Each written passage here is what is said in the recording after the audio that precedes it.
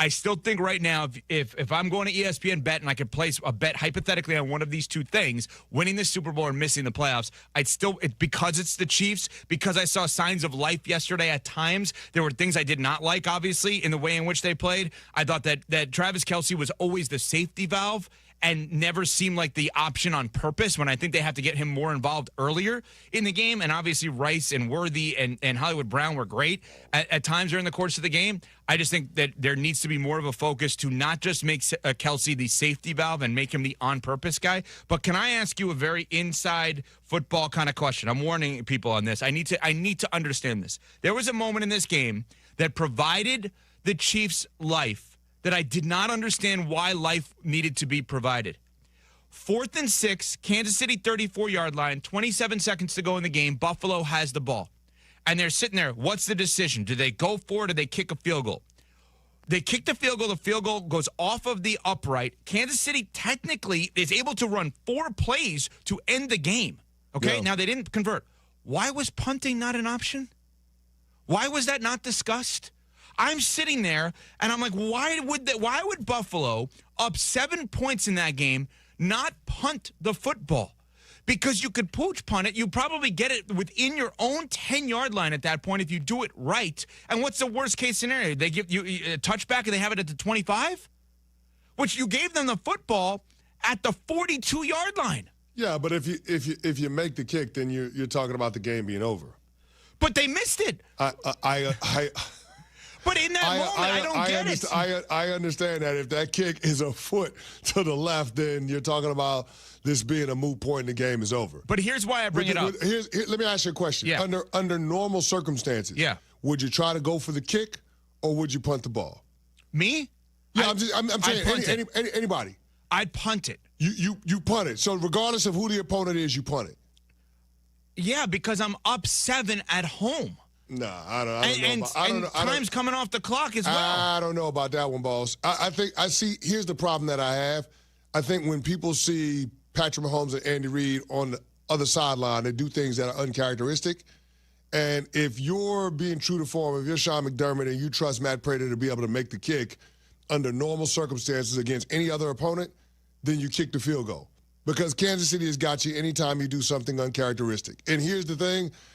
Punting the ball, I get it. It's less than a minute to go. I understand it. But we saw that movie in the playoff game a few years ago where Patrick Mahomes only had 13 seconds and got to the length of the field and set up a game-tying score.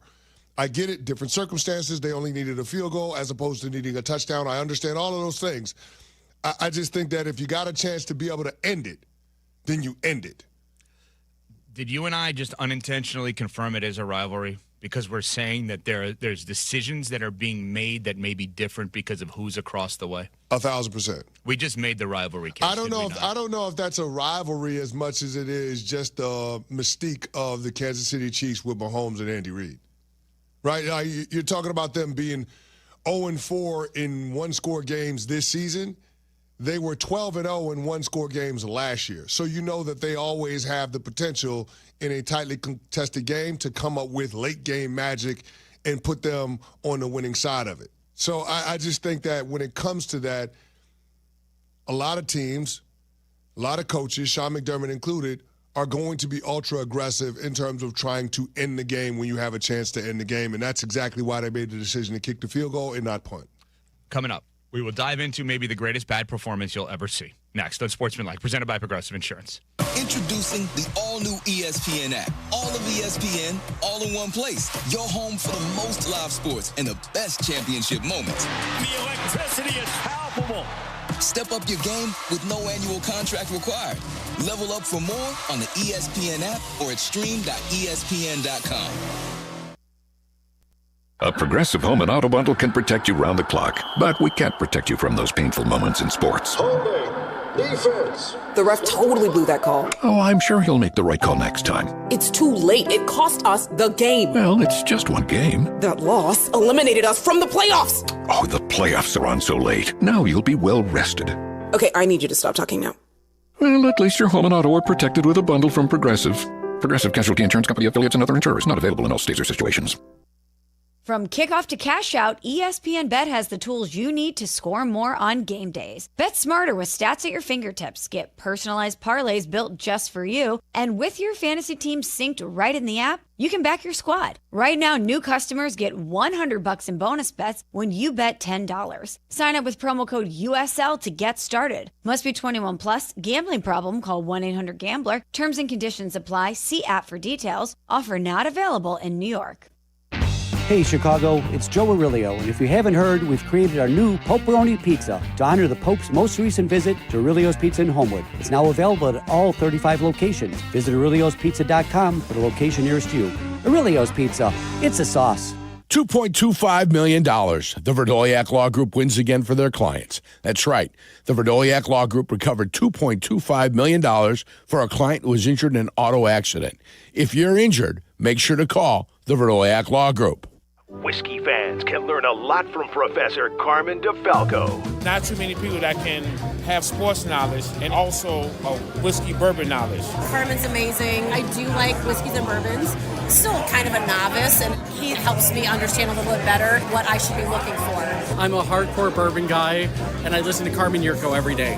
He can pull out the very essentials that I can't even taste. Stay tuned for details on the next session of Whiskey News, an ESPN Chicago production. Being a caregiver for a family member can be very rewarding. It can be very challenging, too. Besides taking a physical and emotional toll, it can also take a real financial toll, especially if you're paying for home safety upgrades, covering medical expenses, cutting back on hours at your job, or having to leave your job altogether. In some states and in certain situations, you may be eligible to get paid for the care you provide, but finding reliable information about caregiver compensation can be overwhelming and very time-consuming. The AARP Foundation Paid for Care Hub can help. It's a free online tool developed with support from United Healthcare, where you can search compensation programs, explore your options, and get answers to frequently asked questions. Find out today if it's possible to be compensated for the time, effort, and care you're providing. Visit paidforcare.aarpfoundation.org to learn more. There's an app for that. Download, listen live, podcasts on demand. The ESPN Chicago app.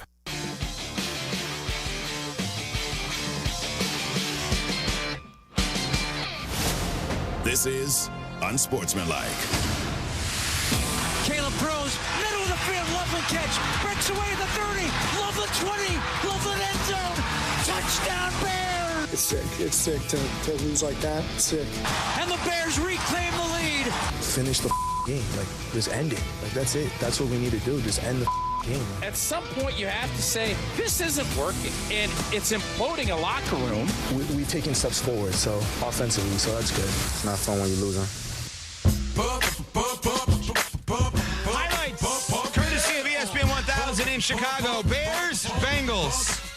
This is one of these for me. I put ball on tee and let CC hit about 17 grand slams right now. So here we go. There's so much to this. So Chicago beat Cincinnati 47-42. I said it was one of the greatest bad performances ever. The Bears won, but they were terrible late in this game. I mean, you're up 41-27 with 4+ minutes to go. And then you allow somehow, some way, the Bengals to come back and take the lead, including an onside kick, only to have an amazing play from Caleb to Loveland, the rookie tight end, to win the game. This is the third game in a row with 500+ yards, third game of the season, with 500+ yards allowed by the Cincinnati Bengals defense. CC, ball, T, go ahead. Go off. Bengals part first. Listen, the Bengals got to be careful, especially with those guys on the offensive end, because right now it feels like they're finger pointing without finger pointing on the other side of the ball with how bad the defense is because they couldn't finish the game. Let's be clear about one thing. It was a 2-possession game. The Bengals had the ball in the red zone. Joe Flacco threw a pick only to be recalled back because of a DPI. 2 plays later, threw another pick to Tremaine Edmonds. And the defense was able to get a stop and force a punt. So let's not pretend that the defense didn't get a stop at some point in that game. They got a stop. And then the offense went down and scored. Then you got the onside kick, went down and scored again. Congratulations. So I'm just saying, when it comes to the finger pointing of it all, the Cincinnati Bengals offensive players, They are within their rights to be frustrated. But it wasn't as if it was a perfect or flawless performance from them either. Like, there are things that both sides of that ball in Cincinnati need to get cleaned up. Obviously, the lion's share of that is on the defensive side of the ball. But when you have this type of infighting, Evan, when you have these types of fissures, these types of potential fractures, you have to be really, really careful that your locker room doesn't turn on itself. CC mentioned the finger pointing. Let's discuss that. Jamar Chase, all-world wide receiver, probably a future Hall of Famer, had this to say about the defense and the losses post-game in Cincinnati. How hard is it to keep your composure after a game like this? It's not fun when you're losing. What goes through your mind when you score that second touchdown and take the lead? The defense get a stop. At some point, as a leader or any of the leaders on the offense, is it good to get on the defense or stay in your lane? I'm going to stay in my lane. I don't want no defensive player come and chew me out about what the I'm doing. Well, but wait, there's more, and a lot more. Chase Brown, running back, Cincinnati Bengals, had this to say on the tension building now between the offense and defense in Cincy.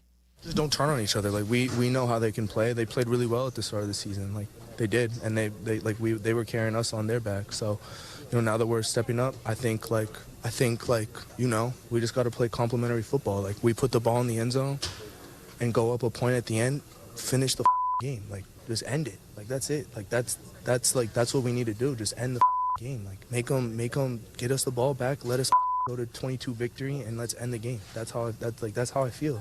But we've taken steps forward, so offensively, so that's good. Like, we're trying to control what we can control, and we're going to keep doing what we can do. And, Flacco fought like a warrior today with, the way his shoulder was. Like, things aren't going to be perfect, but, we made things work on our end, and, we made mistakes. We learned from them, but we just kept on fighting. And at the end of the day, like, we got to go to the very end. There's a lot. And what's interesting about this is that Joe Flacco numerically had 470 yards, 4 touchdowns. Now, he did have 4 picks. But, you're thinking about what Joe Burrow is going to give you. Joe Burrow gives you those kinds of ridiculous numbers as well, maybe not the interceptions. But you allow 42 points, and you allow, 38 or more in each of the last 2 weeks and lose both of them, the Jets and now the Bears. I just want to say one thing. This is how the quarterback wanted the team built. Let's be really clear on that. This is how the quarterback wanted the team built. He wanted as much money as possible for his friends, teammates, and confidants, so to speak, his 2 wide receivers, Jamar Chase and T. Higgins. And I don't blame him for that. Those are his guys. Those are his teammates. Those are his safety valves. But when you do that, times 2, there's going to be parts of this that you're not going to take care of. The entire other side of the ball is awful. But again, this is how the quarterback wanted the team built. So if you have a problem with this in Cincinnati, I get it. We have a great station, ESPN 1530 in Cincy, that's probably going to deal with this all day today. But, CC, I will say it again. This is how the quarterback wanted the team built. Yeah, I can understand why the quarterback would want the team built this way, because even when the quarterback is not in the lineup, you're seeing a veteran that's a steady hand be able to put up video game numbers. Joe Flacco had a career day yesterday. Unbelievable, 470 yards passing. But it still wasn't enough to be able to overcome some of the miscues that they had on the defensive side of the ball and some of the turnovers that they had on offense. I'm with you, Ev. I never believed in the Cincinnati Bengals from a roster construction standpoint. I don't think this is the way that you build teams to be able to have sustained success in the NFL. But here we are, and you have to try to find a way to be able to win despite that. And I thought that the Bengals had opportunities in yesterday's game to do so, and they just weren't able to be able to pull it off. The defense, even though they didn't cover themselves in glory, they did force the Chicago Bears offense to punt more than the Bears defense forced the Bengals offense to punt. That's a reality. That is a fact. The defense blocked the field goal yesterday. The defense recovered an onside kick yesterday. So, I'm not going to say that the defense played well, because they didn't. But when you have a team that's so one-sided in terms of the allocation of resources, you have to be able to win in shootouts, and that means your offense playing near perfect. And let's be clear about one thing. Cincinnati Bengals offense was not perfect yesterday. No, and their defense, per reports, said that they are not going to speak after the game. Marshall Kramsky of WCPO said that the defensive players declined to speak to reporters. So, per Kramsky, 2 players, defensive end Shamar Stewart and defensive tackle TJ Slayton, laughed and said, catch y'all Monday. So, obviously, that's going to be a thing now today. The flip side of this, I do want to make sure we give the Bears credit because I thought Caleb Williams in those moments, and he didn't have a lot of time. I mean, he had a great throw to Loveland for the touchdown there at the end, but he was being pressured like crazy. If you look at what Caleb did, 20 of 34, 283 touchdowns, 5 carries, 53 yards. Oh, by the way, 2 catches, 22 yards and a touchdown. Caleb played like an all-world player at times in terms of trying to do everything for the Bears, and I believe that is a game that a year ago they lose.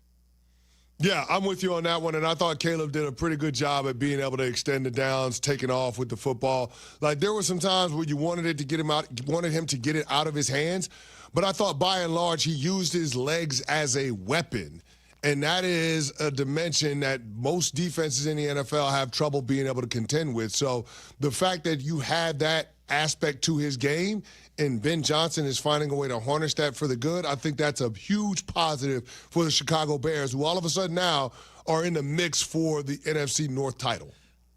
Let's go back to the Bengals on one other thing. Wait a minute. I actually can't go blow over that. You think the Bears can win the division now? I mean, by virtue of the standings, they're right there. They're right there, Evan. They are 5-3. The Lions are 5-3. Lions have the tiebreaker right now. And the Packers are 5-2-1, and just throw out bad teams against the Packers, they'll lose. So hopefully for Chicago, if you're rooting against them, Packers just have more bad losses. But wow, I mean, numerically you're right. I just that's what I'm saying. I know. It probably hasn't hit me because I can't believe they blew that lead yet they won the game. That's why it's like I guess they had a good game yesterday, because if you're going to come on here today and say why can't they win the division, then yeah, despite blowing the lead, it's a good game. Then you're right. I mean, it's a fair take. Wow, that just hit me like a ton of bricks. I did not put 2 and 2 together and think that today.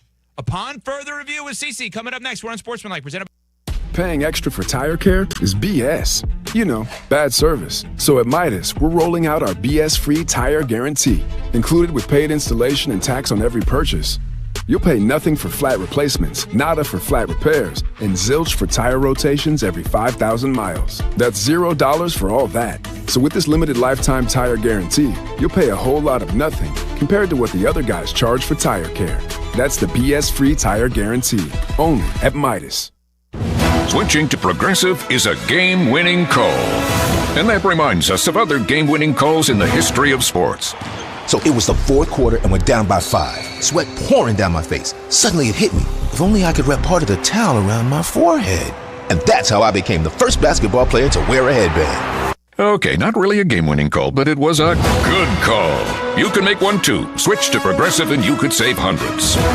Progressive Casualty Insurance Company and affiliates, not available in all states. Save big money on your next painting project at Menards. Get a paint that combines gorgeous color and durability. Dutch Boy's Platinum Plus is a paint and primer with a protective finish that guards against scuffs, spills, and stains. Refresh your home today with Dutch Boy paint. Get a gallon on sale now through November 9th. Plus, check out our weekly flyer on Menards.com for all the great deals happening now. Save big money at Menards.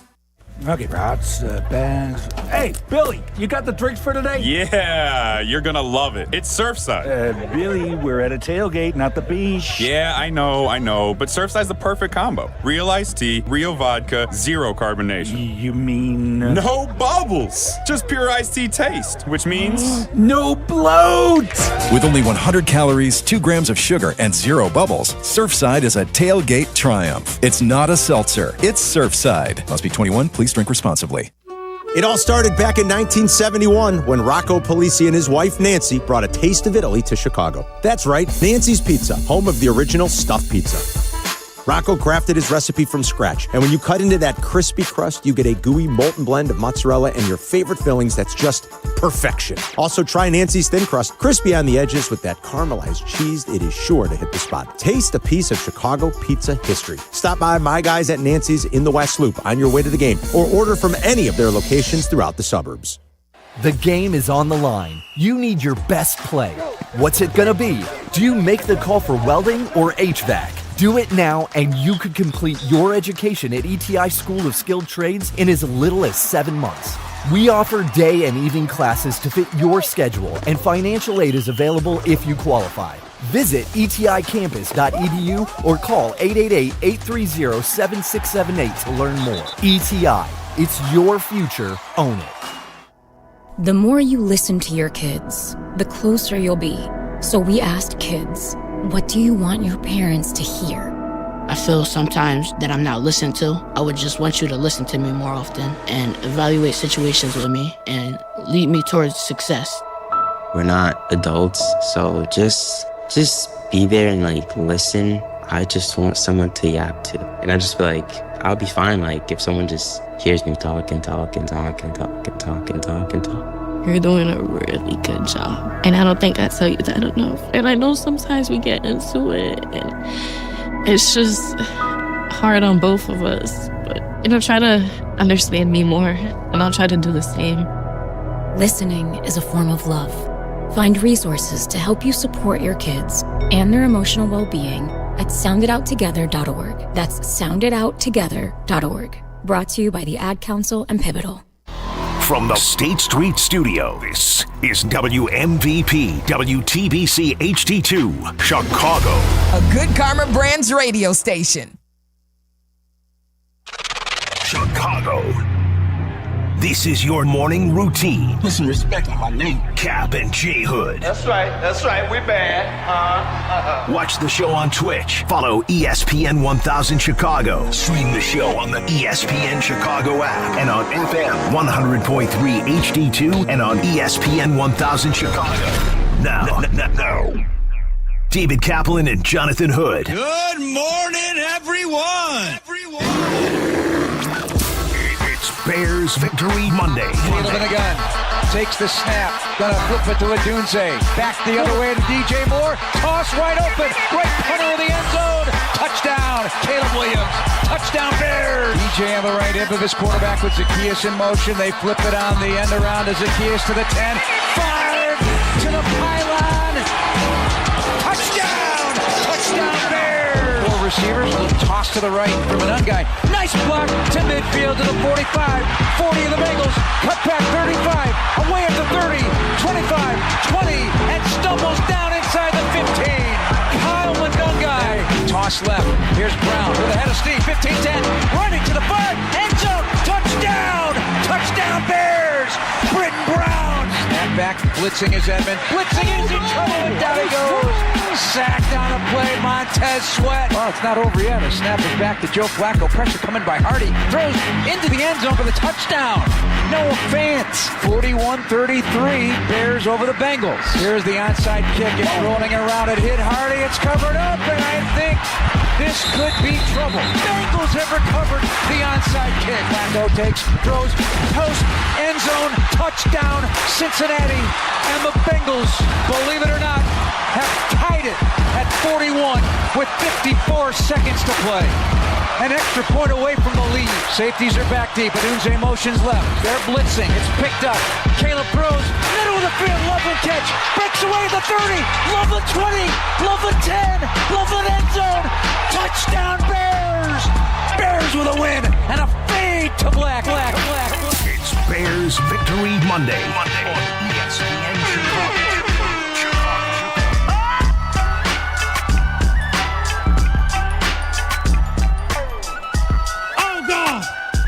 Welcome in to the Kap J Hood Morning Show on ESPN 1000, and we're streaming on the ESPN Chicago app. With David Kaplan, Jonathan Hood with you. We've got Shay, we've got Jay Moore, we've got you on a Bears Victory Monday as the Chicago Bears defeat the Cincinnati Bengals 47-42. Taking your phone calls at 312-332-ESPN, 332-3776 is our phone number. Watch our show and all the shows all day today on this Bears Victory Monday on YouTube, youtube.com. Look for ESPN Chicago. And on Twitch, twitch.tv/ESPN 1000 Chicago.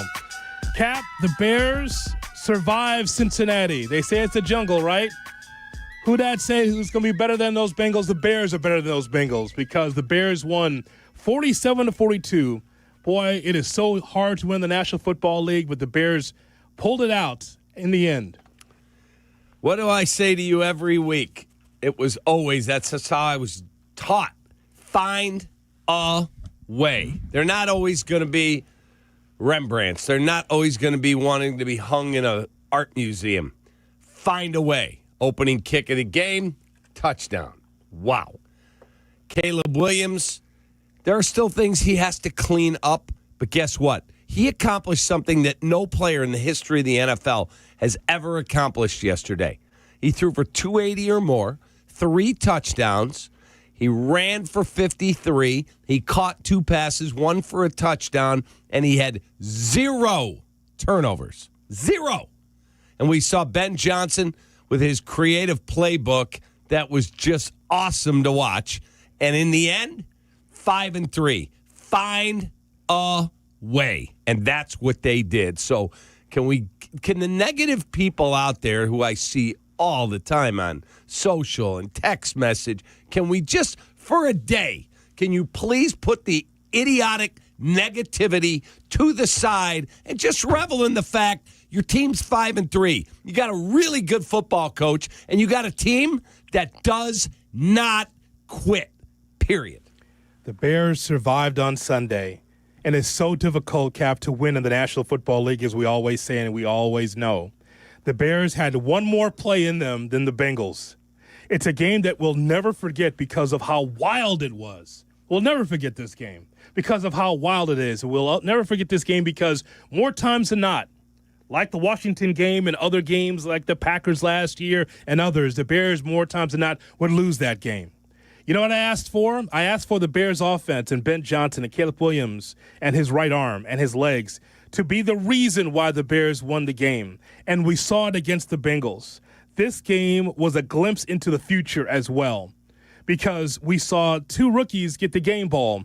One was Carmen Jurko, who deserves so much credit. 26 carries, good for 176 yards. He also had 3 receptions, 22 yards for him as well in the passing game.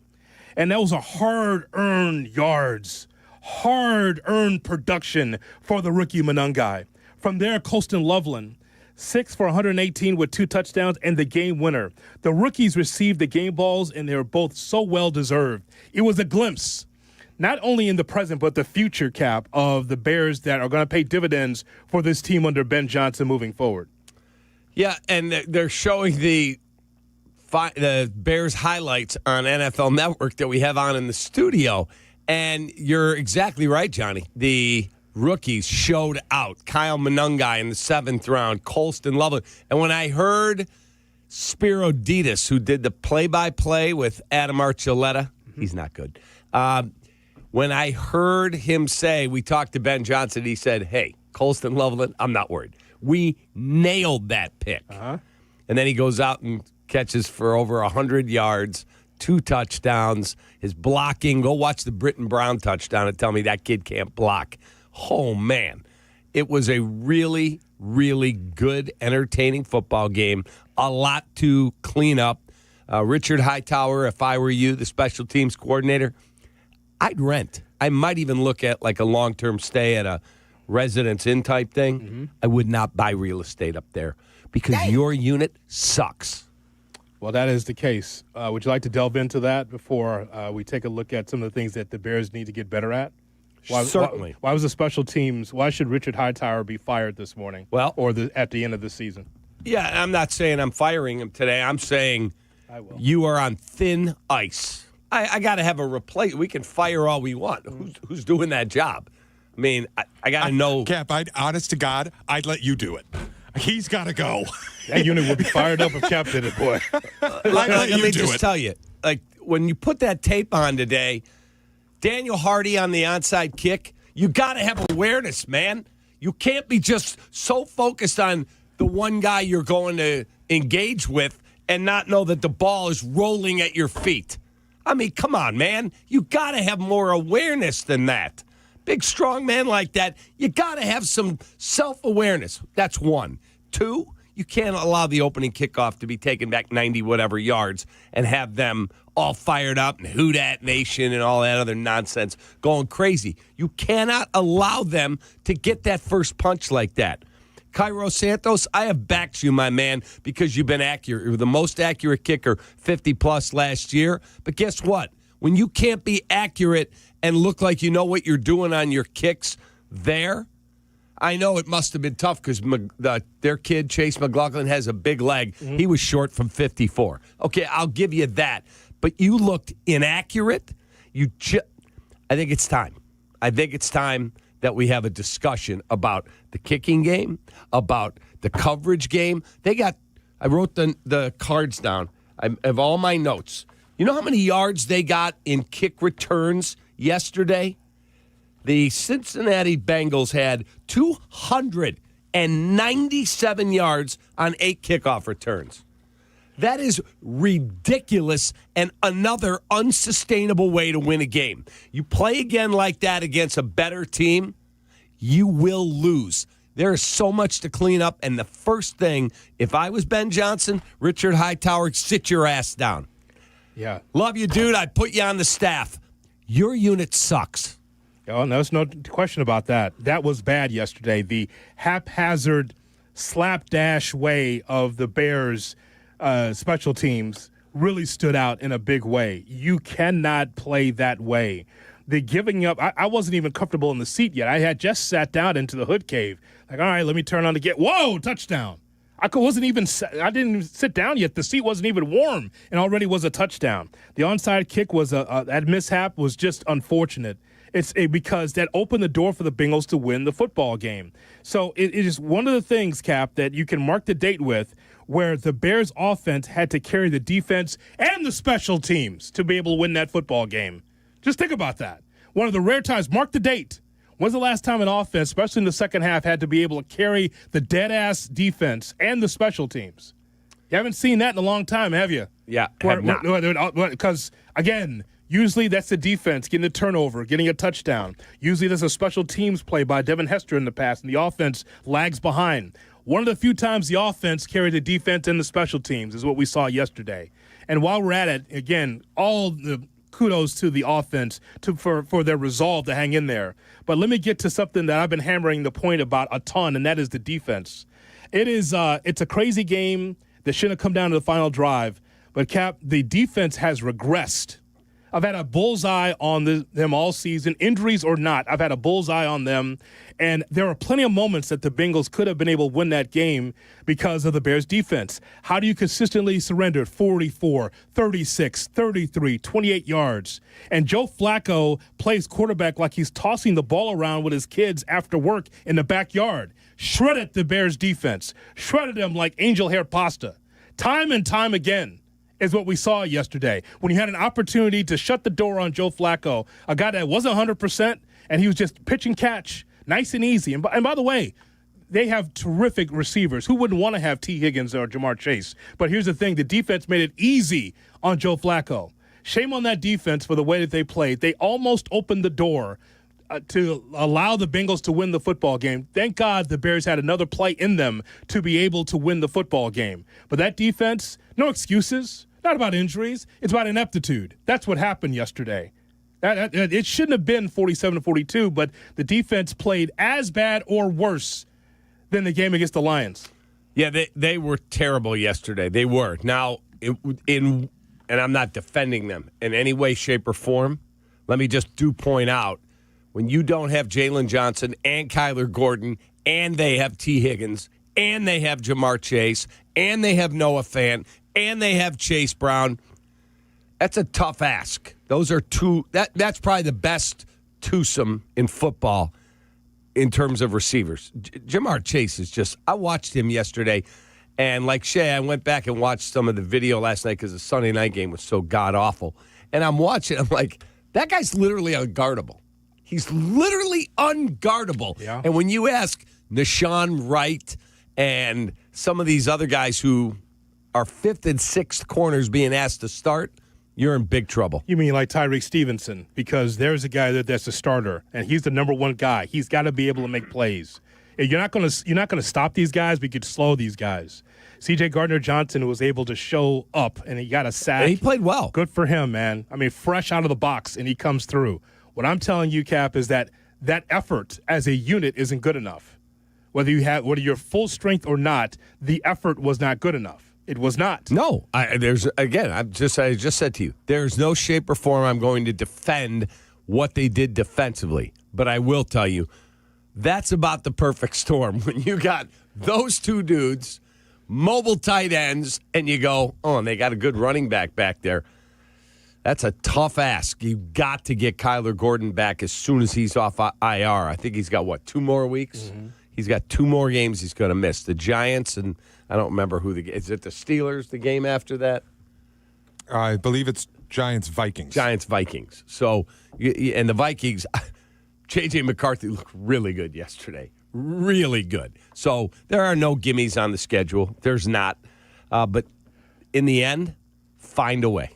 The Bears are 5-3, and we're talking about it and getting your reaction. 312-332-ESPN, 332-3776. A crazy game, a lot of things to discuss. A mixed bag with the Chicago Bears team, but the thing is that the Bears won the game on the road, which is very difficult to do in the NFL.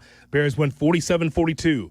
We'll hear from the head coach, Ben Johnson. We'll hear from the quarterback, Caleb Williams, and so much more on this Bears Victory Monday on Kap and J Hood. Kap and J Hood, morning 6 to 9. ESPN Chicago. Ball's wet. Here comes the ball. The Chicago Bears podcast. It drops daily on the ESPN Chicago app, and its rotating co-hosts make an essential pod for Bears fans. Join host Pat the Designer and company for the Chicago Bears podcast from ESPN Chicago. Your home for Chicago Bears content. Yeah. App, your number one destination for the home with Bosch. Every detail's engineered to do more than look good. They're built to perform. From refrigerators with clean, modern style to sleek cooktops and whisper-quiet dishwashers, we've got one. Each feature is crafted for everyday performance. Even the subtle feel of a handle or the layout of a fridge is shaped around you. The result?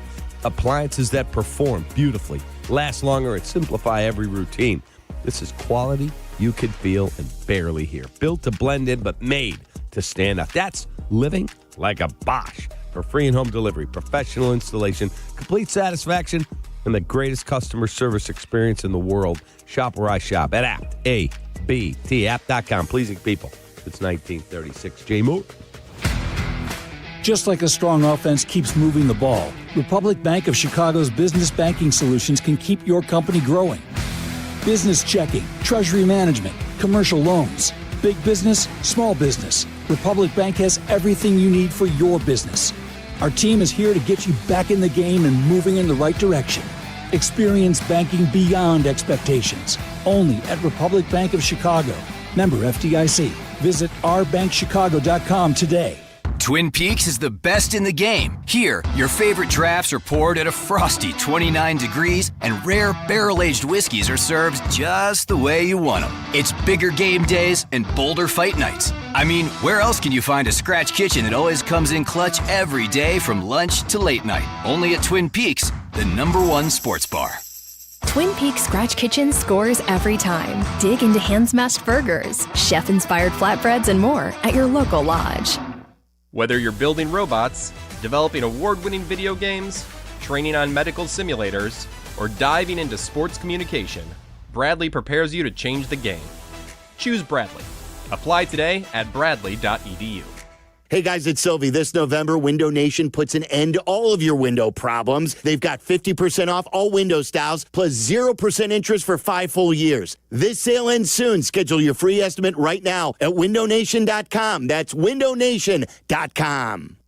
Coach Saban here, and let me tell you, every second matters. Preparation is everything, and that's why I trust Kidde Smoke Alarms. And as North America's #1 home fire safety brand, they're built to respond over 25% faster to smoke detection. Kidde helps protect what matters the most.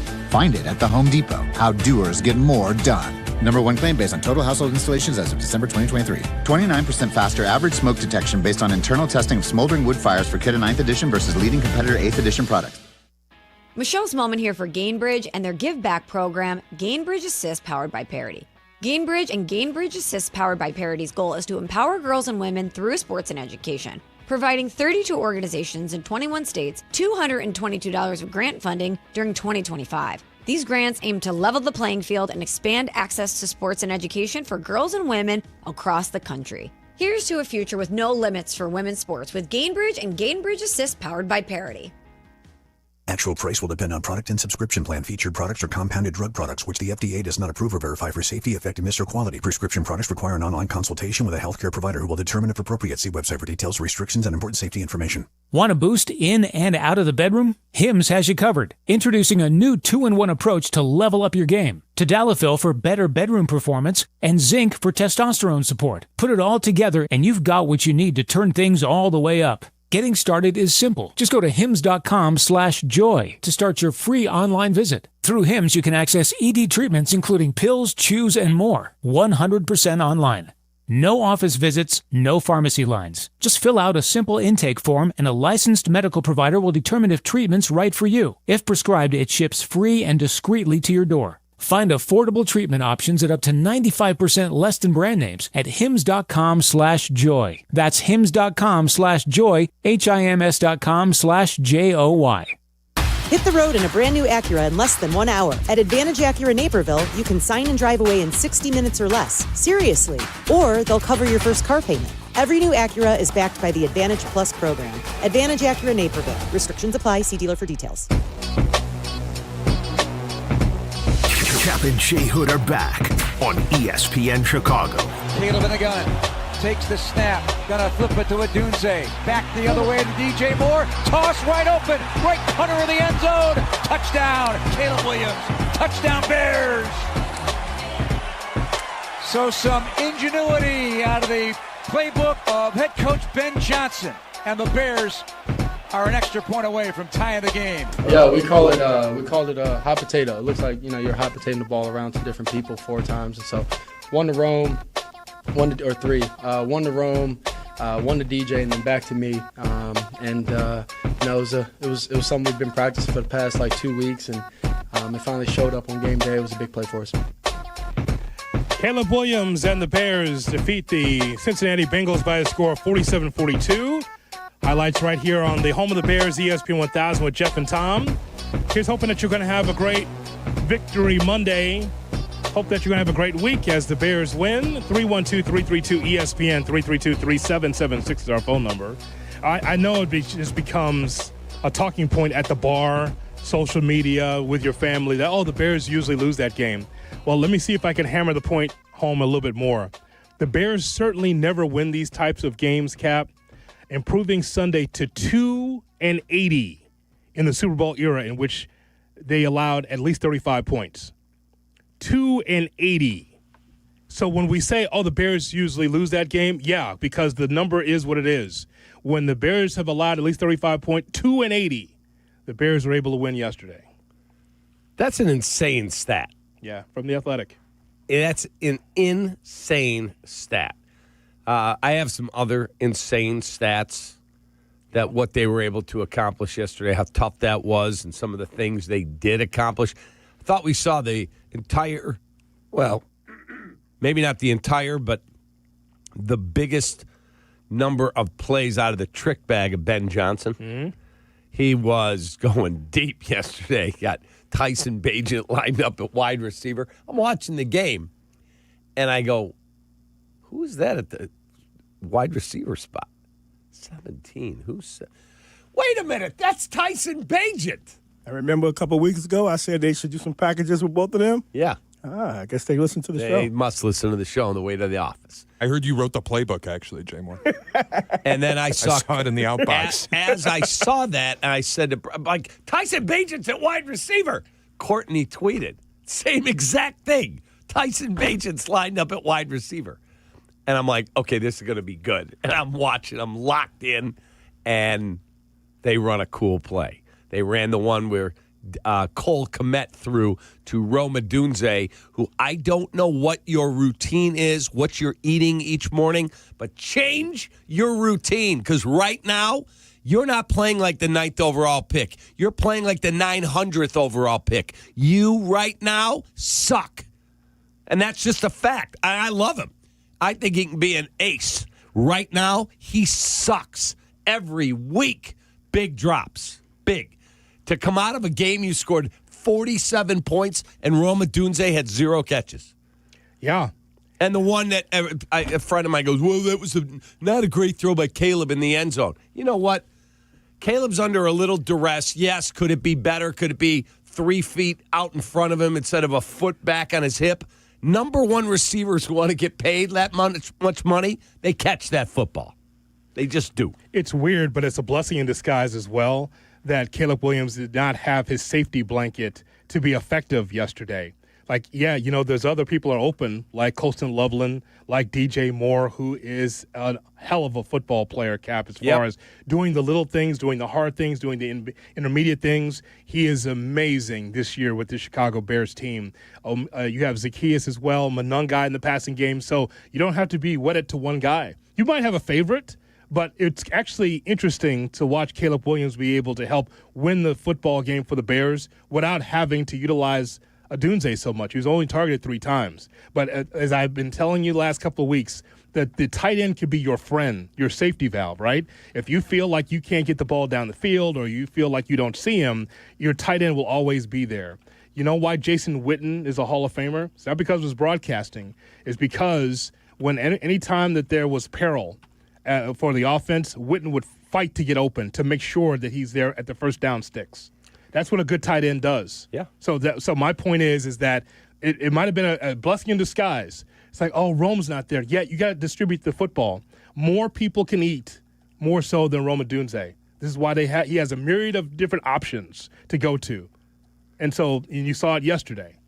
You did. You saw a myriad of options. And Kyle Monungai, hats off, brother. That was just outstanding. Oh, my God. Knowing that it's on your shoulders, though, Cap, as a rookie, like, there's no one over your shoulder. Kid, it's you. And we're going to push that button over and over and over again because, again, the passing game is not the way we want it to be, so it's going to be you. And the passing game is going to be you as a multi-purpose ultra back. Shout out to Raymond Harris. There you go. You're going to be that guy that can be able to do multiple things. So get in the ice bath, work out, whatever you got to do, but you're going to take a load. And that's exactly what happened. Yeah, I also thought watching that game, the blocking on the run game was outstanding. But you know who really had a great day blocking? It was the wide receivers. Rome Odunze, for all the negativity about his pass receiving yesterday, he had 2 amazing blocks. Colston Loveland, Durham Smythe blocked his ass off yesterday, the backup tight end. And Theo Bennett had one. I was watching the video of it, and someone posted it on X before I could do it. Theo Bennett literally took one of their guys, engaged with him, and blocked him all the way into the bench. Into the bench. Yeah. I'm like, wow. Bear down. Somebody played with an edge. Bear down. Yeah, Monungai ran like the rent was due. For he real. did. Now, No question about that. The pass protection was not great. The Bengals were able, without Trey Hendrickson, to get significant pressure on Caleb. A lot. But he delivered. Someone tell former Bear Archuleta that Smythe is not part of the passing game. Oh, I forgot he was a former Bear. That's it's just, right. oh, he's what? No, that's the point. The point is that he was calling out Caleb for not hitting Smythe. I'm like, yeah, he's not a passing tight end. Someone give him the notes on that. Yeah. Marcus in Woodstock is on Kap and J Hood. Marcus, good morning. Good morning, brothers. How's it going? What's up, my guy? Brother. What's happening? Man. It's their victory Monday, and we'll never, what did the coach say? He said, you never apologize for a win, right? That's correct. And so I they're not always going to be pretty, but I'll tell you what, I'd rather have that offensive explosion than it be some 10-3 win or something like that. So, yeah, it was, the defense got to tighten it up, but it was a fun game. And like you said, the Bears do normally lose that game. But here's the thing, Cap and Hoodie. Were you worried when the Bears got that football with 50 seconds? Because I wasn't. Yeah, Caleb has shown from rookie year to this season, the dude's got ice water in his veins. And I'm ready. I've been ready since he was drafted. But I'm ready to stand behind him, and I think Chicago needs to. We got a real quarterback. We have not ever had a guy that we could put the ball in his hand in the fourth quarter and say, like, yep, he's going to get it done. Not Jay Cutler, not even. The Bears never really had to come from behind, I think, when Jim McMahon was at his height because the Bears defense was destroying people. So, this kid is the real deal, and it's just time for us to just say this is our quarterback. There's no question. Now, that part of where you said that's our quarterback, of course, Caleb Williams is the quarterback for the Chicago Bears. There's no doubt. I was so disenchanted and so disappointed in the defense, how they just allowed Flacco in a lawn chair just to be able to just throw darts across the field and without any resistance, that, when he got to that point, Cap, again, a defense that gave up 15 points in less than a minute, 49 seconds, Correct. 15 points. That's correct. How could I not be pissed off about that?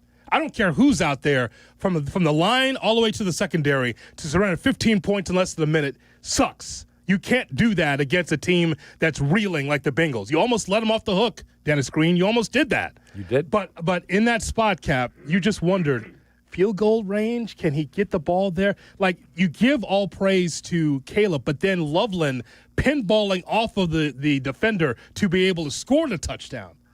I mean, all of that worked. So, like our caller just said, and thanks for the call, I fully believed when he got the ball back with 50 seconds left, fully believed he'd get us into field goal range. Me too. And maybe the key play, like the strip sack of Joe Flacco, that was a big play. Obviously, it's a splashy play. But on 3rd and 10 on the last drive, Caleb steps back. Here comes a rusher. He rolls to the left, cuts back to the right, and 2 weeks ago, remember, he didn't run the ball? We're like, what are you doing? Run the football. Yep. This time he tucked and run, and he got like 12. First down. That was maybe the key play, because otherwise, if he gets sacked there, you're at a 4th and 16, and game is over. I won't lie, I had a pit in my stomach. I wasn't more concerned about Caleb getting us in field goal range. I was more concerned about Cairo missing. Oh, so was I. Yeah, so that's what I was nervous about. Was anyone else thinking about the inevitability of a Hail Mary on the Cincinnati side? Because I was. Yeah. Me too. Yeah. I was like, is this really going to happen again? Hail Mary 2, Electric Boogaloo. It was unbelievable watching it. And as I'm watching the game with my son, he's like, Dad, we just need a field goal. I said, yeah, that's not the smoothest operation for us today. I'm not sure. And I know Cairo's accurate, and anyone can have a bad day. When I saw McLaughlin short by 3 yards on a 54-yarder, and that dude has a 60-yard leg, I'm like, okay, the wind must be a real factor there today. I'll give you that. Just the whole operation of the special teams was terrible. Absolutely awful. That's all right. The offense pulled their ass out of the fire. They did, about frickin' time. I haven't said that much in my career. That's exactly what happened, Cap. Totally agree. 312-332-ESPN, 332-3776. If you're on hold, you will be on the air. The Bears win. It's a Bears victory Monday as the Bears win 47-42. Let's let you inside the locker room. A very happy Bears locker room in Cincinnati. 5 right there! 5 wins, man! 5-3, and I know it wasn't pretty, but don't apologize for a win in this league, guys. Don't apologize. We did what we had to do. We said we had to go 3-1 in the second quarter, and we did that. Yes, sir. We'll talk about the next quarter coming up tomorrow. Don't worry about that quite yet, all right? Enjoy this win. It took all 60 minutes for that one. Here's what I know about this group. Here's what I know. If it is close in the fourth quarter, you better watch out. Now, that said, we got 2 game balls here, all right? First one's going to be this. 26 carries. 176 yards. 6.8 average.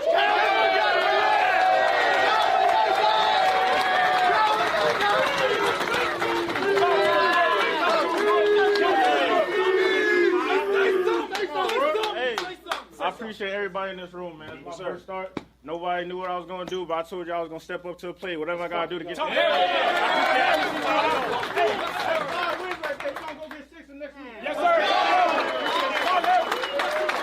6 catches, 118 yards, 2 touchdowns.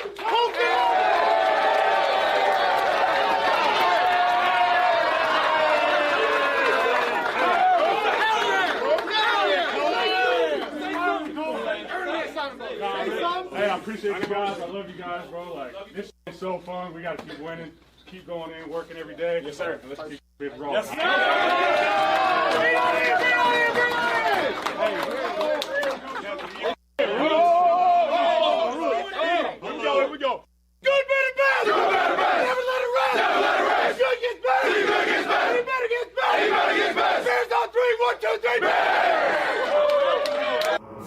Kap and J Hood, ESPN Chicago. The game is what Sundays are all about. We know what you need. Tailgate. Bleck Abdalla's pregame tailgate, Sunday mornings at 8. Get ready for kickoff with Bleck Abdalla and all your favorite football-loving ESPN Chicago fans. Bleck Abdalla's pregame tailgate, Sunday morning at 8. Brought to you by Bradley University on ESPN Chicago. Hey, one of our guilty pleasures in my house did it yesterday. During the football season especially, but we'll do it in the summer. We'll do it at a concert. It's eating dips with chips, wings, and veggies while we watch the big games. And that means Daisy French onion dip and Daisy ranch dip. As delicious as a homemade dip, and they're made with real herbs and spices and the other ingredients as well that you'd find in your own kitchen. So do what we do. Put Daisy French onion and Daisy ranch dips on your game day roster. Daisy dips are at your local grocery store. Crash, bang, suddenly you are on the DL. If that happens as a result of somebody else's negligence, we can help. I'm Jim Morisi, Chicago personal injury lawyer. Our experienced attorneys and support staff will talk with you during a free consultation, tell you your options, and ensure that you take the right steps throughout the entire process. Visit us at MorisiLongo.com. That's MoriciLongo.com. Your future is our priority. Great Clips believes veterans make us great, and that's why this Veterans Day they're offering free haircuts to all veterans and active duty service members. Here's how it works. If you served or are serving in the military, simply visit a Great Clips salon on November 11th to get a haircut at no cost to you with your military ID. Don't need a haircut that day? Stop by for a free haircut card to use later. Not a member of the military? Any customer who gets a haircut on Veterans Day will also receive a free haircut card to give to a veteran or active duty military member in recognition of their service. It's just one small way Great Clips is saying thank you for all the sacrifices you as service members make to protect our country. Offer valid while supplies last. Learn more and read giveaway rules at greatclips.com/promotions. Great Clips, it's gonna be great. Okay, routes, bags. Hey, Billy, you got the drinks for today? Yeah, you're gonna love it. It's Surfside. Billy, we're at a tailgate, not the beach. Yeah, I know, but Surfside's the perfect combo. Real iced tea, real vodka, zero carbonation. You mean? No bubbles! Just pure iced tea taste, which means... no bloat! With only 100 calories, 2 grams of sugar, and 0 bubbles, Surfside is a tailgate triumph. It's not a seltzer, it's Surfside. Must be 21. Please drink responsibly. Hi, this is Dave Musial, owner of Four Seasons Heating, Air Conditioning, Plumbing, and Electric. With our biggest sale ever, furnaces from $39 a month, furnace and air conditioning combos from $59 a month, plus 72 months interest-free financing and up to a $4,000 system rebate. Four Seasons guaranteed to beat any competitor's price by up to $1,000 guaranteed. So call today for your free in-home estimate and same-day installation. For all the right reasons, call 866-4 Seasons. Target's early Black Friday deals are almost here, and they're bigger than ever. Take 40% off select gifts and holiday decor for 3 days only, starting this Thursday. Score can't-miss deals on new fits for the whole fam, festive lights and decorations to brighten your home, and even top toys like select Lego sets for endless holiday fun. Shop in-store or online, but don't miss out. These deals are going fast. 40% off gifts and holiday decor starts Thursday, only at Target. Restrictions apply. If you love to travel, Capital One has a rewards credit card that's perfect for you. With the Capital One Venture X card, you earn unlimited double miles on everything you buy. Plus, you get premium benefits at a collection of luxury hotels when you book on Capital One Travel. And with Venture X, you get access to over 1,000 airport lounges worldwide. Open up a world of travel possibilities with the Capital One Venture X card. What's in your wallet? Terms apply. Lounge access is subject to change. See CapitalOne.com for details. Hit the road in a brand new Chevy in less than 1 hour at Advantage Chevrolet Bolingbrook. You can sign and drive away in 60 minutes or less. Seriously. Or they'll cover your first car payment. Every new Chevy is backed by the Advantage Plus program. Advantage Chevrolet Bolingbrook. Together, let's drive.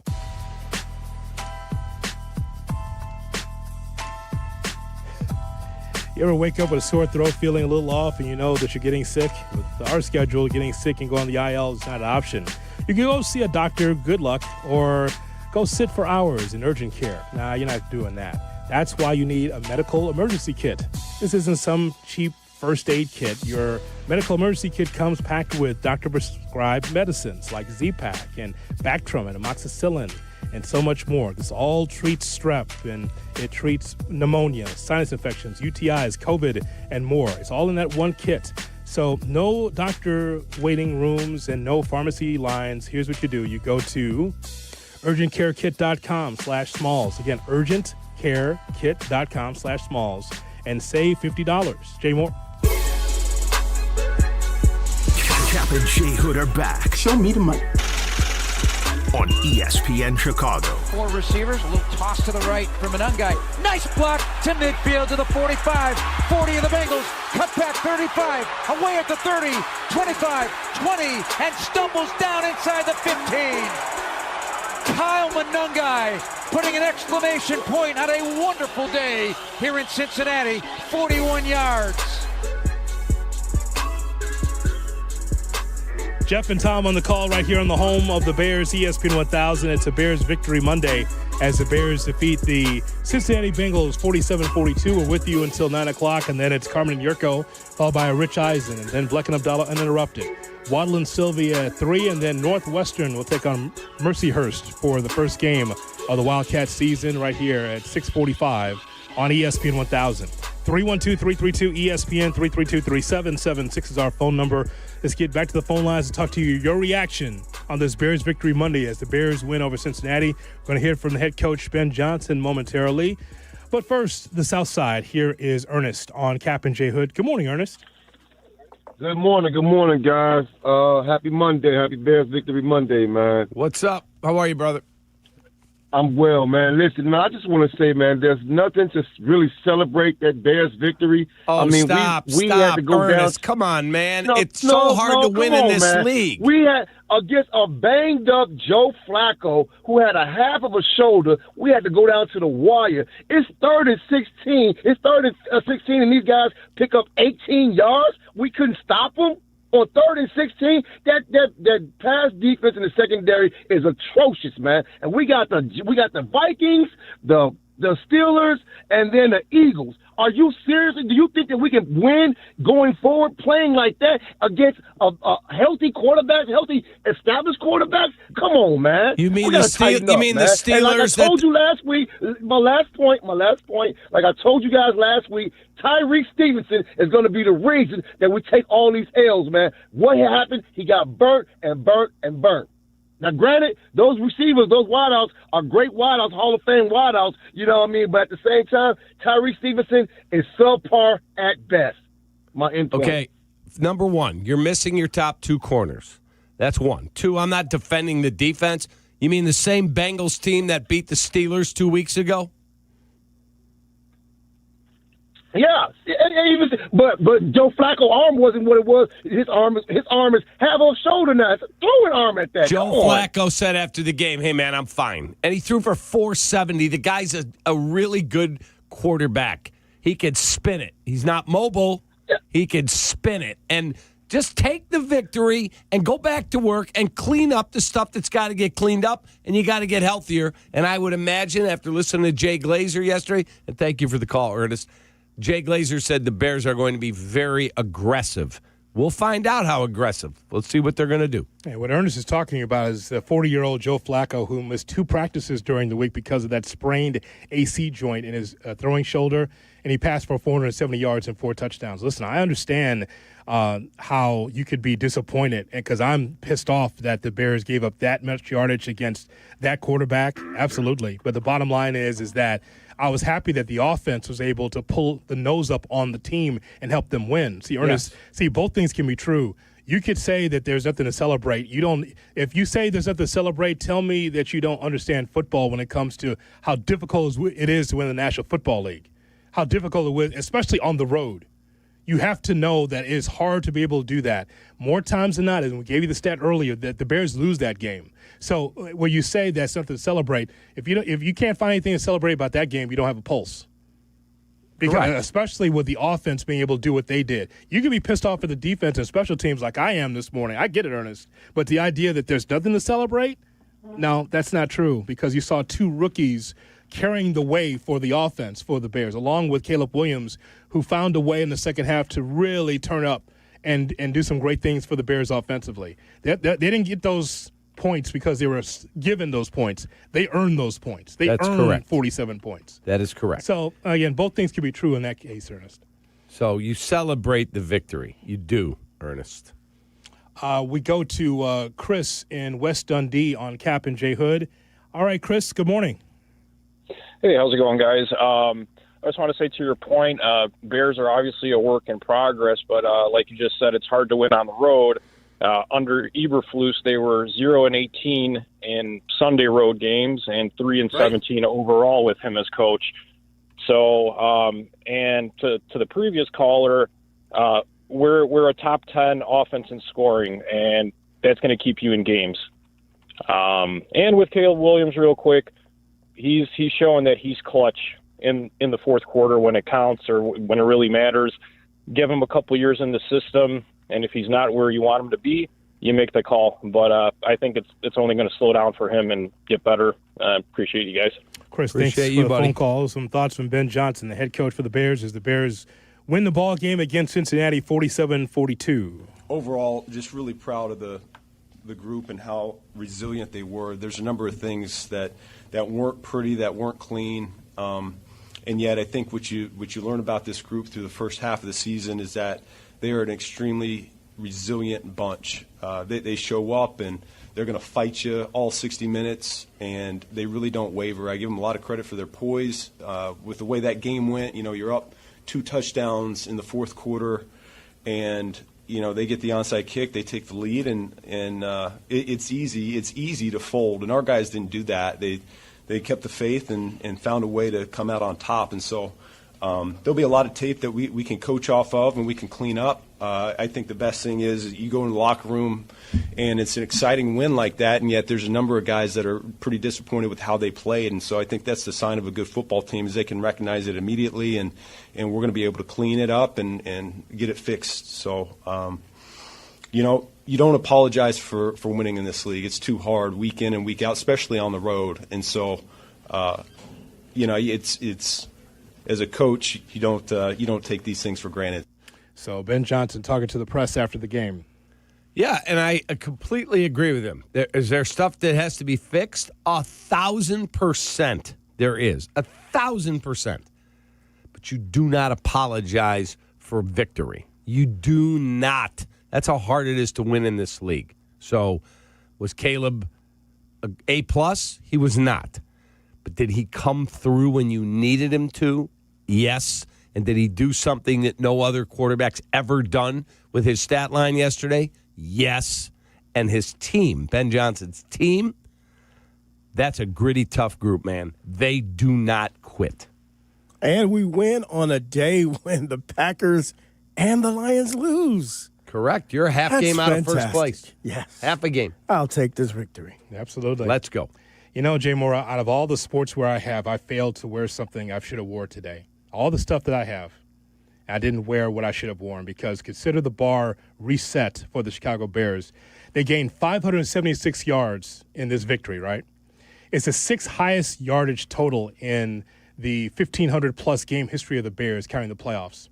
The team has not amassed that many yards since gaining 594 with Vince Evans as a quarterback back in 1980. You got that jersey. I do have a Vince Evans 8 jersey, and I should have wore it today in honor of that 61-7 victory that Cap was at in 1980 against Green Bay. I was not. I was coaching. Cap, you were right there with your free tickets, checking out the Chicago Bears and Brother Evans getting the job done. How about that, Cap? I do remember that game, but I absolutely was not there. Vince Evans. No, 80? I was in college, man. Yep. With your free tickets right there. Cap was right there in 80. He was an adjunct professor, Hoodie. I did go see. Heavy on the junct. I did go see Vince Evans play quarterback, Bears at Vikings. Yeah. And the Bears drove it down, and they were kicking a field goal from it was like a 19-yard chip shot. You can look it up. Look this game up. I want to say it was 80, 79 or 80.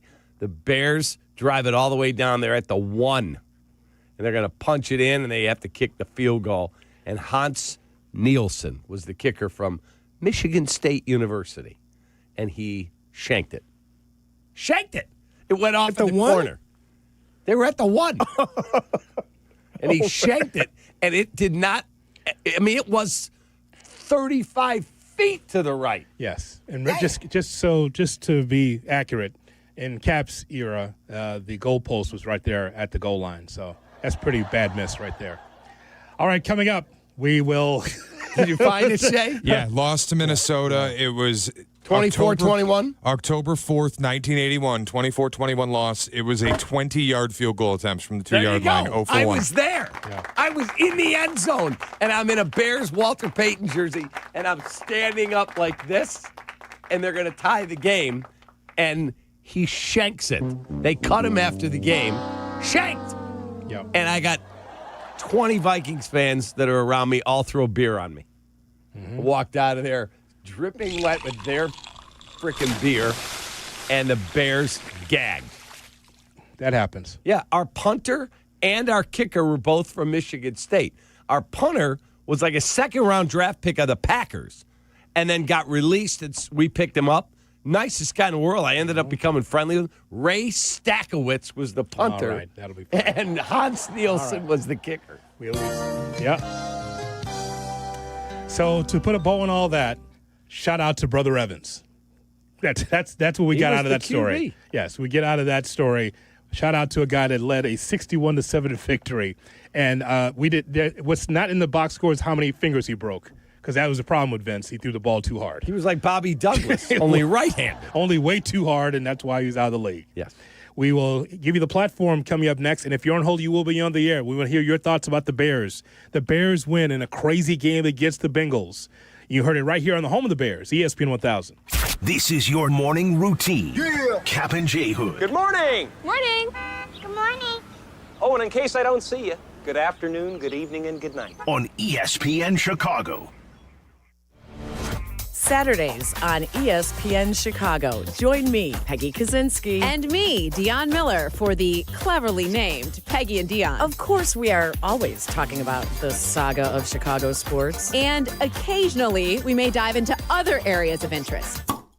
So join us Saturday morning at 11. Peggy and Dion on ESPN Chicago. Brought to you by Advantage Acura of Naperville. If you're turning 65 or new to Medicare, Humana might just have the health plan you're looking for. Our Medicare Advantage plans offer coverage and care you can count on. You could get a plan with a $0 premium or an all-in-one plan that may include medical and prescription coverage, as well as routine dental, vision, and hearing. Learn more at gethumana.com. Humana, a more human way to healthcare. Humana is a Medicare Advantage HMO and PPO organization with a Medicare contract. Enrollment in any Humana plan depends on contract renewal. The holidays are here, and so is the best deal of the season. Get Astound Gig Wi-Fi for just $40 a month forever. No, seriously, $40. Your price forever. No hikes, no hidden fees. Just super fast Wi-Fi that keeps up with everything you stream, shop, and share this season. And right now, you'll even get a $200 gift card. It's our biggest holiday deal, and it won't last long. Lock in your forever price today at astound.com. Restrictions apply. See astound.com for details. Save big on everything for your next project when you shop at Menards. Find the perfect lighting for your home with LED bulbs from Sylvania. Create a relaxing atmosphere with Sylvania's white filament LED light bulbs. They offer a vintage look with modern efficiency and look great off and on. Now on sale through November 9th. Plus, check out our weekly flyer on Menards.com for all the great deals happening now. Save big money at Menards. Has the excitement of betting turned into worry? Feeling overwhelmed every time you roll the dice? Problem gambling doesn't just affect your wallet. It can impact your health, relationships, and peace of mind. But there's hope. Gateway Foundation is here to help you take back control of your life with personalized treatment options. You don't have to face this alone. Call Gateway Foundation today at 844-444-5780. That's 844-444-5780. For over 2 decades, I've called the plays here in Chicago, and when it comes to a winning strategy for selling your home, I've found the perfect play. At Jeff Buys Your House, we offer a fast and easy solution for selling your house. No repairs, no commissions, no hassle. We're a local, veteran-owned company, and we've made the process simple since 2007. Don't take a chance selling your house with just anyone. Trust the team at Jeff Buys Your House. Visit jeffbuysyourhouse.com today for your no-obligation offer. There's nothing like when you get that part from eBay, and it just fits. Yeah, the first time. So you can do less of this and get right back to more of this. At eBay, you'll find all the parts you need, guaranteed to fit, at prices you'll love. Sounds good, doesn't it? eBay, things people love. Eligible items only. Exclusions apply. This college football season, show your school spirit every time you pay. Introducing college-branded Venmo debit cards. Rep your team on and off the field with custom school designs that let everyone know who you root for. Whether you're tailgating, grabbing snacks for the watch party, or celebrating a win, you can unlock 15% cash back at ESPN. 1 free year of Perplexity Pro and more. This college football season, score more with the Venmo debit card. Get yours now in the Venmo app. Learn more at venmo.com/collegecard. Max cashback varies. Terms apply. The Venmo MasterCard is issued by the Bancorp Bank, N.A.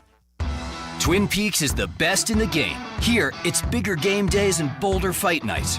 I mean, where else can you find a scratch kitchen that always comes in clutch every day from lunch to late night? Only at Twin Peaks, the #1 sports bar. Your fantasy roster is set, the Smack Talk is heating up, and this season ESPN Bet is giving you more ways to ride with your squad. ESPN Bet Sportsbook. Download the app today. Must be 21 plus. Gambling problem? Call 1-800-GAMBLER. Terms and conditions apply. See app for details. Jay Moore. Follow Chicago's Home for Sports on Twitter at ESPN 1000. Kap and J Hood are back on ESPN Chicago. Chicago's Home for Sports.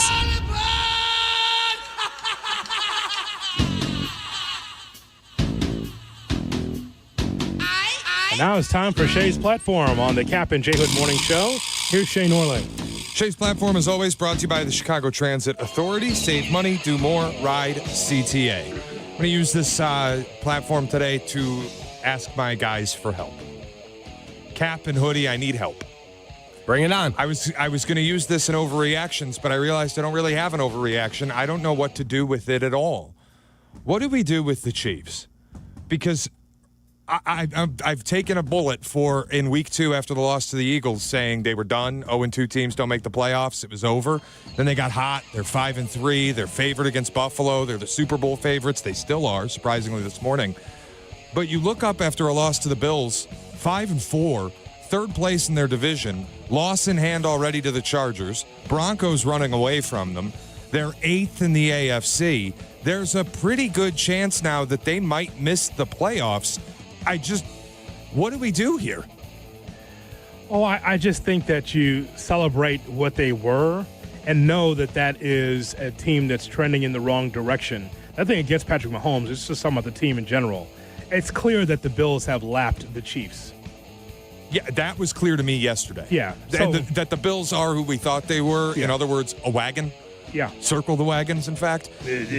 But it's just like, I took flack when I said they were dead at 0-2. And then they're 2-3, and you go, you're really in trouble now. And then they get to 5-3, and they're cooking, and you feel like, okay, Chiefs are just going to be the best team in football again, go win a Super Bowl. But then you lose one game, and all of that damage from the 3 early losses comes right back because they're in such a dire situation now. And I just wonder, are they really going to miss the playoffs? Now, I don't think that they'll miss the playoffs, but it feels to me, Kap, like it's the Warriors toward the end. Now that you don't have Clay and Draymond is up in age and Steph Curry maybe not shooting the ball as prolifically as he once did. I think that that's where they are right now, where it's just kind of like they're a good team, but not good enough to take on the upper echelon. The Bills are part of that. Broncos, much better football team. They got to play them next. You're taking on the Colts. That's a team that is playing great football. Their schedule is hard. Like the and the Cowboys. The Texans they got on the schedule after the Cowboy game. That Texan defense is no joke. And yesterday they lost because they lost C.J. Stroud, not because they were bad defensively.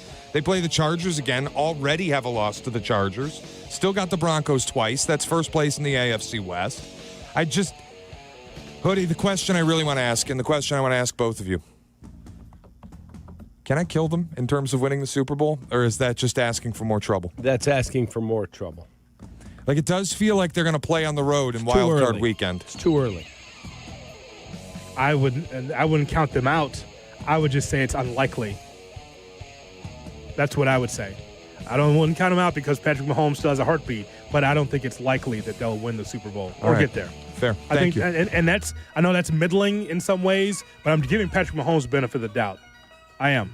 Listen, more than fair. Yeah. I will say, I thought Andy Reid yesterday, there was a 3rd and 10 play call. They had trips right in a bunch, and they all went on a vertical route. It was 4 minutes left. Basically a Hail Mary on 3rd and 10. It was an arm punt. I'm like, what are you doing? Also, the field goal before halftime, dude, go for it. It's 4th down from the 2-yard line. You have your entire playbook open and Patrick Mahomes, and you're kicking a field goal from the 2, down 2 scores. Boy, have we not seen an arm punt more times than not, Cap, in our Bears career. We have. What was the score when he kicked the field goal? It was 21-10. So you got it to a 1-score game. Yeah. Right. Yeah, it was an 8-point game after the field goal. Yeah. And they got the ball back. So I understood the conflict. You get the ball back, but you got to go for 2 to tie it when you do. And they went 3 and out in the first drive of the second half. Shay's Platform brought to you by the Chicago Transit Authority. This weekend I hosted some family. My wife graduated, got her doctorate, walked across the stage. Kenzie. So everybody that was in town was like, what's the best way to get downtown for the graduation ceremony because of the 5K that was happening. And everybody's debating, ride share, let's all split the ride share. I'm like, it's going to be a pain. Just take the red line, make your life easy, and take the red line. You'll get right downtown. It'll drop you off right in front of the place. You'll be great to go. They all actually took my advice. They all took the red line, and they all gave it ringing endorsements after the fact. They told me how easy it was, obviously affordable, saved them all money, and just the simplicity of tapping their credit card. It was great. So my family came into Chicago, used the CTA, and loved it. You can do the same. Make your life easy. Plan your next trip at transitchicago.com/plan a trip. Save money, do more, ride CTA. We'll take more of your phone calls coming up and also hear from Caleb Williams, the quarterback for the Bears, right here on this Bears Victory Monday. But first, we pause 10 seconds for stations to identify themselves along the Kap J Hood ESPN Chicago Radio Network. Live from State Street in the heart of Chicago, this is the home for every Bears game, ESPN Chicago. And this is Captain J Hood, WMVP, WTBC, HD2 Chicago, a good Karma Brands radio station. Hey guys, it's Carm. If you're like me, you know a great haircut is more than just looking good. It's about the whole experience. That's why I head to White Buffalo Barbershop, a Zazu Salon's partner. At White Buffalo, they redefine grooming excellence with top-tier barbers and a vibe that's second to none. Need to unwind? Grab a beer with your cut and catch all the big games right from your chair. White Buffalo Barbershop, born original. Now in LaGrange and Hinsdale. Book your appointment today. Visit whitebuffalobarbershop.com for more info. It's football season, Chicago, and every winning game plan starts at the corner booth. Forget wedges. Real Chicago pub-style pizza is cut into squares with crispy thin crust, thick shredded cheese, and toppings piled high. From classic pepperoni to barbecue chicken, spinach and mushroom, and our fan favorite sausage and jardiniere. The corner booth delivers flavor that satisfies the soul. So huddle up, grab a pie, and taste the original Chicago pub-style pizza. Coach Saban here. On the field or on your walls, coverage matters. That's why I go with Behr Marquee Interior Paint and Primer from the Home Depot. Exceptional hide, advanced stain blocking, and over 1,000 colors to choose from. Behr Marquee delivers one-coat coverage that stands up to real life. One-coat coverage, no overtime. Behr Marquee, only at the Home Depot. How doers get more done. Valid only when tinted to colors from the Behr Marquee Interior One-Coat Hide Collection. Who knew caffeine could taste this good? With 5-Hour Energy Shots, caffeine just got a serious flavor upgrade. We're talking big flavor, from watermelon to strawberry, banana to sour apple, packed into a tiny 2-ounce bottle. You'll get as much caffeine as a 12-ounce premium cup of coffee with 0 sugar and 0 crash. And with 17 bold flavors to choose from, there's a shot for every mood. Find your favorite flavor in-store today or grab a variety pack online at 5hourenergy.com or on Amazon and give your caffeine a flavor upgrade. Welcome back to Kap and J Hood. You're officially locked in. Throw your hands up in the sky. On Chicago's home for sports, ESPN Chicago. It's Bears Victory Monday. Caleb in a gun. Takes the snap. Gonna flip it to Adunze. Back the other way to DJ Moore. Toss wide open. Right corner of the end zone. Touchdown. Caleb Williams. Touchdown Bears. DJ on the right hip of his quarterback with Zacchaeus in motion. They flip it on the end around to Zacchaeus to the 10. Fired to the pylon. Touchdown. Touchdown Bears. 4 receivers. A little toss to the right from an guy. Nice block to midfield to the 45. 40 of the Bengals. Cut back 35. Away at the 30. 25. 20. And stumbles down inside the 15.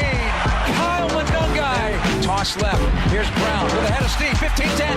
Running to the 5. End zone. Touchdown. Touchdown Bears. Britton Brown. Snap back. Blitzing is Edmond. Blitzing is in trouble. And down he goes.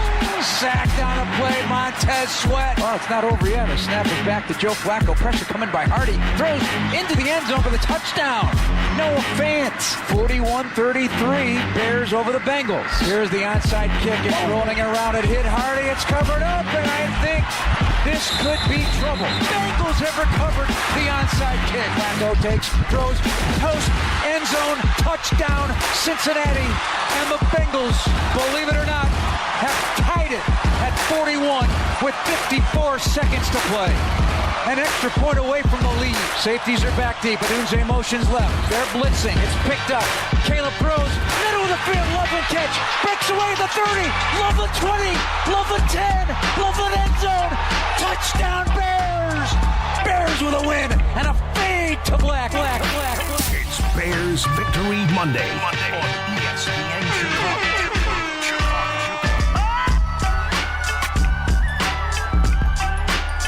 It's a Bears Victory Monday on the Kap and J Hood Morning Show on ESPN 1000, and we are streaming on the ESPN Chicago app. The Hall of Famer David Kaplan, Jonathan Hood with you. We got Shay, we got Jay Moore, we got you as the Bears win. Now 5-3 on the season, defeating the Bengals 47-42. Getting your reaction at 312-332-ESPN. Make sure that you like, share, and subscribe what we do on YouTube all day with this Bears coverage. On YouTube, youtube.com, look for ESPN Chicago. Hit that subscribe button. Also on Twitch, twitch.tv/ESPN 1000 Chicago.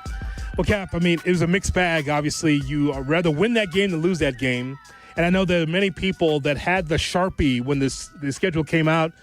I can't get past Lamar and the Ravens, L, more than likely. Bengals, tough on the road, back-to-back games. Joe Burrow, L. But the Bears split it because of the circumstances changed. Now, here's the thing.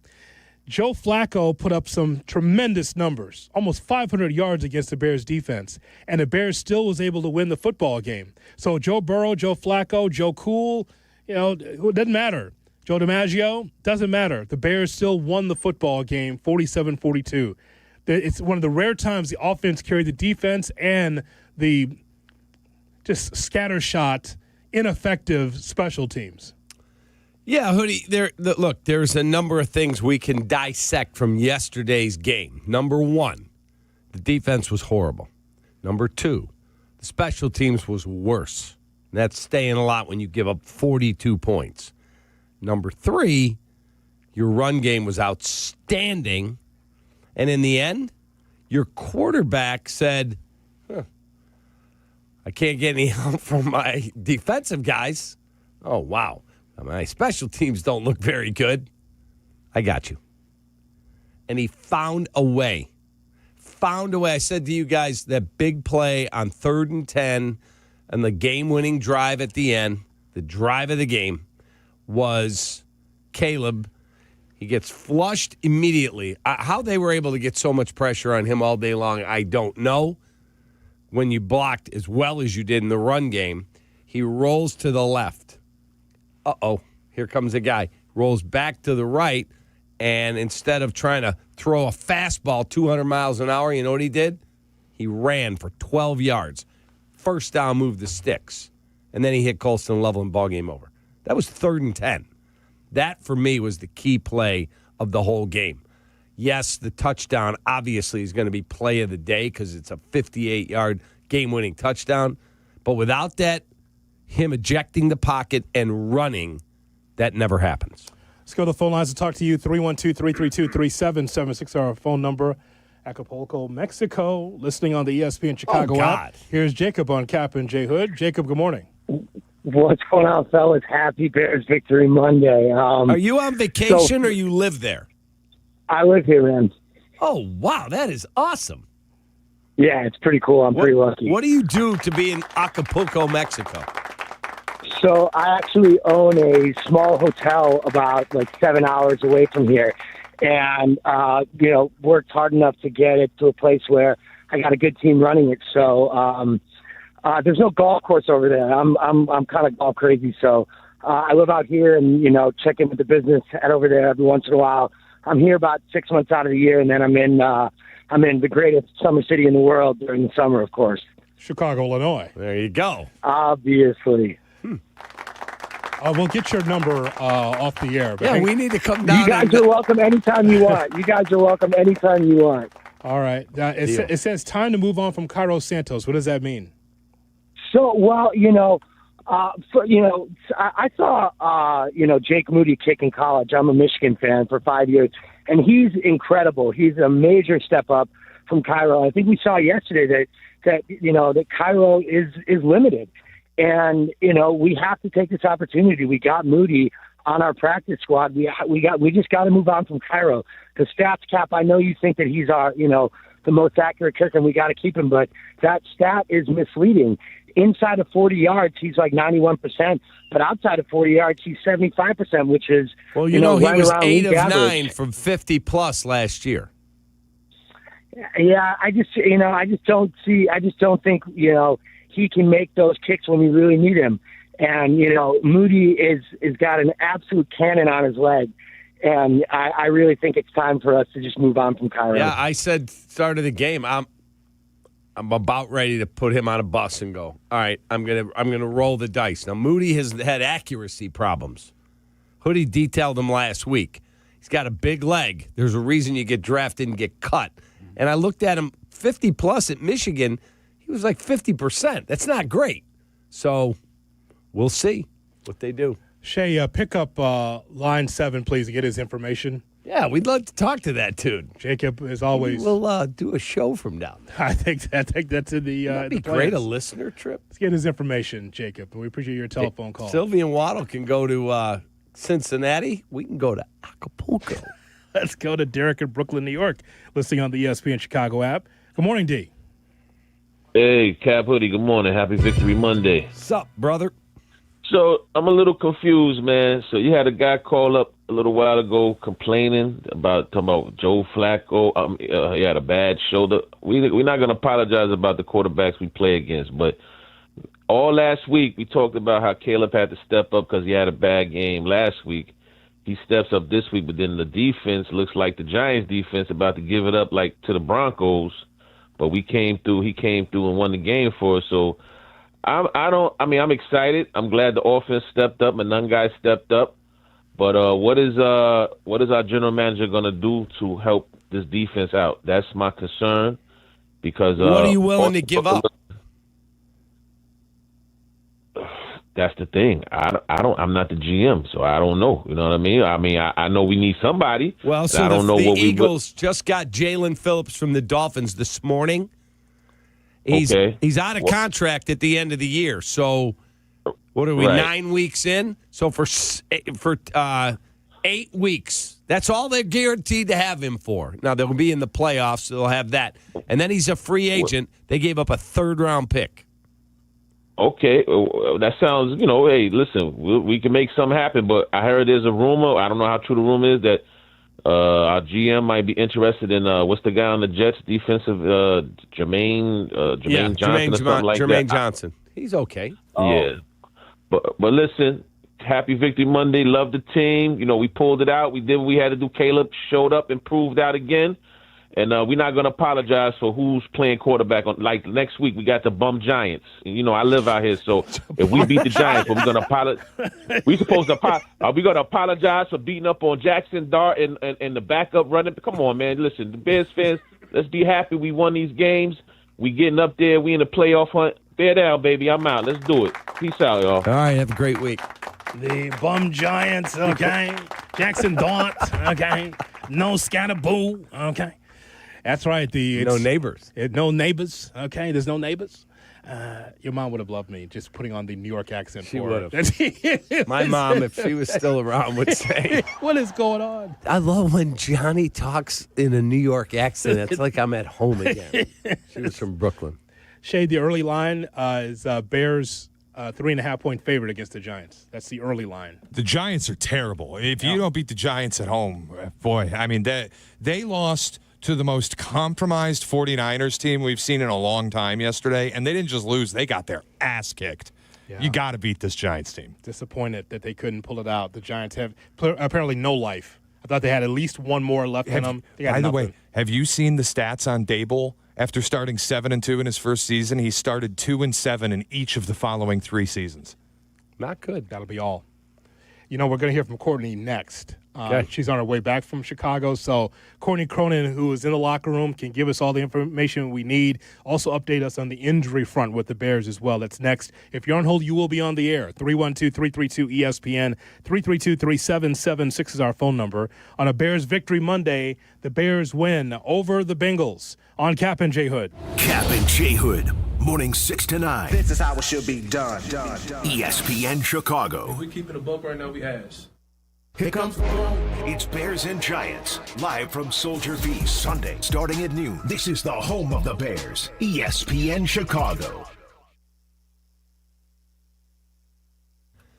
Hey, one of my guilty pleasures during football season is eating dips with chips, wings, and veggies while watching the big games. That means Daisy French onion dip, Daisy ranch dip, delicious as a homemade dip, and they're made with real herbs and spices and other ingredients you'd find in your own kitchen. So do what Mindy does, what I do, what Brett, Nick, Alex, Garrett, the whole family do. We put Daisy French onion and Daisy ranch dips on our game day roster. Look for Daisy French onion dips at your local grocery store. At Postman Law, they're used to winning. And after an injury, you could use a win. With more than $3 billion won for their clients, they know how to deliver fast. Car crash, work injury, serious accident? Postman Law makes it simple. Speed, ease, results. Because when the game's on the line, you need a team that knows how to finish strong. Call 844-POSTMAN or visit postmanlaw.com to get started.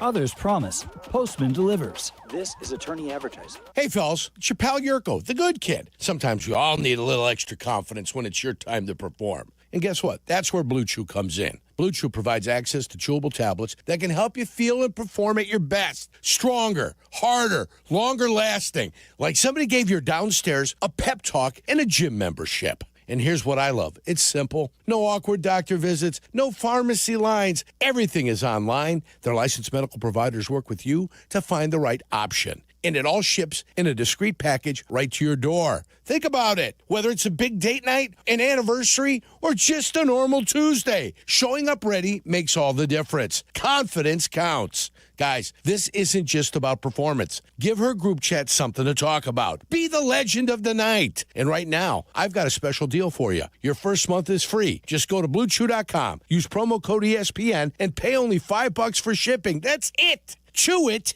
and do it. Blue Chew, a small chew for a big difference.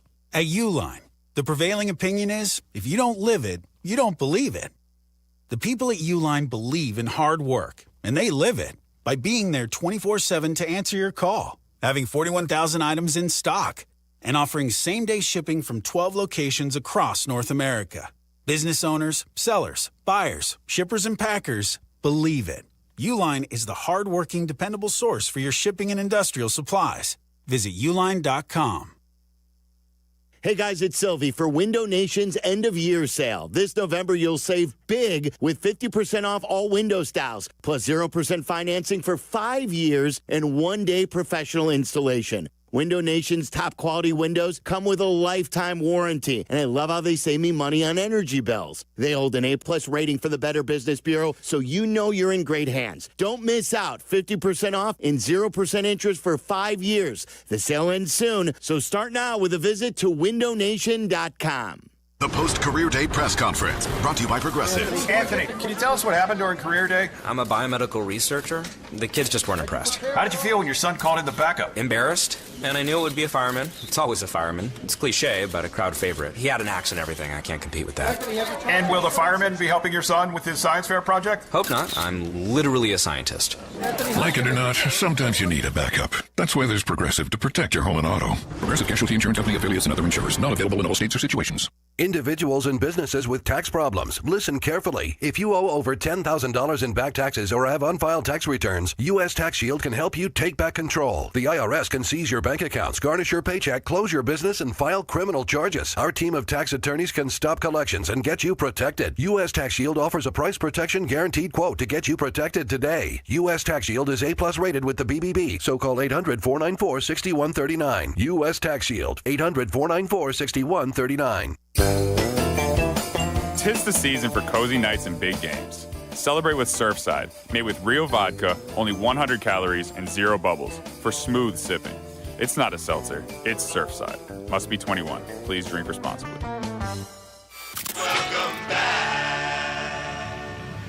Welcome back to Kap and J Hood on Chicago's Home for Sports, ESPN Chicago. Keep your beak out of this. Courtney Cronin, National Chicago Bears reporter for ESPN. You have to temper expectations if you are a Bears fan, just given everything that this team had to kind of undo. Breaking down the Bears and the latest NFL storylines. Foles was given the flexibility and the freedom to take this thing down to the ground floor, down to the studs, to be able to build it back up. Courtney Cronin with Kap and J Hood on ESPN 1000, Chicago's Home for Sports. Courtney Cronin is brought to you by Costa Ivoni. Injured? Call 708-4million. For the people of Chicago, because they are Chicago. Costa Ivoni, your local personal injury lawyers. Yuengling, the oldest brewery in America. Good morning, Courtney. How are you? I'm great, guys. How are we doing? We're doing awesome, Courtney Cronin. So you could look at this game where Caleb put the team on his back, so to speak, along with Kyle Monungai, Colston Loveland. Caleb accomplished something yesterday that's never happened in the history of the sport. He threw for 280 or more, threw for 3 touchdowns, caught 2 passes for 22, including catching a touchdown, ran for 53, and, oh, by the way, 0 turnovers. So if I asked you to grade his performance, not saying there aren't things you have to clean up, what would you grade him?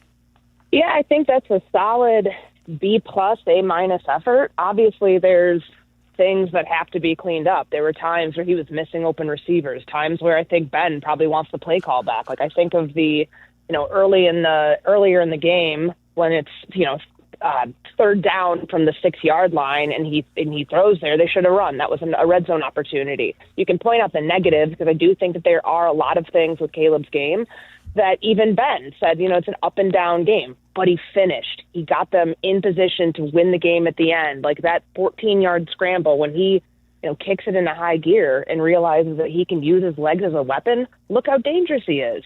So it's like watching somebody figure something out in real time, which I think is a cool thing for a young quarterback. Not necessarily, an easy thing for a fan base to have to deal with, but to then see him comfortably step up. They get the coverage they want. He's able to deliver that ball to Colston Loveland and come through. Like, this is the first time I think we can say the offense carried the defense in Chicago this season. And Caleb's a humongous part of that, despite having some things that they're going to want to clean up with his game. What's the latest on the injury front? Yeah, I mean, the Cole Kmet injury, so he had a concussion. He has a concussion. So he left in the second quarter, didn't come back. That's a big one. But I think that paved the way for Colston Loveland to have the type of game that he did. And my goodness, like this was such it's a long time coming for a player that they drafted 10th overall. Like you expect that guy to play that way. And now he had the opportunity to do it. I don't know if he has that same game if Cole Kmet's playing, but so Kmet's out right now with a concussion. We know DeAndre Swift is still, dealing with a groin injury that, paved the way for Kyle Monungai to have the game that he did. As far as injuries in the game, I can't think of anything specific that's massive right now, but we'll hear from Ben, I think around 3:00 today to get a little bit more clarity on that. Unless there's one that you can think of that you want me to address, because I just can't think of one off the top of my head right now. Well, Courtney, it took me off guard. I didn't know Adengbo left the game. Did he did in the fourth quarter. Yeah, no, he did. It just it was like in the flurry of all that stuff. I believe it's an ankle injury. Yeah, he was in a boot. Yeah, so he left, but honestly, did you see him much during the game to begin with? No, I haven't seen him in games.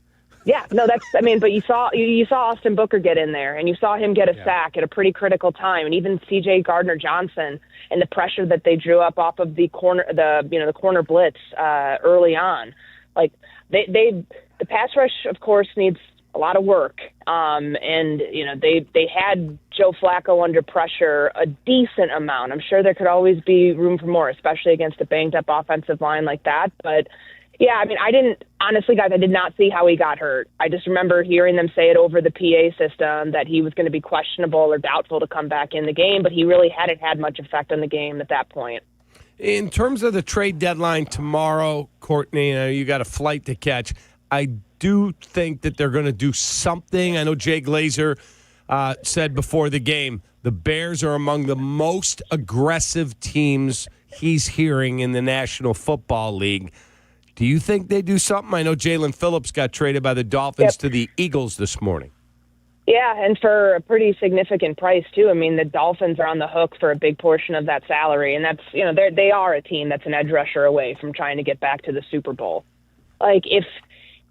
If the Bears, I wouldn't be surprised if they do. However, I still am in the camp that they don't make a massive, massive move, that they're more apt to stand pat than do anything. Because, at this point, they're a 5-3 team. You saw how wild of a day it was in the NFC North yesterday. The Vikings go on the road. They win in Detroit when we didn't think they were going to in J.J. McCarthy's first game back. The Packers lose.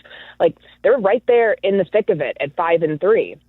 If there's something they can do that takes them over the top, there's about one area you can point to right now that would, I think, be the right move, which is edge rusher. Where is that edge rusher coming from, though? We saw, the Phillips move this morning, the cost of that. If the Odengbo thing ends up being a more serious injury and they feel like they still need either depth, I think they'd trade for depth. I don't think it's for a primary top-of-the-line starter, but the names that are out there right now that are on the trading block are not exactly, I don't know, there's nothing that blows you away that you would want them to overpay Trey for. Hendrickson? He's got a hip injury, Cap. When is he going to be healthy? Do we have any idea about that? He hasn't played for the Bengals in 2 weeks. Okay, is he as injured as we're thinking, or is that because of the trade deadline? And what about Bradley Chubb? Is there any chance Max Crosby or Myles Garrett are on the block?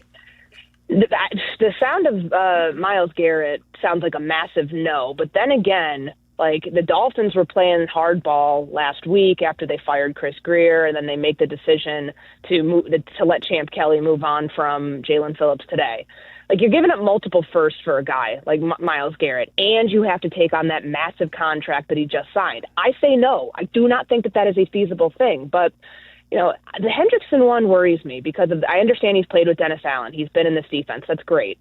A, how injured is he? B, you're also taking on a player who's going to want a contract extension when he gets here. I don't know if that's the right move for a team that right now is getting by with what they have, if they can shore up and maybe can find some depth. But I think trading for a high-end, top-of-the-line starter, I just don't see it. Courtney, lastly for me, I was telling Cap, the headline for me is that the rookies came through. They deserved their game balls with Loveland and Monungai. And I also said this is something I kind of in the back of my mind. Odunze did not have a reception. He had an opportunity to get a touchdown. I thought it was somewhat catchable. For a good receiver, it's catchable for him. It was absolutely, and he told me it yesterday. That ball hit him in the hands. I understand it was thrown behind him, and there are a lot of people who want to put that on Caleb. Rome's got to catch that. Continue. Sorry. I guess there's a blessing in disguise in which Caleb Williams doesn't have to be so connected to Rome Odunze that he actually can win a football game with others like Loveland and Moore and Zacchaeus and Monungai in the passing game. So I was glad to see the Bears win without Caleb Williams being so handcuffed to Roma Dunze to make sure he gets fed. For sure. And I think it goes back to, I think it was after the Dolphins preseason game. Like Ben Johnson was asked about, trust in rookies. And he's like, I'm not there yet with them. There were a couple different times. He talked about trust in the passing game, and he went with guys who have a lot of skins on the wall. And then he was asked specifically about the 3 skill players that they drafted, Munungai, Luther Burden, and Colston Loveland. And he said, that takes time. It's not that, he didn't, believe in them, that they could get there. But early in August, even though some of those guys were highly drafted players, you have to earn that. And so to see all these months later, 9 weeks into the season, the opportunity that both of them got, frankly, because of injury, certainly Munungai because of injury, but Cole Kmet comes out, Colston Loveland becomes your primary tight end target and was he was the number 1 read on that 58-yard touchdown. It wasn't like Caleb had to, scramble around, try to find something. No, he knew exactly where he was going with the football. And to trust a guy who had not really done all that much in the biggest moment of the game when you're in a furious rally to try to win is a sign that they got the draft pick right and that this might be the start of something really big for him. Hey, I know you got to catch a flight. Just really quickly give me an answer as you look at where this team is today. Are they where you thought they would be, or I thought they would be worse than this? I didn't think they'd be worse. I think that 5-3 with some loss, certainly the 2 division losses that they had, the one last week that they, is kind of confounding when you look at all of the things that went wrong for them on the road in Baltimore. But this is steady progress. I think Bears fans can walk away feeling really good about this team's ability to win ugly. I know it's not the easiest thing as a sports fan to watch your team constantly be put themselves in these situations. I mean, there's a lot to clean up. 5 massive special teams blunders from yesterday. That guy shouldn't buy. He should be renting. Richard Hightower. That was my God, from the opening kickoff to the kickoff after that, to the blocked field goal, to the onside kick, and the Devin Duvernay, the penalty on his read. My God, there's so much there. But I think it also shows you, this team has a level of grit that they didn't have last year. This team last year doesn't win that game in Washington or that game in Vegas or what happened yesterday to be able to pull out that win. I don't know if Caleb, he had 1 game-winning drive last year. I don't know if he would have been able to step up in those moments as a rookie and do the things that we're seeing him do now when it's crunch time. And a lot to work on, a lot to build on, but it is a good spot to be where you're right in the thick of it in your own division, and you've got some winnable games coming up. This is a decent stretch for them. I know I said that after the Saints game, and then they went and lost in Baltimore, but you've got the Giants coming to town next week. You go on the road to Minnesota after that, where J.J. McCarthy, what version of him do you get at that point? And they squeaked one out against the Lions yesterday, who we all thought could do no wrong. So I think that it's going to make a really compelling division race. And where they're at right now is a good sign that they're on the right track with Ben Johnson as their head coach. As always, Courtney, we appreciate the time. Thanks, guys. Take care. All right, have a great day. Here she is, Courtney Cronin on the Yuengling hotline. Yuengling, the oldest brewery in America. One of your phone calls coming up. Also, we're going to hear from Caleb Williams, the quarterback for the Bears. On the home of the Bears, Kap and J Hood. Good morning. Good morning. Kap and J Hood Morning Show on ESPN Chicago. Tag Ovalia. Hey, everyone. Big news. Exciting news. Carmen and Jurko now, 9 a.m. to noon. The new ESPN Chicago lineup. On the home of the Bears, ESPN Chicago. Hey, this is Courtney Cronin. If you're injured, you want a legal representative that gets you and where you come from. Exactly. When you call us, you're not getting some out-of-town mega firm. You're talking to Chicagoans. That's Julio Costa of Costa Iavoni, and his partner Anthony is also here. Thanks, Courtney. We're proud of the trust we've built here in town. There's an immediate connection with Chicagoans. They know we'll take the time to understand what they're going through. And then we will fight to win. At Costa Iavoni, we get you. Costa Iavoni, your trusted local personal injury attorneys at 708-4-MILLION. One, some say it's the loneliest number, but when one is a collection of many, one can stand for all. Blue Cross and Blue Shield of Illinois is one company serving their communities across one country for nearly 90 years. And as they continue to empower whole person health with compassion and innovation, one member at a time, Blue Cross looks forward to keeping you and the ones you love at the center of everything they do. Blue Cross and Blue Shield of Illinois. Through it all. Hey, football fans, it's Adam Colopy with the Village of Bedford Park. Just like a winning team needs great players, your business needs the right support to succeed. And that's exactly what you'll find in Bedford Park. Our team works hard to block obstacles, open lanes, and help drive your business into the end zone. Plus, we offer a safe and reliable Lake Michigan water supply. Ready to move the chains for your business? Contact me, Adam Colopy, at ACOLLOPY@villageofbedfordpark.com. Fall is here. So many great things you do with the kids this time of year. What a wonderful family you've created. You want things to stay just as they are. It's time to talk about taking that next step for your future, a vasectomy. Take that step with Vasectomy Clinics of Chicago, because experience really does matter, especially with this procedure. They make it so easy with their 30-minute, no-needle, no-scalpel, in-office vasectomy. Log on to vasectomychicago.com, read their testimonials, and learn more about their procedure at Vasectomy Clinics of Chicago. And now, with the end of the year approaching, this is the perfect opportunity to maximize your insurance benefits or to use your remaining flex spending dollars before they disappear. 5 locations to serve you. Downtown Chicago at Lake Point Tower, also in Naperville, Tinley Park, Arlington Heights, and Barrington. Most insurance accepted. Visit vasectomychicago.com or call toll-free 877-877-4VAS. That's 877-877-4827. Want to live life at max volume? Then look no further than Hard Rock Casino Northern Indiana. With over 1,700 slots, 80 table games, live entertainment, and 5 restaurants which span a wide range of culinary genres, we are sure to have something for everyone. Whether you want to indulge in a savory dish at Council Oaks Steaks and Seafood or take in dinner and live music at the world-renowned Hard Rock Cafe. Amplify your entertainment experience at Hard Rock Casino Northern Indiana, just off Exit 6, I-8094. Must be 21. Gambling problem? Call 1-800-9-WITH-IT.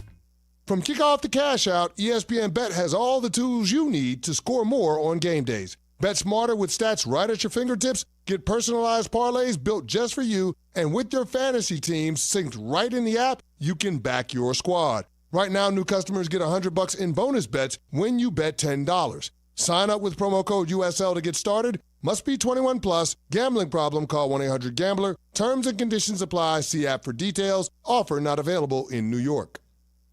Michelle's Moment here for Gainbridge and their Give Back program, Gainbridge Assist, powered by Parity. Gainbridge and Gainbridge Assist, powered by Parity's goal is to empower girls and women through sports and education, providing 32 organizations in 21 states $222 of grant funding during 2025. These grants aim to level the playing field and expand access to sports and education for girls and women across the country. Here's to a future with no limits for women's sports with Gainbridge and Gainbridge Assist, powered by Parity.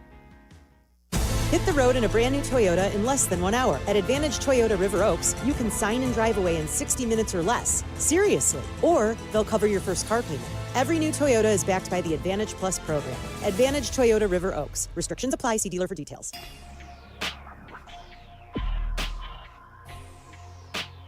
Tire care shouldn't come with extra surprise fees. It should be simple, straightforward, and stress-free. So at Midas, they're rolling out the limited lifetime tire guarantee. That's a limited lifetime guarantee, only at Midas. Midas, trust the Midas touch. Jay Moore.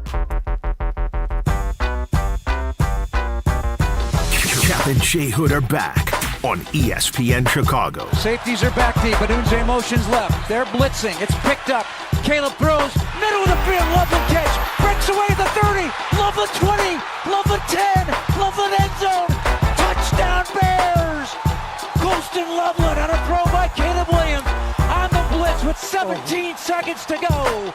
And the Bears reclaim the lead, 47-42. It's a 58-yard strike to the Michigan rookie and his second touchdown today. He outran the Bengals here in the jungle. The Bears have the lead again. Yeah, I mean, that touchdown Colston scored, I'm glad I wasn't mic'd up. I was probably sounding like a little girl there running down the field. I was screaming, a lot of emotion, but, games like that, that's what you play at this level for, exciting moments like that. So, yeah, it was fun. Kyle Monangai talking about his rookie teammate Colston Loveland getting the job done. The rookie's got game balls, and rightfully so. 47-42, the victory for the Bears over the Bengals. We're talking about it on a Bears Victory Monday 312-332-ESPN, 332-3776. Watch our show and all the shows on YouTube, youtube.com. Make sure you hit that like button, subscribe, and share, because we're talking about the Bears all day right here on the home of the Bears, ESPN 1000. 312-332-3776 is our phone number. Let's go back to the phone line. Still to come, we're going to hear from the quarterback for the Chicago Bears, Caleb Williams, his thoughts about the game. But first, we say hello to Adam in Boston, Massachusetts, listening on the ESPN Chicago app. Good morning, Adam. Good morning, guys. Bear down. Bear down. Bear down, baby. That's right. Bear down. Yeah, so, and of course, I can't celebrate for too long. I want to know how we're going to get to the playoffs, how we're going to get to 10 wins. How do we get 5 more wins, 3 in the division, and God willing, beat Green Bay twice? You do that by what you guys think. Well, you do that by taking one game at a time and one step at a time. That's how you do that. You don't simulate and fast forward through the season, Adam. You just play it one game at a time. Oh, I'm rubbing off on you a little bit over there. No, I've heard that for 50 years. You go one play at a time, whatever it is. We don't worry like, oh, God, we lost to the Giants, so what are we going to do when we play the Vikings? And they just beat the – just revel in yesterday and move on to the next game. You know how I know that? I'm a college football fan. I know it's week to week. That's it. Ask that man over there in the beard. Ask him if it's week to week. And by the way, I would like – Ask him. I didn't bet the game because if I did, I was going to bet Florida, but I didn't. So I stayed away. I would like to thank the jackassian move by your running back to not run in the end zone and kneel down at the one. That might be the worst beat I've seen. Terrible. Class. 312. Last year he did. Last year he ran it in and got some abuse for it, so that's why he did. Kirby was thrilled he kneeled that down. I was furious. Like that isn't even a class move. It's class. There's nobody there. Just run in the end zone and set the ball down on the ground. You don't have to dance and do all. That was idiotic. Thank God I didn't bet Florida. Well, here's the thing. I mean, Georgia. Here's the thing. Obviously, you take the wins as you have them. However, the reason why you didn't need to do the kneel down at that point in that game, and we're talking about Florida, Georgia, folks, the world's largest cocktail party on Saturday, is that the game's still in the balance. It's 4 points. Right. It wasn't like it was 41-10. Spread aside. Just get enough points to make sure that they don't come back on your ass. That's all. Spread aside. Just put that to the side. Just like put it in. Yes. Just put it Take in. an 11-point lead and go, that'll be all. Thanks. We weren't up on them 50 where you want to do that class move. The game's still in the balance. Anything could happen. That is correct. Just put it in there, please. That is correct. Class. Weird. It was weird. 312-332-ESPN is our phone number. St. Louis, Missouri, listening on the ESPN Chicago app. Here is Derek on Kap and J Hood. Hey, Derek, good morning. Good morning. Hey, I was just going to comment. I heard a lot of talk about last year Bears don't win that game, and I think that's probably true. Something that's not been talked about much is Ben Johnson calling timeouts on the Cincinnati drive when they went in to score and go ahead. We were debating that a lot while it was happening, and it saved them enough time for Caleb and Colston Loveland to do their magic. Yeah, he did a great job. He did. Anything else on this, Derek?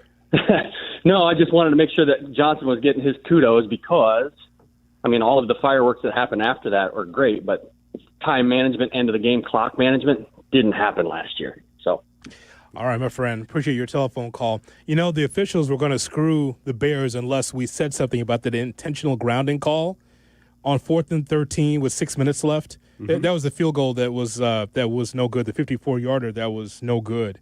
But I'm glad the Bears said something. You recall this play, right, Cap? Yes. The officials were going to screw us unless we said something about that intentional grounding. If we didn't say anything, we don't get that call. Yeah, they had to fight for that. They had to scream and holler, and the rest was like, what? Yeah, that's confusing to me in football. Yeah. That's very confusing to me.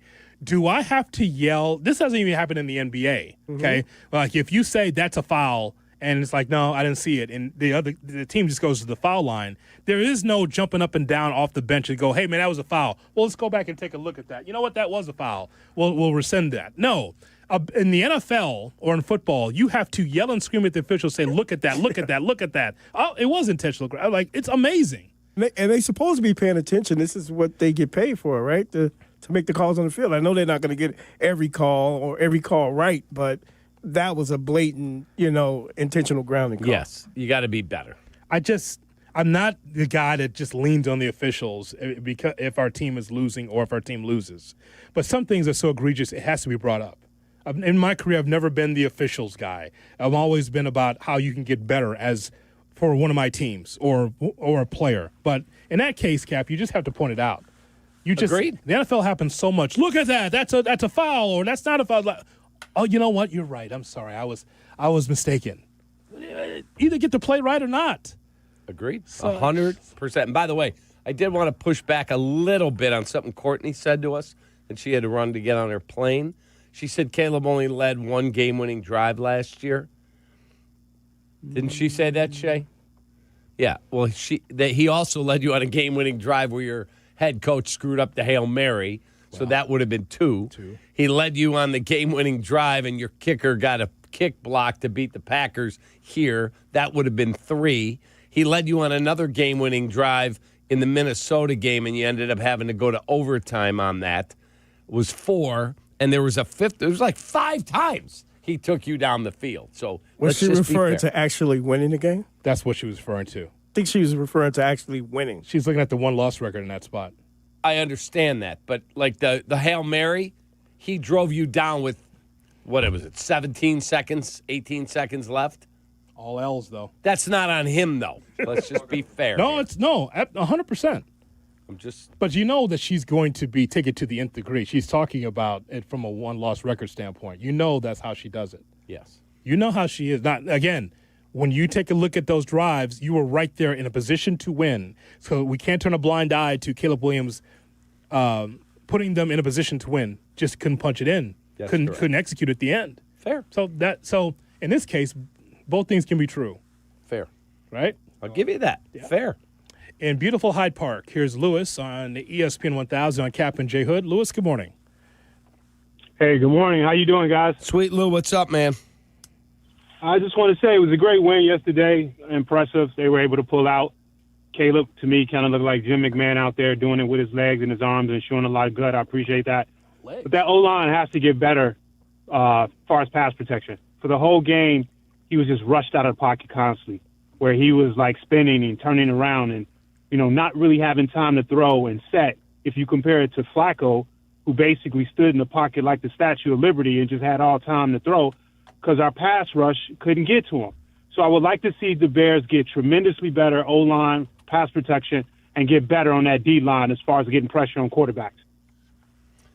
Yeah, look, in terms of the pressure he was under, thank you, Lou. He ejected the pocket multiple times. He's running around, as Hoodie calls in those loop-de-loops. He might have ejected the pocket a few times too quickly for my taste, but there were plenty where I'm like, geez, can we give him a little time? Like even the pocket on the game-winning touchdown pass wasn't exceptionally clean. I sent you guys the breakdown. It wasn't an exceptionally clean pocket. There was a free runner coming right at him. If you look to the left, that guy is unblocked coming right at him. So is the All-22 out yet? Let me look. I'll look. I'll tell you that. I cannot wait to look at the All-22 because I think Shay and I and you are watching a different football game, especially in the first half. I don't understand why Caleb sees ghosts. This is not the offensive line from last year. There's times where he gets there and does the tuck and run and does like the snake and then like moves around in the pocket. It's like, dude, 1, 2, 3 or 5 or 7 step drop and then gun it. What is this moving around from left to right like you're scared to death that the offensive line is going to collapse on you? I did not like what I saw from Caleb in the first half yesterday. Now, he made up for it a lot in the second half. I loved most of what I saw in the second half of the game, so I'm not making a big thing of it. But in the first half, I thought he ejected clean pockets a little early, a little too often. I liked that he at least committed to using his legs and running. Some of the the inaccuracy issues were there. I think it's, I'm not going to put blame on him, but Cole Kmet got hurt because Caleb threw him a bad ball. If you hit Cole Kmet in the numbers, Cole Kmet's fine today. But you throw that over his head, he's got to go up, make an acrobatic catch. He's on his heels, falling backwards into a defender, and he gets concussed. It was a hospital ball. Yes, thank you very much. I was waiting for Fair. That was not a good throw. And the one where Monangai had a dive, not a good throw. Yeah. Absolutely all fair. I was waiting for the dismount on the hospital ball, which should be an obvious shirt. It is not out yet, John. But again, it's not out yet. The obvious shirt, hospital ball. No, like 22. I'd like to see 4 great quarters from Caleb Williams at some point. But again, the second half yesterday, I liked most of what I saw. So I can forgive a rough first half when you still make some positive plays. He used his legs and he actually ran. That was important to me. The fact that he wasn't just I like that you keep your head up and try to make a throw when you're scrambling. Yeah. But eventually use your athleticism. It's God-given. Use it.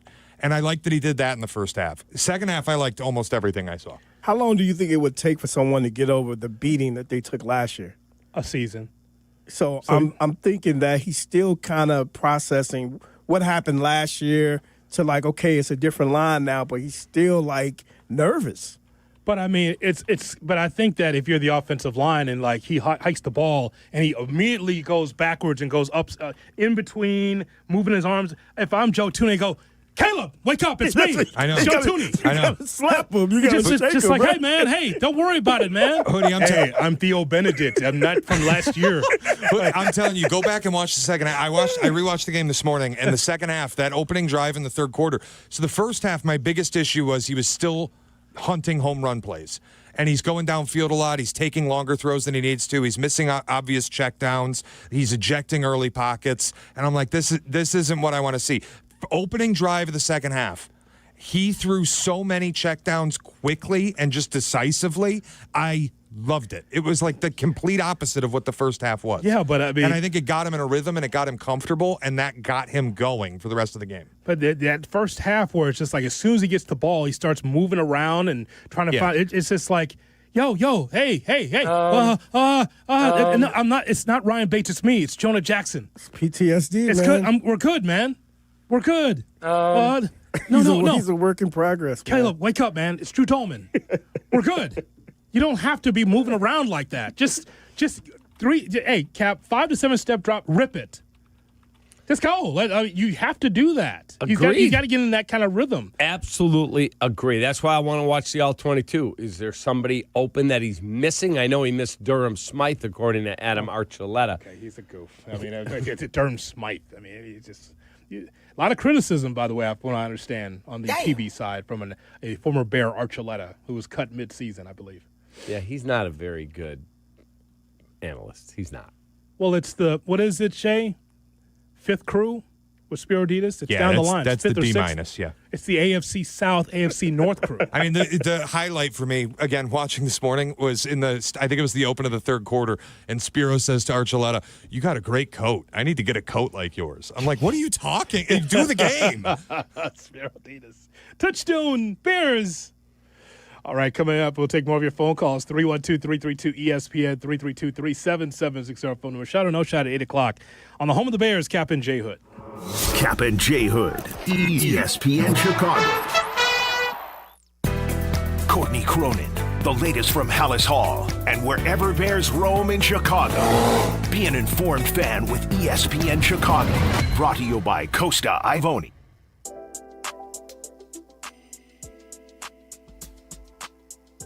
Let me tell you about my friends at ComEd and the ComEd app. Absolutely spectacular. We have been able to cut our energy bill down, and I see noticeable results in what I have to pay each and every month. ComEd wants to help you, too, manage your energy usage and save with the ComEd app, where you can monitor your energy usage 24/7 by understanding how much energy you're using and when you're able to manage it more efficiently and stay in control right from your phone anytime, anywhere, and it's free. So make your life easier and save with the added control and convenience of the ComEd app. Download the app today at ComEd.com/app. Is your roof underperforming? Saggy shingles, leaky spots? Sounds like someone needs a little Avondale Roofing. They don't just patch things up, they go all the way. Tight, sealed, satisfied. It's the kind of roof that'll have your neighbors going, now that's a roof. Evandale Roofing. They get on top so you don't have to. Call now. Your house deserves it. A certified GAF roofing installer.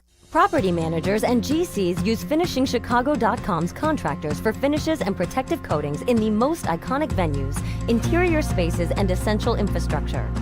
Our painters apply industry-leading commercial and industrial finishes inside and out, so your biggest assets always put their best square footage forward. FinishingChicago.com has your free list of painting, wall covering, glass systems, drywall finishing, and signage contractors. For a great finish, start with FinishingChicago.com. Get ready for chilly days with True North's True Brew Coffee. True Brew Coffee is a hot, flavorful gourmet blend brewed daily. Now only $1 when you use your True Rewards. Find the app in your favorite app store to sign up and save instantly. Twin Peaks is the best in the game. Here, it's bigger game days and bolder fight nights. I mean, where else can you find a scratch kitchen that always comes in clutch every day from lunch to late night? Only at Twin Peaks, the #1 sports bar. Time now for ESPN Chicago's Sports Business Minute. Brought to you by your Chicagoland BMW centers. From Crane Chicago Business, here's Danny Ecker. Baseball has its problems marketing to younger fans, but that's not stopping big brands from wanting a piece of it. The league's 30 clubs this year generated a combined $2 billion in sponsorship revenue, according to data firm Sponsor United. That was up 9% over last year and 68% higher than the total from 3 years ago. MLB is only behind the NFL in that category among major U.S. sports leagues. The Cubs were one of 5 franchises that surpassed $100 million in sponsorship revenue this year. The Dodgers, Yankees, Red Sox, and Braves joined them in that group. Retail and apparel brands led the growth with a 32% increase in spending, while sports betting companies had the biggest drop-off at 14%, as many pulled back on their team partnerships. For the Crane Sports Business Minute, I'm Danny Ecker. With holiday chaos around every corner, the minute you step into your BMW, you're in control. The BMW X3's adventure-ready agility is built for wherever the holidays take you. The effortless power of the X5 makes it easy to take on the season, and the iconic 3 Series is an exhilarating escape. The BMW Road Home sales event on now. BMW, the ultimate driving machine. Hurry in for exceptional offers through November 30th. At AT&T, we guarantee our network so you can talk college football with your BFF while taking Buster to the vet. Hey, yeah, I can't believe he ate the whole thing of chicken wings. And I can't believe we're staging a comeback. Touchdown! Yes! Yes! Staying connected matters. That's why in the rare event of a network outage, you'll automatically get a bill credit for a full day's service. For wireless downtime lasting 60 minutes or more caused by a single incident impacting 10 or more towers, must be connected to impacted tower at onset of outage. Restrictions and exclusions apply. See att.com/guarantee for full details. Hey, it's Kirk Herbstreit. On game day, great prep makes all the difference. Same goes for your pizza. That's why I go with Frigidaire Stone-Baked Pizza Oven. Fresh pizzas go from dough to done in just 2 minutes. Whether you're throwing a party or squeezing in dinner between plays, this oven delivers hot, crispy, restaurant-quality pizza right from your kitchen. Only from Frigidaire. Game-ready pizza. Get it today at the Home Depot. How doers get more done.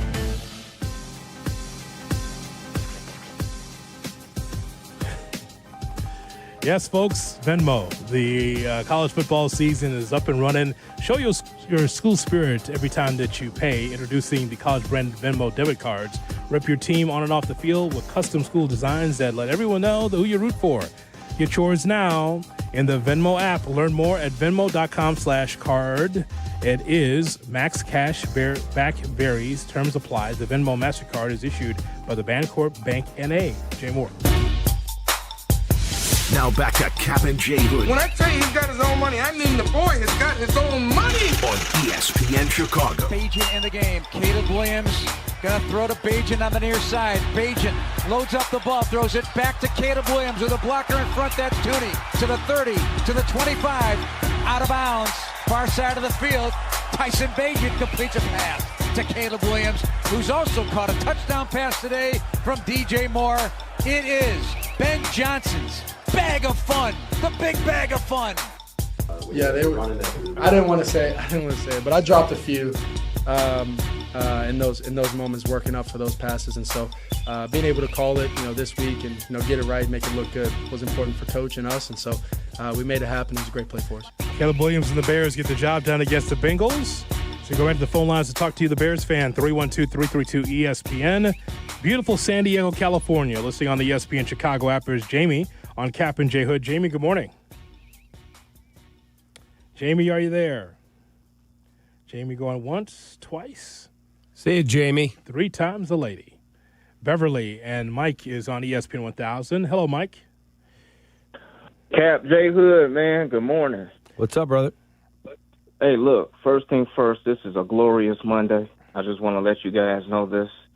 The Bulls, despite last night's game, they lost. The Cubs, they were in the playoffs. The Pope is with the White Sox. The Bears, oh, my gosh. Look, last night with the Bears, it made me appreciate what type of coach we have. I'm watching ESPN this morning, and they are killing Dan Quinn right now with the Washington Commanders on how they let the quarterback stay in the game and stuff like that. Yep. And deservedly so. And they should. They should. But we woke up this morning. We won a close game, something that we would have never won last year. Amen. I know a couple of the callers said it this morning, and I appreciate our coach, Ben Johnson. Amen. Man, look, it's like God is finally smiling upon Chicago when it comes to sports. Preach, Brother Mike. Amen. And I'm just extremely happy. And man, Blackhawks is doing good. I'm just happy. I'm happy, guys. Take your time. Just have a glorious week. Take your time. Just have a glorious week. You have a glorious week, Brother Mike. Amen, Mike. Amen. Brother Mike checking in. Talking about the house that is Chicago sports. Amen. I want you to just grab that collection plate and pass it around. And dig deep. And go to the other pocket, too. Oh, 2 pockets. Wow. And if you carry a man bag and you have a little cash in there, throw that on the plate, too. The pastor's hungry. We appreciate the money that jingles, but we really love the money that folds. The money that folds. And we do take Venmo as well. Amen. We're working on Zelle. Marvin Sapp. By the All way, right. Can I just tell you something real quick? No, take 2 let's seconds. go to Shout or No Shot, please. No. I'm in there. Jay Moore asked me to come in and record a spot at the break. We could do this after the break. Let's go to Shout or No Shot. All right, fine. Whatever, Shay. Damn. We pause now. 10 He seconds. effed up. That's why he didn't want to hear it. Set 10 seconds. I have no problem hearing it. Let's just do it after the break. We'll be right back for Shot or No Shot. We pause 10 seconds for stations to identify themselves along the thick, voluminous Kap and J Hood, ESPN Chicago Radio Network. Live from State Street in the heart of Chicago, this is the home of the Chicago Bears, ESPN Chicago. And this is Kap and J Hood, WMVP, WTBC, HD2, Chicago, a good Karma Brands radio station. I'm Chicago personal injury lawyer Jim Morisi. Even when we're careful, other people's negligence can threaten our futures. As one of Illinois' most successful injury firms, winning the most complex personal injury and workers' compensation cases is what we do. Consultations are always free. Visit us at MorisiLongo.com. That's MoriciLongo. Morisi Longo and Associates. We're there when you need us. It's football season, Chicago, and every winning game plan starts at the corner booth. Forget wedges. Real Chicago pub-style pizza is cut into squares with crispy thin crust, thick shredded cheese, and toppings piled high. From classic pepperoni to barbecue chicken, spinach and mushroom, and our fan favorite sausage and jardiniere. The corner booth delivers flavor that satisfies the soul. So huddle up, grab a pie, and taste the original Chicago pub-style pizza. Hey, it's Kap. Let me tell you about my guys at Automatic Mechanical Services. Their motto is we make people comfortable, and comfort isn't just about heating and cooling. It's about the peace of mind knowing they'll always give you fair and honest upfront pricing and complete the project with the highest quality technicians and installers. For the past 80 years, Automatic has handled Chicagoland's toughest commercial jobs while keeping everything in your home running right. Don't settle. Go with Automatic, the team I trust. Visit atomatic.com. When your cat's a meme and your dog is too. And it's hard to know what's fake or true. Just raise a glass with a friend or two. You tell them more, tell them more, tell them more, do.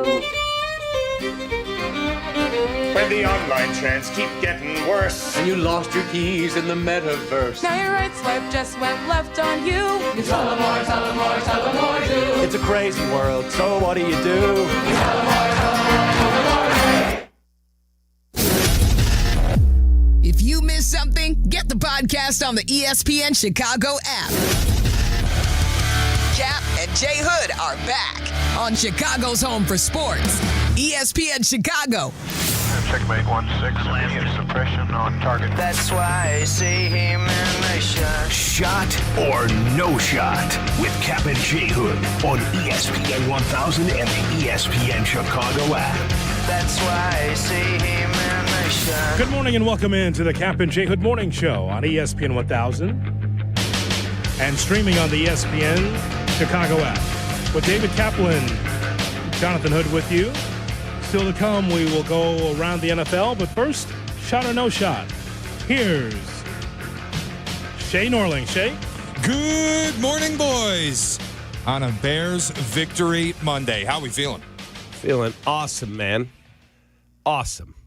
Absolutely spectacular. And by the way, your guy J.J. McCarthy said, hey, Shay, stick it. I just went into Detroit and won. Yeah. Who's the only one on the show that picked the Vikings? Yeah, you don't give him any credit. No love. It's not like he was great. It was completion. What was he, 13 of 25 on the day?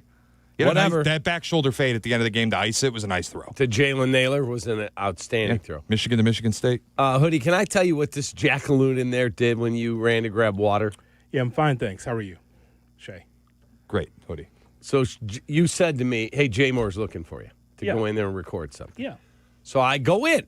Jay Moore said, hey, can you knock this spot out for me? Sure. So I start recording, and it was a good read. You know how sometimes you do a read, and you're like, I kind of had a breath in there or whatever. Like, it was a good read, man. I was starting to roll. And there's Shay talking in the background, no caller. Okay. Yep. 3, 2, and 1. Hey, it's Kap. My wife, Mindy, said my snoring used to shake the whole house, but thanks to scientists... Oh, my God. Jeez. Like, what are you doing? 3, 2... Oh, that's content. 3, 2, 1. I mean...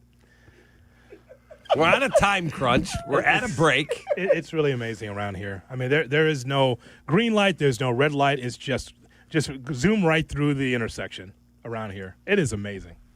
It's amazing. Incredible. There's a man reading a spot. Hello, how are you? Like, he doesn't see anything. He just sees the call. Like he's never been in a radio studio before. It's funny because he did the same thing to me a couple weeks ago. That's in the archives as well. Oh, wow. You do recall this, Jay. So it's just no one has respect for anything around here. It is amazing. I agree. He has no respect for my space where I'm screening calls for this show. He just comes in here and has to do his reads. Could just wait around for a couple minutes after the show and do your reads, but I got to get to a workout, kid. No, I do, but I didn't say that. Jay Moore said, can you please cut this for me? Did you not, Jay Moore? He asked me to help make his life a little easier, Shay, so that you can get out and do whatever it is you have to do. Bear down, Bears fans. This way, Jay Moore doesn't have to stay here till 12:45. The spot was supposed to be in last week. Oops. But, we had to get it today because we got to keep paying the bills around here. That's it. Very few checks, very few balances around here. It's amazing. It's unbelievable. Shane Orling. All right, let's get started with Shot or No Shot. As Ben Johnson said, it wasn't pretty, but you never apologize for a win in this league. The most important thing, the Bears won despite all the defensive and special teams failures. Caleb showed up when it was needed the most with a great throw to Colston Loveland. Bears get the victory, and this isn't the first time. I mean, Cap laid it out last year, about maybe 5 times that Caleb in the fourth quarter drove the Bears down the field with a chance to win a football game. If there's one thing that I always feel confident in, it's Caleb Williams getting the ball in the fourth quarter. He has proven time and again. So shot or no shot, it is time to declare, because of this, Caleb Williams is a franchise quarterback. I mean, why do I have to do that 8 weeks in? Well, then it's a no shot. Yeah, no shot. I need to see more. I think he is, and I like him, and I'm glad he's our quarterback. I'm just going to let it play out. Let's just go. Yeah, that's a no shot. There's still a lot to prove in the first year of Ben Johnson and this offense. Again, there's too many things that Caleb Williams still does where it reminds me of last year. However, I take nothing away from the wins or the progress he has made, but he's not the complete, or as my mom used to say, the genuine article just as of yet. Right. He still has things he's got to be better at, but I like where we're going. Shay? What was the genuine article, Hoodie, was the running game. It was outstanding yesterday, going for 283 yards, and that was behind 176 yards on 26 carries for the rookie Kyle Monangai. Good for nearly 7 yards a pop. It also, for me, passed the eye test. It's not like he was blowing through wide open holes. He was running hard through contact and falling forward. Shot or no shot? You're comfortable letting Monangai carry the mail as RB1 until Swift is fully healthy? That's a shot. That's a shot. That's an absolute shot. So I'm glad that I can be able to be here every morning to be able to make comments and opinions about my favorite teams. And I'm also happy to be wrong, especially when we're seeing something the total opposite of what I said. I've seen better running back rooms in the past as far as production, veterans, all that. And I said, Cap, you know, we've never seen a running back room with just 2 guys. Usually it's third, maybe a fourth guy that's on special teams that if you had to break glass in case of emergency, you bring him in. But this Monangai coming in along with DeAndre Swift has been great. Now, they haven't worked together well enough to be a strong 1-2 punch, but individual performances, I'll absolutely take. Monangai knew coming in, dude, you have to be the guy. There's no one else. We got Britton Brown back here, but, I mean, it's Britton Brown. I mean, it's fine. But it's going to be you. In the passing game, you in the running game. And Monangai said, okay, put it on my shoulders. And that SOB carried the mail for the Chicago Bears. God bless them, because that's exactly what the doctor ordered. When Caleb Williams wasn't sharp in the first half, there was a Monangai just absolutely making his own holes and also going through them. That's when you know you got a great receiver, right, or a great running back for a day, is that he creates his own holes and also goes through the holes made by the offensive line. Yeah, he Love did that. He did an outstanding job, and in the run blocking, that offensive line was amazing. I'm watching, yeah, man. As I said to you, Joe Tooney on one of them. I'm watching Theo Benedict drive a guy into the bench. Like, it was super cool. I mean, that's when you know it's a great day, Shay. He's doing it all for the Chicago Bears. I loved it. He was outstanding. That's a shot. Shot for you, Cappy? Absolutely. I already said that, yes. Beautiful. Cole Kmet, we talked about it, caught a hospital ball from Caleb in the first half, left the game with a concussion. And then something happened. Colston Loveland stepped up. Colston Loveland had his season-defining performance yesterday with 2 touchdowns, big-time catches, big-time yardage chunk plays. Shot or no shot, Colston Loveland proved it's time for him to supplant Cole Kmet. Oh, the first part of that is the Cole Kmet injury, you said, right? Yeah. Okay. I wasn't ready. Hold on a second. Here we go. Jay Moore, give me a little on the board here with the there we go. That's what happened to Cole Kmet yesterday. Yep. So, again, sad to see Cole Kmet having to leave the field with sad music on, as that'll be all for Cole Kmet. Yeah, Caleb has to be better on that throw to him. That was not good. Got to be more accurate. Obvious shirts, hospital ball. Please copyright that, Shay. Get some money from that. Because that's exactly what it is. So, you know why Loveland's here is because he's there to supplant Cole Kmet at tight end. That's why he's here, Cap. They want to have a 2 tight end set initially, but you know they want to go with the younger asset. something that's a little bit different than Cole Kmet, and that's Colston Loveland. That is a shot. If not now, then first, definitely in the next season. There's a few veteran Bears that won't be here. And one of them might be Cole Kmet. Might be. I'm not pushing him out the door. I'm just saying it's a new regime. You got to put the players in that you're comfortable with. So, and I think Loveland's that guy. I like the way they used him yesterday, too. They played him off the line a little bit, split him out wide, let him run some more of the route tree. He was running on some crossers. I thought Cole Kmet's exit from the game, obviously you never hope that this happens, but it gave opportunity to use Loveland more, and the way he responded was really impressive. I get it was against the Bengals defense, but that's just, I need to see more of that. I want to see more of that. I love the player, and yesterday you saw why. All my college buddies have been wondering over the last 6-7 games, how come we haven't seen more of Loveland? Because they saw him in Michigan. They know that this guy is a game wrecker. And they said, hey, man, we want to see more Loveland. I said, well, again, this is all an evaluation for Ben Johnson. He will find a way to get the ball into the hands of his playmakers. Loveland was fantastic yesterday. Fantastic. Can you sneak in one more, sir? Sure can. I don't want to miss another massive story from the weekend with all the Bears talk. We all know the greatest baseball game ever played was on a Wednesday night in Cleveland. But I wonder if it got a run for its money on Saturday night in Toronto. You had Shohei Ohtani go against Max Scherzer to start the game. 3 total Cy Youngs pitched. 2 of them were multiple-time winners.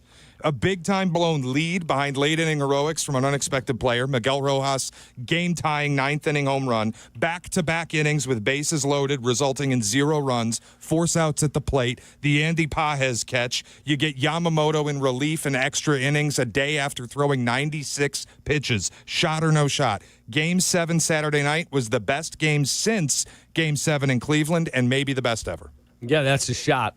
I watched every pitch of it. It was amazing to watch that Andy Pages catch.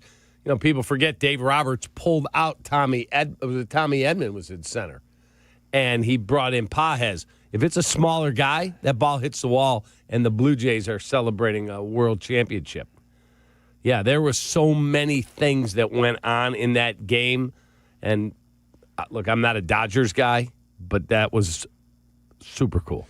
So more so than the game that means the most to you in your Cubs lifetime.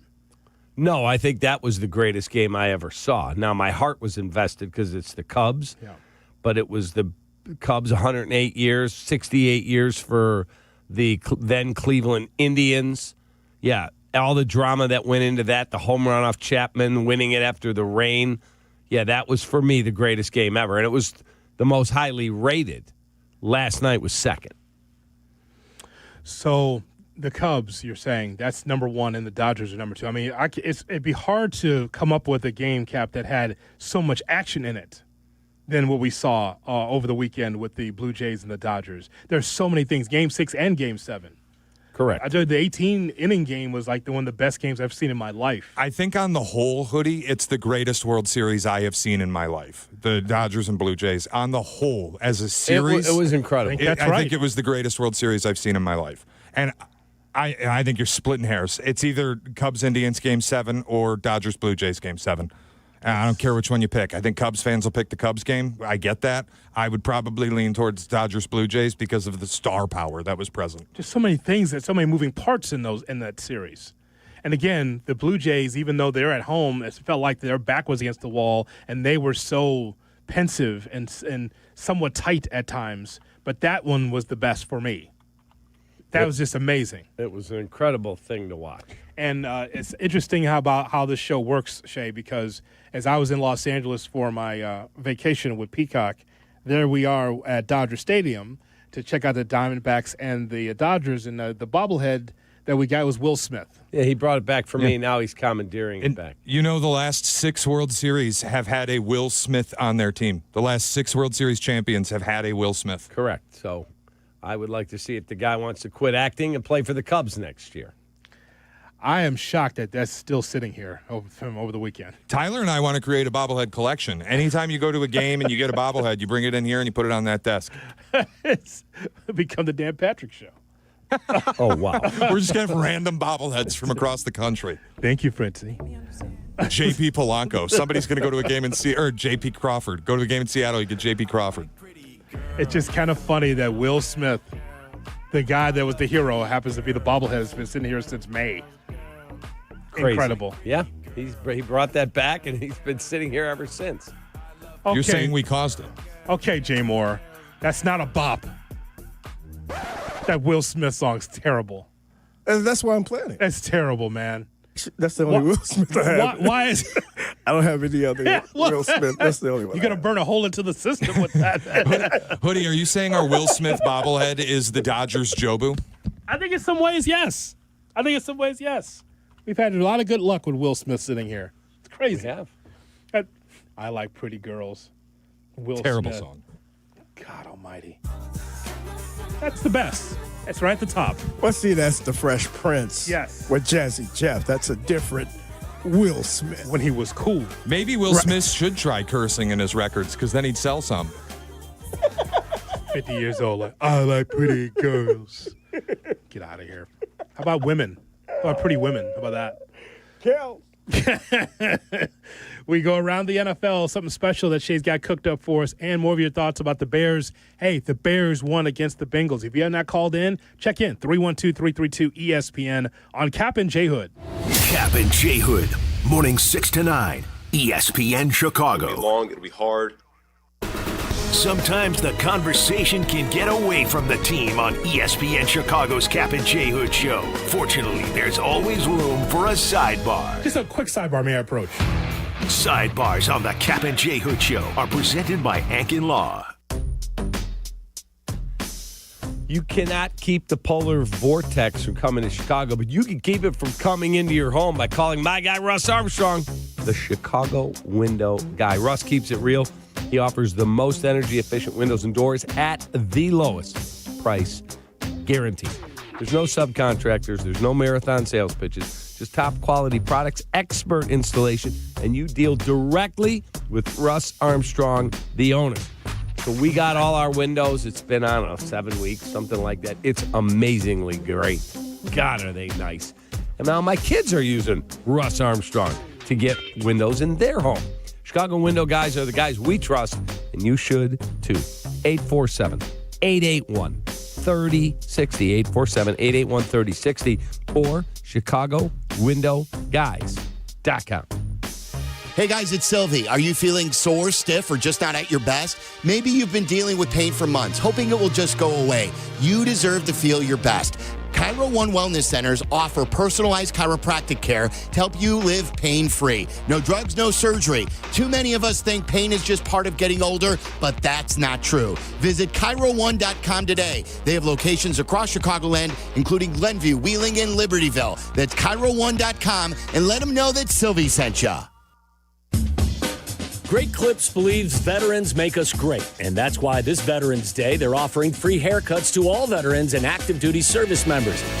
Here's how it works. If you served or are serving in the military, simply visit a Great Clips salon on November 11th to get a haircut at no cost to you with your military ID. Don't need a haircut that day? Stop by for a free haircut card to use later. Not a member of the military? Any customer who gets a haircut on Veterans Day will also receive a free haircut card to give to a veteran or active duty military member in recognition of their service. It's just one small way Great Clips is saying thank you for all the sacrifices you as service members make to protect our country. Offer valid while supplies last. Learn more and read giveaway rules at greatclips.com/promotions. Great Clips, it's gonna be great. Mitch, you played in the NFL like me. You know how important the red zone is. Absolutely, Yurko. And in retirement, your red zone is the 5 years before and after you stop working. That's where the game's won. That's what I tell people. Don't go at it alone. Mitch Lyons Wealth is the team to trust. We build personalized game plans to help you retire confidently. No guesswork, just strategy. Visit MitchLyonsWealth.com today. That's Mitch Lyons Wealth. Your best game plan to protect, grow, and win retirement. Has the excitement of betting turned into worry? Feeling overwhelmed every time you roll the dice? Problem gambling doesn't just affect your wallet. It can impact your health, relationships, and peace of mind. But there's hope. Gateway Foundation is here to help you take back control of your life with personalized treatment options. You don't have to face this alone. Call Gateway Foundation today at 844-444-5780. That's 844-444-5780. Feeling stuck on your own 10-yard line in the career game? Maybe it's time to just go for IT. My Computer Career has the game plan to score a rewarding new IT career in months. Whether you're a rookie, a breakout career changer, or a military veteran ready to serve. Why spend years chasing a college degree when you can fast-track your future in IT starting now? Take your mark, get set, go for IT. Take the free career evaluation at mycomputercareer.edu today. Financial aid is available to those who qualify, including VA benefits. Hey, Doc, nice office. Quick question. If you had to choose, would you give yourself a root canal or run payroll? Run payroll, no question. Seriously? Have you run payroll before? Paying my team with Gusto couldn't be easier. Gusto gives me unlimited payroll runs, next-day direct deposits, and automatically files my taxes. Saves me time. Wow, that's nice. Over here, Doc. Can I run payroll too? Choose payroll without the pain. Visit gusto.com/radio to sign up for free. Chicago, when you're hurt in a car crash or on the job, Postman Law delivers. Don't just hope for help, demand results. Others promise. Postman delivers with ease, speed, and results. Call 844-POSTMAN today. That's 844-POSTMAN. You're listening to Kap and J Hood. Follow the show on Instagram at The Catman and at IGJHood. This is ESPN Chicago, Chicago's home for sports. Nick Foles sucks. He sucks. I'm just a fan. I'm not a football evaluator. I love the Green Bay Packers. The guy is drunk, but there he goes. This is not Detroit, man. This is the Super Bowl. I want winners. He starts to come and then he pulls out. This is a really thickly built guy. I mean, what's the answer you're looking for on these things here? It's now time to go around the NFL on the Kap and J Hood Morning Show on ESPN 1000 and streaming on the ESPN Chicago app. We're with you until 9 o'clock. Then it's Carmen Jurko at 9, followed by Rich Eisen at noon. Bleck Abdalla at 2, uninterrupted. Waddle Silvy from 3 until 6:45. As Waddle Silvy will throw it to Dave Bennett in Northwestern basketball as they take on a whole hospital named Mercyhurst. We now go around the NFL with Shay Norling. Shay? All right, Udi, it's an overreaction Monday. We will begin in Cincinnati, but we're going to take the opposite perspective. We're going to take the Bengals perspective. And the overreaction is the Bengals are going to fire Zach Taylor by the end of the season. There isn't the built-in excuse if Joe Burrow got hurt. Your offense is scoring 40 points a week. I heard yesterday, for the first time since at least 1960, a team that scored 38 points in consecutive weeks lost both games. It's not the offense that's the problem, despite missing your quarterback. The defense is awful, and it is completely unfixed. A year after you fired Lou Anarumo, the defensive coordinator, and replaced him with Al Golden, now you might fire Al Golden. And to make things worse, their locker room is officially toxic. Chase Brown and Jamar Chase, after the game, threw the defense under the bus. You cannot keep Zach Taylor. That's a culture problem, Cap. And again, this is what happens. It all falls apart when Joe Burrow gets hurt. And again, even with Joe Burrow hurt, as Shay just laid out, big-time offense, no defense, and a lot of losses. So they're 3-6. That'll be all. Yeah, maybe the GM Duke Tobin should be the guy getting whacked. Maybe everybody should be getting whacked. You just take a vacuum and get everybody out. Right. That's it. But here's the thing. Zach Taylor was brought in to be an offensive guru, and they're scoring points. I don't know if firing Zach Taylor is the reason. It's just the players on that defensive side are horrible. I understand that. And, I get he's done well with the offense. It's just now you're losing the locker room, too. And, yeah, Duke Tobin's done a pretty bad job building this, and I think they have an ownership problem that you can't fix. But you start losing the locker room, you got players throwing their defense under the bus at the end of the game. Not that they're wrong. You get, what was the quote from Chase Brown? 1 F and stop. Yep. Finish the game. Fair. All right, what else do we have? All right, if the Packers fall short of a division championship and a deep playoff run, those same conversations I'm talking about with Zach Taylor, expect them to be had with Matt LaFleur. LaFleur is a very good coach, but yesterday was the kind of game you cannot have. And he openly admitted post-game, I thought this was nuts, He said twice, I made the wrong decision. He said he made the wrong decision to call a screen on 3rd and 3 in the low red zone. The result of that play was a 4th and 8 where he admitted, I made the wrong decision. I should have taken the points. Instead, he went for it, and it immediately became, after a timeout, by the way, one of the worst plays I've seen run all year. None of the blocking held up. Jordan Love's running for his life and then chucks a prayer into the corner of the end zone. Mike Jackson, the Panthers corner, is sitting right there waiting for it. All he had to do was catch it, and he dropped it. Yeah, I couldn't believe it. But you would have caught that. Packer fans are putting a lot of heat on Matt LaFleur this morning, and I do think it's deserved. You better, with what they did this offseason to go all in, you better hope you win this division and make a deep playoff run, or you're going to be in trouble. I know the average fan that's not privy to how Packers fans feel is like, what are you bitching about? You're 5-2-1. That's not the point. The way the Packer fan is, the ones I know, Cap, they're used to having a winning record. They are. But also they want to get to the Super Bowl, and they feel like that they're always the bridesmaid, and they feel like there's a ceiling on their success. So that's where the average, because everyone else says, oh, you're in good shape, 5-2-1. They just want to go through the same vortex of mediocrity and then falling apart. The audio of both Chase, who just very brief answers, but Chase Brown. Yes. Would you Chase like Brown? Holy cow, man! So would you like that now? Or would you like that at 8:35? Let's just go now. Chase and Chase, both of them. All right. Here's Jamar Chase. Same way I did this week. I'm gonna keep working and being myself. Jamar, what does it say about Joe Flacco and what he was able to do, fight through the shoulder injury and throw for 470? He's a veteran. He's used to it. Kept his composure the whole game. How hard is it to keep your composure after a game like this? It's not fun when you're losing. I guess I'll ask you the same question I asked last week. How hard, or what's it going to be like maintaining hope through the bye week for the second half? I go back to practice, work, and just play football. Felt like you guys are kind of on the other end of what happened last week. You're rallying. In the fourth quarter, you scored 2 touchdowns in like a minute of game time. What goes through your mind when you score that second touchdown and take the lead? Defense get a stop.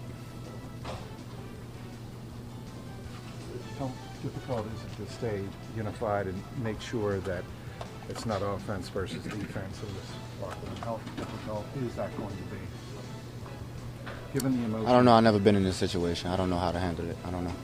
I'm just trying to stay positive. One of the positive notes from today was T getting going. What did you see on his 44-yard touchdown catch? Just unbelievable. Just one of a kind. Great catch.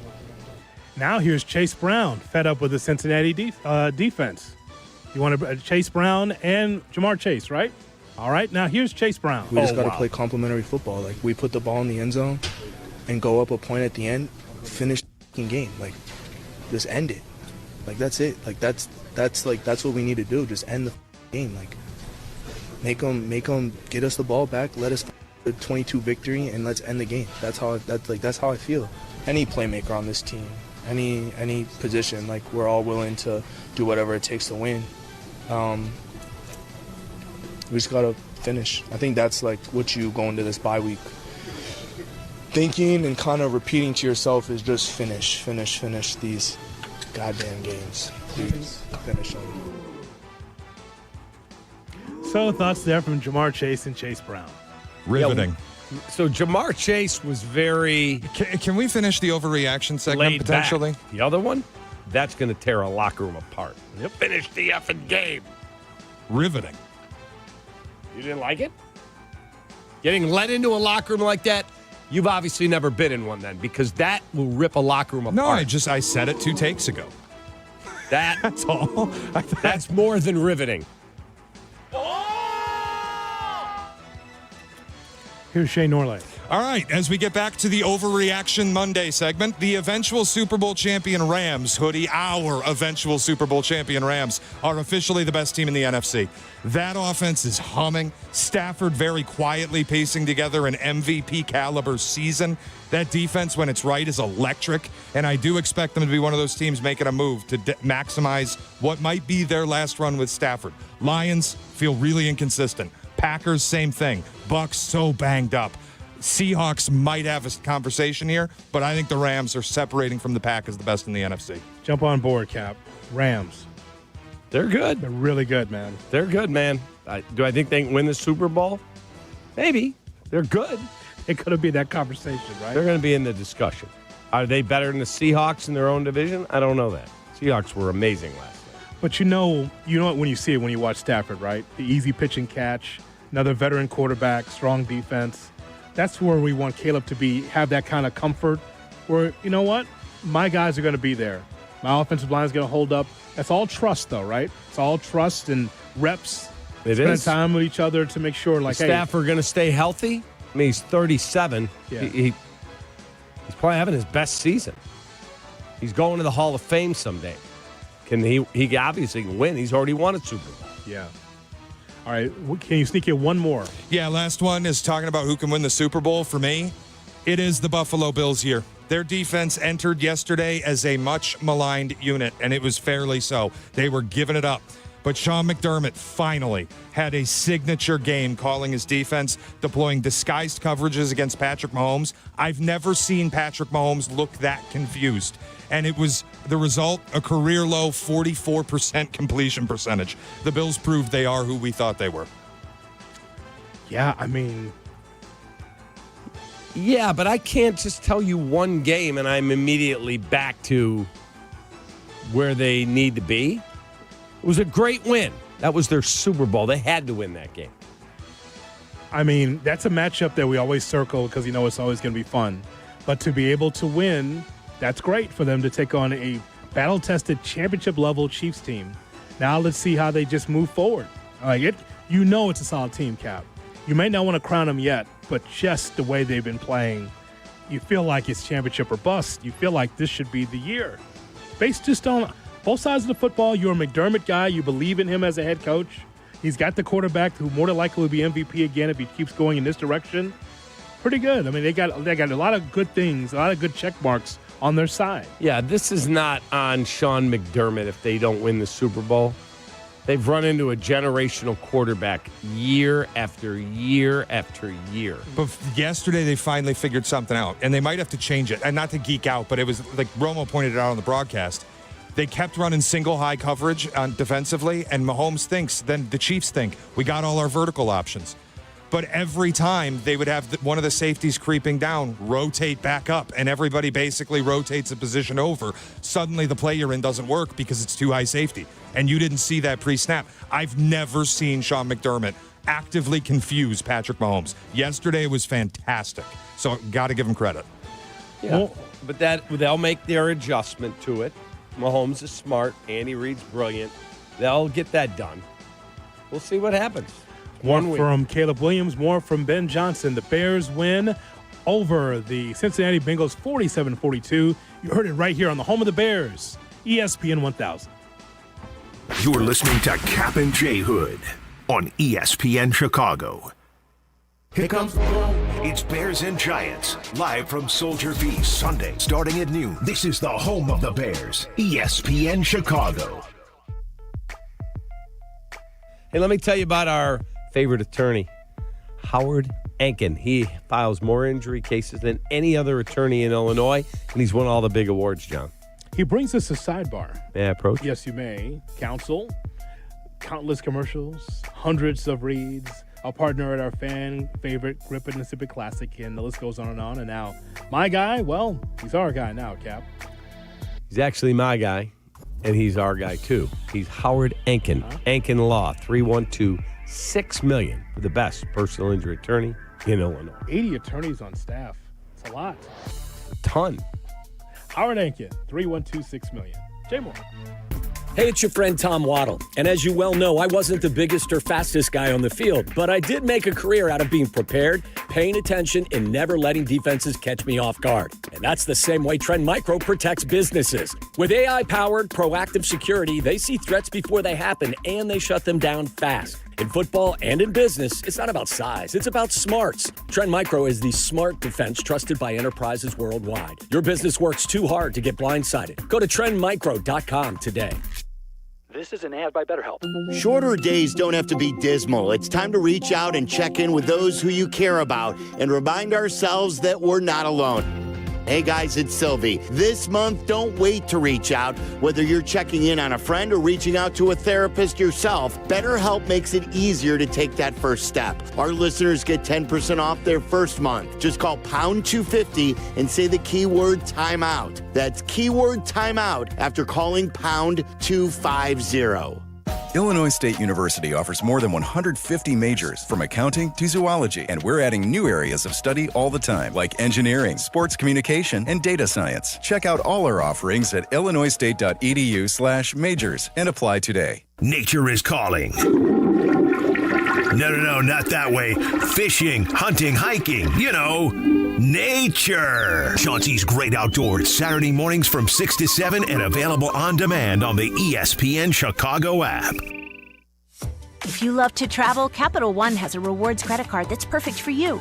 With the Capital One Venture X card, you earn unlimited double miles on everything you buy. Plus, you get premium benefits at a collection of luxury hotels when you book on Capital One Travel. And with Venture X, you get access to over 1,000 airport lounges worldwide. Open up a world of travel possibilities with the Capital One Venture X card. What's in your wallet? Terms apply. Lounge access is subject to change. See CapitalOne.com for details. Hey, fans! Welcome back to Fansville's Cheers and Tears. Oh. Okay, so everybody deals with losing, right? To a rival on a last-second field goal. Whatever, it's fine. I'm totally fine. But I cope with losing with an ice-cold Dr. Pepper. Those 23 flavors are so delicious. They totally wash away the pain of your college football team taking a big fat L. College football, it's a pepper thing. Hit the road in a brand new Chevy in less than 1 hour at Advantage Chevrolet Bridgeview. You can sign and drive away in 60 minutes or less. Seriously. Or they'll cover your first car payment. Every new Chevy is backed by the Advantage Plus program. Advantage Chevrolet Bridgeview. Together, let's drive.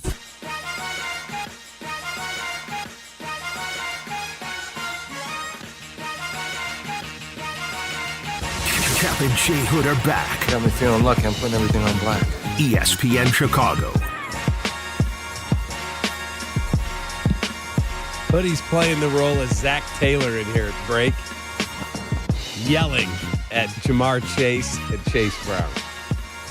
I would just ask, is that who we are as a football team? Kap and J Hood on ESPN 1000 and streaming on the ESPN Chicago app. Not good. You can't have that. You cannot. You cannot have guys running to the mic and blasting their teammates. Can't happen. Hey, maybe what happened to the Bears last year, Washington broke up the Bears. Maybe the Bears have done that to the Bengals. We'll see. Some thoughts from Ben Johnson, head coach for the Bears. His assessment of Caleb Williams. Yeah, I can't make a knee-jerk reaction on that quite yet. Here's what I know is he threw some touchdowns. He didn't throw any interceptions, and I thought he used his legs to help us extend drives as well. So I was pleased with that. Trick plays? No, I mean, I think we had a lot of plays in general. So we were just cycling through what we felt like would work, and I don't feel like it was any more on a game plan than we normally have. Yeah. Believe that was off the turnover. Is that correct? I think so, yeah. Yeah, so we had a little momentum, was looking to piggyback on that. And then it's one of those gadgets where you're throwing it out wide, trying to get some young players on their defense to potentially have bad eyes. We had the ability to throw that ball down the field. They covered it well down there, but then we were able to throw it back across. So, do you presume on that play and the DJ pass to Caleb that they're going to probably just ignore the quarterback, the starting quarterback, kind of wandering out there? Well, in man coverage, there's not a defender assigned to the quarterback, and so that can be a good play if you get the right coverage. There is Ben Johnson talking to the press yesterday as the Bears win by the score 47-42 against Cincinnati. Find a way, man. That's exactly what you did. You found a way. Somehow, some way. Was it pretty? Offensively, it was. Defensively? No, it was horrible. Special teams? Worse. Like, if I had to give a grade, what grade would you give the defense and which grade would you give the special teams, and which one is worse? Well, I'm giving a couple of D-minuses to Fs to both sides. Shay, who would you give grade worse? Special teams, probably. I think special teams was... That's saying a lot when a team gives up 42. Yeah, but a lot of that was because of special teams. They gave up the kick return touchdown. They gave up massive kick return yardage. You failed to capitalize with the field goals, 2 misses. I thought special teams yesterday was as bad as it gets. Really, the Torrey Taylor punt was the only good thing. Yeah, it was like a 70-yarder? F plus. Oh, because you showed up, put the uniform on? Is that the plus? You get the plus because you showed up. I mean, it's hard for me to say that the defense was not as bad as the special teams. They gave up 42 and 15 in 49 seconds. But they didn't give up 42. They gave up 35. 7 was given up on the opening play by special teams. That's true. That's a fair point. 35 is too much for me as well. Agreed. No, I'm not saying the defense was good. I'm just saying the special teams. That might be the worst unit I've watched all year. Yeah, that's fine. For a unit I've been keeping my eyes on all season, and against Joe Flacco, who's not 100%, to be gashed as often as that Bears defense was deplorable. That's just horrible by the Chicago Bears. Away from Chicago, how about the number of injuries around the league? Tucker Kraft looks like he's done for the year with an ACL. Jaden Daniels was disgustingly gross. I know you were tied up with your wife's dinner. I saw it, though. The dislocated elbow, horrific. God. Ooh, that's terrible. That was horrific. Puka Nacua might have broken ribs. Joe Alt was carted off with a knee injury, the tackle for the Chargers. Like, one after another, these guys are falling down. Awful. Absolutely, I hate it. I absolutely hate seeing it. The Bills lost that kid's name. What's his name? Height? The linebacker tore his Achilles. He made a huge sack of Mahomes and then blew out his Achilles. Done. Brutal. Whopper, junior, double, triple, Whopper. Yeah, that's usually the case right afterwards, after the sad injury. Let's go right into the Burger King commercial. Eddie from the North Side is on Kap and J Hood. Eddie, good morning. Hey, you're alive. I didn't know what happened to you. I'm alive. I'm working. I'm always working. And Okay. you'll hear banging in the back of the truck here, too. But that's your business. Yeah, it's only common sense that Caleb Williams, there's nothing wrong with it. He rolls out all the time because he's on the shorter side, and he can see the field better. It opens up for him. And if that's what he needs to do, then that's what he needs to do. So what time are they going to fire the Bengals defensive coordinator today? He's a new defensive coordinator. He's Waddle's buddy. I'm surprised that you let that slip through the 5-hole.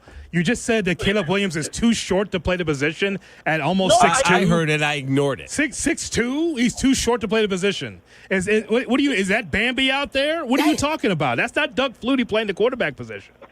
What are you talking about? He's undersized, and it opens the He's field not for him better when he rolls undersized. out. And he's not undersized. What kind of TV do you watch Bears games on? The old black and white? The old Panasonic? He's 6'2". I don't know about 6'2". What do you mean you don't know about 6'2"? So okay, I'm telling you he's 6'2", and you're saying that's not the case? What's the matter? You don't like facts? He's 6'2". He's 6'1", 6'2" in cleats. He's not too short to play the position. No, I know. Baker Mayfield 6'1", right? I think so. Then why did you lead by saying that he's maybe too short? I ignored it because he's not. He's not too short. He was the shortest quarterback drafted in the draft. He was drafted number 1 at. What does that mean? So you mean someone that's 6 foot or taller can't play the position of quarterback? That's what you just said. Is that what you're saying? I'm not saying that. I'm saying for him to see the field better, that's probably why he rolls out all the time. And there's nothing wrong with it. It opens up the field, and you can see players better. But that's why he rolls out a lot. When you're standing in front of guys that are 6'5", 6'6", down the line in front of you, it's hard to see over that. We shouldn't have to go chapter and verse of the tallest, the shorter quarterbacks that have flourished, Cap. We shouldn't have to do that. But when you drop back, you can definitely see the field. Yeah, and he does like a 10-step drop sometimes. Yeah, and we've seen how many tall guys that aren't very good. Dan McGuire. Mike Glennon. Dan McGuire. That's Mark's brother, yeah. Mike Glennon. I mean, he had a neck he could see over anybody. He was terrible. With the neck, he was about 6'7", somewhere in there. 6'7". How tall is Baker Mayfield? He's got to be 2 inches shorter than Caleb, right? I think he's I don't know 6'1" or 6 feet. if you look at him, there's no way. 6'1" for Baker. Yep. That is an all-time sports radio caller opinion. All-timer. That's a classic. He's got to roll out of the pocket because he can't see over his offensive line. That is beautiful sports radio listener brain. That's all-time. So bad. Listen, when Doug Flutie was the quarterback for the Bears, you can understand, right? He was a short man. Still a short man. Probably shorter now that he doesn't play football. What was he, 5'9"? F that. And Ditka knew it too. Damn. So I called him Bambi. Okay, and what was the size of Jim McMahon? He wasn't that tall either. Wasn't he a 6-footer? Like 6 foot, right? Maybe. 6 feet. So 6'1". So we rolled that out of hand. He's too short to play. Yeah. It's not like he's Kyler Murray running around with a Pee-wee helmet. How tall is he? 5'9". 5'9". I'll never believe whatever they say. He's 5'8". Yeah. 5'8". If they tell you he's 5'11", he's 5'8". I mean, he's a dynamo running the football, but again, you talk about a short guy. You're talking about which Kyler guy? Murray. Kyler Murray. Because how tall is Bryce Young? I think 6'1". Bryce Young is 5'10". 5'10", okay. Bryce Young is like an inch taller than me. But at least Bryce Young wears a helmet that fits the rest of his body. He looks like an actual NFL passer just when you look at your screen. Kyler Murray looks like a child. The helmet is too big for the rest of his body. He looks like a bobblehead running up and down the field. It's ridiculous. Kyler Murray, 5'10". Yeah. It's crazy, man. So how taller is he from you? I am 5'9". Where? How many bank books are you standing on? Enough. That's what makes it 5'9". So it certainly isn't a natural height. That is for sure. Oh, my God. Okay. I'm a shade tree over you. You're like 6'4". Yeah, well, I understand. I'm just saying. I'm just saying. I think you've added a few inches, if you'll pardon the expression. No. Uh-huh. Would you like for me to bring in an official doctor to give you the measurement? Probably not. No, I'd okay. probably come in at 5'8.5", and then I'd lose. Okay. Yes. My driver's license says 5'9". That is a good bit. Could we get like a physician's assistant, please, to bring an official scale and we'll measure Cap in studio? Let's see what the driver's. How tall are you, Shay? 6'1"? 6'2". My driver's license says says I'm 5'10". Oh, my God, lying to the DMV. Yeah. My God. Damn. How tall are you, Mr. Kaplan? See my wallet? 5'11". Take that. See that? Recap money. Wow. We will give you the Kap J Hood cut of the day. It's right around the corner on Chicago's Home for Sports. Kap J Hood, ESPN Chicago. Hey everyone, big news, exciting news. Carmen and Jurko now, 9 a.m. to noon. The new ESPN Chicago lineup. On the home of the Bears, ESPN Chicago. All right, let me tell you about my friends at Advertisements. Folks, when you've been around 80 years, it means you are really good at what you do. I can't stand the cold. It's only going to get worse this winter. It's so important to have a warm home this time of year, and my friends at Advertisements will make sure you can. They're the people to trust, professional, responsive, to get the job done right the first time. So whether it's a tune-up, a repair, or a whole new system, Advertisements gets it done. If you hate the cold as much as I do, call Advertisements or visit @omatic.com. That's ATOMATIC.com. They'll keep you comfortable even through a Chicago winter. Use Advertisements and mention me for additional savings. Take that. Guys, this is Courtney Cronin. Let's be honest, most of us aren't great at saying what we feel. That's where jewelry does the talking. And nobody does it better than Rogers & Hollins, family owned since 1910. From engagement rings to stunning jewelry and watches, whether it's a gift that speaks for you or something that elevates your look, they've got it all. Jewelry says it best. Rogers & Hollins makes it last. See the Rogers & Hollins difference at a store near you or go to fornowandforever.com. $2.25 million. The Verdoliak Law Group wins again for their clients. That's right. The Verdoliak Law Group recovered $2.25 million for a client who was injured in an auto accident. If you're injured, make sure to call the Verdoliak Law Group. Hey, it's your friend Tom Waddle. Fall's here. Time to upgrade your home before the cold sets in. Chicago Trust Window Works for custom windows and doors that fit your style and budget and help lower energy bills, too. Right now, buy one window, get one free. But this limited time offer won't last. So what you have to do is dial pound 250 on your phone and say Waddle to book your free consultation and lock in your savings today. Again, dial pound 250 and say Waddle. Hey guys, it's Silvy. Are you feeling sore, stiff, or just not at your best? Maybe you've been dealing with pain for months, hoping it will just go away. You deserve to feel your best. Chiro One Wellness Centers offer personalized chiropractic care to help you live pain-free. No drugs, no surgery. Too many of us think pain is just part of getting older, but that's not true. Visit Chiro1.com today. They have locations across Chicagoland, including Schaumburg East, West Addison, and Des Plaines. That's Chiro1.com, and let them know that Silvy sent you. Getting health insurance that fits your budget isn't easy. At Get Covered Illinois, we are here to help. We are the state's official health insurance marketplace. A place where health insurers compete for your business. A website where you can compare multiple health plans and pricing in one place. And where you can connect to financial help and free in-person assistance. Because you deserve insurance.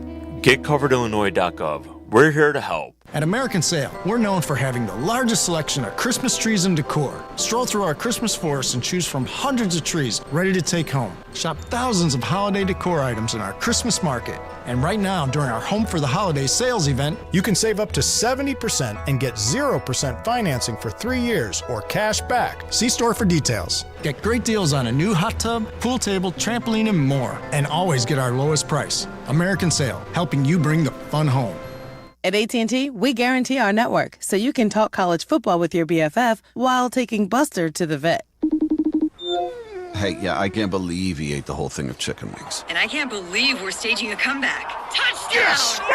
Staying connected matters. That's why in the rare event of a network outage, you'll automatically get a bill credit for a full day's service. For wireless downtime lasting 60 minutes or more caused by a single incident impacting 10 or more towers, must be connected to impacted tower at onset of outage. Restrictions and exclusions apply. See att.com/guarantee for full details. Some people just know you can save money on car insurance by checking Allstate first. Like you know to check if they're going for it on 4th down before going to the concession stand. Yeah, give me 3 hot dogs, 2 jumbo touchdown, baby! What? Hey, buddy, you want cheese with those? Yeah, checking first is smart. No. So check Allstate first and see what you could save. You're in good hands with Allstate. Potential savings vary, including based on how you buy, subject to terms, conditions, and availability. Allstate North American Insurance Company and affiliates, Northbrook, Illinois. Whether you're building robots, developing award-winning video games, training on medical simulators, or diving into sports communication, Bradley prepares you to change the game. Choose Bradley.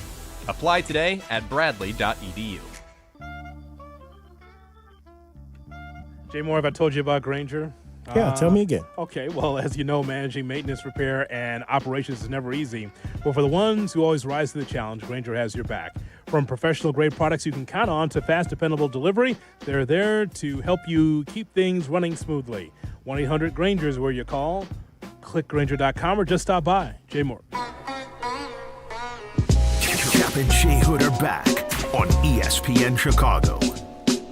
Shout out to superfan of Kap and J Hood, Benita Applebum, for listening to the program. Hey. And now, time for the classic Kap and J Hood cut of the day. Brought to you by Chicago Cut Steakhouse. Jay Moore. Yo.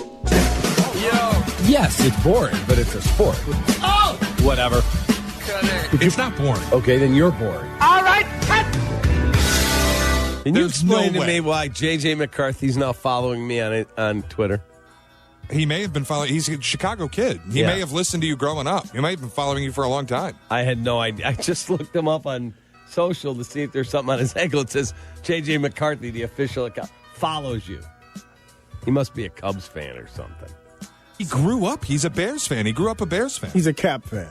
He loves you, man. Now you can get deep into his DMs. No thanks. Yes, you certainly will because he's a pretty good kid, right? DM him right now and ask him if he got benched. Hey, he was your guy. I lost a bet to you because he went 10th overall, remember? Right. That was your guy. I want you to know I'm supporting you every morning against these jackaloons. Mindy, how do you spell jackaloon? I just want you to know I support you 100%. I love you. Take that. He's going to have a featured show on the recap. Oh, no question. JJ McCarthy, he's in town. Sit on the couch. Take that. The McCarthy segment? Yeah. It'll be McCarthyism. McCarthyism. JJ McCarthy. Brought to you by Lou Malnati's. I'm flattered that you follow me. Would you like to come on the recap? Take that. Wow. I support you every morning. Jay Moore, pull that tape of me supporting McCarthy. And DM it to him. He follows me. McCarthy he'll reply, say, I will come on, but my ankle hurt. Wow. Ankle too hurt to come on the I've always you know it. I've always liked the kid. I do. There we are. And that's all, folks. The Kap J Hood cut of the day. Brought to you by Chicago Cuts Steakhouse, best in the world. It is on LaSalle, north side of the Chicago River. Happy National Housewives Day for those who celebrate. Love it. I'm married to a house. Well, she works. Be careful. Too. She's also a housewife. I'm a house husband. Right? No, you guys are two hard-working people. Yeah, but we also take care of the house. We do. Also, happy National Broadcast Traffic Professionals Day. For those, who's your favorite traffic person on the radio of all time? Of all time? If I spot you Dorothy Humphrey, can you get better than that? Yeah, I'll raise you a Leslie Kyling? Leslie Kyling or a Mary Vanderbilt. We thank you for listening and calling in a big part of the program. Thank you, Shane. Thank you, Jay Moore. How about we do this tomorrow at 7? Let's do it on a Tuesday. So long, everybody. Take that. From Chicago. Well, see you later. Kap and J Hood. Morning 6 to 9. ESPN Chicago. Hey friends, I'm Tom Waddle and I drive a Hawk. Find your next car at hawkauto.com. Choose from 12 Hawk Auto locations at Forest Park, St. Charles, Plainfield, Joliet, Carroll Stream, and now LaSalle, Peru. Shop thousands of vehicles from 13 big brands. Save with 0% financing or make no payments for 90 days. Plus save even more with our complimentary maintenance plan. Find your next car at hawkauto.com and drive what I drive. Drive a Hawk. HawkAuto.com. Financing and plan on select models with approved credit. Crash, bang. You know, I've been saying that to Chicago sports fans for the last few seasons. Lisa, why don't you give it a try? Crash, bang. That's what that feels like. Of course, personal injuries feel much worse. They do. That's why the Chicago Personal Injury and Workman's Compensation lawyers at Maurici Longo are here for you. I'm Jim Maurici, and she's Lisa Longo. Visit us at mauricilongo.com. That's MORICILONGO.com. We're in your huddle when you need us. Hey, this is the Fat Jack, and football season is here. Are you ready to make money betting on sports? Are you ready to make a winning decision? Are you going to gamble for fun, or are you going to gamble for money? This year, make that decision that will build your bankroll all year long. Go to FatJackSports.com, and for less than $100 a week, make money betting on the games. That's FatJackSports.com. It's a personal portal. It comes to your email. It's hassle-free. It'll make you money. FatJackSports.com. The holidays are never as magical as I imagine. To that, Paramount Theater in Aurora says, hold my eggnog. Because it's going to be a white Christmas. This generational family favorite is coming to Aurora. Paramount Theater adds their flair to the classic.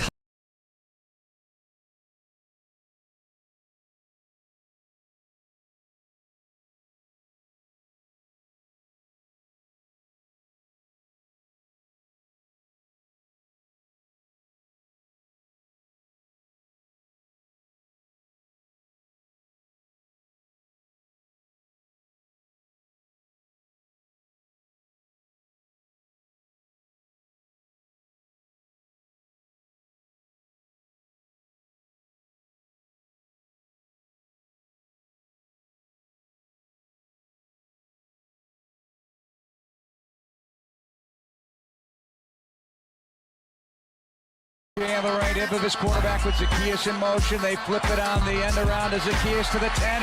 Fired to the pylon. Touchdown! Touchdown Bears! 4 receivers, a little toss to the right from an guy. Nice block to midfield to the 45. 40 of the Bengals. Cut back 35. Away at the 30. 25. 20. And stumbles down inside the 15. Kyle Munungai. Toss left. Here's Brown with a head of steam. 15-10. Running to the 5. End zone. Touchdown. Touchdown Bears. Britton Brown. Snap back. Blitzing is Edmond. Blitzing is in trouble. And down he goes. Sacked on the play. Montez Sweat. Oh, it's not over yet. A snap is back to Joe Flacco. Pressure coming by Hardy. Throws into the end zone for the touchdown. Noah Fant.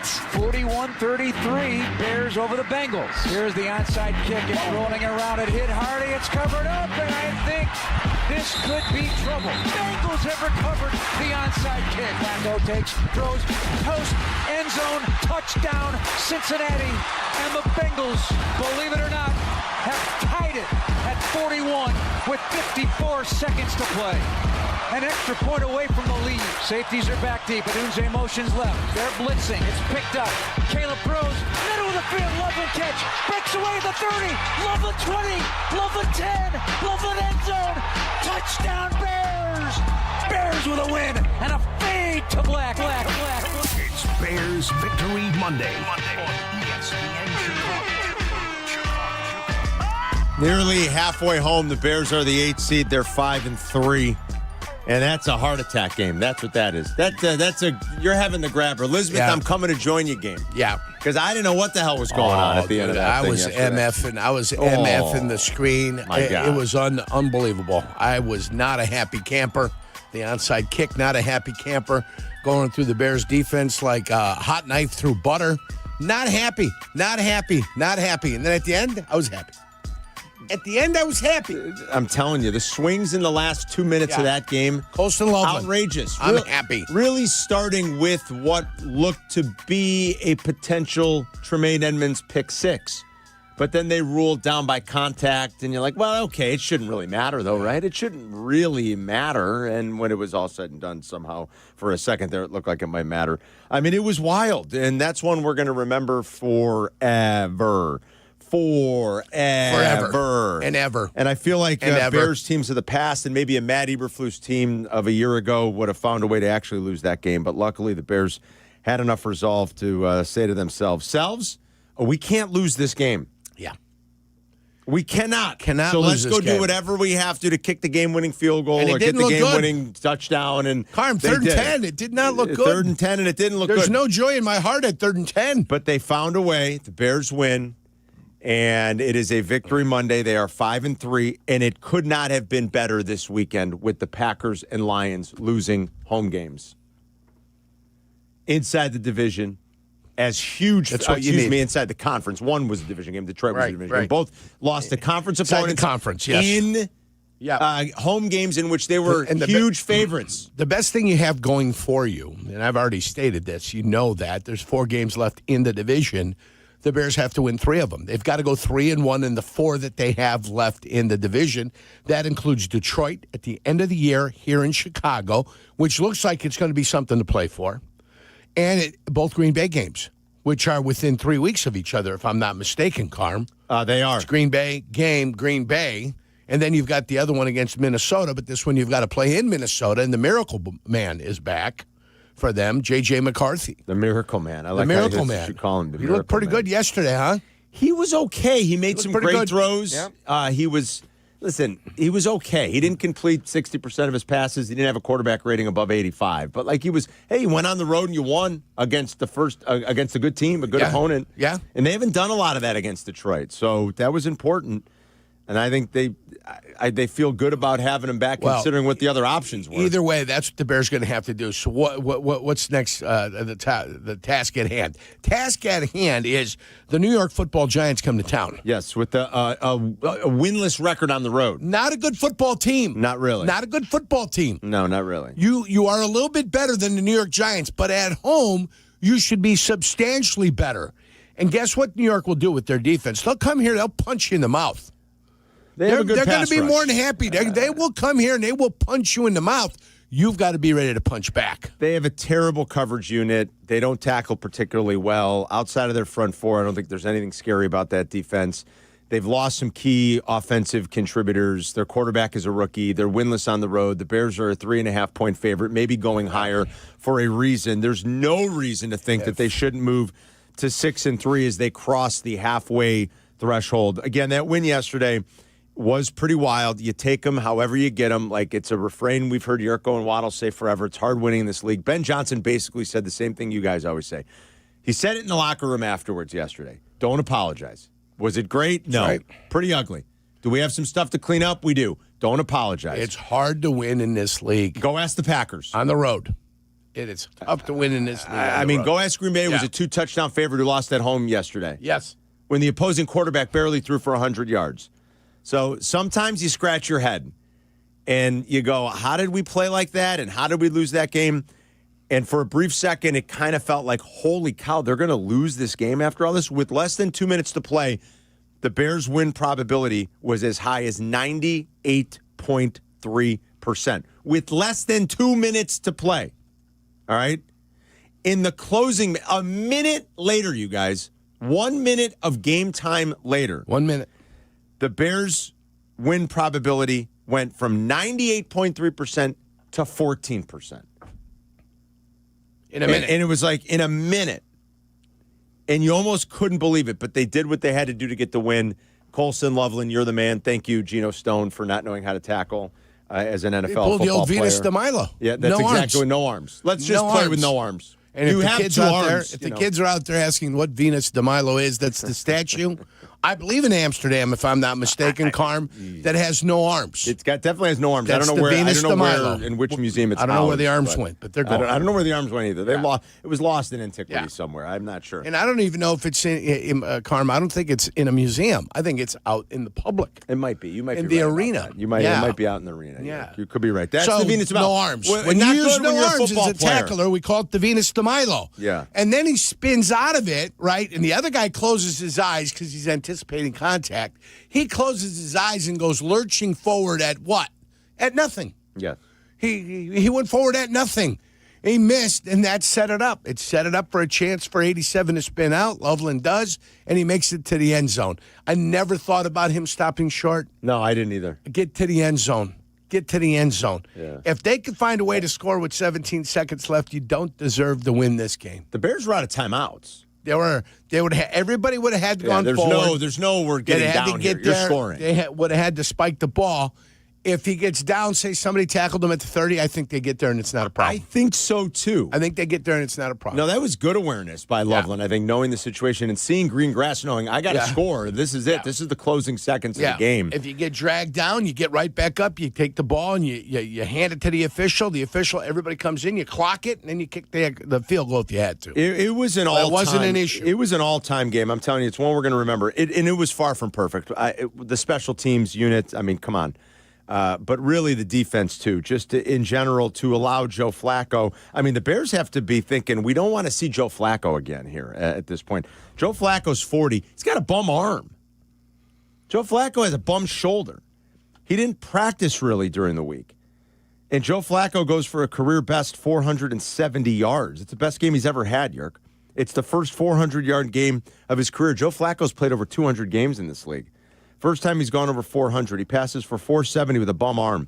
Two of Flacco's 8 best passing days in his life have come against the Bears the last 3 seasons. The Bears got burned by him 2 years ago in Cleveland. Looked for a second there, like devastation was going to happen, and they might get burned again. But it wasn't the case as they win. But it's a problem when you look at this defense in general. And so you can't do anything about injuries sometime. What are you going to do? And all teams go through it. Nobody's going to feel bad for you. It's just that's this league. And so, yes, I get that they're beat up on defense. How many times did we say it leading up to week 9? You better be able to score because it's not the week to go into Cincinnati without your top 2 cover guys. And when you're taking guys off the street, having them play as much as C.J. Gardner-Johnson had to play. Played a lot. He did play a lot until the end. He was cramping, I guess, a little bit there, which is to be expected. He hasn't played a lot of football this year. And they basically said, you got to go play almost every down.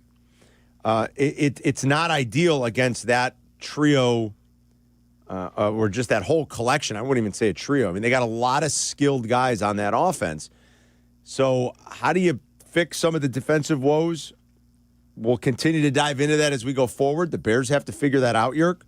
Trade market's one option, although I don't know that they should get carried away with themselves. Remember, the trade deadline is tomorrow. By the way, another big trade today did happen this morning. If you did not hear, Jalen Phillips did get traded from Miami. You figure they're going to sell off anything they can and they've got a new interim GM right now. The Eagles have been very aggressive trying to fix their defense. That makes sense. I understand that. That's a Super Bowl team. I don't think the Bears should get nearly as aggressive as the Eagles have been in the last 72 hours trying to fix their defense. The Bears are not the Philadelphia Eagles. They are not the Philadelphia Eagles. And there's only one guy worth getting. Right now, that would appear to be, an injured Trey Hendrickson? Is that who you're talking about? Nope. Who are you talking about? Bradley Chubb? Nope. Who are you talking about? Myles Garrett. Oh, yeah, That's the only guy. But so whatever names you're going to mention, and mention them all night. You can mention them all night to get to Myles Garrett. Then I'd say that'd be the one guy that can help this team instantaneously. But with Jalen Johnson out, with Gordon out, with all these guys out, that's not a move you make right now. You go through it right now. You figure it out. What do you got? You got Baltimore going into Minnesota this week, right? Mm-hmm. Baltimore's already favored 3.5 at Minnesota. So Baltimore's defense is porous. We watched that already. We watched the Bears go through them. But getting better because they're healthier. Minnesota's got a legitimate shot as they head in there. You look at Green Bay. Green Bay's got Philadelphia in Green Bay. That's Sunday. That's Monday Night Football. Football. That's Monday Night Football. That's going to be fantastic. That's going to be one hell of a game. I think the point is that these teams are going in, and Detroit's at Washington with no Jaden Daniels. That's right. So you've got to think, next week for the squad, the Bears play the New York Giants. Victory. Get the victory. Victory. That's the win.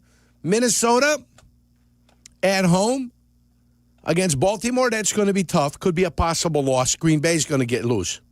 Philadelphia against Green Bay. Now all of a sudden Green Bay's 5-3-1. Well, that would be great. All of a sudden they're 5-3-1, and the Bears are 6-3. And what are we singing? Happy times. Green Bay is still a favorite next week. Chicago Bears. Remember that. All right, Bears fans, victory Monday. Anything you want to talk about from the game? I'll take Philly now then. What you loved, what you hated. You want to take Philly right now? Well, if it gets to the key number of 3, Carm. What you loved, what you hated, let us know. 312-332-3776. We'll kind of talk through the drama at the end of that game. Again, it's a 2 minutes. You're probably not going to see very often. It was wild. The Bears have found themselves in a few of these. I mean, I think we're learning that they do feel confident and comfortable on offense when push comes to shove late. They've got the playmakers to do it. Caleb seems to play a little bit more free and easy and just lets it rip. I mean, Caleb did 2 great things on that last drive. To your point, the 3rd and 10, didn't waste any time. Yeah. When he saw the opening, time to go, first down, ripped the throw down the seam. They finally got a matchup that they loved, that they thought they could take advantage of. Didn't hesitate, ripped it down the seam to Colston Loveland. It's the third fourth quarter comeback for Caleb this season. 3 touchdowns, no interceptions after playing pretty shaky the last couple weeks. Still wasn't perfect. Still 20 of 34 is not where you love to see the completion percentage. Still missed some throws early. But this team is showing you when they need to do something dramatic late in a game with their offense, they're very capable of doing it. That's the good. The bad is they've found themselves in a few of these games, and the defense just, you can't get a stop. And the special teams, I mean, my God. I hate it when people say special teams is a third of the game because mathematically speaking, it isn't. It just isn't. It's not. I shouldn't say I hate it, but it's not a third of the game. It's not accurate. But you can't play special teams for an entire day like you did yesterday and expect to win a lot. Do you know how much they gave up via the kickoff? That was ridiculous yesterday. It wasn't 1 kickoff. It wasn't 2 kickoffs. It wasn't 3. There were 8 kickoffs for the Bears yesterday. Do you know what the average yards per gain were? It had to be astronomical. 37.1. That's the average, 37.1. That's pretty brutal. That is last in the NFL. That's guaranteed to be last in the NFL. Someone said, well, you're the big one. I said, but there were 7 other returns. Not that they averaged 37, but it looked like they could break at any time. Their coverage unit, everything about it. Torrey Taylor had a good day and had another really great punt, but their coverage units and the special teams, the gaff there on the onside kick. Yeah, and that's terrible. We'll break that down. They negated their best return with a penalty. Your special teams is a disaster. Yeah. Yurko will break down what Daniel Hardy did. I was on the hands team. Yurko was on the hands team? I was on the hands team. I knew that. You know why I was on the hands team? Because I knew what the hell I was doing, and I was cognizant of the fact that the football is the issue. Hold on. Now I want you to break that down when we come back. Yurko will tell you what Daniel Hardy did wrong, but Richard Hightower's got to be. He had a check for a pink slip this morning when he got into work. I mean, that was as – I'm not even joking. That's how awful that performance was by one unit. Terrible. That might sink you. Yeah, a block field goal, another block field goal. Another blocked field goal. Blocked field goal. Get it together, man. I'm telling you, I'm looking up Jake Moody's number right now. So that was ugly. That was the worst part of the game.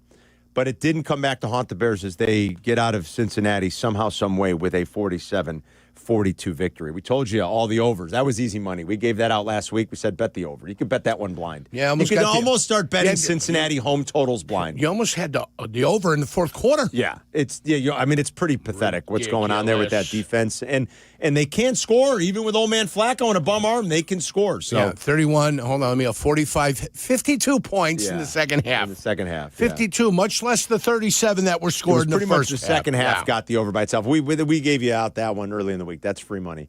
312-332-3776. Victory Monday. We'll take all your calls today. It's Carmen and Jurko. We'll be right back. You're listening to Carmen and Jurko on Chicago's home for sports, ESPN Chicago. The game is what Sundays are all about. We know what you need. Tailgate. Bleck Abdalla's pregame tailgate. Sunday mornings at 8. Get ready for kickoff with Bleck Abdalla and all your favorite football-loving ESPN Chicago fans. Bleck Abdalla's pregame tailgate. Sunday morning at 8. Brought to you by Bradley University on ESPN Chicago. Want to live life at max volume? Then look no further than Hard Rock Casino Northern Indiana. With over 1,700 slots, 80 table games, live entertainment, and 5 restaurants which span a wide range of culinary genres, we are sure to have something for everyone. Whether you want to indulge in a savory dish at Council Oaks Steaks and Seafood, or take in dinner and live music at the world-renowned Hard Rock Cafe, amplify your entertainment experience at Hard Rock Casino Northern Indiana, just off Exit 6, I-8094. Must be 21. Gambling problem? Call 1-800-9-WITH-IT. Your small manufacturing company doesn't run itself. Yeah, wouldn't that be nice? But in Chicagoland, you do have someone by your side. Where? Meet the Technology and Manufacturing Association. Hello! Where'd you come from? The TMA supports small to mid-sized manufacturing companies with resources, training, and 1,000 other things. Huh. We're just being indispensable. For their 100th anniversary, the TMA is shouting out their members, like Goat Metal Manufacturing in Countryside. To learn how they can help you, visit tmaillinois.org. Hey, it's your friend Tom Waddle. Fall's here. Time to upgrade your home before the cold sets in. Chicago Trust Window Works for custom windows and doors that fit your style and budget and help lower energy bills, too. Right now, buy one window, get one free. But this limited time offer won't last. So what you have to do is dial pound 250 on your phone and say Waddle to book your free consultation and lock in your savings today. Again, dial pound 250 and say Waddle.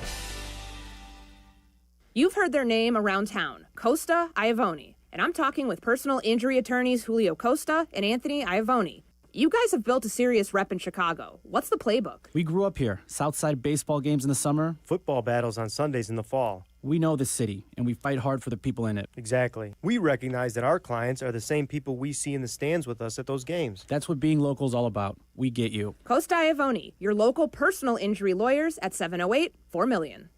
The game is on the line. You need your best play. What's it gonna be?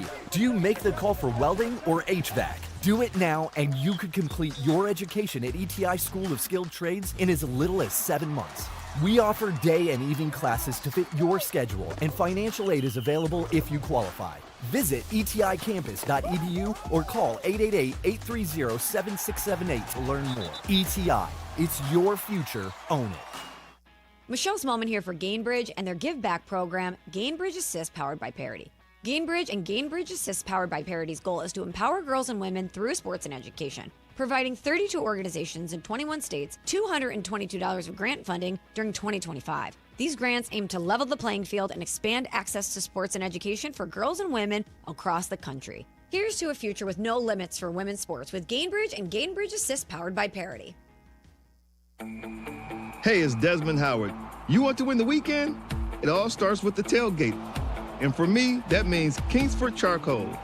They've been bringing the flavor, the smoke, and the heat since 1920. No wonder they're still the gold standard of grilling. So fire it up, feed your crew, and let the smoke do the talking. Kingsford, the king of the tailgate. Get it today at the Home Depot. How doers get more done. Kickoff to the perfect game day starts at Twin Peaks, the ultimate destination for every play. Catch the action on wall-to-wall TVs and enjoy ice-cold 29-degree beer, and made from scratch favorites. There's no better way to celebrate game day than at Twin Peaks. Eats, drinks, scenic views. Zoning out on that Zoom meeting? Zoom. Find out what Carmen and Jurko were talking about. Tell your smart speaker to play ESPN 1000. Here's the onside kick. It's rolling around. It hit Hardy. It's covered up, and I think this could be trouble. Pile up at around the 43-yard line near the Bengals bench. Nobody went for it for the Bears. They let it bounce around, and it hit the ankle of one of the Bears. I'm sure they're still tugging and poking and prodding in there. No indication just yet, although Hardy's pointing Bears' way. Bengals say they've got it. Bengals have recovered the onside kick. Craziness, and then Iashovas a few plays later is in the end zone, and it's like, wait a minute, what just happened? But the Bears luckily had some Caleb to Colston heroics late. I mean, it's a gift from the gods when you play the Ravens and the Bengals and you don't have to play Lamar and Joe Burrow. Now, they lost one of those games. Yesterday would have been flat out devastating. Yeah. As every bit, I'm telling you right now, is every bit as devastating as last year in Washington. But this team found a way this year. And they looked around at each other on the sideline and said, we can't lose this. So let's go. And they got the win. You wanted to break down a little bit of what went wrong on that. The special teams are an absolute nightmare and a disaster right now, really in every facet. Everywhere. Everywhere you look. The punter's been okay. He's a punter anyway. Sure. He outkicks his coverage a lot. That's but fine. He's been okay. Whatever. But he's never lost or won a game for the Bears ever, and he never will. Their special teams, top to bottom, pretty much an absolute disaster. Yeah. It was horrific. All right, onside kick. So he's got a guy across from him that he's got to engage, and he's got to stop him getting. Daniel Hardy, 92. 92. So you still have to set up looking at the football because the football is the issue. If that ball comes off at 5 yards and it's not going anywhere, the last thing you want to do is be in the way. So you shouldn't be engaging. No, that's not true. Okay, so tell me. I'm telling you the ball's the issue. Right. His job is to engage. Okay. His job is to engage. All right. With the assumption that the ball's going to go behind you. Got it. It's going to go past 10 yards. His job is to take his man and stop his man from being able to go after the ball. Okay. That's his job. Okay.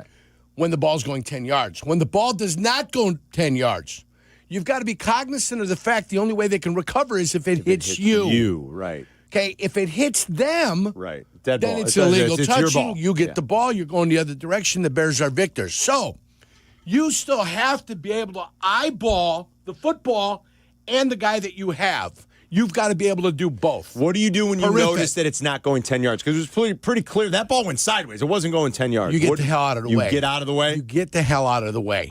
And that even means moving back, letting the guy get the better of you. Because who cares you're at on that the point, opposite right? side, right. Yeah. That ball's going 9 yards, but you can't be so tunnel vision in the fact that I got this guy, this is the only thing I'm worried about, I got this guy. Why?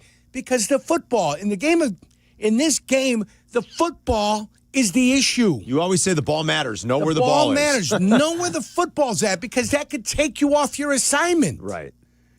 The football will take you where you need to be. And Jurko played on the hands team. I was on the hands team. So I was like you're speaking from experience. Oh, man, I can handle anything. Craziness, all the silliness that could happen. How many times do you think you were out there on a hands team? Five. 5 times? Yes. Five so, times. You, Five times. They trusted I had the 10 returns. Obviously, those are only on squibs, though. Yeah, I know that. Those are on squib kicks because they wanted to avoid some of the most dangerous people in the world that were behind me. That's right. They did. That's right. Against the Minnesota Vikings one year, they squibbed the ball. I got it. That's awesome. I told the guys to move up. I go, move up 5. They're going to squib it. That's awesome. Fuad Revez. Yeah, Remember him? Yeah. Fuad. He does it. I'm charging. I handle it at the 32, get it back to the 43, 44-yard line. Field goal wins the game for us against the Minnesota Vikings. Field goal wins the game. We got a limited amount of time. Sterling got a ball that was about 20 yards downfield and dropped it. Oh, he did? Boy, that's your guy, too. Dropped it. Sterling doesn't drop many balls. He doesn't drop many, but even the best do make mistakes. Even the best do drop balls. And it was unfortunate. But, other guy drops it, you're like, oh, boy, that But when Sterling drops it, that's a deep ache in the middle of your boiler, man. Yeah. But I thought we were set. Then who would have been the quiet hero? Jurko. I would have been the quiet hero. So the point is, Hardy needs to realize where the football is, too. See the ball. That ball comes, and it hits him in the heel. It hits him right in the ankle. Yeah, it's terrible. And so that's a little bit disheartening, but that's a coaching point. So the first thing I do this morning, if I'm Ben Johnson, I go, hey, Dick Hightower, get up here. Get him up there and talk to him. Talk to him. Say, what the hell are we doing here, Dick? Better get to the business of cleaning it up. Well, again, but I mean, you don't want it to cost them. If you're a player, you got to have some savvy, right? I mean, you played the game your whole life. You know the football's the issue. You know when it's coming down the line of scrimmage, what's happening, what's not happening. You got to be adjustable. You got to be flexible. You got to know what's going on, what you need to do, when you need to. Decisions are being made in split seconds. Boom. That ball's not going 10. I need to get the hell out of the way. I need to get out of the way. Right. That's what he needed to do. Because that ball clearly was not going 10 yards. It was going sideways at the point. It was going to start curling back. Yeah, I mean, exactly. So forget what effect that is. There's an effect on that. It's called the Corliss effect or something like that. I don't know. Yeah. But that's good explanation, good breakdown from Yurko. And it was disastrous in the moment. It was like, are you kidding? Right. But it didn't come back to haunt him. So what is it? It's a teachable moment. Let's teach. Let's educate. That's what it's all about. Bears were a +3 in turnovers. They held the ball for 34 minutes. They went 4 of 6 in the red zone. Yeah. Hooray. They had 30 first downs and over 570 yards of offense. You cannot lose a game like that. And thank God they didn't. Because I dread to think what today would have been. +3, you outrushed the other team, too. You did everything you're supposed to do to win a game. Everything you were supposed to for the most part. Catastrophic. It would have been historically, statistically impossible for the Bears to lose that game. Thank heavens that did. Other point I want to make also, Daniel Hardy is one of your best special teams players. Yeah. He's on every team. Yeah. He's one of your best special teams players. Yeah. Number 92. There's no gray area about it. I acknowledge that. No, I agree. I acknowledge the fact. But I don't hold you to a mediocre level of excellence. I hold you to the top tier level of excellence is what I want, and he should be better than that. Tito at Midway on ESPN 1000 with Carmen and Jurko. You're home for the Bears. What up, Tito? Good morning, gentlemen. Happy Victory Monday. Yes, sir. First off, I know Coach said, don't apologize for a win like that, but I have to apologize to my wife. I was, hooting and hollering and definitely lost my composure a few times during that game. But I just kind of wanted your thoughts. I mean, I know our defense has to get better, but, we got to give props to Flacco, a 40-year-old, quarterback injured, throwing over 450 yards. I mean, what happened? Were the Bears were we just gassed? Were we comfortable? What do you guys think? I don't think they're that good now, Tito. I think that's the problem. Here's a beautiful thing there. T. Higgins, the first touchdown that he caught. The one on the sideline? You're in perfect position to make the play. Perfect. What does a player of T. Higgins' ilk do? Just beat you. He adjusts on the fly. You're in perfect position to make the play. I mean, Deshaun Wright was all over that. Of course he was. It was exceptional coverage. Yeah. Except one guy made the play. Yeah. So it was exceptional up until the point T. Higgins adjusted. Doesn't go out of bounds. Right. Adjusts, makes the catch, and then waltzes into the end zone. Perfect position. Great position. What'd you get? An F on the play. Yeah. Why? Because he caught the ball and he went into the end zone. Right. So, and Tito, thanks for calling, buddy. I mean, the lack of pass rush is still pretty troubling. Booker ended up making a play late, which was great. Did you see that arm get posted? Yeah. He posted that arm up into that right shoulder of Orlando Brown. Is that senior or junior? I couldn't tell what he had on there. That's junior. It's JR, right? It looked like it's SR yesterday for some reason. Junior. I couldn't tell. Either way, you saw that, and he hadn't seen that all day. Yeah. He was going up against either Sweat or he was going up against Dow. He didn't see that hand, or at least that hand get posted with that kind of power. Right. And Booker went right up over the top. I mean, he went right through him. That's one that they're going to show on film. Yeah. If the coach likes him, he's going to go through it quick, and he's going to go through it one time, and he's going to say, guys, we got to be better on that play. Yeah. Or if the coach is especially perturbed because they lost the game, which could be, he's going to go forward and back. Yeah, forward and back. Forward and back. Yeah. Forward and back. To prove the point that you were playing your ass off all game, you fell asleep on one play and they almost killed us. Yeah. It caused the fumble, right? Caused the fumble, yeah. Absolutely. No, but what I was saying is, other than a few plays here and there, how much did they actually move him off his spot? When a 40-year-old with a bum arm throws for 470, you're not putting up much resistance defensively. And so, like I said earlier to start the show, I get that you're injured. Okay. There are a lot of teams that are injured. I mean, all right. Not a lot of teams. Everybody's injured. Everybody's injured. Everybody's got guys that are hurt. Okay, you're hurt. You're beat up. how do you fix it? And where does the pass rush come from at this point? Will it get better? Does Booker getting more reps maybe make it better? In such a very small sample of stuff, and a lot of it was in the preseason where it's really harder to gauge, Austin Booker looks like he might be a guy that can get some pressure on the quarterback. Let's see if that continues. He did against the A-team. He did against the A-team on that one play. Yeah, right. I know. Great pass rush. Like the one play, did you see Austin Booker the rest of the way when he was in there? Hey, I know. And then the counter. We need more. But no, the fact that he got one, hey, I'm here. Rock you like a hurricane. I'm ready. You got to figure out a way to fix this if you can on the fly, because you barely moved Joe Flacco off his spot. Yeah, I'll tell you the thing that I loved most about the end of the game, Yurk, coming up, speaking of something that the defense did actually do, and then also it was a record-setting day for the Bears' young quarterback. I'll fill you in on that coming up. More of your calls, too. Sit tight, guys. We'll get to everybody today.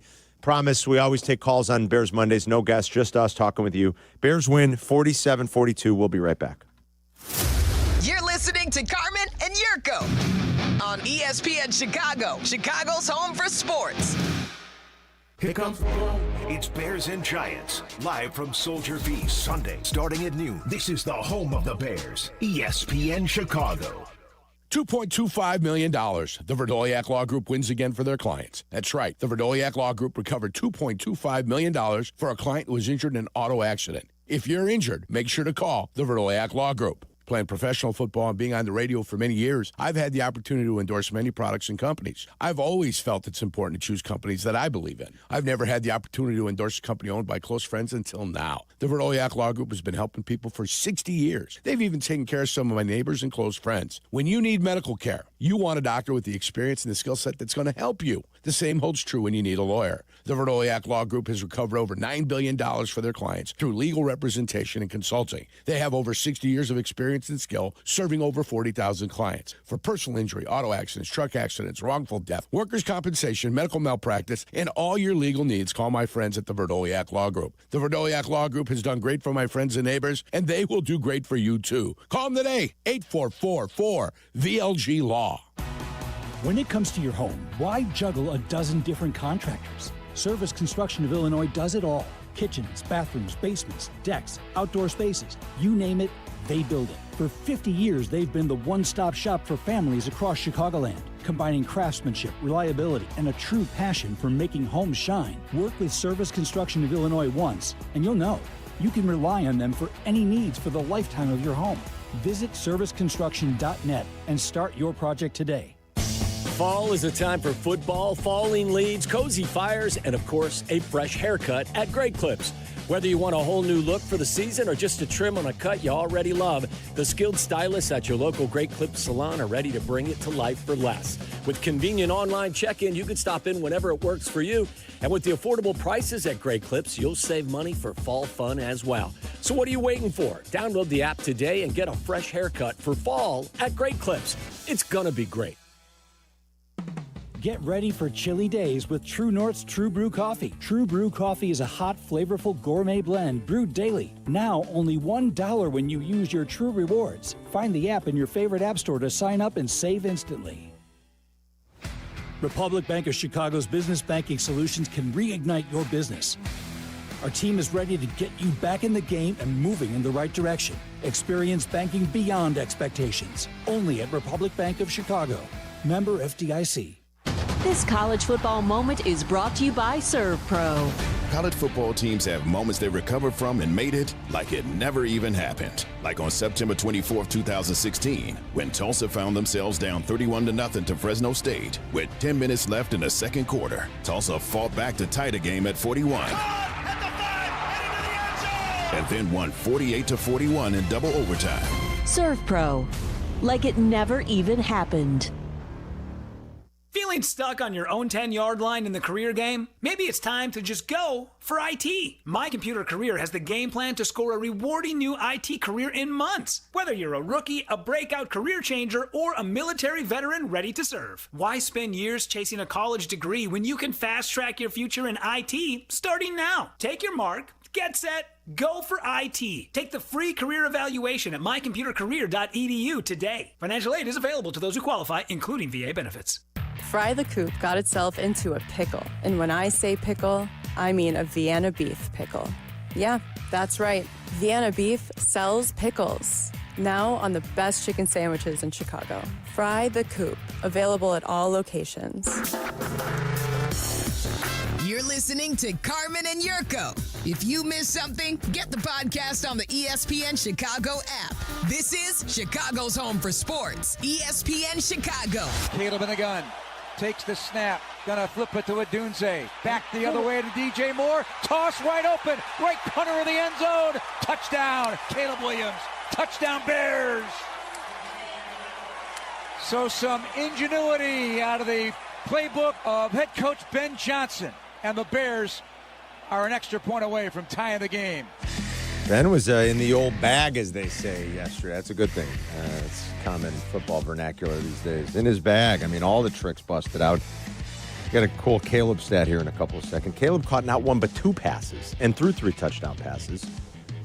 A former Bear has done that. Walter Payton actually did it in a game in the late 70s. But I got another cool Caleb stat. I love the fact that Dennis Allen brought some heat on that last play at the end. They weren't about to let what happened in Washington happen again this year to them. Different coaching staff, I get it, but they weren't going to let it happen. Also, it was probably very little likelihood that Joe Flacco with a bum shoulder was going to be able to get it all the way to the end zone, and it didn't even come close. But he did bring some pressure. He wasn't just going to sit back and let anything weird happen. Sped him up a little, brought some heat. Bears get the job done. It was a wild one. They had it. They gave it away. Then they stole it right back. Devastating for the Bengals. And you heard the way they talked afterwards. This is where infighting starts happening in Cincinnati. I mean, you had the offense basically calling out the defense. I can't say I blame them the way the defense has played.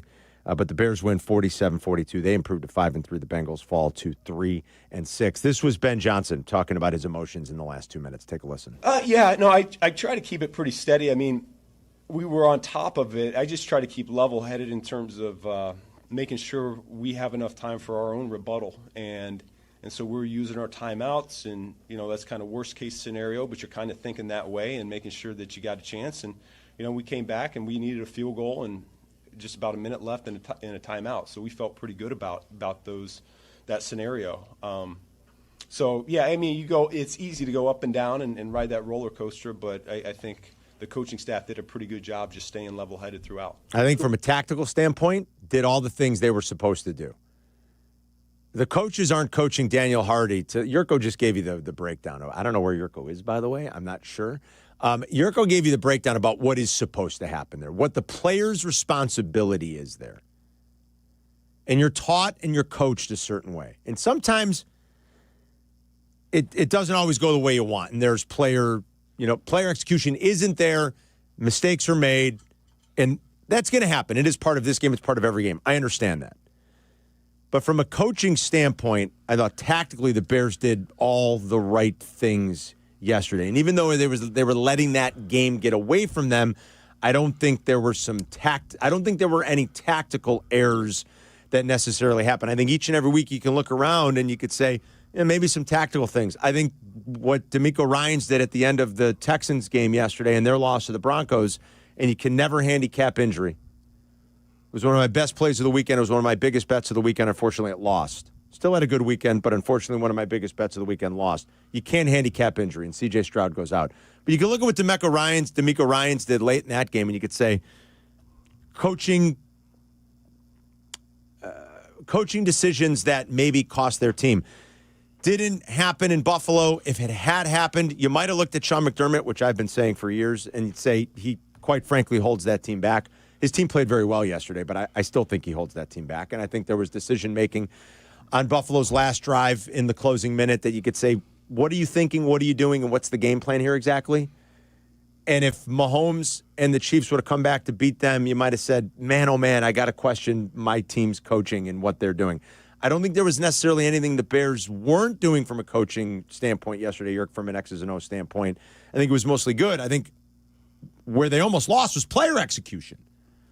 Yes. So I don't think there was anything Ben did that was bad. And I continue to watch him week in and week out and go, This guy gets it. I feel great about this. I love his offense. I love his creativity. I love what they do early in these games. You scored 47 points yesterday. I know. I was never going to complain about the offense today. Well, that's for damn sure. There was never going to be any complaints about the offense today. We knew they were going to have to score, Yerk, and they did. And they did. And I didn't know if they were going to be able to outscore them, and they did. Your problem is your defense right now. Yeah. That's a big problem. That's not a little problem. You can give Jamar Chase, I can give T. Higgins all the credit in the world, but when Ioshovis is running in the back, free in the end zone, when Noah Fant is barely molested going into the end zone. Not at all. I mean, what are we exactly doing? Watching T.J. Edwards trying to cover Chase Brown in space, catastrophic. But sometimes you always tell me. Sometimes was that on that Texas route on that big one? Texas route on the big one. Yeah. What are you cheating him outside for? What are you guessing outside for him for? Yurko loves that. The boundary is your friend, by the way. Boundary is your friend. You can't give up the middle of the field, the underbelly of the Balkans. Is that what you plan on doing? Where's the Archduke Franz Ferdinand when you need him? All right. No, you don't give up the underbelly. You don't give up the middle of your field. T.J. Edwards, what were you thinking? I saw it. He took the step. He crossed over with the right, and the minute he went to turn and cross over, was dead in the water. It's like Chase Brown sensed it, came back inside, and now T.J. Edwards stopped, planted, and tried. He looked like Billings trying to catch him. Mm. He did. T.J. Edwards looked like Billings trying to catch him. And I swear by the week, Billings is getting bigger and bigger. Is it just me? Is it just me? Might be just you. Is it just me? Because when you put 4 spins on the Toledo, it's not a good thing. 3 spins is okay. The 4th spin is a problem. That's when it starts to become problematic? Yeah. Caleb became just the 7th player ever yesterday, Yerk, with 3 passing touchdowns and a receiving touchdown in the same game. He's actually the 2nd Bear to do it. Jimmy Mack did it in 85, if you remember that game against Washington early in the 85 season, the magical run. So he's actually the 2nd Bear to do it, but just the 7th player ever. He's just the 2nd player ever with 3 passing touchdowns, a receiving touchdown, and more than 50 yards rushing in a single game. The only other guy to ever do that, Yerk, was Cam Newton, not in the glory days in Carolina, but that 1 year Cam spent with Belichick in New England in 2021. Cam actually had a game that year where he met those marks. Now, if you add in Caleb's passing total, okay? Yes. Caleb threw for 280 yards. So he had 2 catches, a touchdown, 3 touchdown passes, 280 yards passing, and over 50 yards rushing. No player in the history of football has ever reached all of those marks in a single game. So there was creativity. There was explosiveness. They ran the hell out of it again. There were some trick plays. There was great scripts early where the Bears are constantly getting the ball early in games and moving it down the field and scoring touchdowns or kicking field goals. Every game. So Ben is doing all the things we had hoped. I feel better about this than I ever did about the Matt Nagy experience. I feel better about it, even though his offense was good in the first year. I feel better about it than I ever did about the Mark Trestman experience. And remember, his offense, in fairness, was good. Yeah, Trestman's first-year offense was good. The first year, they were very good offensively. Yes, they were. But certainly I feel better than I ever did about the John Fox era and the Matt Eberflus era, ever. I truly feel the biggest takeaway through 9 weeks for the Bears is they found a coach that understands this league and understands offense. And hopefully will continue to get better himself. But I feel best about that. Keith is on the south side. What's going on, Keith? Hey, good morning, guys. Hey, congratulations on your victory, man. I knew it was going to go either one way or the other, but hey, just do me a favor. Beat the Pittsburgh Steelers for me, man. If you guys do that, yesterday was not the way it wanted to turn out, but you got to admit, a game like that is more exciting for the fans and the kids in the crowd than watching a game that's 0-0 because it's a defensive ball game. I'd rather watch an old-school college football game score and, know that we both got to rebuild our defenses a little bit. But a lot of these teams in the NFL this year, they don't got great defenses other than, maybe the Broncos or somebody. Yeah. So you want to know something? You beat the Steelers, I'm going to come after my bye, and we're going to beat the Steelers, and we're going to win our division. And you guys are going to do good, and we'll see each other in the end. We'll try to do you that favor, Keith. Thanks, buddy. We appreciate the phone call. That's in a few weeks, the Bears and the Steelers at home before Thanksgiving. 312-332-3776 for Carmen and Yerk. Let's go to Gavin and Chatham on ESPN 1000. What's up, Gavin? Thanks for having me on, guys. I love your show. Thank you. They were talking about a lot of trade deadline stuff this morning on an earlier show, and I was just thinking, I know we all want D lineman, defensive edge, but I feel like the money they invested in Grady Jarrett and the kid from Indy that hasn't bowled up, hadn't shown up this year. I mean, what would you guys think about, or your opinion being on maybe getting the corner from the New Orleans Saints, Alante Taylor? Yep. Yeah, and there's some familiarity there, obviously, with Dennis Allen, right? Like, it could make sense. It's a low. Yeah, you're not talking about something that's going to cost you a ton of draft capital. What are you looking at, 6th? Yeah, that's what I would guess, something in that range. Jalen Phillips got traded today. I love Jalen Phillips. Third rounder. Third rounder. And I don't think the Bears are in a position to do that. I really don't. He's a free agent at the end of the year. Do you want to trade a third-round pick for a rental? You're not signing him. You've got Montez Sweat. You've got Dio. You've got money tied up in that position. You're not signing Jalen Phillips. And I love him. I've always been a fan of his. Injury has cost him in his career. I don't think he's been nearly as productive. I think he's super talented. I've always been a big fan of his. He's back and he's healthy this year and he's playing well. And that's why he got traded. And there was some value on him. But injury has played a huge part. I mean, he hasn't been able to play a lot of games in recent years because of serious injury. But I love him. That said, the Bears weren't in a position like the Eagles to trade a third-round pick.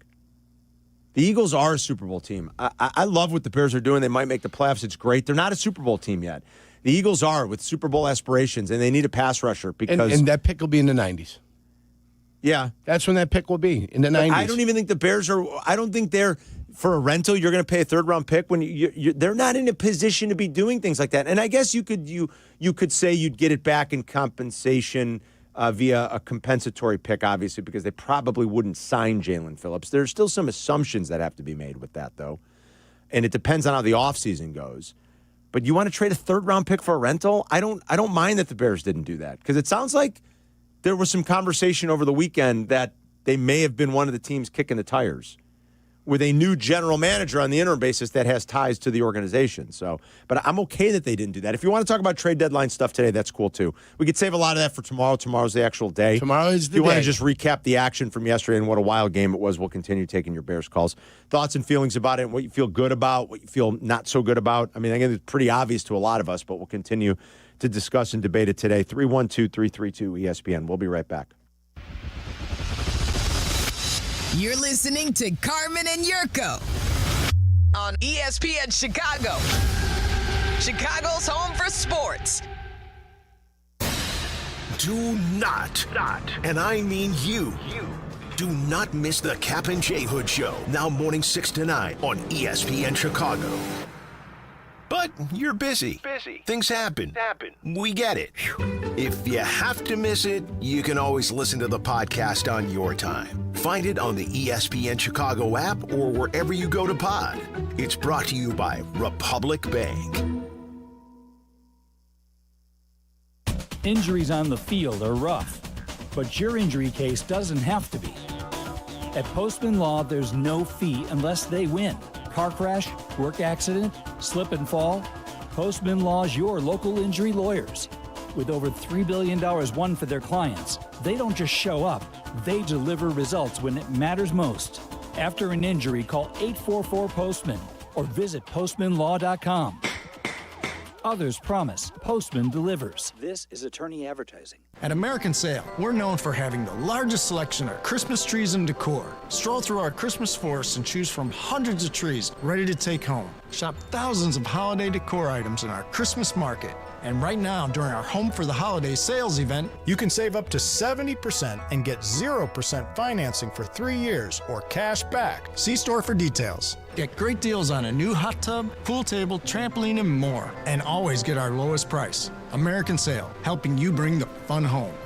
Hey guys, it's Silvy. This is it. Now is the time. It's Window Nation's end of the year sale. Listen to this. 50% off all window styles and 0% financing for 5 years. There isn't a better deal. My friends at Window Nation make the whole process easy, including 1-day installation and a lifetime warranty. The windows will actually save you money on your energy bills, just like mine. And yeah, they're rated A+ by the Better Business Bureau, but they're rated A+ by me. It's the end of the year sale for a limited time at windownation.com.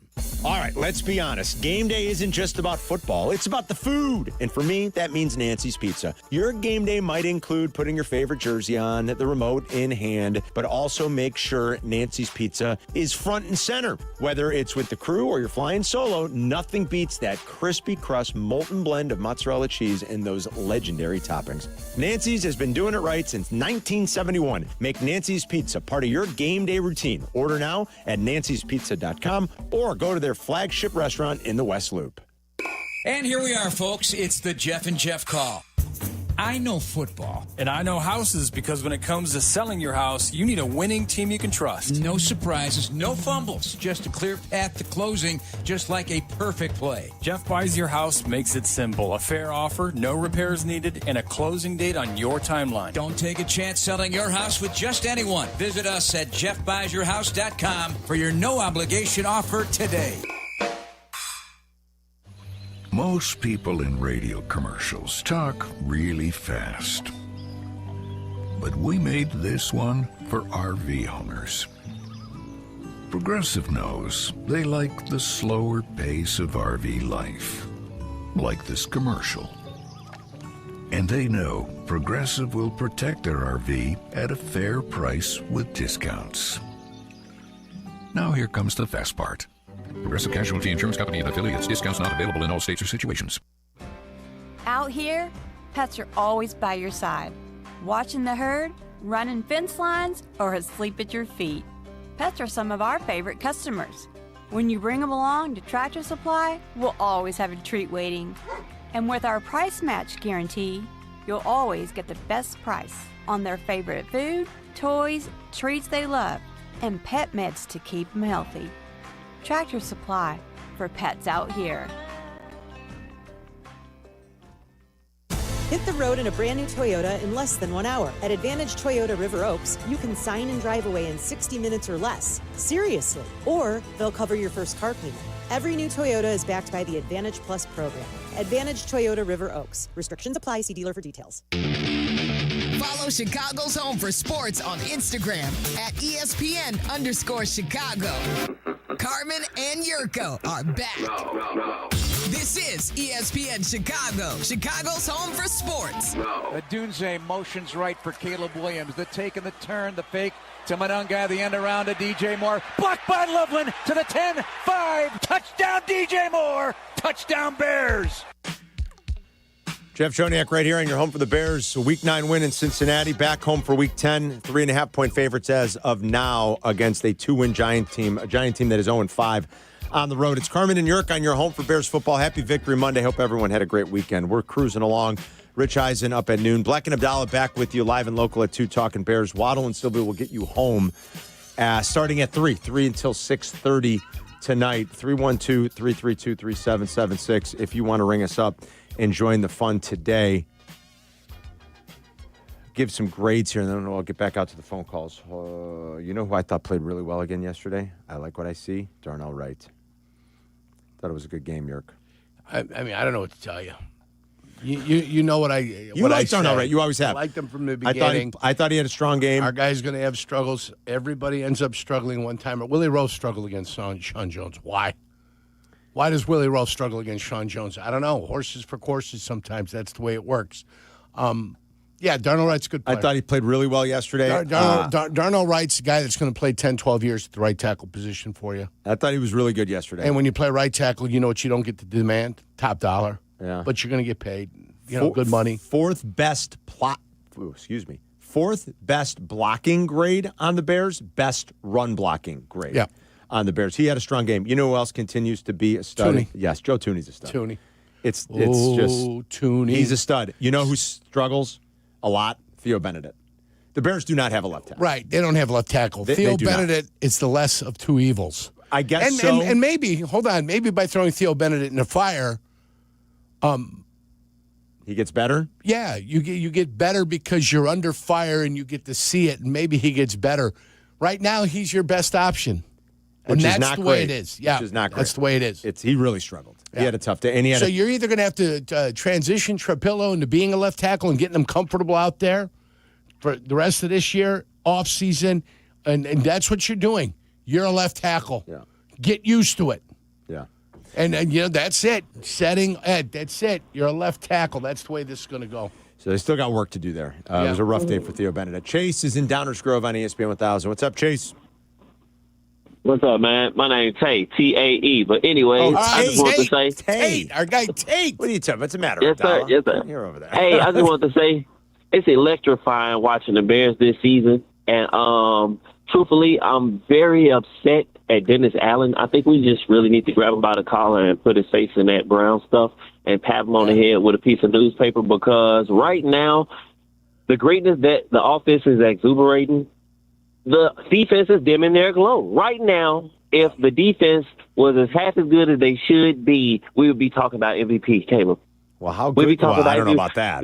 But I'm MVP? Par, What brother. MVP? I'm saying, listen. Coach of the year, if it really go into consideration, we ain't worried about the Bills. We're not worried about the Kansas City Chiefs. Real deal coaching coming into an organization that imploded and had no great structure, and he come in and he turned this whole thing out, brother. You gotta commend that man. That is that's real coaching. That's real coach of the year. Change the That's culture. real coaching. Change the culture. I thought you said Caleb MVP. Well, he did say that too. He also said that. Oh no, I'm exaggerating on the MVP, but Okay. man, Caleb Williams You're is talking amazing. about, but I hear you on he's the talking Ben about Johnson changing the stuff. I culture. think you're right about that, Tay. I'm sorry. I like it. I mean, I listen. What Tate's saying is, if the defense was half as good as it should be, is what he said. How exactly. good should it be? I wouldn't be looking at this 5-3 scratching my head. You don't have a great pass rusher, and your top two cornerbacks are down. How great should it be? Doesn't mean that you can't execute as an individual. I told you what T.J. Edwards did wrong on the Chase Brown stuff. I hear you there. Right? That's technique. I feel that. I get that. That's technique.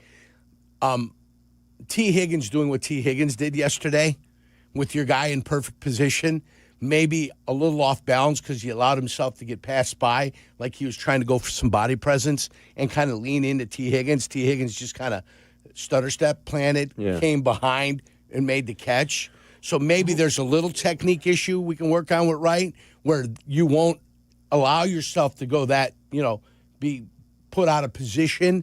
And he ended up falling and flailing out of bounds, right? He did. 100%. Falling and flailing. and he was so at some point, you I think lost it almost your balance. looked like, hey, did he shove off? He didn't. And he didn't. But that's the thing. I think he was going for a little bit of body presence. He went for the lean up against them, and he wasn't there anymore. So maybe there's a small technique there, but that was great coverage. And it was great. T. Higgins is a great wide receiver, and he made a great play.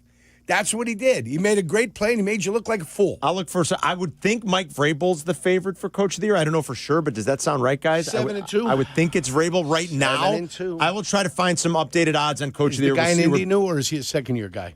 It doesn't matter if you're new or not. He could be Coach of the Year. Yeah, I think Shane Steichen's a good call. He's probably up there. Steichen, Vrabel, I would think, are very high on the list. I mean, McVay keeps doing what Coach of the Year, McVay does. I know. I'll try to find an updated list. And also, Yurko and I have been asking for it, and we got it yesterday. We'll continue to break down the Bears' victory. 312-332-3776. We'll be back in 2 minutes. You're listening to Carmen and Yurko on ESPN 1000, Chicago's home for sports. Hi, this is Dave Musial, owner of Four Seasons Heating, Air Conditioning, Plumbing, and Electric. Do you have a plumbing emergency? Call Four Seasons. An electrical emergency? Call Four Seasons. A heating or cooling emergency? Call Four Seasons. Same-day hot water tank installation needed? Call Four Seasons. Need a whole home generator? Call Four Seasons. We guarantee same-day installation on all heating, cooling, plumbing, and electrical needs. And no extra charge for nights, weekends, or holidays. For all the right reasons, call 866-4 Seasons. This is an ad by BetterHelp. Shorter days don't have to be dismal. It's time to reach out and check in with those who you care about and remind ourselves that we're not alone. Hey guys, it's Silvy. This month, don't wait to reach out. Whether you're checking in on a friend or reaching out to a therapist yourself, BetterHelp makes it easier to take that first step. Our listeners get 10% off their first month. Just call pound 250 and say the keyword timeout. That's keyword timeout after calling pound 250. The holidays are here, full of joy, family, friends, and yes, a little hustle and bustle. That's why you need Aleve. Between cooking, shopping, and all those extra errands, aches and pains can sneak in. Aleve is here to help with long-lasting body pain relief. Don't let body pain slow you down. With up to 12 hours of body pain relief per dose, you can keep up with the season's magic and all that awaits. Pick up Aleve and get back to what really matters, making memories. Use as directed. Remember when they used to ask, What do you want to be when you grow up? At Bank of America, we ask every day, what would you like the power to do? When you work here, you help build businesses, inspire communities, and forge legacies. And now we've raised our U.S. minimum wage to $25 an hour. So the opportunity to do more also comes with competitive pay. Learn more at bankofamerica.com/25. Bank of America, proud to be an equal opportunity employer. Live from State Street in the heart of Chicago, this is the home for every Bears game. ESPN Chicago. And this is Carmen and Jurko. WMVP, WTBC, HD2, Chicago. A good Karma Brands radio station. Safeties are back deep. Adunze motions left. They're blitzing. It's picked up. Caleb throws. Middle of the field. Loveland catch. Breaks away the 30. Loveland 20. Loveland 10. Loveland end zone. Touchdown Bears. Colston Loveland on a throw by Caleb Williams on the blitz with 17 seconds to go. And the Bears reclaim the lead, 47-42. It's a 58-yard strike to the Michigan rookie and his second touchdown today. He outran the Bengals here in the jungle. The Bears have the lead again. Thank you, Jeff Joniak on the call. Yurko and I have been asking for it. Why are you spending the 10th overall pick on a tight end if you're not going to get him involved? Let's use him. And at any point had never been, boy, the Bears really made a mistake with Colston Loveland. Never. Yeah. Never did we say that. You got mad at me on the Cole Kmet play where Cole Kmet was out. It was a bad throw to Cole Kmet, you said. I didn't get mad at you. You took a shot at Cole Kmet. You MF'd me. No, I didn't. All I said is... I didn't MF you. I said with Kmet out of the game... No, that's not what you said. Do you want me to say what you said? Yeah, go ahead. Are you sure? Here, I'll read it. I mean, I have it, Carm. I'll read said you that because you said you didn't use the F word. No. I didn't MF you. I used the N word. The M word. I used the F word. The MF. I didn't use the MF word. I hope you didn't use the N word. Oh, stop it! You're misrepresenting. I may be misrepresenting. You 100% are. I said. I acknowledged I might be misrepresenting it. I said because after you said it last week, you're like, man, Caleb is going to get one of these guys killed. At some that's point. what I said. You ready? This triggered my guy. You ready? Yeah, it triggered me. I go, what happened? Did somebody breathe on Cole Kmet? That's uncalled for. When the guy gets knocked out of the game with a concussion. And I said, listen, I don't give an F what you think of Cole Kmet. I didn't see him get hit. I just texted someone Cole Kmet falls down getting out of bed. So I said, he doesn't have a good reputation. I said the quarterback is going to get one of his guys killed at some point. Okay. So here's Carm back to me. That throw was horse blank, and you know it. Make fun of Kmet all you want. I don't give a blank. Yeah. I said, I don't give a bleep. God, throwing that language at me, I don't like him that much either, but throws like that are ridiculous. And I just said, what are you swearing for? Yeah. Carmen, you have to agree, though. Cole Kmet has an inability of switching his hips and being able to run and catch at the same time. Stiff. He trips over himself every single time he gets the ball. What did I say in the response? I don't think Cole Kmet's that good of a football player. That's the first thing you started with. That's fair. But at the same time, the quarterback is going to get one of his guys killed. Yeah, but if you hit your receiver in the hands and he can't that throw flip his hits and run, come on. You see other tight ends do that. No flexibility. Anyway, this is neither here nor there. How does he golf? The topic of conversation is Colston Loveland. He's all arms. And we love Colston Loveland. This was never, ever about, like, boy, the Bears made a mistake. Quite the contrary. I think the Bears prioritized Colston Loveland over Tyler Warren because of the unique skill set that Colston Loveland has to be a real dynamic, like, outside. He's not just an inline tight end. And Ty Warren's been awesome. I mean, I think they're both going to have great careers. Yep. He's been awesome. He's been a focal point of their offense. He's been important for what they do. Yes. But a lot of us liked Colston Loveland and understood why the Bears prioritized him because he's a different kind of athlete. Yes. It's not his fault that through the first month he had 6 targets. Not his fault. I agree. That's not Colston Loveland's fault. So this has never been about, like, oh, the Bears made a mistake or, you know, that's ridiculous to insinuate through players' first 9 games anyway. This is what they saw, I think, potentially in Colston Loveland. A big, physical, breakaway type of talent that they could use in a lot of different ways. You know who else has been an awesome blocking tight end this year? 81? No. Colston Loveland. Oh, Colston. Yeah, I got you. I thought you were looking for somebody else. No. Yeah, Loveland's an engaged blocker. Yes. So much so that Colston Loveland right now has one of the 11 best blocking grades, according to PFF, amongst all tight ends in football. Right.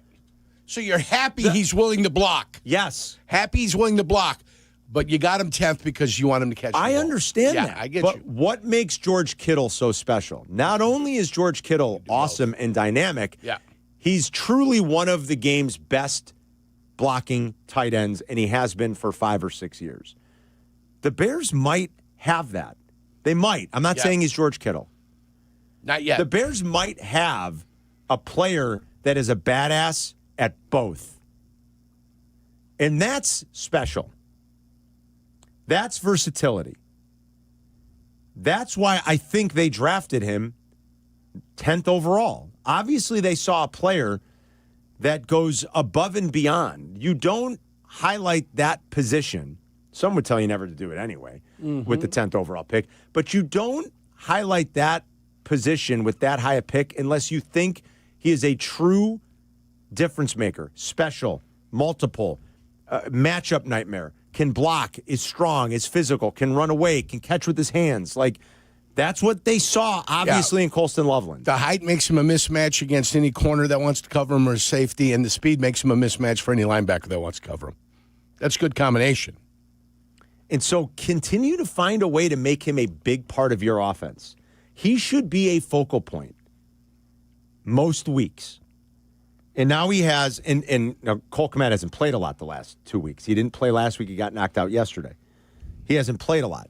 Colston Loveland has 12 targets the last 2 weeks. That's what you want to see.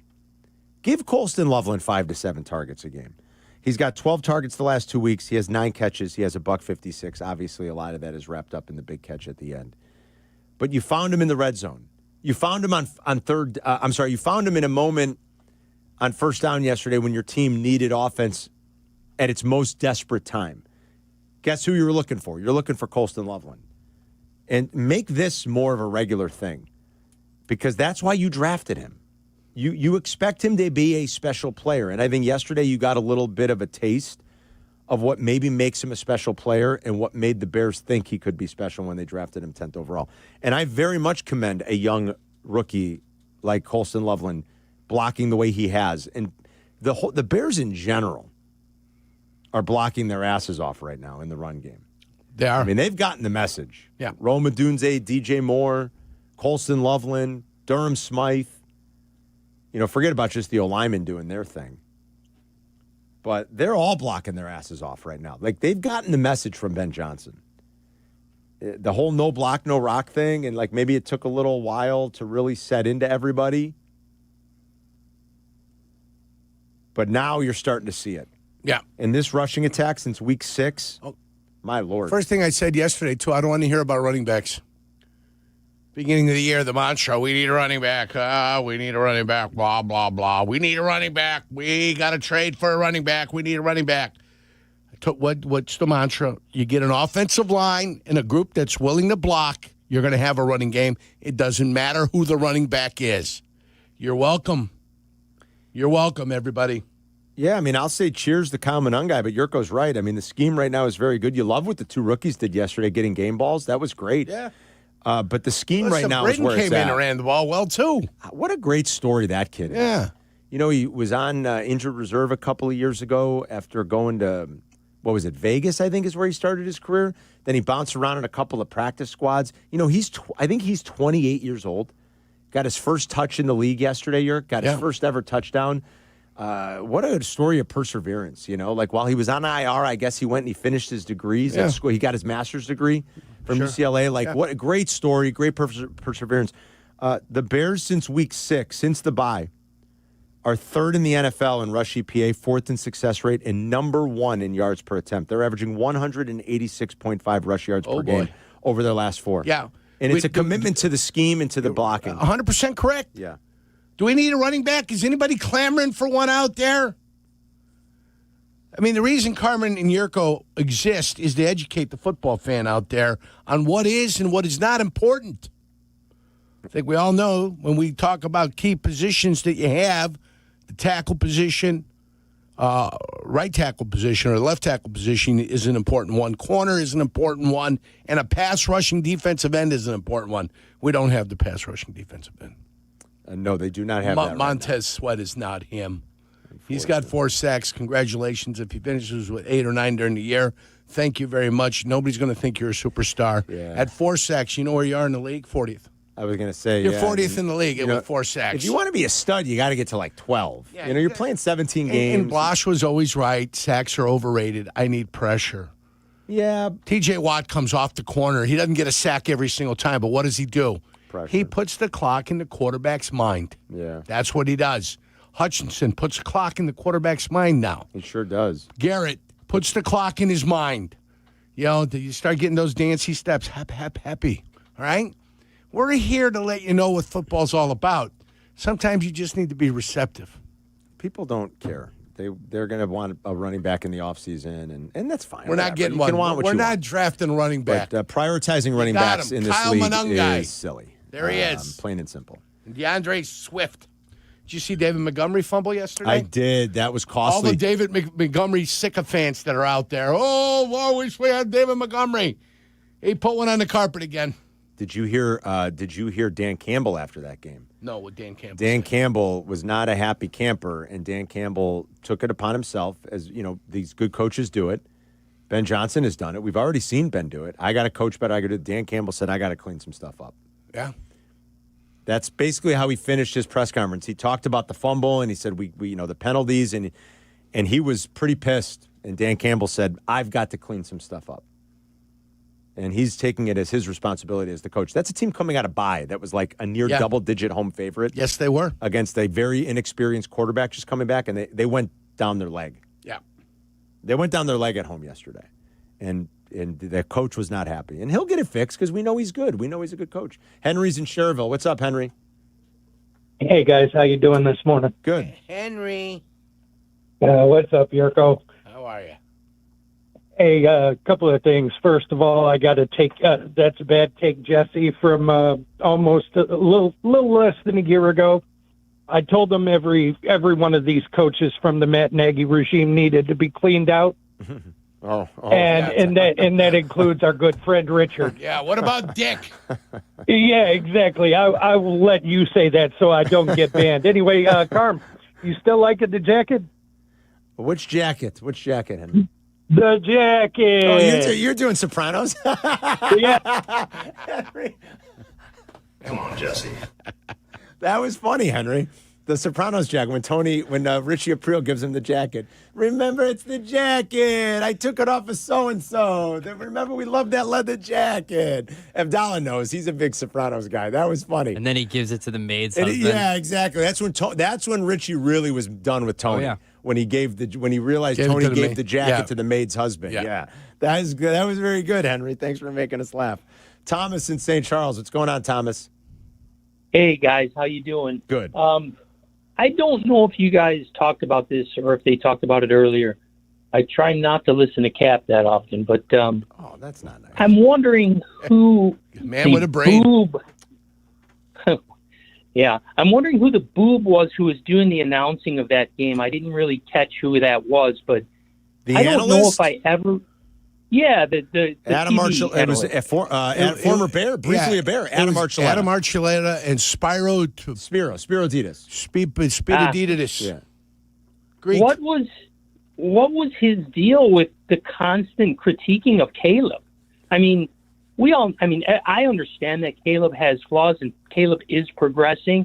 I think he's going to be a really fine quarterback for us, but to sit and listen to him, I don't know, was it just me or he was very critical, certainly in sort of Caleb's unwillingness at times to run yesterday, I think, right? More than anything. Is that what you picked up on, Thomas? Yeah, and he did critique the throw to Komet, but it seemed like he spent an awful lot of time, talking about that. This kind of takes me back now to like the Monday night thing from a few weeks ago. Thomas, thanks, buddy. Like the Buck thing or the Aikman thing and everybody going nuts. Analysts are paid to sit in that booth and tell you what they think from their chair. Adam Archuleta played a long time in the league. I bet you Adam Archuleta played 100 games in the NFL, right? I bet you at least 100 games. Adam Archuleta probably in his early days was a Pro Bowler, if I had to guess. A couple of times. I would think he might be. He was a really good player. They're gonna, whether you like it or not, are they right? Are they wrong? Do they have an axe to grind? I don't really know if they have an axe to grind. It would seem petty. Potentially they do. They're human. Like, okay, so I really don't know one way or another. But I do know. Good. 103 games, Carl. 103 games. Was he ever a Pro Bowler? Was Archuleta ever a Pro Bowler? It does not look. I think you're overvaluing. No, he wasn't. I thought maybe early that one of those first couple years in St. Louis, maybe because he was pretty good. He does have a black type number though. There you go. One fumble return for a touchdown in 2003 would put him at the tied for the league lead mark. Yeah. Congratulations go out to him. They're 4 interceptions in 103 games. Yeah, that's not a lot of interceptions. Yeah, not a lot of interceptions. A little bit more he did have 5 sacks in 2003. I was going to say he was a little bit more of an in the box. Remember, like when he first came out, he was a hard hitting, sort of in the box. 18 tackles. 18 sacks. Listen, the guy played 100 games in the NFL. He's got an eye for something. He's done something. And like they're paid to sit up there and give you their opinion. And if it's a little critical, don't take it personally. First round pick. Yeah, he was a first rounder. Only 100 games. Yeah. Wow. Well, he had some injuries late in his career, didn't he? I feel like. Yeah, it was over at 30. Tell me if I'm wrong. Didn't Archuleta come here a year with Martz? Well, they were here the 1 year. Yeah. 2007. Yep. At the age of 30, he played for Chicago. Yeah. Started 10 games, played in 15. But I wouldn't worry about it too much. I don't worry about it either. I think they're paid to give you their opinion on what they're seeing. And he saw us, and he was, listen, I don't care what you want to say about Cole Kmet. Again, I'm not the world's biggest Cole Kmet fan. Does he have stiff hips? Does he trip over his own 2 feet? You can fire away on Cole Kmet all you want. All I know is that was a horse crap throw. Period. End of story. And your quarterback has to be more accurate. That's it. So, again, is that why are you being mean to Caleb? If somebody more accurate. Wants to critique Caleb Williams, his accuracy is something that's up for criticism. It's the biggest thing that I will continue to critique until it gets better. Yes. Because high-level quarterback play in this league, you're never going to get to be high-level if your completion percentage is going to continue at every 61%. Week to be below 60%. Yeah, it's going to be a problem. Below expectation. Yeah. It's a problem. Yeah. I'm not saying Caleb's a problem. Caleb's doing a lot of really good things. Caleb avoided sacks again yesterday. Caleb led them on a fourth quarter comeback. Caleb threw the hell out of it. Caleb caught a touchdown pass. Caleb caught a touchdown pass. But you're not going to be high-level quarterback if your completion percentage is going to continue to live around 60%, and if it's going to continue to be the worst in the NFL below, relative to expectation. Am I being mean? So be it. Overly critical? I don't really think so. This is what's expected out of your quarterback, the number 1 overall pick, high-level quarterback play. You were expected to play the position at a high level and to be accurate and to be great.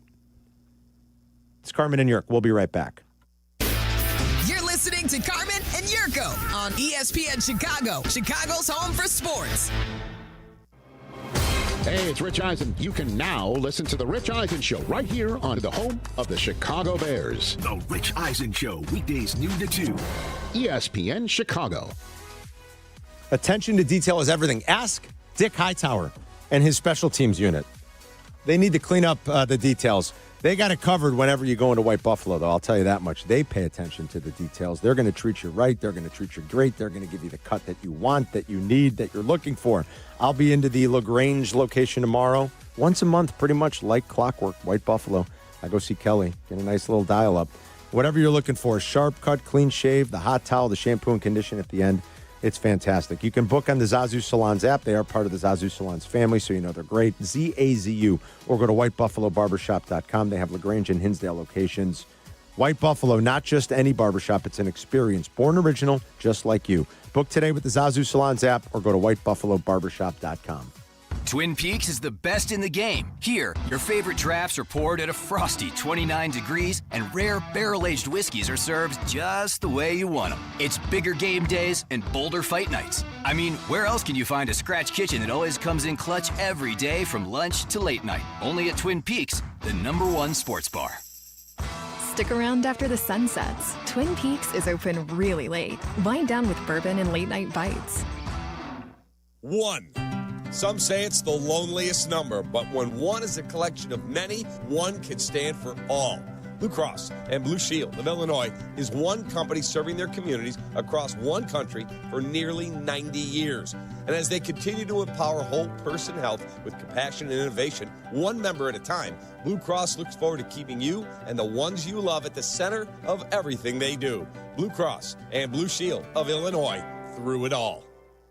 Plug into powerful savings on rough electrical products at Menards. CeroWire is American-owned and a leading manufacturer of building wire for residential, commercial, and industrial applications. Save time with Menards' convenient pre-cut lengths of wire and cable in stock and ready to take home today. Hurry into Menards and save big on CeroWire products. Plus, you can visit Menards.com and check out all of our other great deals happening this week. Save big money at Menards.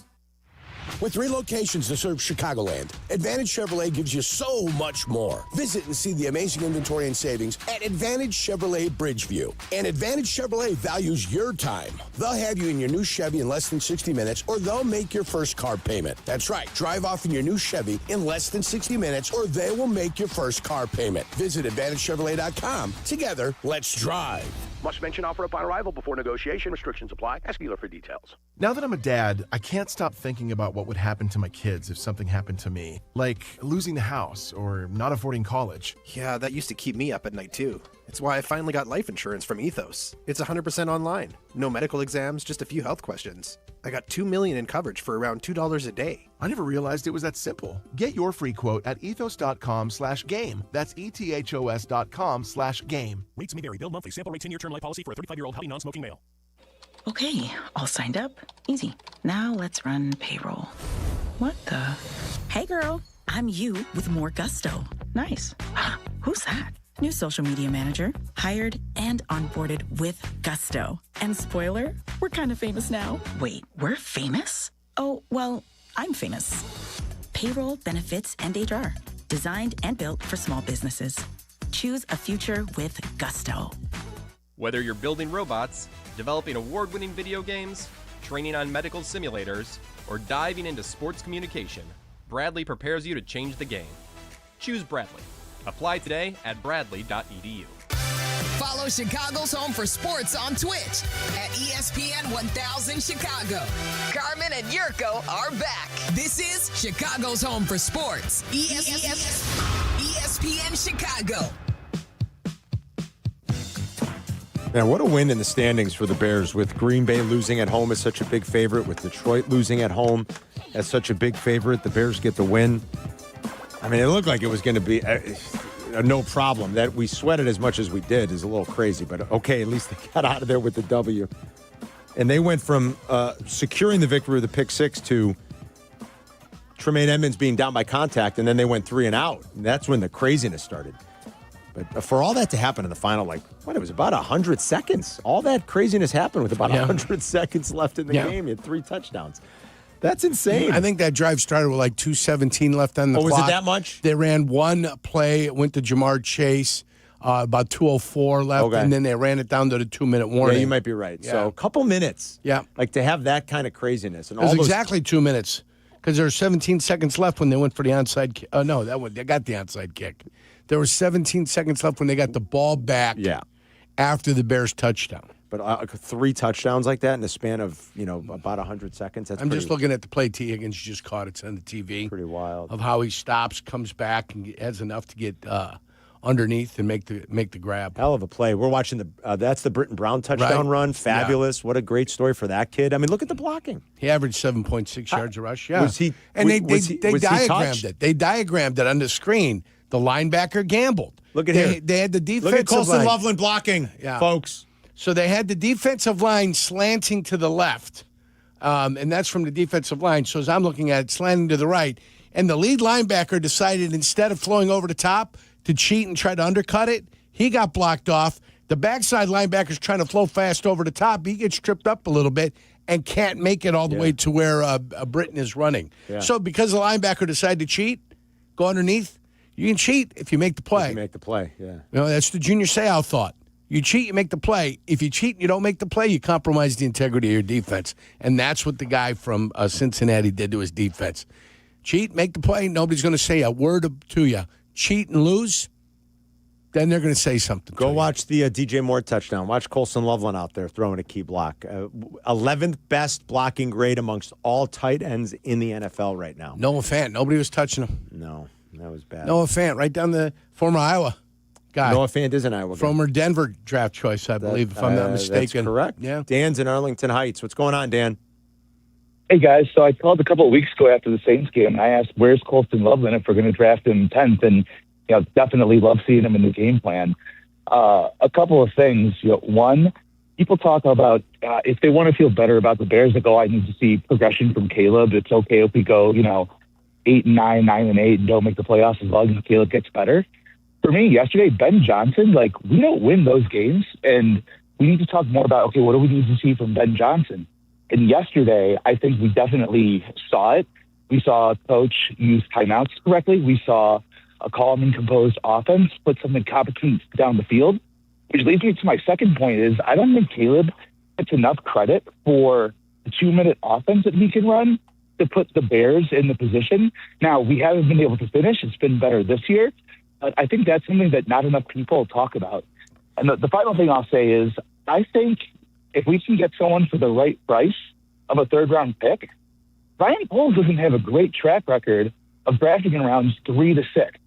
So if we can find the right person, either offense or defense, I'm okay with a third-round pick because I don't know if we're going to hit something in the draft with that pick anyway. So that's a dangerous. To me, that's a dangerous way to live. We can't do well with the pick anyway. Just trade it. I would disagree with that. I would, but I don't. You build teams through the draft. You correct mistakes through free agency. I don't know how else to. I don't know how to eloquently, I guess, counter what people say when they say, "Well, yeah, but he can't pick players." I don't have much of a counter other than to say, "You're right. I still wouldn't give away the capital. I still think it's important." And then you could just come back and say, "But why? He can't pick players." We could do this all day. I think draft capital is important. I think especially when you're embarking on, where they're trying to go here in the next couple of years with Ben Johnson. This roster still needs a lot of work. I just wouldn't be giving away high draft picks. And third-round draft picks to me are still pretty valuable.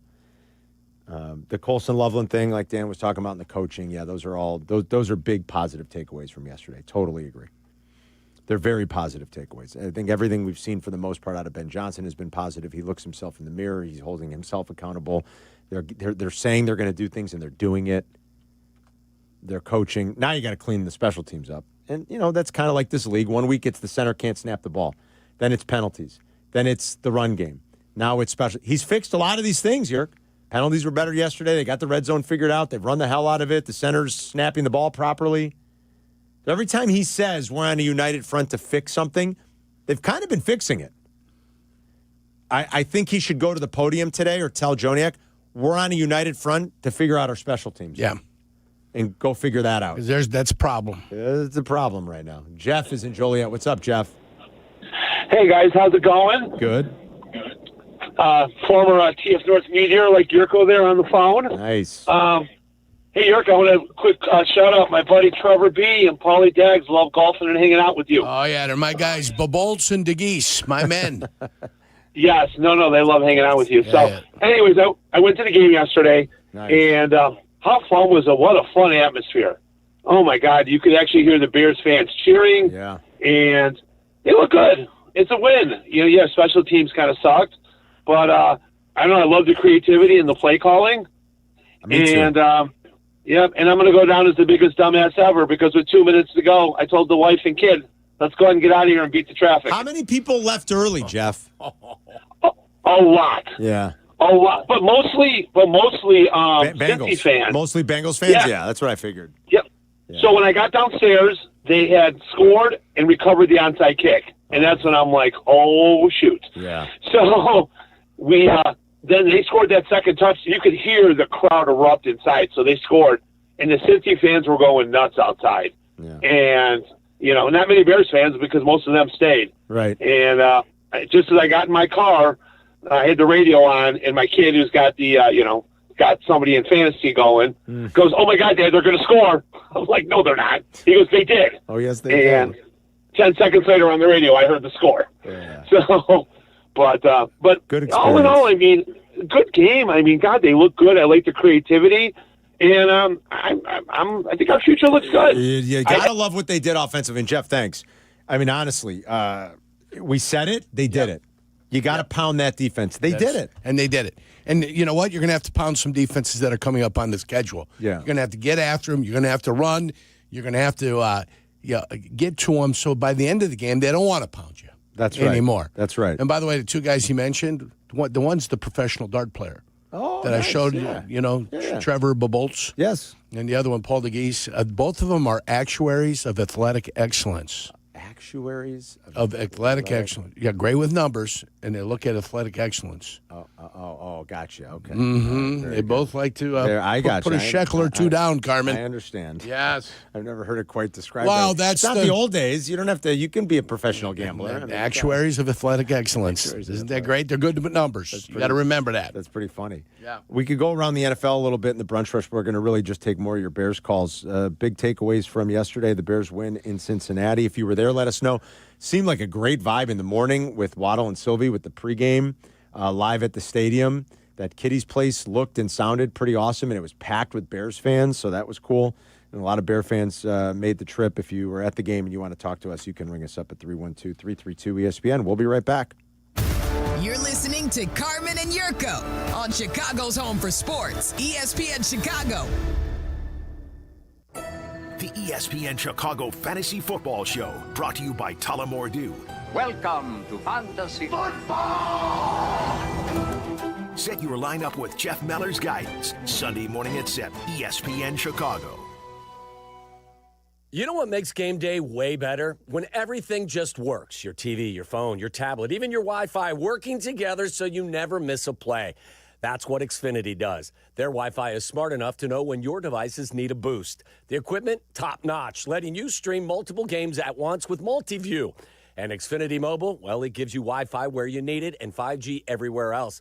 So you're always connected, at home or on the go. And the games themselves, all in one place with enhanced 4K, so it feels like you're right there in the stadium. No lag, no buffering, no switching apps, just pure game day action.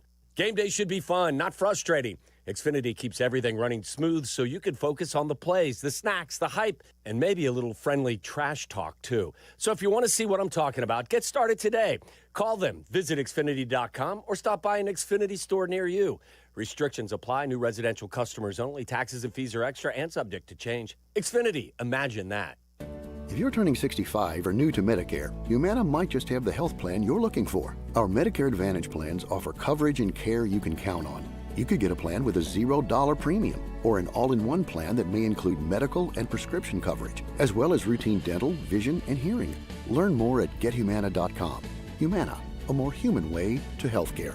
Humana is a Medicare Advantage HMO and PPO organization with a Medicare contract. Enrollment in any Humana plan depends on contract renewal. Hey, Chicago, headed to a game? Take the CTA. We'll get you to the game and back for just $5. That's less money spent on travel and more money in your pocket. No searching for parking, no random surge pricing on rideshare, no traffic. We'll do the driving for you. The CTA has train stations and bus stops within steps of all the major stadiums and venues in the city. Plus, we've got tap to pay available on all CTA trains and buses. There's no need to purchase a ticket ahead of time. Just tap and ride. Plan your next trip at transitchicago.com/plan-a-trip. Save money, do more, ride CTA. Guests appearing live on ESPN Chicago. Call in on the Yuengling hotline. Yuengling is in Chicago. After 196 years, you can now enjoy Yuengling Traditional Lager, Light Lager, Golden Pilsner, Black and Tan, and Flight. Hit the road in a brand new Chevy in less than 1 hour. At Advantage Chevrolet Hodgkins, you can sign and drive away in 60 minutes or less. Seriously, but they'll cover your first car payment. Every new Chevy is backed by the Advantage Plus program. Advantage Chevrolet Hodgkins. Together, let's drive. The post-crib assembly press conference, brought to you by Progressive.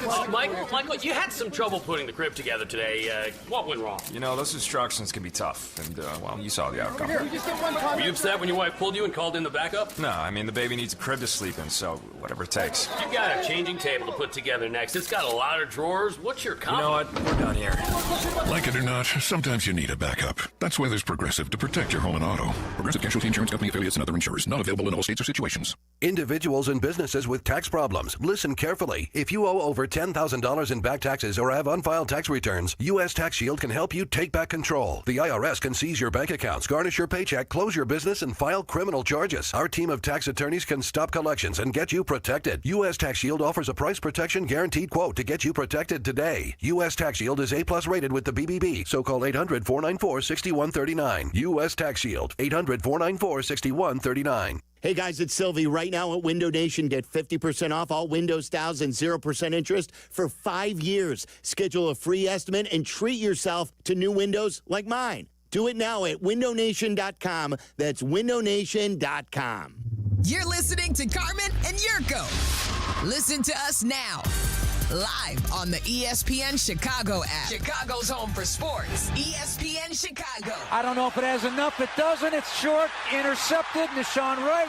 Feet first slide. That'll end it. And what a game this has been. The Bears, somehow, some way, find a way after giving up the lead in the final minute of the game. Use their own magic. Caleb Williams, a game-winning touchdown throw to Colston Loveland. 47-42. Bears with a win and a fade to Bleck here in Cincinnati as they make him pay in Paycor. Yeah, I like that. Jeff Joniak right here on your home for Bears football. It's Carmen and York on a victory Monday. Bears improved to 5-3. They avoid disaster, especially with Detroit and Green Bay losing. Had to win that game, especially considering the way it went.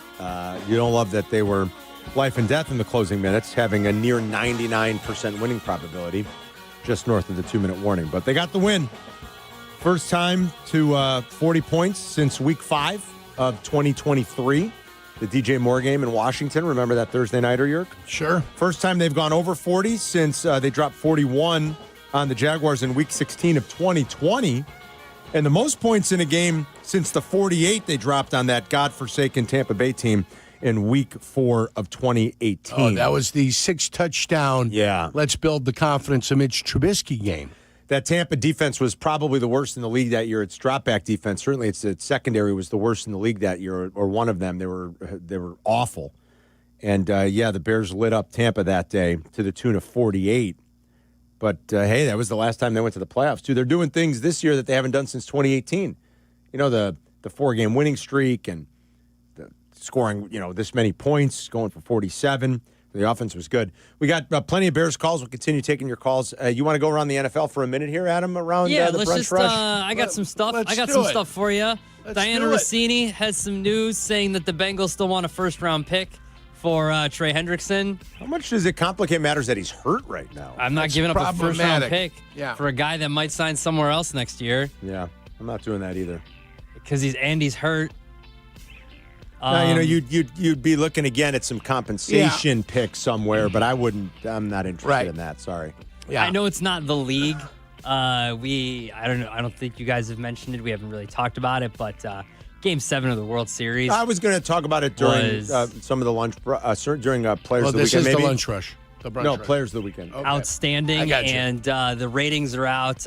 26 million viewers. Wow. It was the highest rated game since 2017. Since that Game 7 between the Dodgers and the Astros had 28 million. Wow.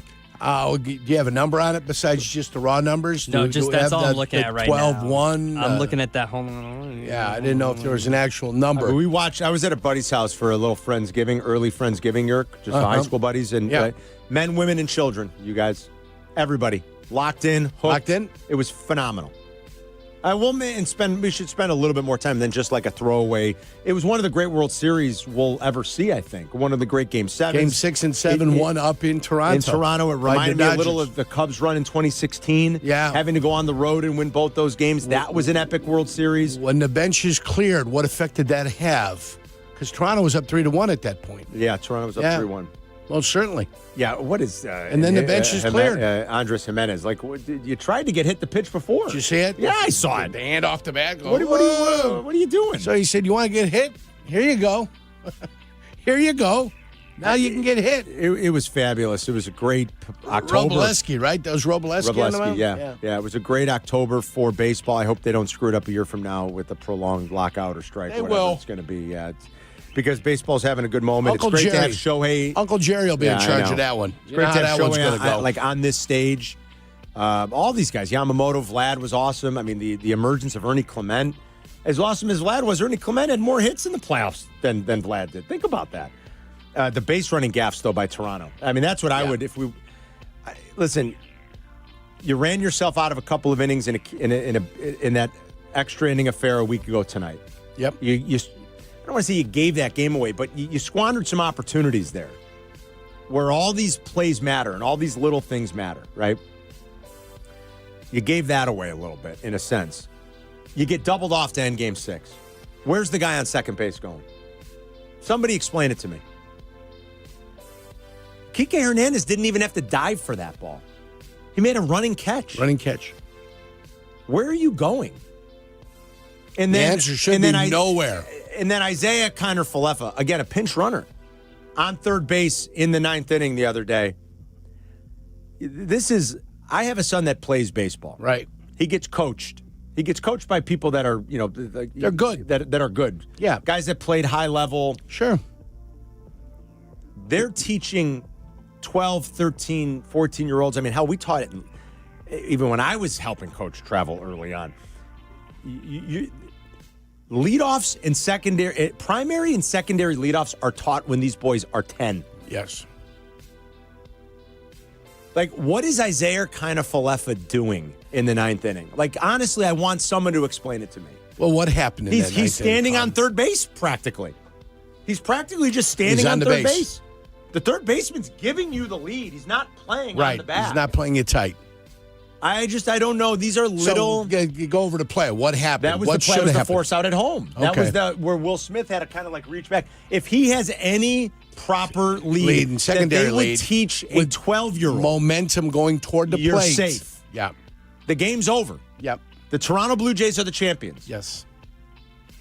Like this is big league stuff that they're literally teaching these kids like preteen how to take leadoffs. Yeah, not everybody was up for that one. That's why I asked. Up for that one. It was like 10 o'clock. What are you talking about? Sleeping. Nappy time. You didn't stay up for the end of that game? I didn't. That was the Big Cup that day. Oh, Saturday was the Big Cup. Yeah. A little fatigue had set in. I got you. Had a little fender bender, a little fender bender with somebody. I got you. I didn't have it. Somebody was in a fender bender. Oh, so you missed the end. It was a high-stress activity, high-stress day. A little exhausted. Game was on.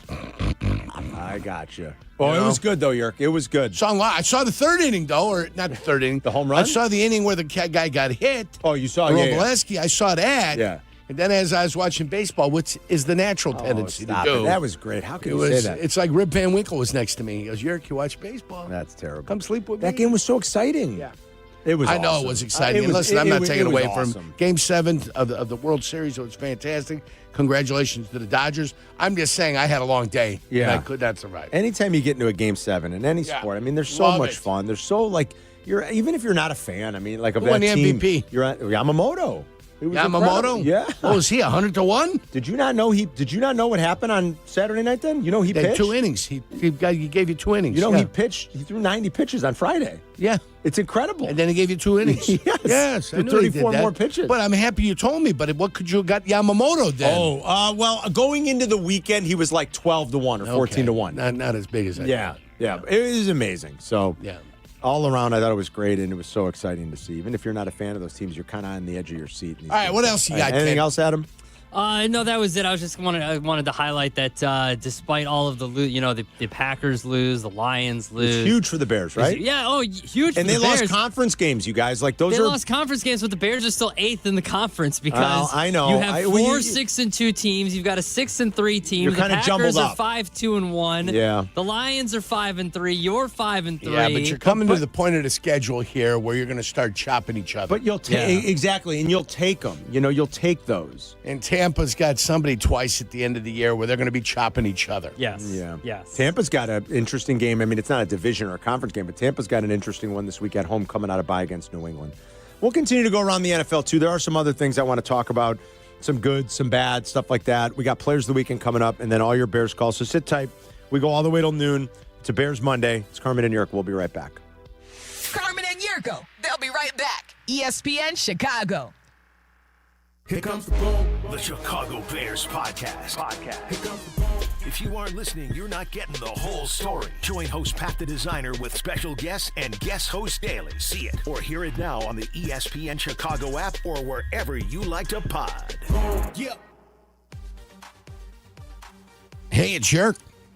Football season in Chicago is here, and every winning game plan starts at the corner booth. Forget wedges, real Chicago pub-style pizza. It's cut in the squares.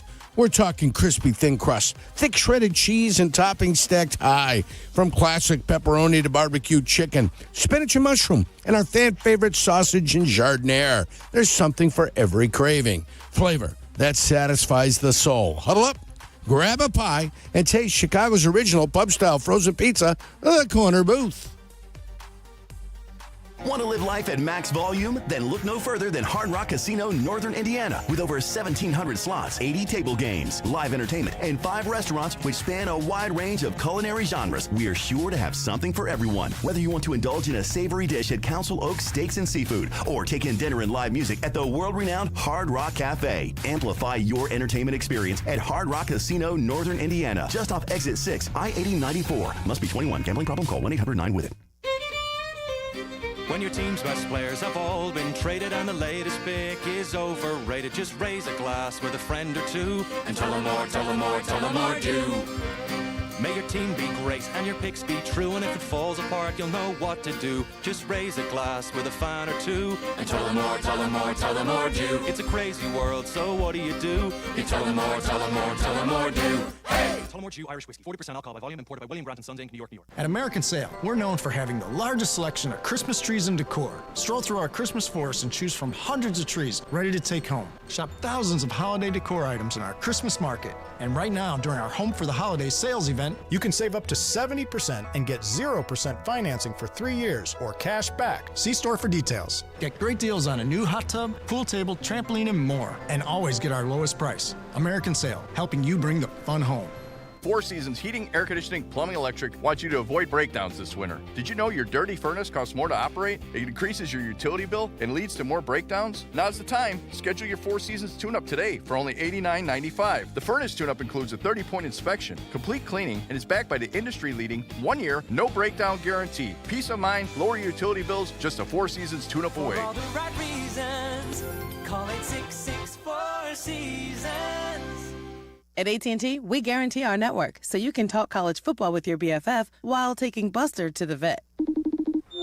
Hey, yeah, I can't believe he ate the whole thing of chicken wings. And I can't believe we're staging a comeback. Touchdown! Yes! Yes! Staying connected matters. That's why in the rare event of a network outage, you'll automatically get a bill credit for a full day's service. For wireless downtime lasting 60 minutes or more caused by a single incident impacting 10 or more towers, must be connected to impacted tower at onset of outage. Restrictions and exclusions apply. See att.com/guarantee for full details.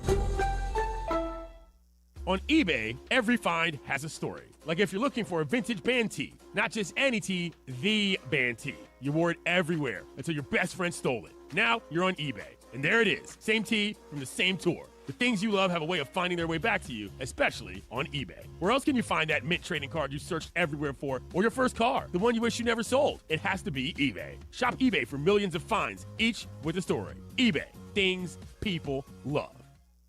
Chicago, when you're hurt in a car crash or on the job, Postman Law delivers. Don't just hope for help, demand results. Others promise. Postman delivers with ease, speed, and results. Call 844-POSTMAN today. That's 844-POSTMAN. You're listening to Carmen and Jurko. Follow the show on Twitter at Carmen DeFalco and at Jurko64. This is ESPN Chicago, Chicago's home for sports. All right, Players of the Weekend here real quick. And then back out to your Bears calls on a victory Monday as the Bears win in Cincinnati 47-42. Players of the Weekend are brought to you by White Buffalo Barbershop. Our players know how to step up. So do the great folks over at White Buffalo. Whatever you're looking for, they're going to do it right. I'll be there tomorrow getting a haircut. So love White Buffalo. Zazu Salons app. If you want to book her, go to whitebuffalobarbershop.com. All right, Yerk, who are you going with? Carm, some would naturally go with somebody from the Chicago Bears because of the amount of points they put on the board. Yeah. And the tremendous rushing performance you had from Kyle Monangai. But I do not do that. I am unconventional. I go with the Vegas Raiders receiving legend tight end Brock Bowers. 12 receptions, 127 yards, and 3 touchdowns. Welcome back, Brock Bowers. Back and healthy. Welcome back, Brock Bowers. He's pretty good, isn't he? And in the game, there was a 68-yard field goal NFL record. Cam Little from the Jacksonville Jaguars. Honorable mention. Brock Bowers on your fantasy team, Yurko? Oh, he is. Okay. There it is. Welcome back. It Welcome is. back. Okay. Here we come, charging. How'd you like the like, Bushwhackers. Like the Bushwhackers. How'd you like to get that performance out of your tight end out of bye and you lose at home? They lost that game. I didn't watch a ton of that game. I was more locked into the Bills game. Yeah. The Bills-Chiefs, but Brock Bowers was awesome. There was a record-setting kick, a couple important rushing touchdowns from Trevor Lawrence, who, again, struggled. I mean, you talk about up and down, man. At this point, you got to stop saying, will they ever figure it out up and down? I don't know. I mean, you're getting by. They're the 7th seed, and they're kind of getting by, but man, oh man, like what they paid Trevor Lawrence and what they expect, he just doesn't perform to that level as a star quarterback. Now, they're winning right now, and he had a couple of rushing touchdowns. I get it, but still a lot of ugliness in that. But, all right, good call. Brock Bowers had a day, and then some. Great call, Yurko. Who are you going with, Chris? I'm going to go with Sam Darnold. Last night, 330 yards passing for the Seahawks, 4 touchdowns all in the first half. He was awesome, and he was perfect in the first half. So I was going to say, how many incomplete passes did he have? I don't think he had any in the first half. I don't think he did in the first half. You're right. Altogether, he went 21 of 24. Unreal. Oh, my God. That's pretty good. That's 7/8 there, Carm. Yeah. A bad interception, too. So you got the full Sam Darnold experience? Yeah. The big takeaway from that game is, like, why was Jaden Daniels even in the game? And now he's probably done for the year. It's not his throwing elbow, right? It was his left. So it's not his throwing elbow. But, man, that was ugly. That's 87.5% completion percentage in case you needed it. 7/8, 87%. Thank you, Yurko. No, I got it. For you guys. Thank you very much. All right, go ahead, Adam. The nerds are starting to put out the cut-ups of the game. The all-22 Warriors are out there putting up the cut-ups, and I know it's easy to go with the Manun guys and the Lovelands and the Calebs out there, but Darnell Wright was eating people yesterday. Yeah, we said that. Darnell Wright was out there killing people yesterday, so I'm going to go with Darnell Wright. He was like straight up having people for dinner. It was awesome yesterday. He was eliminating punks, cutting them up in chunks. If you look at some of the nerd numbers that Carmen you like, he has turned himself into one of the elite tackles in the NFL. I'm just going to go out there and say it. He's been very good this year. Hot take, elite tackles in the NFL. Elite right tackles in the NFL? I mean, he's all right. He's trending. I said tackles. trending. That encompaces a lot. I said he could play. Yeah, you're going to talk about this at 20 minutes ago, 30 minutes ago. I thought he had a great game yesterday, and I think every bit of data is going to back that up. And he's going to back it up. He's been terrific. He's playing with the bum arm, but it's got a bad wing. But he's been good ever since he got the bad wing. I think he's been concentrating on his technique. Look, I think he needed a little bit of a kick in the ass. Yeah, this is we all player, do, Carm. We all do. You get sloppy every once in a while. Sure. Yeah. This is a player whose coach called him out in the preseason, called him out on the carpet. Yeah. So, and he's responded. This is what you want. Now, you hope that when a guy gets paid, if they're going to pay him, you don't have to continue to find ways to motivate him. But, get him there. Get him to the level that you expected when you draft a player that high with those kind of traits and characteristics. And I think Darnell Wright has played very, very well. I can't disagree. I'll go with Yamamoto. I'll throw out the one baseball guy from the weekend. How can you not, right? Got to give him a little love. To come in the next night after throwing 90-something pitches and to save their bacon. Really, the Dodgers are a marvel here. I mean, they did it a year ago without any starting pitching. They did it this year with hardly any semblance of a bullpen. I mean, they didn't even trust their bullpen guys. I mean, think about it. They're asking Glasnow to get big outs. Shohei was the opener. They turn to Blake Snell. They go right back to Yamamoto. They're a marvel, and sometimes you need a little bit of luck, I guess, and you capitalize here and there when the other team lets you in, and they were just very good at that in this playoff run. But good on the Dodgers. First, they're the first back-to-back NL champs since the Big Red Machine. Did you know that? I did not know that. Yeah. First in the NL. A couple times in the AL. Yeah, happened, since the big red machine was at 74, 75. 75, 76. 75, 76 for the big red machine. Yeah. You're talking about 50 years in the NL. So they're incredible, and they outspend, but they're just very good at all the other little baseball things, too. They just do it better than everybody else on a lot of levels, and I'll give it to Yamamoto, who was brilliant in these playoffs. And look, he threw 17 and 2/3 innings for them in the series. He gave up 2 earned runs. Pretty awesome. This is Here we go. News, This is what we brought to you wanted. by the Advantage Dealer Group. Breaking news on ESPN Chicago, Chicago's home for sports. Another trade? No, brought to you by the Advantage Dealer Group, home of the 60-minute guarantee. There you go, Yurko. Tucker Kraft has a torn ACL. He will be out for the season. I think they knew that. It's official now. Yeah. Matt Schefter LaFleur. I saw that. first. I saw it as the Matt- replay of when it happened. I go ACL. Matt Yeah, LaFleur I saw said it after the game, too, didn't he? He was pretty much like, not good. We don't expect Yurko always says they know. They do my buddy Craig, who's my physical therapist, you met Craig before. Your PT. He's the one who said right after you told me when I originally hurt my meniscus, he did 2 tests and he That's goes, it. your They know meniscus right away. is bad. They know right away. Yeah. And usually right there on the field, they know. You said it, where your pain was, and I said, that's cartilage. Yeah, and the minute they do a couple of mobility tests and where they go, this is what it is. And your point tenderness, Carl. LaFleur knew it yesterday after the game. That's what a terrible day for the Packers. Yeah.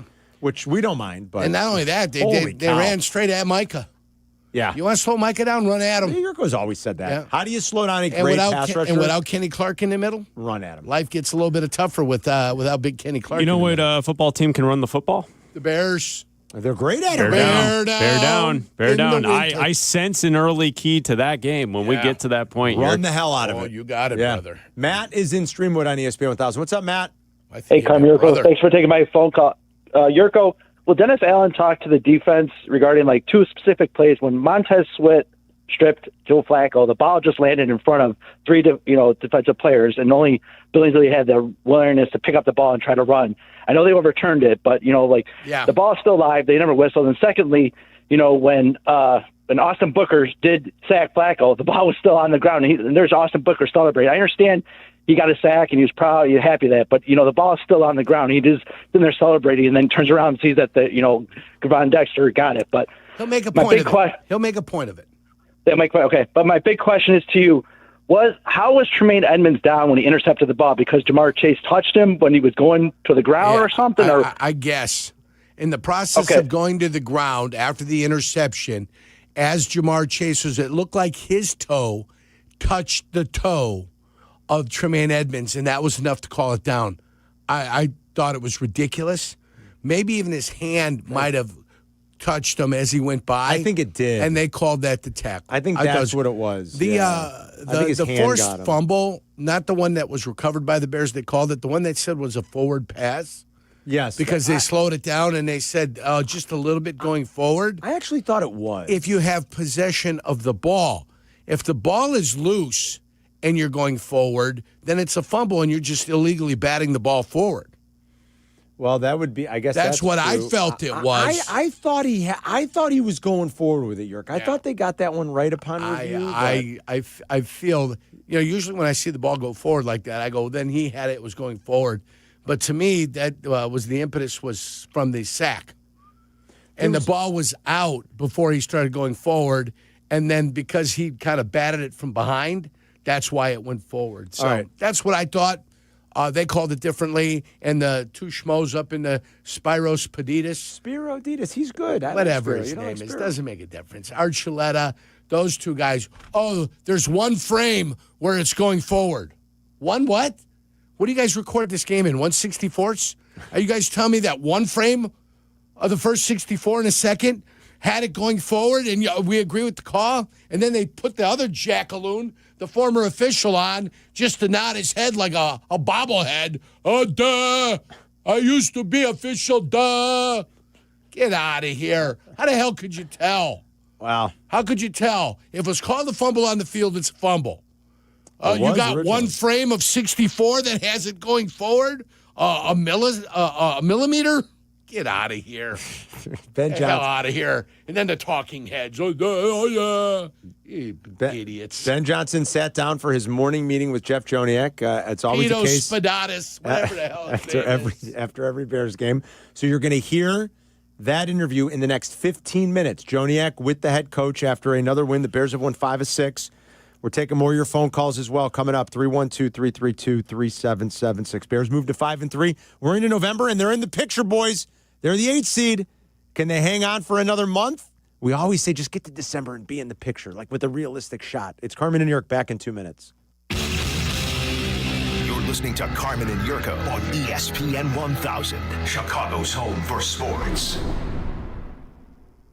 When it comes to looking sharp, I don't mess around. That's why I head to White Buffalo Barbershop. These guys aren't just barbers, they're artists. Whether it's a classic cut, a fresh fade, or a hot shave, they do it all with precision. And the vibe is top-notch, blending tradition with a modern twist. At White Buffalo, every cut is as unique as you are, born original, just like you.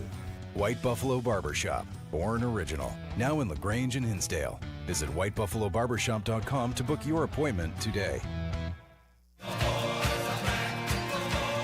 Chicago. Dropkick Murphys are back for the people in the pit. St. Patrick's Day 2026 tour. March 3rd at the Salt Shed. Indoors, packed, and ready to explode. Dropkick Murphys with the Agrolites and Haywire. Punk, reggae, chaos, and pure energy. Dropkick Murphys. Tickets on sale now at Ticketmaster.com.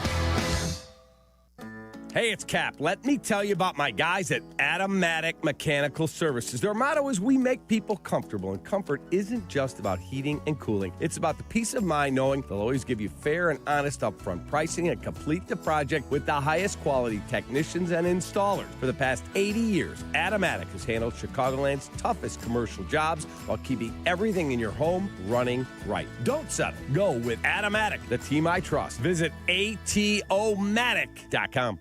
Hey friends, I'm Tom Waddle and I drive a Hawk. Find your next car at hawkauto.com. Choose from 12 Hawk Auto locations at Forest Park, St. Charles, Plainfield, Joliet, Carroll Stream, and now LaSalle, Peru. Shop thousands of vehicles from 13 big brands. Save with 0% financing or make no payments for 90 days. Plus save even more with our complimentary maintenance plan. Find your next car at hawkauto.com and drive what I drive. Drive a Hawk. HawkAuto.com. Financing and plan on select models with approved credit. Live from State Street in the heart of Chicago, this is the home of the Chicago Bears, ESPN Chicago. And this is Carmen and Jurko, WMVP, WTBC, HD2, Chicago, a good Karma Brands radio station. It's Bears Victory Monday. Caleb in the gun. Takes the snap. Gonna flip it to Adunze. Back the other way to DJ Moore. Toss wide open. Right corner of the end zone. Touchdown. Caleb Williams. Touchdown Bears. DJ on the right hip of his quarterback with Zacchaeus in motion. They flip it on the end around to Zacchaeus to the 10. 5 to the pylon. Touchdown. Touchdown Bears. 4 receivers. A little toss to the right from an guy. Nice block to midfield to the 45. 40 of the Bengals. Cut back 35. Away at the 30. 25. 20. And stumbles down inside the 15. Kyle Mundungai. Toss left. Here's Brown with a head of steam. 15-10. Running to the 5. End zone. Touchdown. Touchdown Bears. Britton Brown. Snap back. Blitzing is Edmond. Blitzing is in trouble. And down he goes. Sacked on a play. Montez Sweat. Oh, it's not over yet. A snap is back to Joe Flacco. Pressure coming by Hardy. Throws into the end zone for the touchdown. Noah Fant. 41-33. Bears over the Bengals. Here's the onside kick. It's rolling around. It hit Hardy. It's covered up. And I think this could be trouble. Bengals have recovered the onside kick. Flacco takes, throws, post, end zone, touchdown, Cincinnati. And the Bengals, believe it or not, have tied it at 41 with 54 seconds to play. An extra point away from the lead. Safeties are back deep. Adunze motions left. They're blitzing. It's picked up. Caleb throws. Middle of the field. Loveland catch. Breaks away the 30. Loveland 20. Loveland 10. Loveland end zone. Touchdown Bears. Bears with a win. And a fade to Black. It's Bears Victory Monday. One for the ages, Victory Monday here on your home for the Bears. It's Carmen and Jurko. Hope everyone's having a great day. Jeff Joniak sits down with Ben Johnson in 15 minutes, a little bit less. We'll play that interview for you coming up in just a few minutes. We'll get back out to all your Bears calls as well if you want to talk about what was a heart attack game. That's the way you describe that. Bears win probability was as high as 98.3% with about 100 seconds to play, if you can believe it. Yeah. It fell all the way to 14% in the closing minute, and then they end up winning anyway. The Bears were a +3 in turnovers. They held the ball for 34 minutes. They cleaned up the red zone. They were efficient, 4 of 6. They had 30 first downs. They had 574 yards of offense and still almost lost, but they won. Thank goodness. And they're 5-3. And it's a huge Sunday after Green Bay lost at home as a huge favorite and Detroit lost at home as a huge favorite. The Bears are going to be about a 3.5-point favorite. We'll see where this line goes during the week. That's where they are right now against a winless Giants team on the road. Giants don't have a win away from the Meadowlands. They're 0-5. A winless Giants team away from home comes to Chicago this weekend for Week 10. But we're talking about it with you. Hope everyone had a fantastic weekend. We're on for another hour, so plenty of time for your calls, and we will hear Ben Johnson sit down with Jeff Joniak coming up. He's got a chance to look at the tape on the flight home, and he'll give you any thoughts that maybe he didn't give you last night in the postgame or just different things that he wants to highlight and talk about now after looking at the tape and having a few minutes to digest what happened in Cincinnati. There was a lot of good. The offense, the trickeration. We saw some trick plays. One of them wasn't successful, and it should have been. Rome's got to catch the ball. Love Rome Odunze, but he's got to catch the ball. We saw some trickeration, and we saw him go in his bag a little bit, and we saw the Bears get creative. We saw them run the hell out of it again. Britton Brown, first ever rushing touchdown. Monungai's huge day. Just some of the misdirection stuff. The Zacchaeus touchdown, the DJ Moore touchdown. Just some of the creative misdirection, keep Cincinnati off balance kind of stuff was great. We'd said all week there's just no reason not to go into Cincinnati and put up a huge number. And they did that. They did exactly what we expected. Go pound a bad defense. You were going to have to outscore them. You thought you were going to have to outscore them, and they did outscore them. So thank heavens that that's the way it ended up working out. The rushing numbers are they're staggering. And most of the time that's added by quarterback numbers too. And the quarterback had some decent numbers. He had 53 rushing yards. Without the quarterback, you still had 230 yards rushing. Yeah. That's impressive, Carmen. Yes. Look, I get it. The Cowboys are awful on defense. The Bears feasted. The Bengals are awful on defense. Yeah. The Bears feasted. The Bears, quite frankly, played a little bit better offensively than the 16 they had a week ago in Baltimore. We've talked about it. They shot themselves in the foot. They did. The Bears averaged 6 yards a play last week. Uh-huh. They did a lot of good things offensively.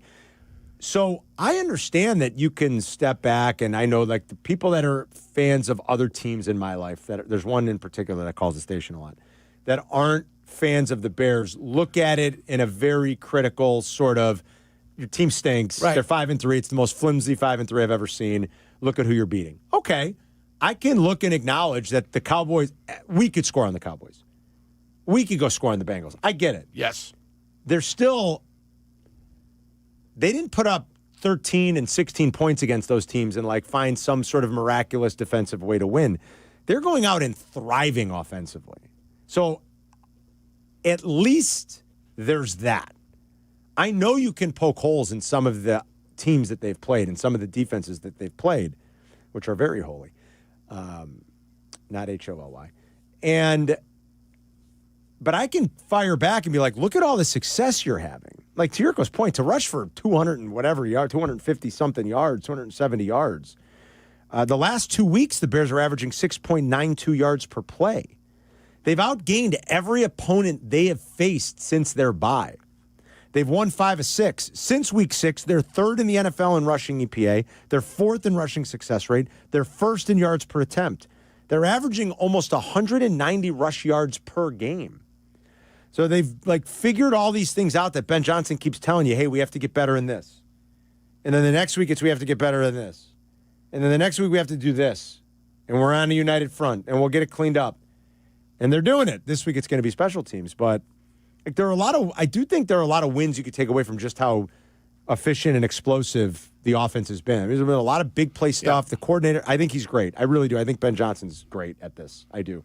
I think he can call plays and design plays. So you've got confidence in the person that's running the whole thing now. Yes. You got confidence in the guy that's in charge of day-to-day operations with your football team. Have we honestly had that since Lovey?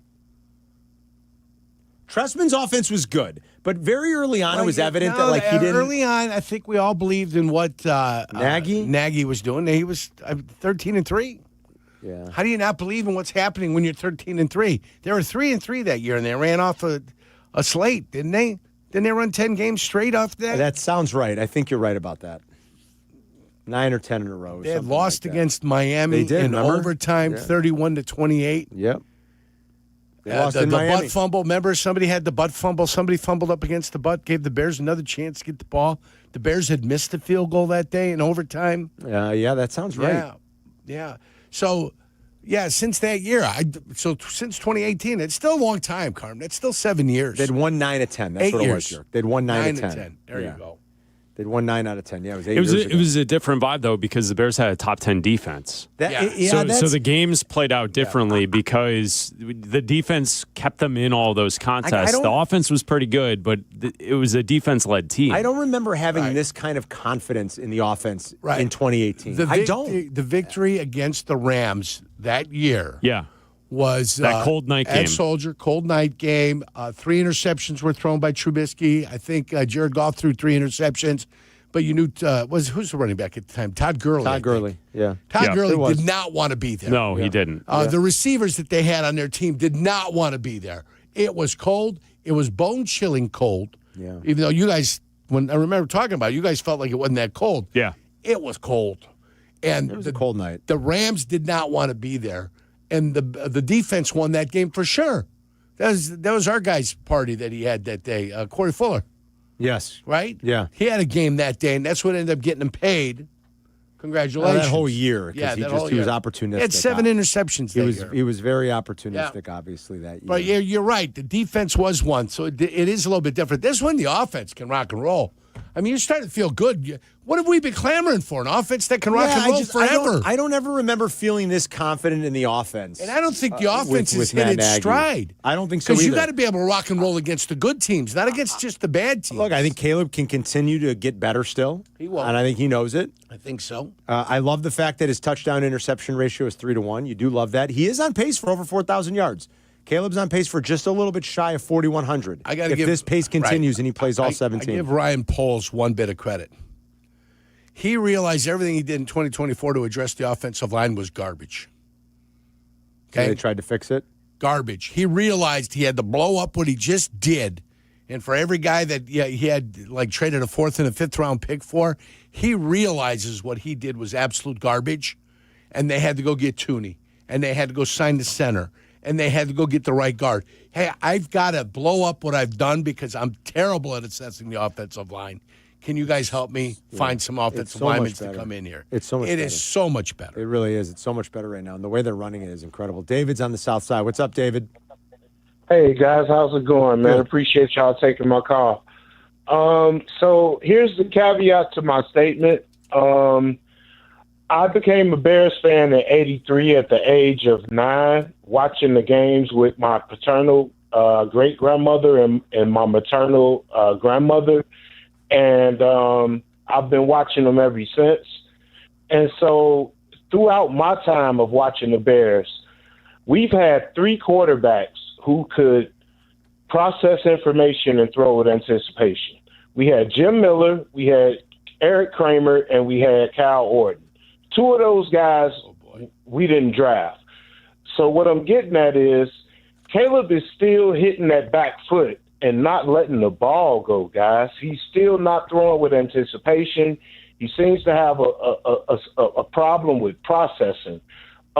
Is that something that can be coached up? I mean, because right now he's not good enough, and our defense is certainly not good enough to beat good teams. Yeah, the defense is, I think, even more of an issue right now because I don't know how, if that doesn't get cleaned up and if they don't get a little healthier, you get into some big games late in the season that are going to be meaningful maybe for a playoff run. I'm not sure how they're going to be able to navigate some of those games unless Caleb and the offense continue to just get better. Maybe they outscore teams. I don't know. David, thanks for the phone call. Can that be coached? Can processing and all that? I worry more about the inaccuracy, to be honest. And I think Ben Johnson even hinted when he met the media last week. It's a tough thing to coach.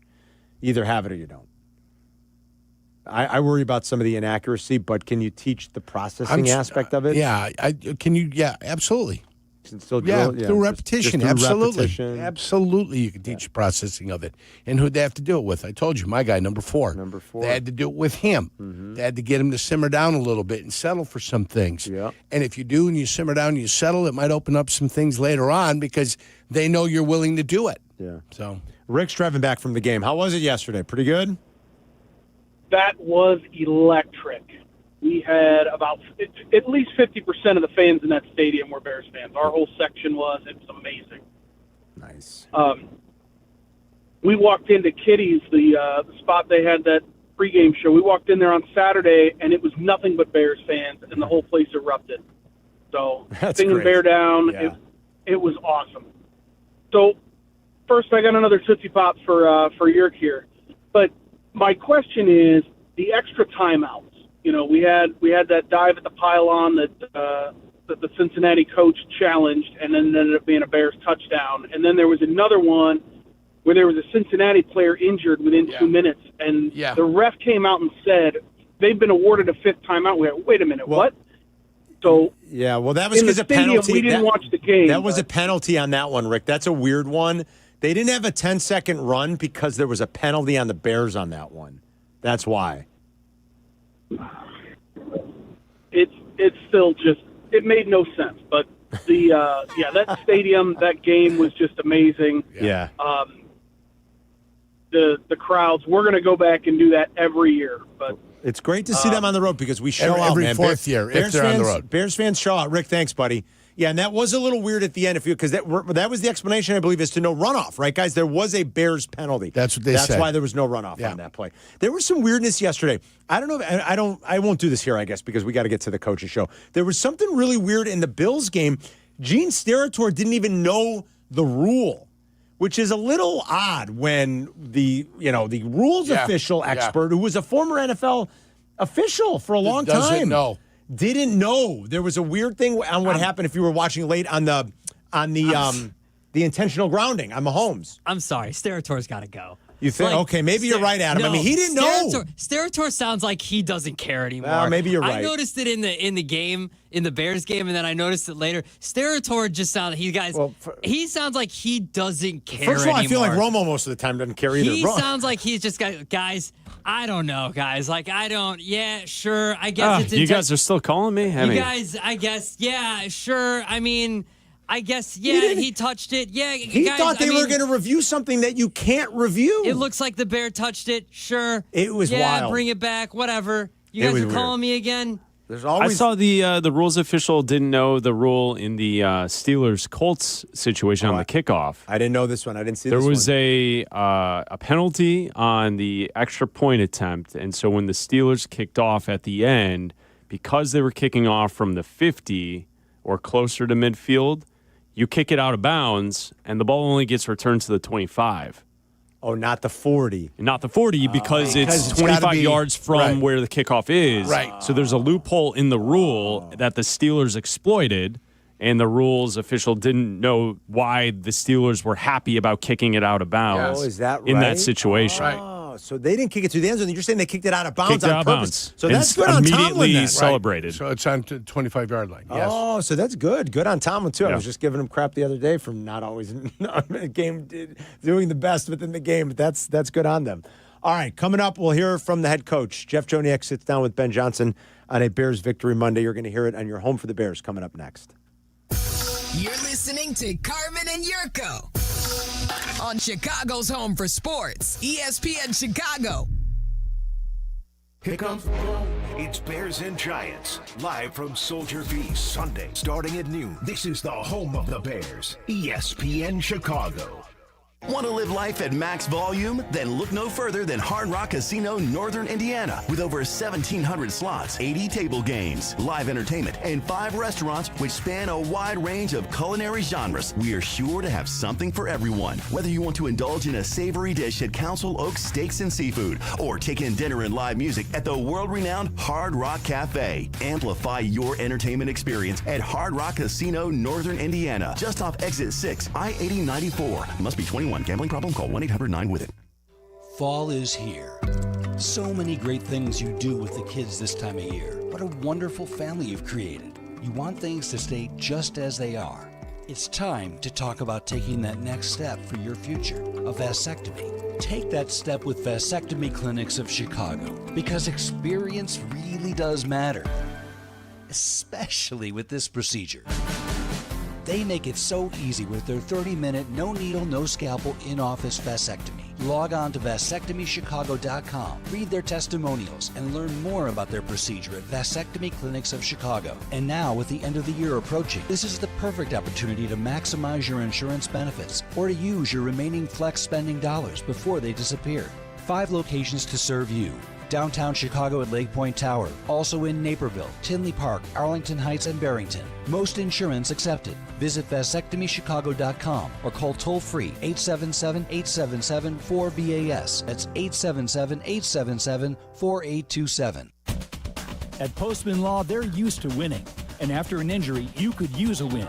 With more than $3 billion won for their clients, they know how to deliver fast. Car crash, work injury, serious accident, Postman Law makes it simple. Speed, ease, results. Because when the game's on the line, you need a team that knows how to finish strong. Call 844-POSTMAN or visit postmanlaw.com to get started. Others promise. Postman delivers. This is attorney advertising. IKEA loves their customers. And from November 7th to the 9th, they're showing it with great deals, giveaways, and family fun during IKEA's Fall Customer Appreciation Days. Get 15% off your total in-store purchase of $150 or more, and bonus discounts on some of your favorite products all weekend long. On Saturday, be one of the first 200 IKEA family members, and you'll get a mystery gift card worth up to $500. Visit your local IKEA store this weekend for IKEA's Fall Customer Appreciation Days. Empower.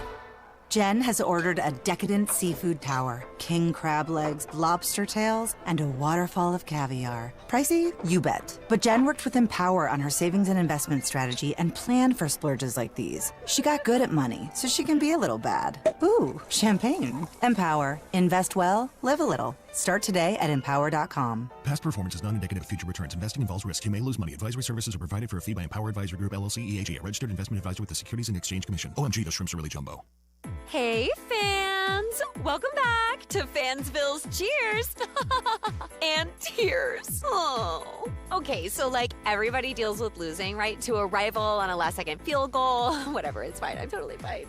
But I cope with losing with an ice-cold Dr. Pepper. Those 23 flavors are like so delicious. They totally wash away the pain of your college football team taking a big fat L. College football. It's a pepper thing.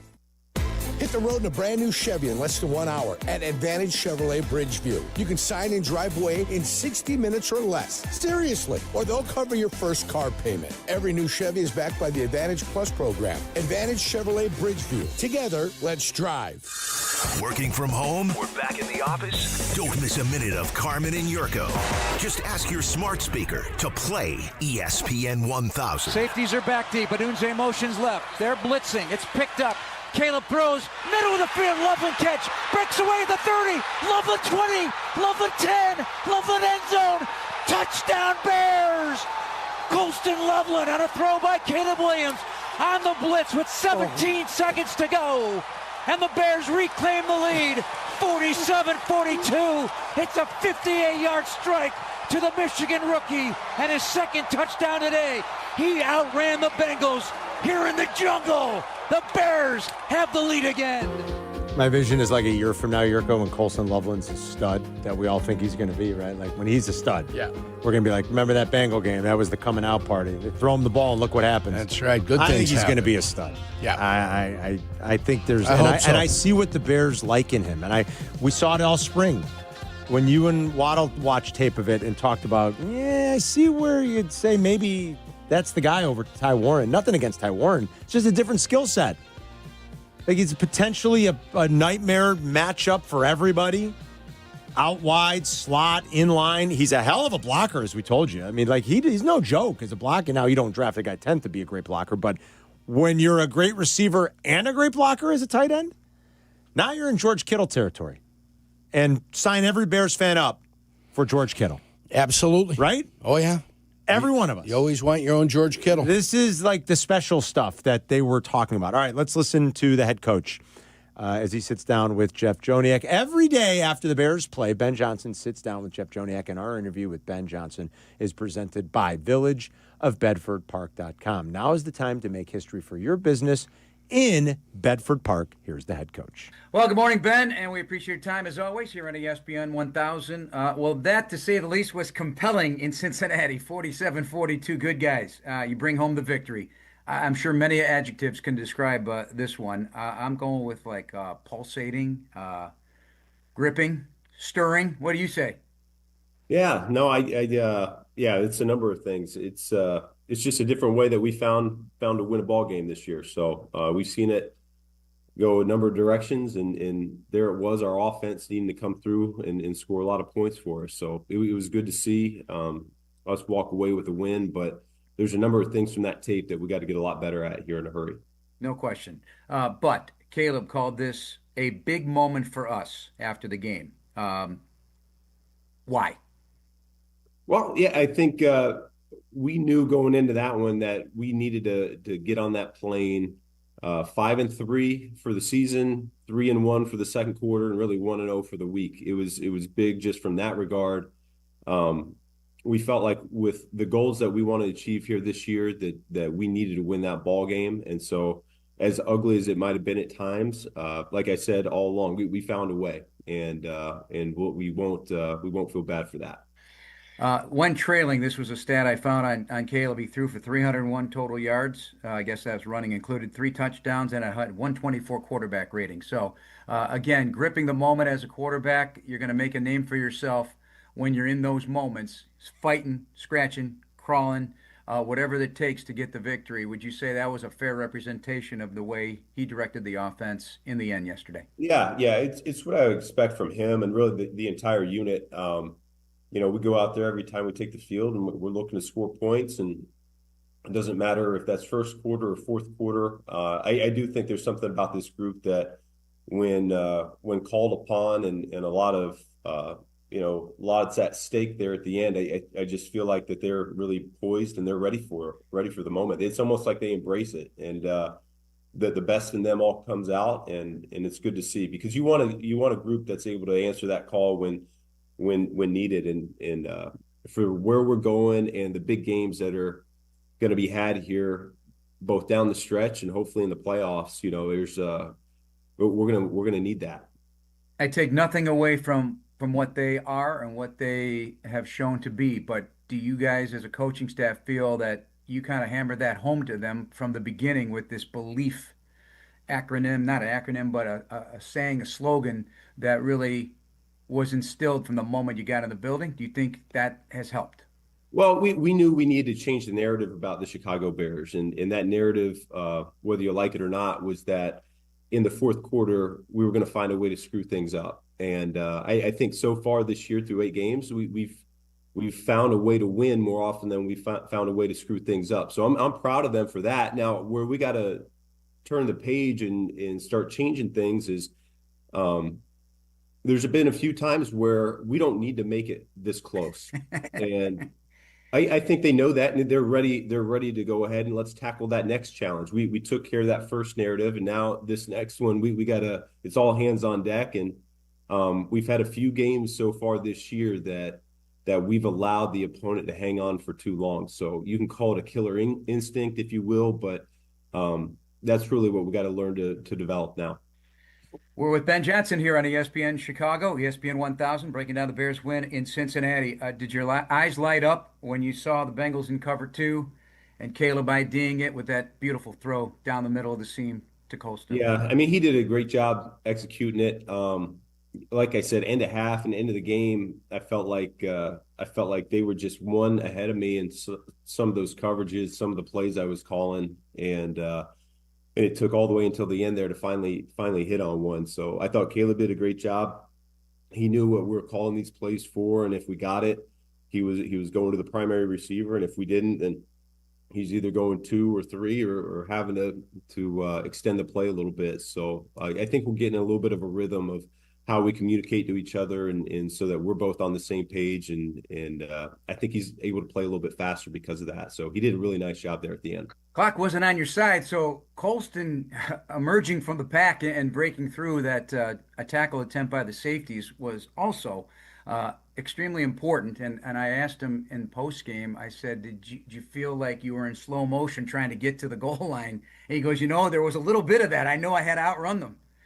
Yeah, he was flying though, and I think you just got a little glimpse of what he's capable of doing. And we got to get the ball in his hands just a little bit more than we have here first half of the season, and I think we'll continue to look for ways to do that. But was really proud of him. Wasn't surprised at all. I mean, that's who we thought we acquired when we drafted him, and he's been everything that we thought he was going to be and some. I think he's done even better in the run game than maybe most give him credit for. So. Especially with Cole being in and out a little bit of the lineup over the last few weeks, I think Colston's really come on for us. What did Caleb's 5 runs for 53 yards mean in the big picture? I think he got 5 first downs on those as well. Yeah, well, I mean, we've gone back and we've looked at the first 7 games, and we knew that he's really elite at breaking the pocket and looking down the field for some opportunities. We just haven't been able to connect, and there's been a number of reasons for that, and we're looking to clean those up. I thought we hit a couple more of those this week than what we had, but part of it too is understanding when we break the pocket, when we can go get it with our legs as well, because he is such a dynamic athlete, and so he capitalized on that yesterday, and he did it when we needed it the most too. So that was really encouraging to see, and hopefully something we can build on. Ben, I'm not calling them trick plays anymore or gadgets or anything like that. I got a new name for them, okay? Designer brands, okay? Mm-hmm. Because they're a brand, and they are designs that are meant to make something big happen. So will you allow me to call them designer brands first of all? There you go. Okay. I like that. I like that. So from your mind to your coach's minds to your meetings, from the lab to the big picture of actually executing them on the practice field, when is it brainstormed? How often is it practiced? Do some happen in training camp you don't rely on again until week 15? You're going to pull them out. I mean, how do these happen? I would say for the most part, they're a weekly basis for us because of something that we see on tape. Some of them do get carried over if we feel like they still apply. But, yeah, I mean, we've got a handful of them. I mean, it could be anywhere from 3 to 5 to 8. It just kind of depends on the week. The situation plays a big part of it. The one with Cole that we ran early in the game, I just happened to see him on Thursday. It's routes on air. He called a ball down the field. He's running back, and he threw it to our equipment guy. And I was like, oh, wow. And so I ended up drawing something on my script. And then we go from routes on air to screens and specials period. So I just held it up in front of the unit, and they ended up doing it. And we just took it and ran with it. But it was pretty cool. I mean, it's just something that you see. I mean, he's an extremely talented athlete to start with, but he's got a hose for an arm. He threw, we ran it full speed on Friday against our defense. First time, good versus good. Like no one knew it was coming. Just kind of blew the whistle after stretch and say, hey, drop the ball down. It's 1st and 10. We're playing ball.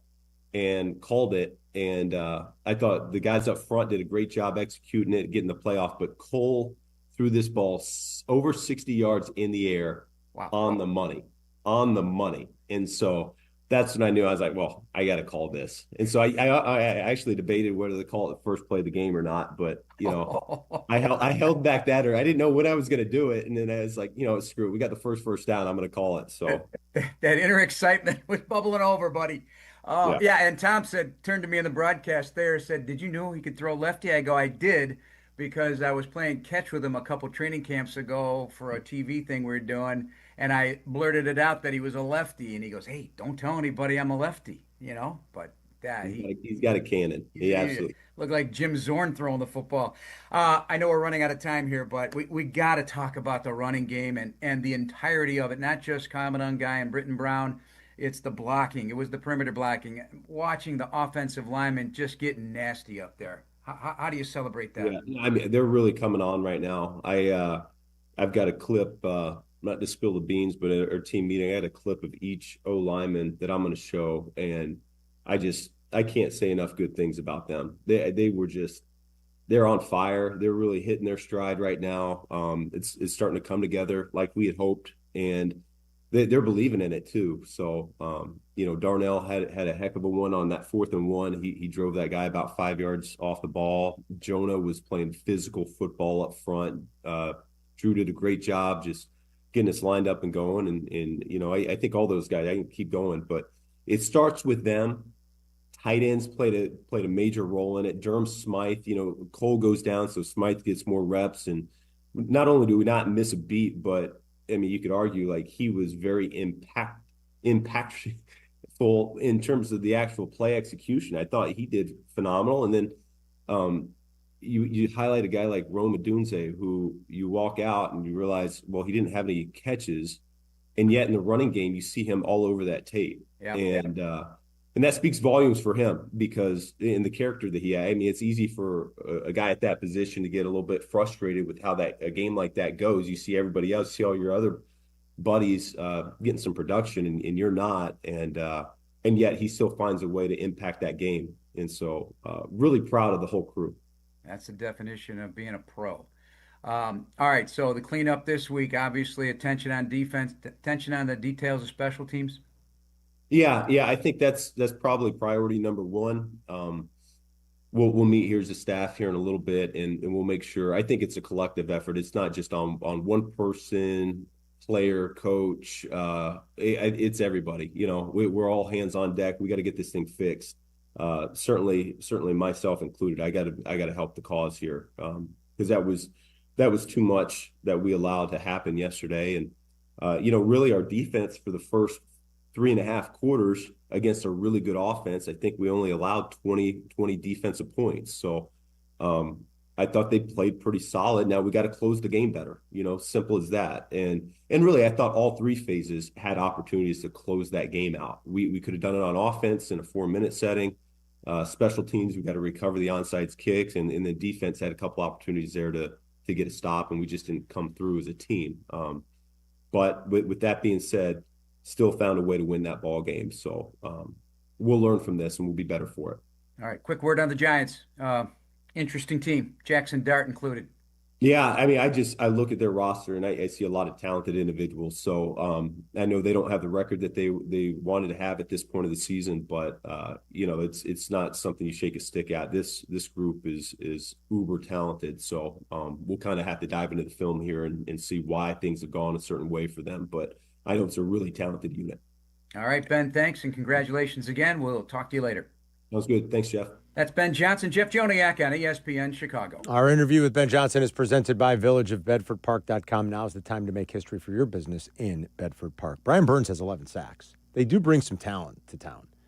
I think all of us were fans of Abdul Carter coming out, and as at times, I think if you watch, you see the natural raw ability that he has. They definitely, with their front four, can get after you. Now, they got problems in their back end. So the message there from Ben Johnson was all about becoming a better closing team. I want to talk about and go back and talk about a few of the highlights, I think, that you could pull from what Ben Johnson just had to say there in that conversation with Jeff Joniak. But he's proud of a lot of things, and he should be. And he knows there's still some work to do, and they've got to be a better team at closing now that they've changed one narrative that he specifically mentioned. It's Carmen and Jurko. We'll be right back. You're listening to Carmen and Jurko on ESPN Chicago, Chicago's home for sports. For Chicago sports fans, a big slate of college football games starts with Chicago's College Tailgate. Host Shane Norling and Tyler Rocky have the campus news you need to hype up the day. Join us Saturday morning at 9 for Chicago's College Tailgate on ESPN Chicago. Presented by Yuengling Beer. Advantage Dealer Group makes car buying simple and fast with their 60-minute guarantee. They know the process starts online, so every one of their dealerships has designed the experience with you in mind.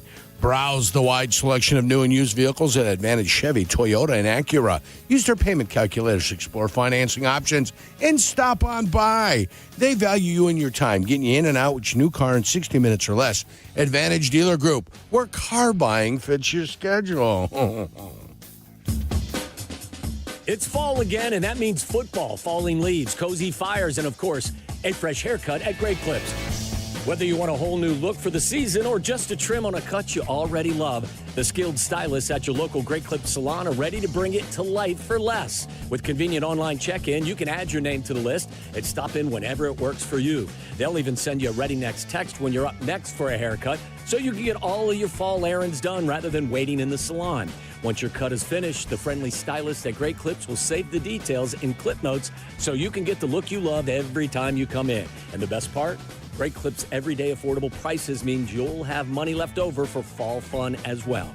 Look your greatest for the new season. Download the app and get into your local Great Clips salon for a fresh fall haircut today. Great Clips, it's gonna be great.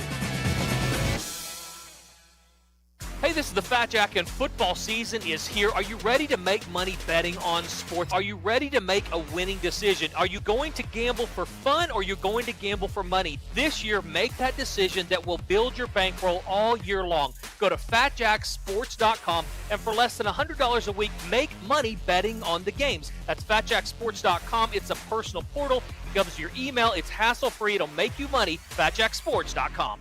Hey guys, it's Silvy. This November, Window Nation puts an end to all of your window problems. They've got 50% off all window styles, plus 0% interest for 5 full years. This sale ends soon. Schedule your free estimate right now at windownation.com. That's windownation.com. Illinois State University's hometown of Bloomington Normal consistently ranks among the top college towns in the country for affordability and safety. Come see why students and parents alike love Illinois State. Schedule a visit today at illinoisstate.edu/visit. Out here, it's football season, where nothing beats backyard grilling, gathering around the fire pit, and cheering on your favorite team with friends. The yard is mowed, the lights are strung, and the grill is warming up. Whether you need to fill up your propane, get a new grill, or even a generator, out here, it's game day. And we're ready for it.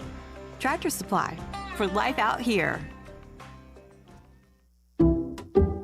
Some people just know you can save money on car insurance by checking Allstate first. Like you know to check Kirk Herbstreit's pregame analysis first, before talking to your brother-in-law. In this game, the key thing to watch will be the offensive line versus their front seven. If they can get pressure without blitzing, this could be a long night.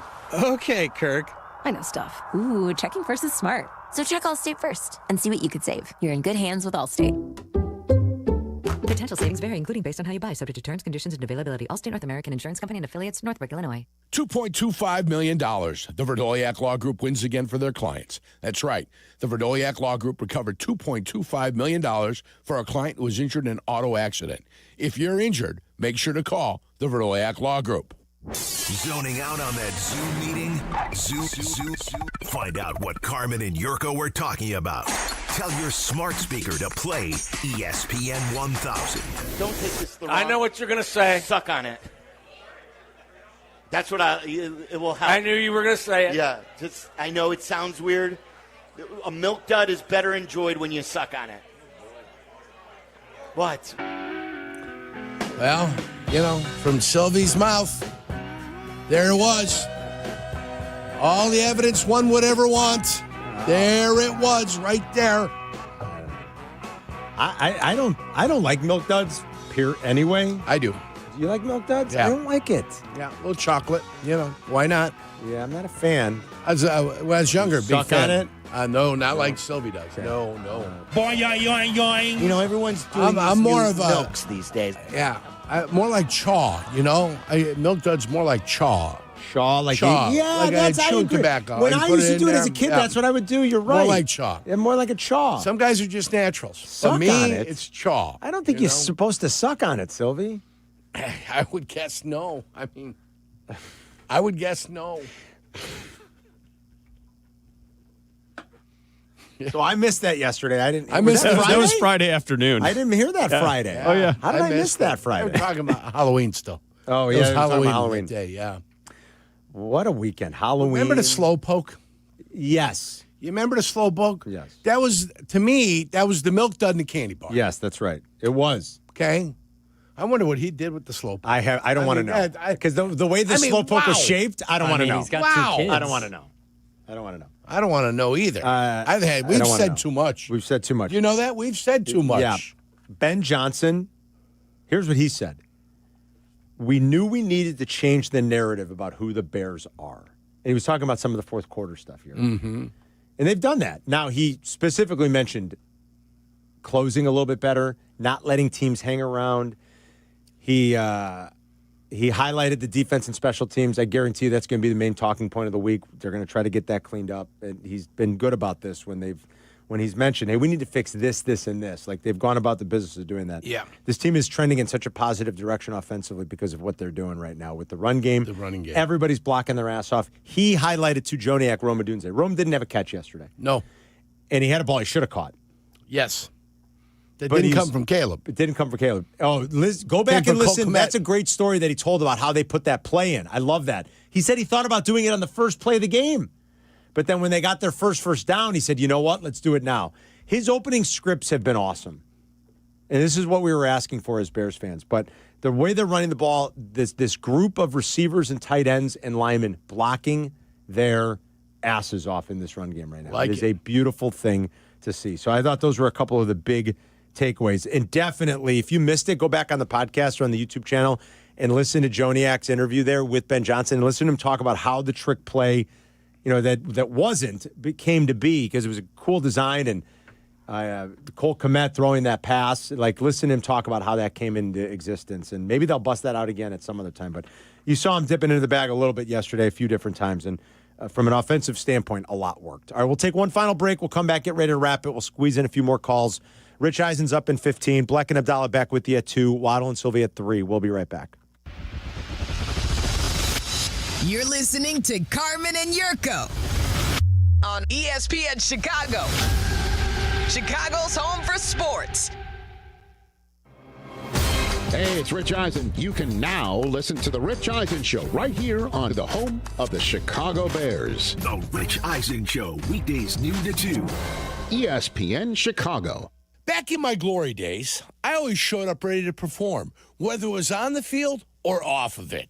Confidence, energy, swagger. I had it all. And yeah, even little Johnny was playing like an all-pro. Now, thanks to Blue Chew, those days don't have to stay in the past. Blue Chew's chewable tablets give you that extra boost of confidence when it matters most. Stronger, harder, longer lasting. Like someone gave you a pep talk right where you need it. And here's the best part. It's all online. No awkward doctor visits. No standing in line at the pharmacy. Their licensed medical providers help you find the right fit, and it ships right to your door in a discreet package. Made in the USA, less expensive than the pharmacy. So, fellas, when it's your time to perform, don't just hope for the glory days. Bring them back. Head to BlueChew.com. Use promo code ESPN, and your first month is free. Just pay $5 for shipping. Blue Chew. Chew it and do it. When it comes to your home, why juggle a dozen different contractors? Service Construction of Illinois does it all. Kitchens, bathrooms, basements, decks, outdoor spaces, you name it, they build it. For 50 years, they've been the one-stop shop for families across Chicagoland, combining craftsmanship, reliability, and a true passion for making homes shine. Work with Service Construction of Illinois once, and you'll know. You can rely on them for any needs for the lifetime of your home. Visit serviceconstruction.net and start your project today. This holiday season, lock in something that lasts. Astound Wi-Fi, starting at just $19.95 a month, forever. Not a temporary rate, no hidden fees, just your price forever. Check off one more thing off your to-do list this season and stop stressing about your internet. Fast, reliable Wi-Fi for every device, every holiday, every year. All for $19.95 a month. But don't wait. Visit astound.com today to sign up. Restrictions apply. See astound.com for details. You know me, I love a moment of certainty. And when it comes to your home, Jeff has the solution. That's right, Jeff, because in this market, you shouldn't take a chance selling your house with just anyone. No commissions, no lengthy showings, just a direct approach from a local veteran-owned company. Since 2007, we've been buying houses quickly in Chicagoland. Get your easy as-is offer today. Move forward with confidence, just like winning the coin toss. Visit JeffBuysYourHouse.com. Your fantasy roster is set. The Smack Talk is heating up, and this season, ESPN Bet is giving you more ways to ride with your squad. Introducing the ESPN Bet Fan Center, where you can instantly link and bet on your fantasy teams right in the ESPN Bet app. An enhanced sports betting experience only from ESPN Bet, the sports book for sports fans. Make the connection today with ESPN Bet Fan Center and the ESPN Fantasy app. ESPN Bet Sportsbook. Download the app today. Must be 21 plus. Gambling problem? Call 1-800-GAMBLER. Terms and conditions apply. See app for details. You're standing inside a secret prison. It houses the Nazi high command. I'm going to put Hermann Goering on trial. Sony Pictures Classics presents Nuremberg, starring Academy Award winner Russell Crowe, Academy Award winner Rami Malek, and Academy Award nominee Michael Shannon. Do you plead guilty or not guilty? Schuldig. Order! Nuremberg opens only in theaters everywhere November 7th. Hey everybody, Joe here, founder of Fry the Coop. Did you know that we now use Vienna beef pickles in our awesome chicken sandwiches? Vienna beef makes the best pickles ever, and we couldn't be happier. Don't believe me? Stop by any Fry the Coop and prove me right. Working from home or back in the office? Don't miss a minute of Carmen and Jurko. Just ask your smart speaker to play ESPN 1000. Caleb in the gun. Takes the snap. Gonna flip it to Adunze. Back the other way to DJ Moore. Toss wide open. Right corner of the end zone. Touchdown. Caleb Williams. Touchdown Bears. So some ingenuity out of the playbook of head coach Ben Johnson. And the Bears are an extra point away from tying the game.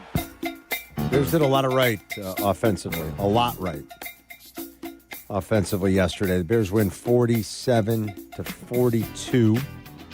I mean, they ran the ever-living you-know-what out of it. Bears averaging almost 7 yards per play the last couple of weeks, too. They're the best rushing team in football since their bye. Over the last month, the Bears are the best rushing team in the league in a lot of categories. Yes. If you put it all together, I guess I'd say they're like somewhere between like 1 and 5 in almost all the big, whether it's counting The big stats running or advanced categories, metrics. yes. So, like, they're certainly one of the best rushing teams in the league the They're last getting there, yes. month. Yes. Which is great.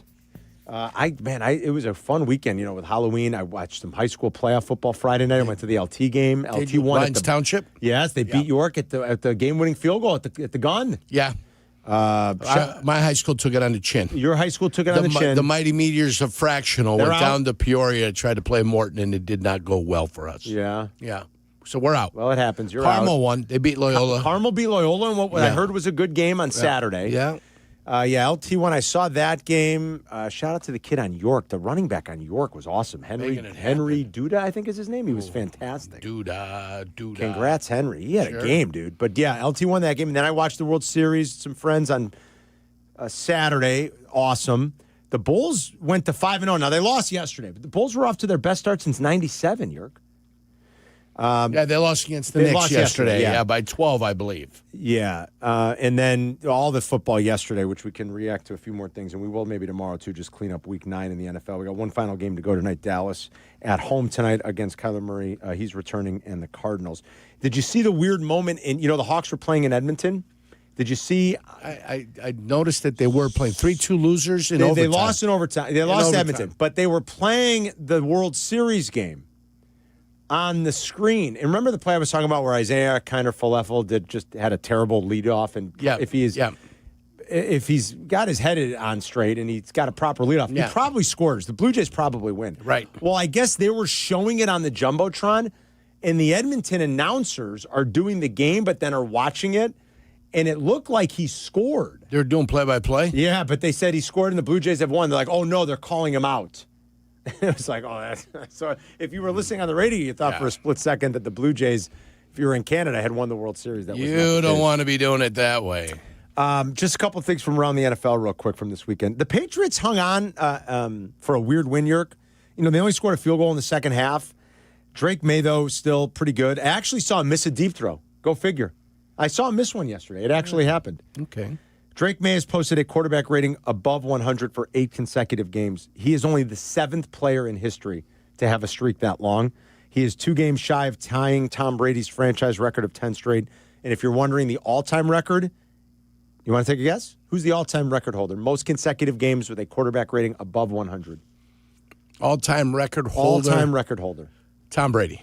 Tom Brady has got the franchise record, as I just told you, in New England for 10 straight. He is not the all-time record holder. Okay. I just said that. I'll go with Patrick Mahomes. That's a good guess. No, it's Aaron Rodgers, 12 games. So Drake May is like within shouting distance of that record. It's kind of amazing. The Steelers bounced back. They mustered up a hell of a defensive effort for the first time in a while, and Daniel Jones really struggled. I mean, he turned it over 5 times, if you can believe it. 5. I can believe it. That they were 3 even in that interceptions game. and 2 fumbles. Yeah, it was ugly. And then the Broncos, man. You said it. The Broncos on the road. The Denver Broncos offensively look like crap for 3 quarters every week, and then win in the fourth quarter. Yeah. And I was the victim of that yesterday. Certainly, if C.J. Stroud doesn't go out, it might be different. But I had the Texans. But when he got knocked out, I didn't feel great about it because Davis Mills is not going to do much for you. Are those guys going to get fined, Carm? He was clearly in a slide. He was in a slide. Yeah, but he was hit. But that was a shoulder. Like that contact was shoulder.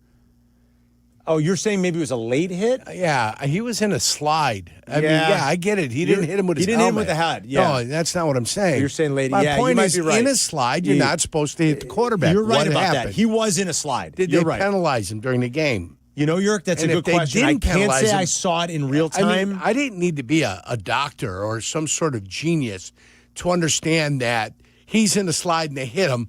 There better have been a flag on that play.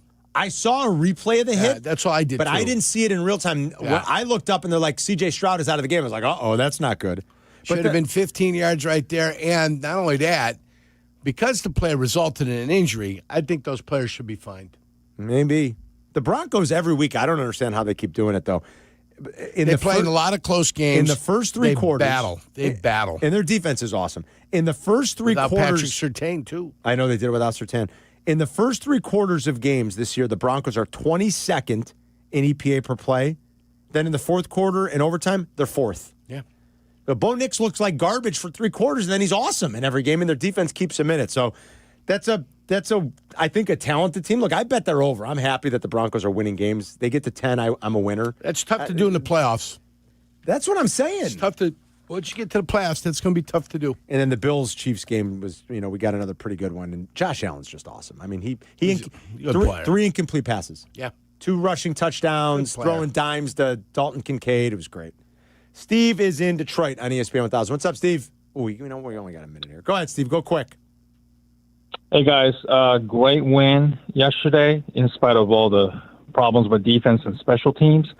A couple of things. I wasn't a fan of Ben Johnson's play call on the, I think it was in the first half near the goal line when they were running Kamonanga. They went away on that 3rd down play. I think that's a bit of a issue with Ben Johnson kind of deviating away. Yeah. And the other thing is I'm a little concerned with Rome Odunze's drop rate. I know he didn't have any catch at all yesterday. I'm wondering if he was kind of being if he's on the doghouse per se. What do you guys think? I don't think that's it, Steve. I am more a little worried about the drops, though. Yeah, not in the doghouse. You're too good for that. But I don't think he's in the doghouse. He's playing too much to be in the doghouse. Way too much, and he's blocking. He's doing all the things Ben Johnson wants these receivers to do, and they don't have the ball. Thanks to Chris and Adam for producing. They're back in 2 hours, guys. More of your Bears calls coming up with Bleck and Abdalla, 2 to 3, uninterrupted. Waddle and Silvy get you home. Have a great Monday. Thanks for listening, calling, and participating. Tuesdays with Tom tomorrow. We'll have Tom Thayer. Have a great night. Rich Eisen is next.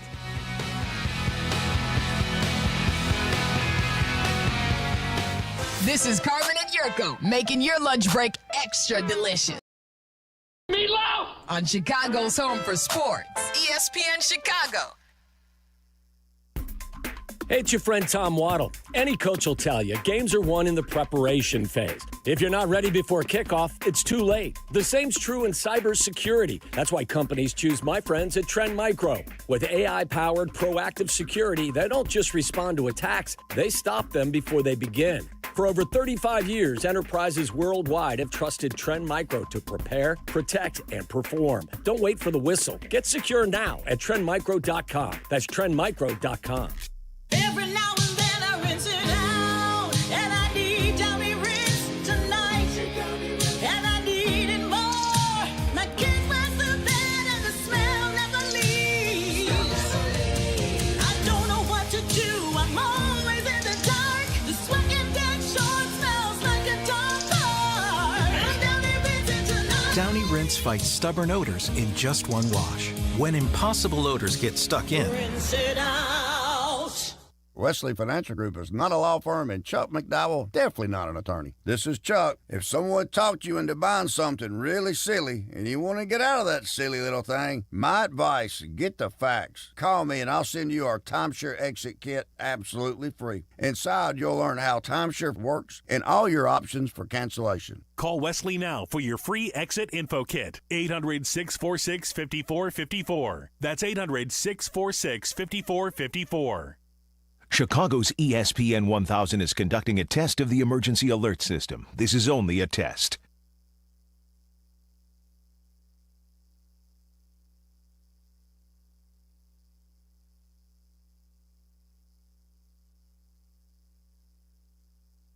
This is the home of the Bears. ESPN Chicago. WMVP, WTBC HD2, Chicago. This is ESPN Chicago, WNVP, WTBC, HD2 Chicago, a Good Karma Brands radio station. This is the Rich Eisen Show. Hey, everybody. Can't get enough of the Rich Eisen Show? You're in luck. You can find us everywhere. Watch us weekdays on Disney Plus from noon to 3 Eastern.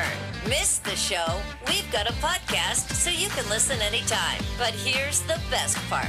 Our YouTube channel. Subscribe at youtube.com/Rich Eisen Show and you'll never miss a moment. Now, on with the show.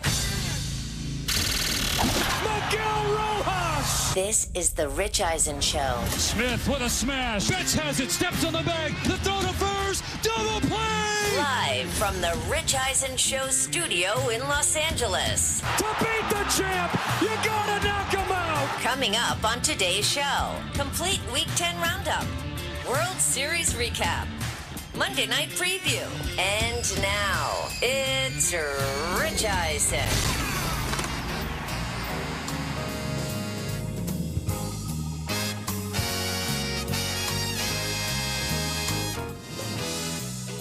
Hour number 2 of the Rich Eisen Show is on the air on Disney Plus, the ESPN app, which you get everything ESPN. And then there's Disney Plus, as I mentioned. There's also ESPN Radio, presented by Progressive Insurance, Sirius XM Channel 80. We say hello to all those who listen to us through podcast form. We appreciate that. We appreciate the subscription if you are a subscriber especially. We also appreciate anybody who takes in the Overreaction Monday podcast that Chris Brockman and I recorded before today's Rich Eisen Show. The No Contest Wrestling podcast records later on today, which means O'Shea Jackson Jr. will show up crowing like he actually cares about baseball. That'll be later on in hour number 3. You have no idea. He's been texting me. No, I know. He sent out videos. Cancel and all his that, key card. All that sort of stuff. No, he can't. Key card? Well, he talks about his hostile work environment. We don't want to. He claimed he was going to come here at 9 and sit in for the whole show. I knew that wasn't. We don't want to get him upset. Thank you so much. 844-204-RICH number to dial. If you're on hold, please stay on hold. We're going to promise you we take all your phone calls. We don't have any guests today. We just want to talk sports. Let's do it. With you and amongst all of us. And one of the reasons why we keep our Monday slate clean in many ways of guests is, well, nobody wants to talk to us. But other than that, it's because it's because there's so much to talk about, and I kind of like the real estate to explore all of it, and certainly the World Series suffices as one of those. Christopher, when we previously on the Rich Eisen Show, what's more likely Friday subject matter, one of the things you threw at me prior to the weekend was, what's more likely there'll be a Game 7 in the World Series or a 1-7 team in the NFL will beat a Los Angeles team? Yes, sir. I chose Game 7 of the World Series. Almost turned out to be both with the plucky Tennessee Titans. Yeah, so close. scoring on special teams and on defense on the Chargers early on in that game. But the Chargers pulled it out. But the reason why I thought there would be a Game 7 is because who the Dodgers were throwing in Game 6. Yoshinobu Yamamoto, who had thrown complete games in his previous 2 playoff outings. And sure enough, Yamamoto showed up in Toronto in Game 6, dominant. 6 innings pitched, 5 hits, 1 earned run, 1 walk, 6 strikeouts, 96 pitches, 63 of them for strikes. And sure enough, the offense and the runs sufficient enough for Yamamoto to hand the lead off to his bullpen were provided by a guy who was so down and out. He was just so honest about his struggles, and it was Mookie Betts. Sure enough, this is how good he is, and also how good Dave Roberts is the manager of the Dodgers. He's so good, he's hitting 130, and he gets dropped from 2 to 3 in the order. And then for Game 6, he gets dropped to 4th in the order. How about Dave Roberts saying, this guy can't hit a lick right now, and he's down on himself, but I'm going to hit him cleanup. I'm going to have him protect Freddie Freeman in the lineup. And sure enough, who steps to the plate in the 3rd inning with runners in scoring position with a base hit? Mookie Betts, his first RBIs at all since Game 2 of the NLCS. Span of 8 games. And this Game 6 was kind of feeling unlike the previous wild games. It's, Yamamoto's getting the people up and getting down in order. And this game's 3-1 after the Blue Jays got 1 run in response to the 3 spot for the Dodgers. And it's 3-1 going into later stages of the game. And Roki Sasaki gave us a little bit of a pulse check in the 8th inning, 2 on, 1 out, got out of that. This game's not going to be like any of those other crazy games, is it, until the 9th inning? Oh, my goodness gracious. So Sasaki hits Alejandro Kirk to start the 9th right on his hand, and sure enough, John Schneider does what he has to do because Kirk's not going to be able to score on anything in the gap, right? So he puts in Miles Straw, who runs like Xavier Worthy at the combine. And sure enough, Addison Barger hits one to the gap. And I've never seen this before. The ball hits like a highlight chulo right in the crease where the look at that photo. Padding of the wall meets the warning track. And Justin Dean, who just got substituted into center field for Tommy Edman by Dave Roberts, raises his arms up, saying, this is a dead ball. It's like Little League. And Straw, who's inserted to score on exactly the ball Barger hits, can't score because it's a ground rule double. Now, there's a lot of arguments about whether this should have been too bad, Dodgers. You could still pluck the ball out of the wall, whether the rule book says it's a ground rule double only if it's not playable, like, say, in the vines of Wrigley Field. The ivy, yeah.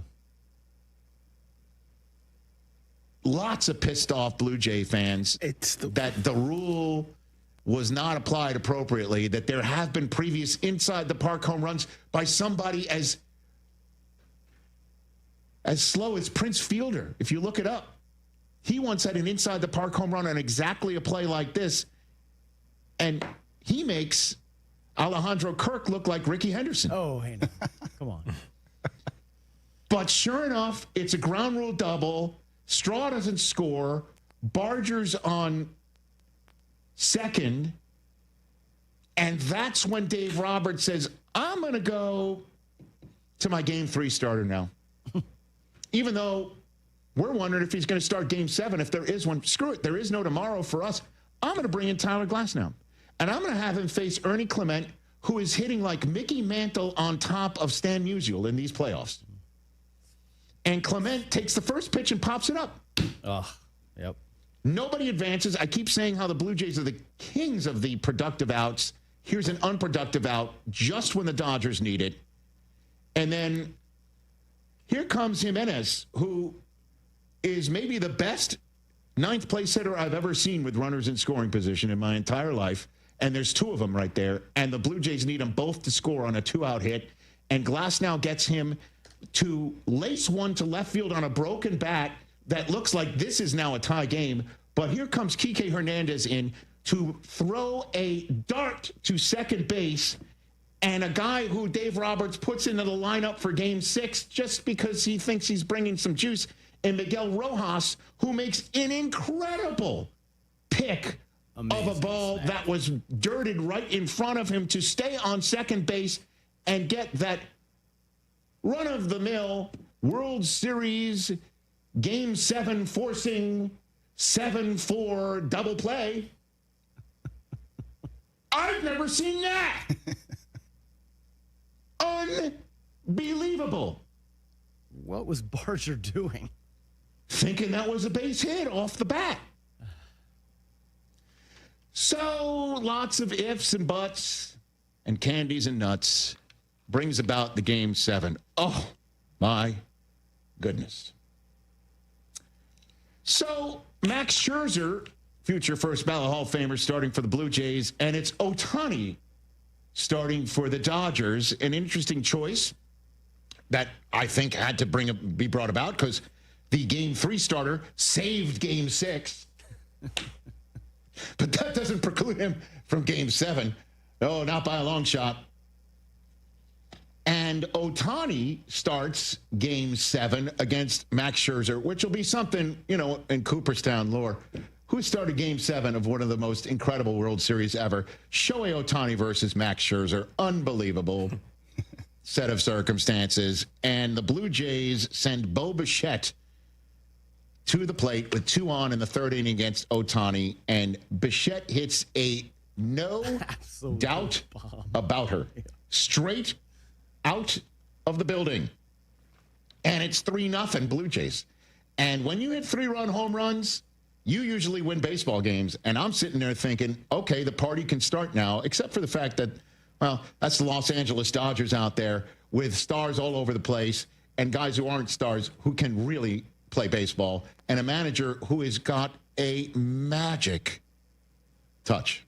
Oh, and Magic is in the building and owns the team as well. So, listen. But it did feel like the route is on. Especially when, in the next half inning, in the fourth inning, top of the fourth, Will Smith leads off with a double. Freeman with a base hit. Runners on the corners after a Betts out. A 1-out walk worked by Max Muncy. Bases loaded against Max Scherzer, and who comes up but former Blue Jay Teoscar Hernandez, who sends a screaming liner to center, and Dalton Varsho makes a gorgeous catch. If he doesn't make the catch, we have a tie ball game. Yep. Instead, this means just one run comes in, and that's all the Dodgers got. And I'm thinking, okay, this may just be the Blue Jays' night. What a catch that was. And just when you thought, okay, that's kind of crazy, we're settling in, Jimenez steps to the plate, and was it Robleski was on the mound, right? Mm-hmm. He clearly tries to get hit by the pitch. He threw his arm at it. And then the next pitch, Robleski just hits him with it. And Jimenez takes... He gets so mad. He gets upset. Like we're putting people on base just to prove a point in a 2-run game in the World Series Game 7. Robleski basically tells him all sorts of things he can do to himself and his mother. Grandkids. And benches are clearing. We're playing the feud. And people are running out from the bullpen. Oh, I'm coming in. Hold on a minute. I'm making my way. Clayton Kershaw and his dad bot. I'm almost there. Hold on a minute. Hold on a second. What the hell's going on in the World Series Game 7? That was crazy. Playing the feud. I loved it. I got the blood flowing. It did. Whoa. Another thing I haven't seen before in a World Series, right? So then, just when we're seeing, hey, we're within reach of a World Series for the Blue Jays, right? And John Schneider, looks across the dugout to Dave Roberts. They too can play at the game of putting someone from previous starting positions into baseball games to do things out of the bullpen. In comes Trey Savage in the 7th inning, walks Ohtani, then gets out of it with a double play grounder to end it. And in the 8th inning, here's Savage. And just when you're thinking, Dodger fans are sitting there thinking, there's 6 outs to go. Max Muncy hits one to Quebec. Missile. In the 7th. It's now a 4-3 game. And we go to the 9th. And this is why you watch baseball. Guys you've never heard of unless you pay strict attention. Stroll to the plate. And with Ohtani on deck and 1 out, and the Blue Jays 2 outs away, and it's a 3-2 pitch, and you hear John Smoltz tell Joe Davis and the rest of all of us listening, this needs to be an action pitch. What I mean by that is it can't be so far out that Rojas doesn't offer at it, and you put Ohtani up to the plate as the go-ahead run. He's got to swing at it. It's got to be close enough that he swings at it. And it is a spinner that's right down Broadway, and Miguel Rojas takes it out of the yard. Unreal. With basically one hand. And Joe Davis had the only reaction you can have while you're working clean, which is, no way. He said that. By the way, Joe, you could say that about every single at-bat of this World Series. His wife was telling him that he was going to hit a home run, and he wasn't even playing when she was saying this. Listen to your better half. I guess so. Ties the game. Miguel Rojas, what's he doing in the World Series? I Just don't know. ask. Well, the reason why he's in the World Series is because Andy Paez couldn't hit. He couldn't hit. But that doesn't mean he can't play. Yeah, Andy was being safe or something. Because bottom of the 9th. This was so insane. Wait a second. Blake Snell, your game 1 and 5 starter, comes out of the pen. And this is the guy you're going to say, get us to extras. Because if you get us to extras, you can keep pitching, right? That's in theory. And sure enough, Andy Paez comes running out of the dugout for the second straight game, be a defensive replacement in center field. And I'm thinking to myself, why is Dave Roberts doing that? All right, well, let's see what happens in this inning. Unbelievable. I can't get enough of just going blow by blow here. So Snell gets Vlad Guerrero to fly out. I mean, Snell versus Guerrero Jr. had epic moment written all over it. And certainly since the first pitch that Snell threw in his previous outing was yanked out of the park by Davis Schneider, and then the next at-bat by the guy at the plate to try and tie the game and send Canada into a frenzy that this thing's not over. Or that it is over. You know, that we're not going to extras. This is not going to go 18 innings. And he flies out to center. Bo Bichette singles to left. Now you know at this point in time what's going to happen here. Okay? There's going to be a pinch runner because he can't run at all. As a matter of fact, there was a base hit earlier in the game on 2 outs. And he couldn't advance. Couldn't score. Yeah. So who's at the plate but Mr. Barger himself? And with Isaiah Kiner-Falefa on first, Barger walks and IKF goes to second. Then Alejandro Kirk, once again, hit by a pitch. And the bases are loaded. And you're like, this is the end of the moment. But this is, to be honest with you, unbelievably, this is the moment that Dave Roberts inserts Andy Paez into center field in the middle of the inning, guys. And Dalton Varsho's at the plate. All he's got to do is put the ball in play with the infield in and hit it hard somewhere not right at anybody. And who does he hit it to? To Rojas, who looks like he bobbles it and stumbles, and I'm thinking this World Series is over, and he throws to the plate, and IKF, for some reason, slides in with his feet. This is a force play at home. Run through the plate. Just run. Run through it. Or slide with your hand. Yeah. You've got your mitt on. Yeah. Slide with your right hand. And he's ruled out at the plate. The replay, at first blush, the first thing I saw was Will Smith's right foot off the plate. I'm like, are we going to see the most 21st century moment ever that a World Series is clinched and won on a replay reversal? That was in the ether until you saw Smith's foot tap back on the plate before, for whatever reason, IKF sliding into home with his foot. Instead of his all the hand dirt and you running could through it. And with the dirt because of the slide, And you then- couldn't tell where the plate was. And You then think it would see be it- closer if he ran through it? You would have been safe. Absolutely. Sliding slows you down. Or when you look at the replay wide, TJ, I mean, we can obviously have an argument about it. We'll never know. Yeah. We'll never know. I'm not But arguing. running full That's just a speed, legit running question. full speed, Full speed. by running through it like you go to first. like Jeremy Giambi once tried. Right. He was safe. Okay. I mean, true.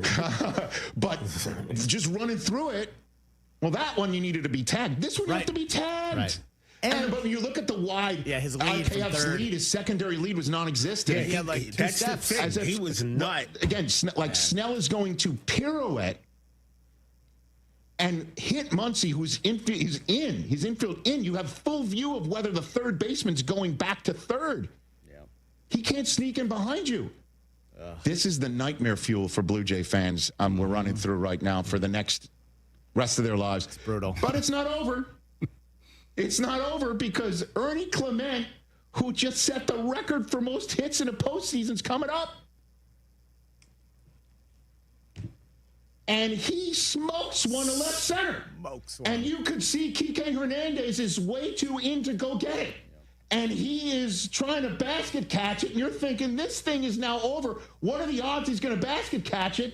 Whatever those odds were greater than Andy Pages, who was just inserted, running for his life from center field to go and grab the ball over Hernandez and make the catch while they collide. Look at that Laid photo. him out. Laid him out. I thought Hernandez was like out. Right. He didn't even know if he caught They it. collide. Look at that photo. That is perfect. You cannot get enough of this. That's what Podgett should have blown up in his Yeah, house. that needs to is be in this. his house. Yes. Yeah, Tattoo that on himself. Even better. You should get that tattooed, Jay. Kike Got a cheek Hernandez had the soundbite. Did you hear what he said? Yeah, yeah. No. He said But when he just- that when Pages caught it, looked down and said, "Are you okay?" And he thought that Pages didn't get it and that the World Series was over. And he's like, "I'm effing all right. What are you talking about?" Pages basically told him, I caught the ball. I caught the ball. Kike said, I was just down because I thought we lost. Yeah. When he came over to me, I said, do you have the ball? And he was like, I have the ball. Yeah. And then you see him. I'm fine. Yeah. I'm fine. We just effing lost. He goes, no, I have the way. ball. That happened. That was To force extra insane. innings. That was insane. Back to back. More nightmare fuel for the Blue Jays. That was an incredible moment, man. Like, That felt like, okay, I really thought it was going to be. Dodgers are going to win this now. I thought it was going to be Kike Mays for a second, the way he was going Well, back. yeah, Unreal. he was way too shallow. Well, yada, yada, yada. I mean, Will Smith homers. Yeah. And the problem for the Blue Jays is before the Will Smith homer and after the Will Smith homer, there was somebody in the game. And it was the Game 6 and Game 2 winner This guy. in Yamamoto. And they have to look at this guy and say, oh, no, I don't want to see you anymore. He had to have gotten drug tested after this, right? Yoshinobu Yamamoto. Build a statue of that guy. And sure enough, after the Will Smith home run, puts the Dodgers up. By the way, I believe in the 74th inning of action of the World Series. Wow. Top of the 74th is when Will Smith homered. And Yamamoto is now trying to save his own Game 7 win after winning games 2 and 6, trying to save his own Game 7 W, gives up a double to Vlad Guerrero Jr., who brings his hands in and somehow keeps it fair down the left field line. I can't get enough about talking about this World Series. And with men on first and second, with Guerrero doing what he did in this World Series, Alejandro Kirk comes up. And I thought to myself, with runners on first and third, do you steal here? Do you steal? Do you dare steal here? Because Kirk could get the double play ground ball. Yeah. And sure enough, Yamamoto breaks Kirk's bat in half. But Kirk had enough power to get it right to Mookie Betts. Right to Mookie. With an unassisted double play. And the most entertaining and wildest World Series, I got to say, I think I've ever seen comes to an end. The Dodgers become the first back-to-back champions since the Yankees did it. The first back-to-back NL champion since the Big Red Machine did it in the mid-'70s. And when Ohtani signed with the Dodgers and then Yamamoto signed with the Dodgers, all of us were here like, how many World Series would it take to make this a success? Some of us said 2. Some of us said 3. Well, guess what? They've got 2. And they've got the team to go get a third. Because, again, the stars are aligned. The stars are in their lineup. And give it up. You got to. Certainly when there's everybody, they spend all this money, and then they defer all this money, and they do all this, and they buy it. Well, in the same way that Phil Jackson had Shaq and Kobe after he had Jordan and Pippen, you still got to have the guy or the lady, depending on the sport, to push the buttons. Give it up to Dave Roberts, who, by the way, showed up in Toronto, kept it light. I think he was trying to race and run the bases, fell flat on his face in front of the whole team. Yeah. Kept him loose. He's the one who dropped Mookie to the 4th spot in the order, and he got a 2 RBI single out of Mookie. He's the one who starts Ohtani. By the way, brought in Glasnow at one point in Game 7. He's the one who, dude, if we get him on the show, what made him want to put Andy Paez in the game? What made him say, you know what, middle of this inning, let's go put him in there? Miguel Rojas in the 6th, Game 6, comes up with that pick on the double play to force a Game 7 that he ties with a home run. Put in Justin Dean, who knew the rule enough to put his hands up. Yeah, that was incredible. He could have easily just ran over, tried to grab it, and then the play lived on. And he was the one in Game 3 when Schneider was out of players that wasn't for him. He kept his guys in the game. Yeah. Congrats, Dodgers fans. This locks up Hall of Fame for him, right? I mean, plus what he did as a player. I mean, there will be people who are like, well, he had this guy, that guy, that guy, that guy. You still got to win it when everybody's expecting you to. And they had a Blue Jay team who was poised to prevent it. It's a good team, too, man. Dude, he After pushed winning 2 in Dodger Stadium? Buttons. Man, oh, man. They won both in Toronto. Yeah. And that's my World Series review. It was awesome. What a series, man. It was so good. ESPN Radio is presented by Progressive Insurance, supporting you every step of the way. Progressive.com. 844-204-RICH, number to dial. So much more to discuss on this program. Man, that was an unbelievable World Series and one of the most watched ever as well. Congrats to baseball on all of that. Back on the Rich Eisen Show in a moment. Michelle's Moment here for Gainbridge and their Give Back program, Gainbridge Assist, powered by Parity. Gainbridge and Gainbridge Assist, powered by Parity's goal is to empower girls and women through sports and education, providing 32 organizations in 21 states $222 of grant funding during 2025. These grants aim to level the playing field and expand access to sports and education for girls and women across the country. Here's to a future with no limits for women's sports with Gainbridge and Gainbridge Assist, powered by Parity. Hey, fans! Welcome back to Fansville's Cheers and Tears. Oh. Okay, so like everybody deals with losing, right? To a rival on a last-second field goal. Whatever, it's fine. I'm totally fine. But I cope with losing with an ice-cold Dr. Pepper. Those 23 flavors are like so delicious. They totally wash away the pain of your college football team taking a big fat L. College football, it's a pepper thing. Comparing health insurance plans is never easy. That's why I work for Get Covered Illinois. We are the state's official health insurance marketplace. We have a website to compare multiple plans and prices in one place, and people who can help you for free. Community-based navigators and brokers, certified by the state. And we have live customer service. At getcoveredillinois.gov, we're here to help. The game is on the line. You need your best play. What's it gonna be? Do you make the call for welding or HVAC? Do it now and you could complete your education at ETI School of Skilled Trades in as little as 7 months. We offer day and evening classes to fit your schedule, and financial aid is available if you qualify. Visit eticampus.edu or call 888-830-7678 to learn more. ETI, it's your future, own it. Injuries on the field are rough, but your injury case doesn't have to be. At Postman Law, there's no fee unless they win. Car crash, work accident, slip and fall. Postman Law's your local injury lawyers. With over $3 billion won for their clients, they don't just show up, they deliver results when it matters most. After an injury, call 844-POSTMAN or visit postmanlaw.com.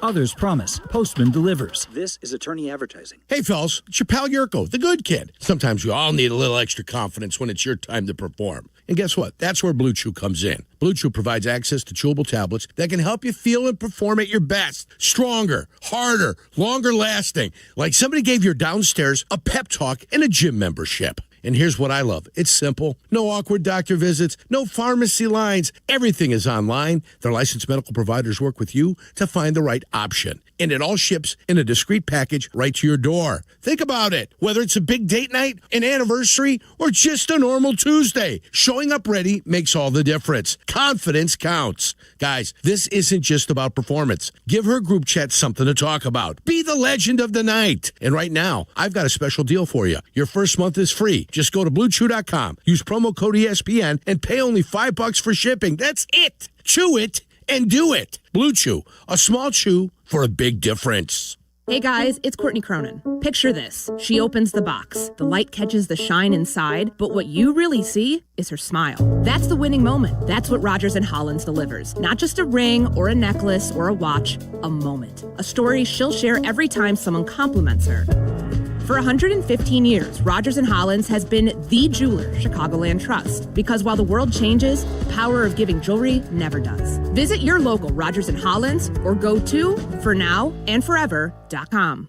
Hey guys, it's Silvy for Window Nation's end of year sale. This November, you'll save big with 50% off all window styles, plus 0% financing for 5 years and 1 day professional installation. Window Nation's top quality windows come with a lifetime warranty, and I love how they save me money on energy bills. They hold an A+ rating for the Better Business Bureau, so you know you're in great hands. Don't miss out. 50% off and 0% interest for 5 years. The sale ends soon, so start now with a visit to windownation.com.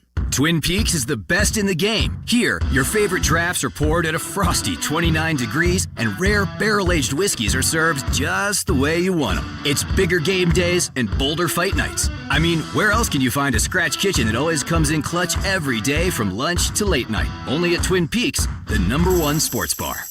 Twin Peaks Scratch Kitchen scores every time. Dig into hand-smashed burgers, chef-inspired flatbreads, and more at your local lodge. Coach Saban here, and let me tell you, every second matters. Preparation is everything, and that's why I trust Kidda Smoke Alarms. And as North America's #1 home fire safety brand, they're built to respond over 25% faster to smoke detection. Kidda helps protect what matters the most. Find it at the Home Depot. How doers get more done. #1 claim based on total household installations as of December 2023. 29% faster average smoke detection based on internal testing of smoldering wood fires for Kidda 9th edition versus leading competitor 8th edition products. Some people just know you can save money on car insurance by checking Allstate first. Like you know to check the weather first, before wearing face paint to the game. Bro, your Go Cats is dripping into your nachos. Oh, and now paint is in my eyes. Interception! Did you see that? No! Yeah, checking first is smart. So check Allstate first and see what you could save. You're in good hands with Allstate. Potential savings vary, including based on how you buy, subject to terms, conditions, and availability. Allstate North American Insurance Company and affiliates, Northbrook, Illinois. Courtney Cronin, the latest from Hallis Hall, and wherever Bears roam in Chicago. Be an informed fan with ESPN Chicago. Brought to you by Costa Ivoni. Open up a world of travel possibilities with the Capital One Venture X card. What's in your wallet? Terms apply. Lounge access is subject to change. See CapitalOne.com for details.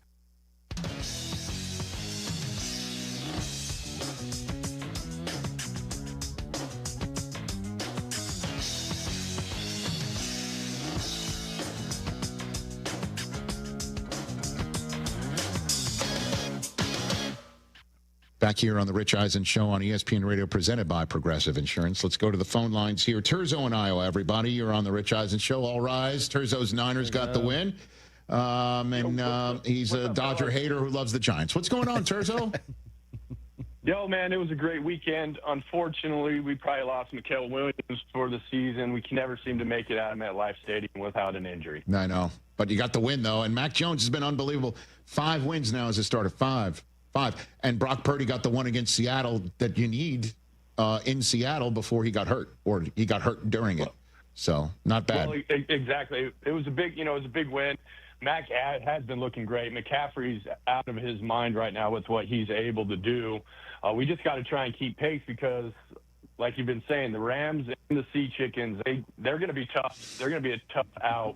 And we're going to have to do whatever we can to keep pace with them because I don't see either of those teams slipping up going forward, and this might be the best division in football. But that World Series, man, that was awesome, man. That was great baseball. Shout out to the Dodgers. Good on them. As much as I hate them, that was still a great World Series and a lot of fun to watch. Thanks, Terzo. Greatly appreciated. Terzo in Iowa. See you, buddy. Appreciate you guys. Listen, if you got to handicap it right now in the NFC West, just based on injuries alone, the Niners have got a bigger hill to climb, wouldn't you say? Yeah, I think without a doubt. Ricky Pearsall still hasn't been back. Brock Purdy's still not back. Well, and Ayuk is apparently around the corner. I mean, you got those guys. But his practice window hasn't been open yet. They lose another defensive player to a season-ending injury. What they've been able to do to overcome all this, hats off, kudos to keep pace, but it's not looking good with the way Seattle and the Rams look. We'll talk about that in hour number 3 a little bit more. Matt in Oklahoma, you're here on the Rich Eisen Show. What's up, Matt? How you been? Congrats on your Bills, brother. Rich? Are you there? I am, sir. Congrats on your Bills. Kick a little dirt on my Bills yesterday, but we're not dead. Come on, man. You and that math hole over there. I'll guarantee you one thing. The Patriots are good. They're young. May's really good. They're not going to win the division. Buffalo's still going to win the division. So he can crow out all he wants. Other thing. To the 2 idiots yesterday here in Enid, Oklahoma, that were cheese flags that put me off going down the road. Mm-hmm. How you like that, you bandwagon? Hanging out. Whoa. Matt in Oklahoma coming in nice and strong. I'm telling you, these same guys had Cowboys fans flags on their car last month, so I know who you are. It's okay. You know the best part about today is I woke up and the playoffs started today. Kansas City's not in the playoffs, so guess what? You're only as good as your last game. So suck it, Kansas City. Hold on a second, Matt. Hold on a second, Matt. Not to knock you off your retribution tour here. While I have someone from Oklahoma on the horn, do you all wear shorts to win games over there in Oklahoma? Are you talking about our kicker? Oh my goodness, great! What's he doing out there and Stockton? I don't care if he wears a tutu. He can wear whatever he wants. But I watched it. It's great. Matt, I mean, like his shorts are so small. I mean, John Stockton is even saying get a room. My son made a comment about it. He said, "Daddy, what's wrong with his shorts?" And I said, "No pants." I said, "Don't worry about it. Just close your eyes. As long as he can make the kick, we don't care." And then he did. It's okay. Okay. It's okay. My son wanted me to call you and crow about the Bills today. He made me promise this morning. My son Luke. Okay. What's up, Luke? Hey, listen, you have every reason to do it. It's a big time win, and he said, tell Rich, because you were talking about his Bills yesterday. He seen you on NFL Game Day morning. Yeah. He said, Rich is going to regret that tomorrow morning. You call him. Okay. I said, okay, buddy. I wish I had gotten the pick. I got the pick wrong. Tell Luke I got the pick wrong. You got the pick wrong. Who cares about the playoffs? We won yesterday. The Chiefs are in the playoffs. They start tomorrow, so life is good. Matt in Oklahoma, everybody, right here on the Rich Eisen Show. Matt. All right, bringing the funk and the noise. Sounds like Matt's going on looking for some vigilante justice. He certainly is. and I get a bill. This could get called into court someday. Yeah, be careful. But let's talk about your Patriots, Christopher. Why not? Listen, I understand that Matt in Oklahoma, a diehard Bills fan, is like they're not going to win the division. We're going to win the division. Might be true. I can't sit here and say that for any sort of certainty at all, because the Patriots right now are beating the teams that are right there in front of them, and the next one is in Tampa. This is going to be the one where it shows that they can pack their defense that stops everybody who's running the football, and that Drake May is going to show up. And then Baker Mayfield, as you know, was the MVP through the first, 6 weeks of the season, right? I mean, when Seattle welcomed them in week 5 and Tampa lit them up, and, and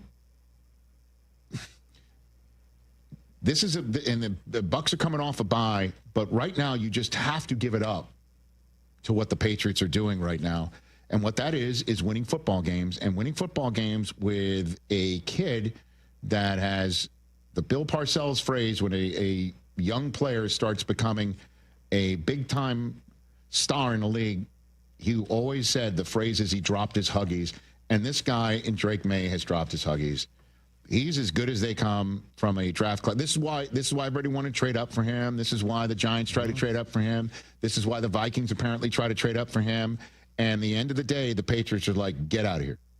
We have earned the 3rd overall pick. And by the way, you are so lucky.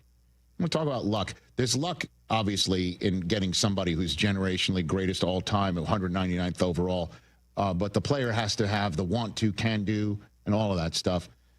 I mean, in this upcoming draft, if you've got the 3rd overall pick, there might not be quarterbacks taken in the first 3 picks because there's nobody worthy of it. And instead, this was a draft where there were 3 quarterbacks worthy of it, and the Patriots got theirs.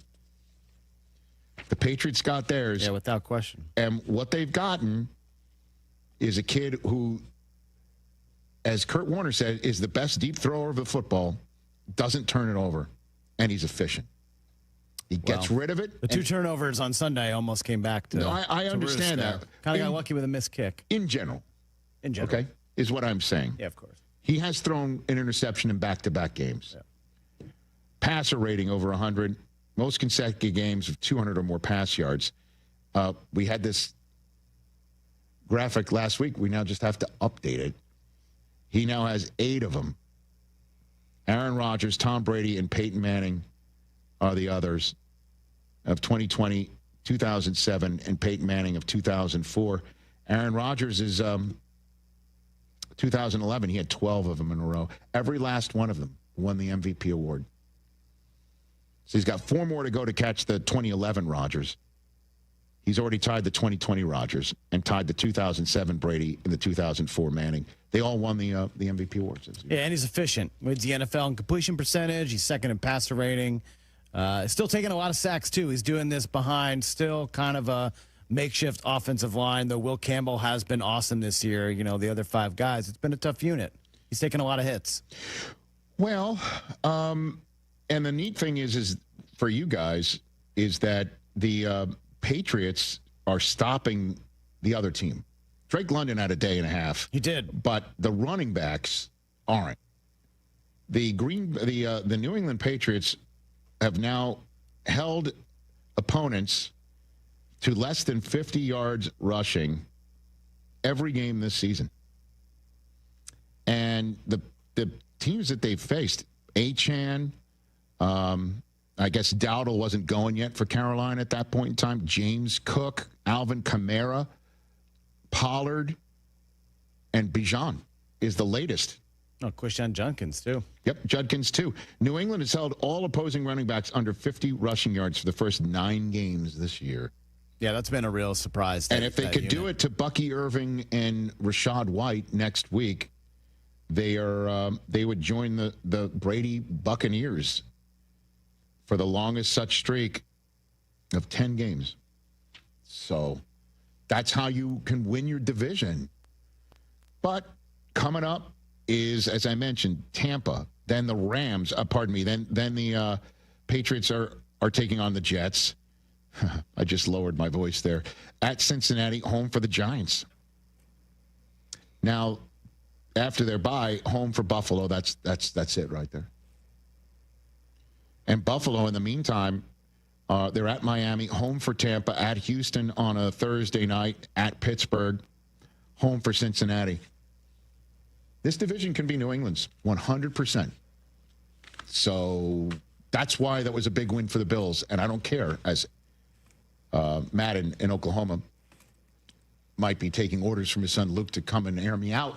I'll say it, I guess, in a much more measured way, that 100%, it doesn't matter what the Bills and the Chiefs do in the postseason. The regular season, the Bills needed it, and that win might actually prevent the Chiefs from making the playoffs, depending on how they move forward. 844-204-RICH, number to dial on the program. We're back with more of your phone calls.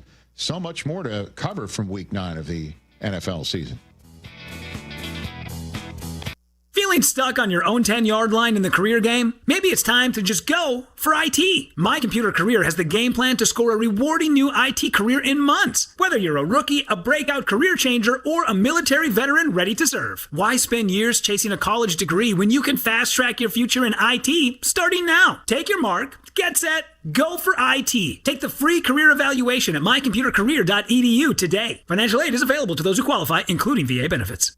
Harry Douglas here. Fellas, it's time to step up your grooming game. Manscaped just leveled up with the Lawnmower 5 and the Chairman Plus, two powerhouses built for unmatched precision, comfort, and control. Whether you're cleaning up before a night out, preparing for a big meeting, or getting ready for a game day, Manscaped has the tools to help you look and feel your absolute best. These aren't just old school clippers. They're engineered for modern men who take pride in their daily routine. So upgrade your grooming gear and experience the difference. And now you can find Manscaped products at your local Walmart. Finding your dream home is truly tough. So many options. The stakes are high, so don't go it alone. I'm Chicagoland's real estate agent, Sammy Lubeck. I have deep local knowledge. Working with Baird & Warner, I've got access to private listings you won't find online. I help buyers like you find the right home and win it. Whether it's your first place or your forever one, I'm here to make the process simple and successful. Start your search at www.sammy.homes. Once again, I'm Sammy Lubeck, and I am Chicagoland's real estate agent. Hey, this is the Fat Jack, and football season is here. Are you ready to make money betting on sports? Are you ready to make a winning decision? Are you going to gamble for fun, or are you going to gamble for money? This year, make that decision that will build your bankroll all year long. Go to FatJackSports.com, and for less than $100 a week, make money betting on the games. That's FatJackSports.com. It's a personal portal. It comes to your email. It's hassle-free. It'll make you money. FatJackSports.com.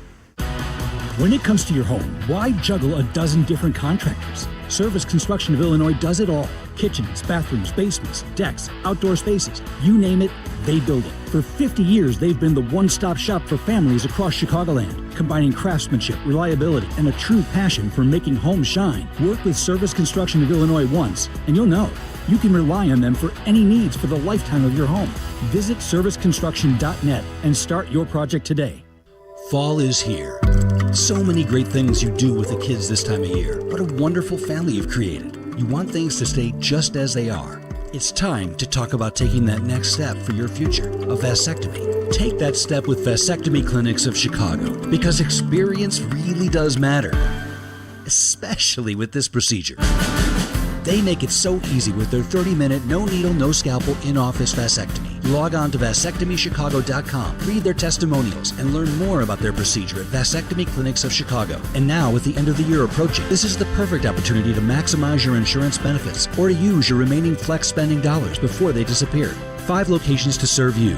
Downtown Chicago at Lake Point Tower, also in Naperville, Tinley Park, Arlington Heights, and Barrington. Most insurance accepted. Visit vasectomychicago.com or call toll-free 877-877-4BAS. That's 877-877-4827. Save big on everything for your next project when you shop at Menards.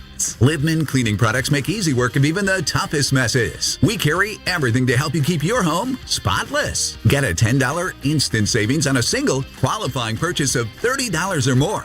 on Libman products, now through November 9th. Plus, check out our weekly flyer on menards.com for all the great deals happening now. Save big money at Menards.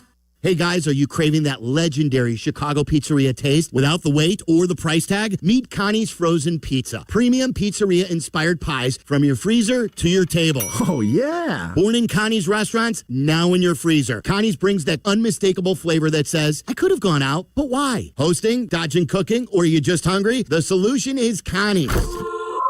Find Connie's Frozen Pizza in your local freezer aisle. Connie's Frozen Pizza. Authentic Chicago taste without the pizzeria prices. Roofers and Waterproofers Local 11 provides quality value and service in all facets of the commercial, industrial, and institutional roofing and waterproofing industry. Promoting skilled craftsmen and craftswomen through apprenticeship training, Local 11 members are trained in the application of the latest roofing and waterproofing techniques. They are at the forefront of design and installation of environmental friendly solar, green, and garden systems. To find a highly skilled roofing contractor today, go to ChicagoRoofingContractors.org.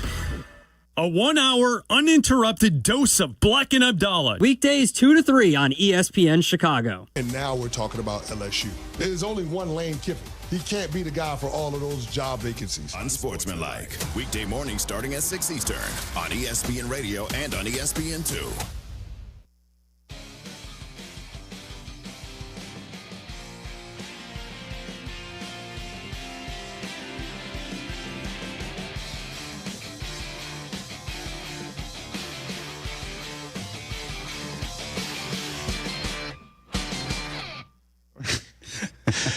Oh, boy, what is it that makes the all-new Hyundai Palisade Hybrid an incredible SUV? Is it the spacious interior that's comfy for the entire crew? Maybe it's the capability of going off-road, or the 600-plus miles of range. Could also be the driver behind the wheel. What if it's all that and more? What is it then? It is the all-new Hyundai Palisade Hybrid. So much more than just another SUV. Visit HyundaiUSA.com or call 562-314-4603 for more details. That's 562-314-4603 for more details. 844-204-RICH, number to dial. Let's go to Derek in Missouri has been hanging on forever. What's up, Derek? How you been, brother? Oh, gosh, Rich, it's been a calamity colossal week for the Broncos.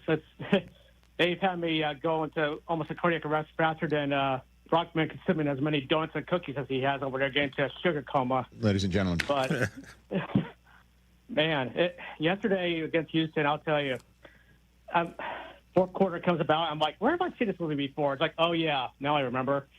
Started all last up against Philadelphia, then the Giants, and then yesterday this team is insurmountably insane, but in a good way, Rich. And the vibe that I have right now, I haven't had since 2015. It's pretty nice right now. And one more thing before you let me go, Rich. What would you say was the biggest surprise yesterday? The Steelers over the Colts or the Vikings over the Lions? Good question. Thanks for the call, Derek. What was the biggest surprise of the Week 9 Sunday? How about them apples? How much the Steeler defense kind of dominated the Steeler Colts, defense stepping up. Nobody was giving them a 6 shot. takeaways there. I don't know. I think the Panthers beating the Packers in Green Bay is that one. Again, That's the big one right Packers were 5-1-1, man. 13-point favorites, I think. And listen, look, they had right then and there the ability to just win one at home that they're supposed to win, and then welcome in the Eagles. They would be 6-1-1, and the Eagles were going to be 6-2, and the winner was going to take over this conference, and all the Packers had to do would be just to win, and guess what? They'd be a game and a half in front. Now, that Monday nighter next week is for 5-2-1 against 6-2. Mm-hmm. If the Packers go to 6-2-1, they're a half game in front of Philadelphia and could still be gotten by Philadelphia. I mean, this was a big loss. Obviously, Carolina at 5-4, they're in the mix in the wild card hunt right now. They are, in fact, sniffing it. Their problem is there's too many good NFC West and NFC South teams. Their hope has to be that that's just going to cancel a bunch of them out. I mean, the Rams' next 2 games are against San Francisco and Seattle. Perfect example right there. They keep winning and they could sneak in. And that would be just a monster occurrence for Carolina. But that loss by Green Bay knocks them down to 4th in conference right now. And your leading team in the NFC after 9 weeks of football, because the Monday Nighter between the Cardinals and the Cowboys are not going to affect it, are the Philadelphia Eagles after all of this. What you say in the Overreaction Monday podcast, calling all the things going on there internally and what becomes external, you called it mumbo jumbo. Mumbo jumbo. Great use of mumbo jumbo. Thank you, sir. And but at the end of the day, the Philadelphia Eagles enter Week 10 atop the NFC. And what happens when a trade deadline rolls around? If I'm getting a call from Howie Roseman, hang up. I am not answering it. Do not answer. Straight to voicemail. Because the bottom line is, I'm just going to be wondering, what's he trying to pull on me? How am I getting ripped off? But he's the Obi-Wan Kenobi of NFL trades. These are not the draft choices you're looking for. These are the draft picks I'm going to give you. And you will say yes and give me this player. It's annoying. And you will thank me for it. It really is. Jalen Phillips is a Philadelphia Eagle. And Brandon Graham is going to start getting into shape, and we'll get BG back in the mix as the OG. And this guy, Phillips, is one of the best at rushing the passer. And that's what they do in Philadelphia. Let's control the line of scrimmage. Let's get you off the spot, and let's get our offense rolling through Saquon Barkley, and then A.J. Brown he's going nowhere, folks. He's going absolutely nowhere. And all this is a third-round draft choice. So next year, when the Dolphins are on the clock with their third-round draft choice, Howie Roseman will just be sitting back, maybe cackling because he's celebrating another championship, or he's not cackling as hard because somebody threw another can of beer at him. Can we lay off of Howie Roseman during these parades, please? Protect him at all costs, because he's one of the best in any sport at this. What a great coup. Don't forget they also got Jair Alexander. Oh, yeah. They got him, too. And Michael Carter from the Jets. How? Like Jesse Pinkman, he can't keep getting away with this. He can. But the bottom line, maybe does he blocker his call? Rich Eisen here for Sonos, the speakers that bring every game to life in my own house. With studio quality sound, Sonos makes you feel like you're right there in the stadium. Whether you're cheering on your team, binging your favorite show, or listening to the hottest songs, Sonos fills every room with incredible sound. Setup is easy. Just plug in, open the Sonos app, and you're ready to go. Want stadium quality sound at home just like me? Because I love Sonos. You will too. Explore soundbars, speakers, and more at Sonos.com. Sonos. They look as good as they sound. With Progressive Customer Service, there are lots of ways to connect with us, so you never have to miss a second of your favorite sport. Because you'd much rather watch a ball go through a net 124 times in 48 minutes when you don't really have to pay attention until the last 2, and then somehow those 2 minutes will take an hour. You don't want to miss all of that. Luckily, you can chat with Progressive on our app, online, or over the phone without missing a single one of those times the ball goes through the metal circle. Progressive Casualty Insurance Company, affiliates and other insurers, not available in all states or situations. Hey guys, it's Silvy. You ready to take your sports action to the next level? You need Circa Sports Illinois, the world's largest sportsbook, now right at your fingertips. Circa does it the right way. High app limits, low holds, incredible customer service, and no bet fees, ever. Other books might charge you to get you in the game, but not Circa. With Circa, every play is your play. Download your new bookie today at circasports.com. It's the only place I play. Got to be 21 years or older. Gambling problem? Call 1-800-GAMBLER. I'm Courtney Cronin, here with lead attorneys at Costa Iavoni, Julio, and Anthony. Hey, Courtney. How does being from Chicago help you in your job? Well, I think Chicagoans like directness. I try to always remember that in press conferences and ask straightforward questions, because that's who I am. We get that. It's the way we are with our clients. All they know is they need help, and they want a law firm to cut to the chase. You can do that when you're both local. It's about making a real connection, one Chicagoan to another. Costa Iavoni, your trusted local personal injury lawyers. We get you. Call them at 708-4-MILLION. The holidays are here, and so is the best deal of the season. Get Astound Gig Wi-Fi for just $40 a month forever. No, seriously, $40. Your price forever. No hikes, no hidden fees, just super fast Wi-Fi that keeps up with everything you stream, shop, and share this season. And right now, you'll even get a $200 gift card. It's our biggest holiday deal, and it won't last long. Lock in your forever price today at Astound.com. Restrictions apply. See Astound.com for details. Back in my glory days, I always showed up ready to perform, whether it was on the field or off of it. Confidence, energy, swagger, I had it all. And yeah, even little Johnny was playing like an all-pro. Now, thanks to Blue Chew, those days don't have to stay in the past. Blue Chew's chewable tablets give you that extra boost of confidence when it matters most. Stronger, harder, longer lasting. Like someone gave you a pep talk right where you need it. And here's the best part. It's all online. No awkward doctor visits. No standing in line at the pharmacy. Their licensed medical providers help you find the right fit, and it ships right to your door in a discreet package. Made in the USA, less expensive than the pharmacy. So, fellas, when it's your time to perform, don't just hope for the glory days. Bring them back. Head to BlueChew.com. Use promo code ESPN, and your first month is free. Just pay $5 for shipping. Blue Chew. Chew it and do it. For over 2 decades, I've called the plays here in Chicago, and when it comes to a winning strategy for selling your home, I've found the perfect play. At Jeff Buys Your House, we offer a fast and easy solution for selling your house. No repairs, no commissions, no hassle. We're a local, veteran-owned company, and we've made the process simple since 2007. Don't take a chance selling your house with just anyone. Trust the team at Jeff Buys Your House. Visit jeffbuysyourhouse.com today for your no-obligation offer. This is the Our Idea is Ready to Launch vision. This is the Create Great Jobs vision. This is the We Need More Space vision. This is Busey, where your business visions become realizations through securing capital for growth and comprehensive strategies that ensure a prosperous future, because thriving businesses mean thriving people and thriving communities. Busey Bank, building business, growing wealth since 1868. Member FDIC. Property managers and GCs use FinishingChicago.com's contractors for finishes and protective coatings in the most iconic venues, interior spaces, and essential infrastructure. Our painters apply industry-leading commercial and industrial finishes inside and out, so your biggest assets always put their best square footage forward. FinishingChicago.com has your free list of painting, wall covering, glass systems, drywall finishing, and signage contractors. For a great finish, start with FinishingChicago.com. This is ESPN Chicago, WNVP, WTBC, HD2 Chicago, a good Karma Brands radio station. The Paul Feinbaum Show, weekdays at 3 Eastern on the ESPN app and on the SEC network.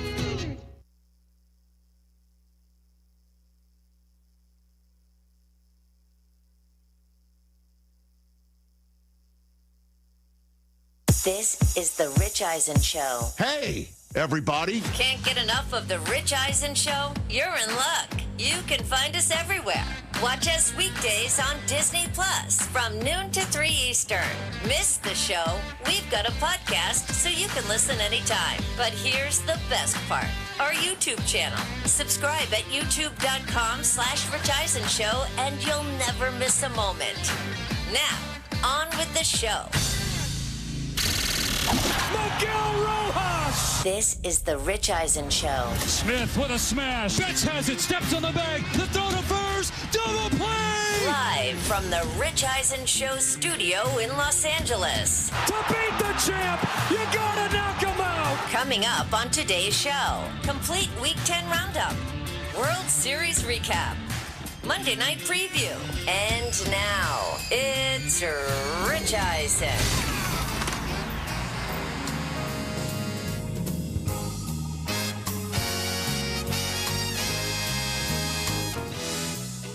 Hour number 3 of the Rich Eisen Show is on the air. First 2 hours, just like this one, is brought to you by Progressive Insurance on ESPN Radio. Also, we're on the Disney Plus and ESPN apps at the same time. We appreciate everybody who calls in at 844-204-RICH. Number to dial. We broke down games 6 and 7 of the World Series. Baseball news as players are beginning to opt out of contracts now that the World Series is over. How many times can Alex Bregman opt out of his Red Sox contract? It seems like he is... great question, but that was expected that he was... I know that, but I mean, it's now official. I think he set the record for actually opting out of the Red Sox contract. Cody Bellinger just opted out of his Yankee contract. Edwin Diaz, trumpet time. He just opted out of his Mets contract. He ain't going nowhere. Well, he's not going to go anywhere because Soto's going to give up money to keep him, right? If necessary. Okay. No chance. All right. 844-204-RICH is the number to dial phone forever. Phone lines for his family, are completely lit. There's a parade going on in Los Angeles, California. So parade in the studio right now. Apparently, well, we'll get to that shortly. In hour number 3, I think O'Shea Jackson Jr. is coming in here. I'm not paying attention to what's going on. You probably shouldn't. All right, we have lots more football to talk about here on the program. The Seattle Seahawks have entered the chat for best team in the National Football Conference, if not the National Football League. Everybody, they're only one half game behind the now 7-2 Colts, thanks to the Pittsburgh Steelers taking care of the Colts. And then the Seahawks do what they do, which is win on the road. They went into Washington last night on Sunday Night Football. I told y'all that I was concerned about the Commanders and that they're just not looking like last year. And it has, something to do with the injuries, but it also has to do with just not looking at all. I'll be honest. And we'll talk about the Commanders in a minute. I didn't see the Seahawks starting 6-2, certainly after they lost week 1 at home to the 49ers. But what they are is deep and playable. What did you say prior to the show? That they remind you of the Patriots because of why? Because back in the day, when Brady would be throwing all these touchdowns to a bunch of guys you never heard of. Everybody in fantasy last night, and I know this isn't fantasy, but everyone in fantasy is like, who is... They're checking their teams. They're checking their free agents. Like, who are these guys? Well, they look great, man. And the uniforms especially. They looked amazing. Rich Eisen shows social media's Jay Culp put Chris Brockman's team in our Guillotine League right on the chopping block thanks to Torrey Horton's touchdowns last night. I think he knows who Torrey Horton is. And so does Brockman. Who the hell is Tim Horton? Yeah, I don't. No, it's Torrey Horton. So close. 6 touchdowns now this year. That's the most by a Seattle rookie since DK Metcalf in 2019. Torrey Horton, here's a who. He did, and a what and a how. One of 4 receivers in the last 5 seasons with 6 or more touchdowns in his first 8 career games. The others are named Jordan Addison, Christian Watson, and Jamar Chase. Okay. Oh.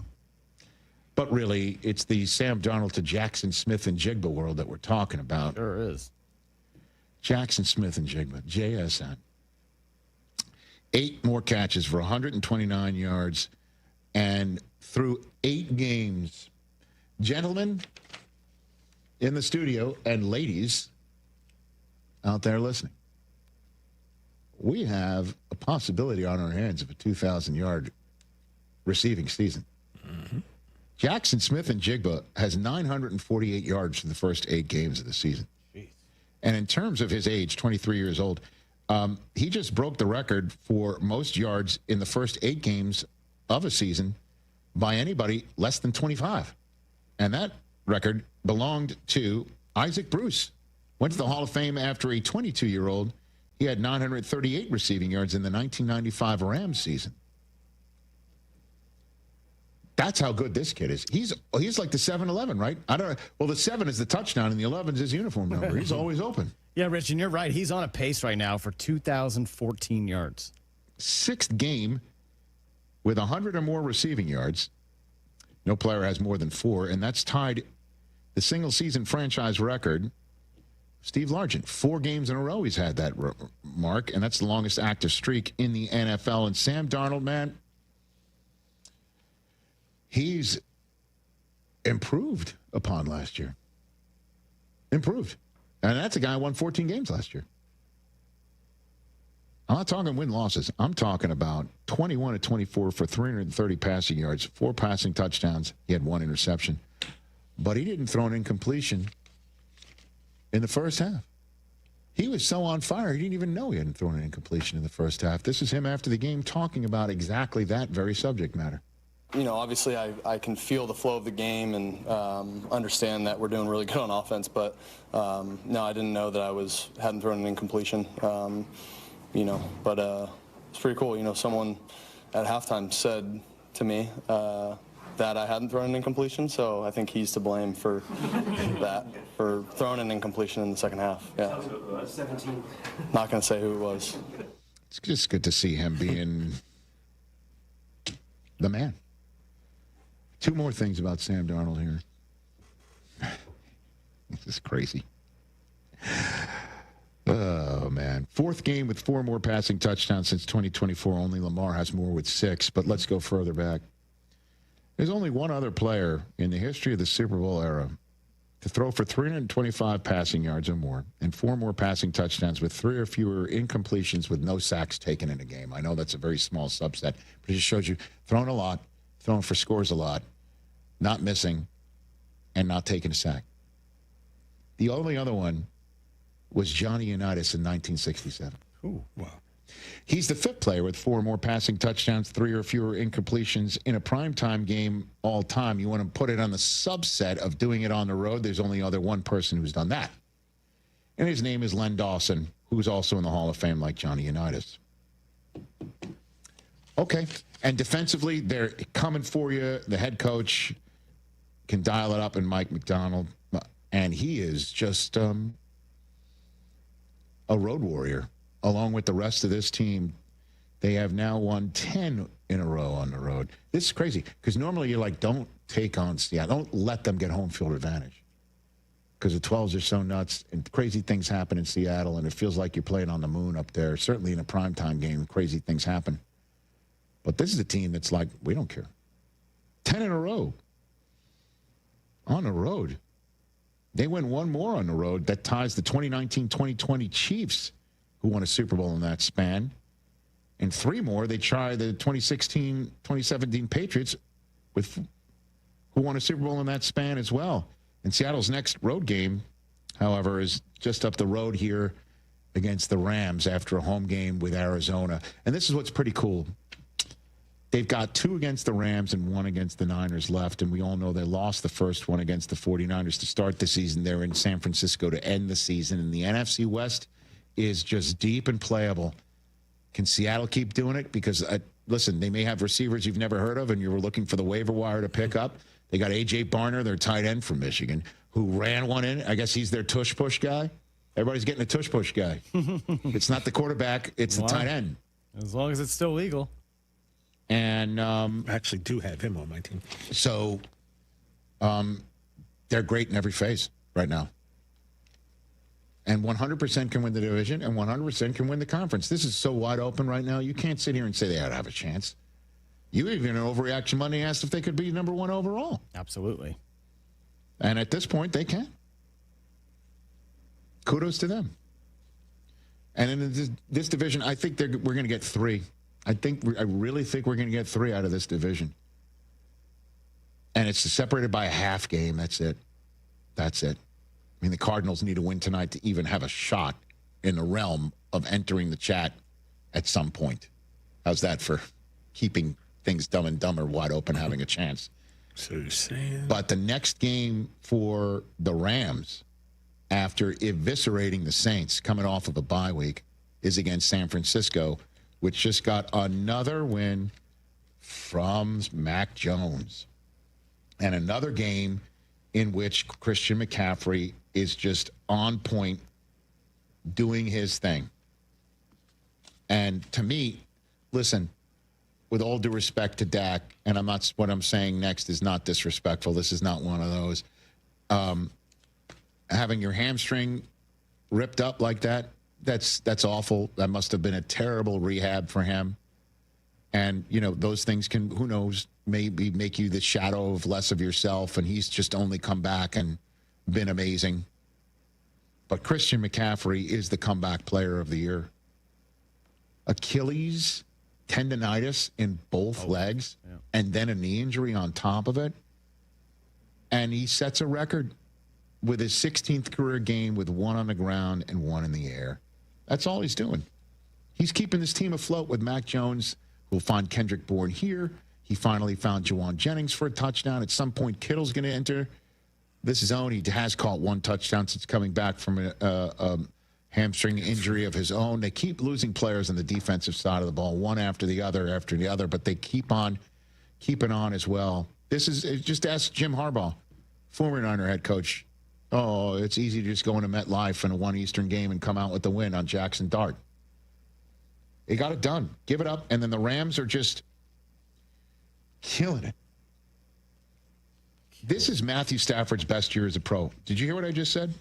Ooh. Did you hear what I just said? Best year as a pro. Yes, sir. I got the numbers to back it up. Hold on a minute. I just have to find them first.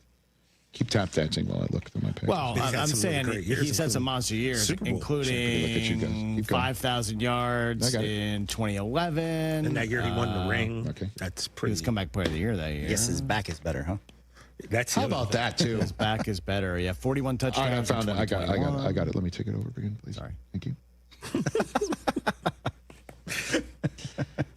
I saw 5 touchdown passes from his arm in London. Bye week, comes back, he threw 4. That's the most in a 2-game span in the history of the Rams. That's Kurt Warner we're talking about here.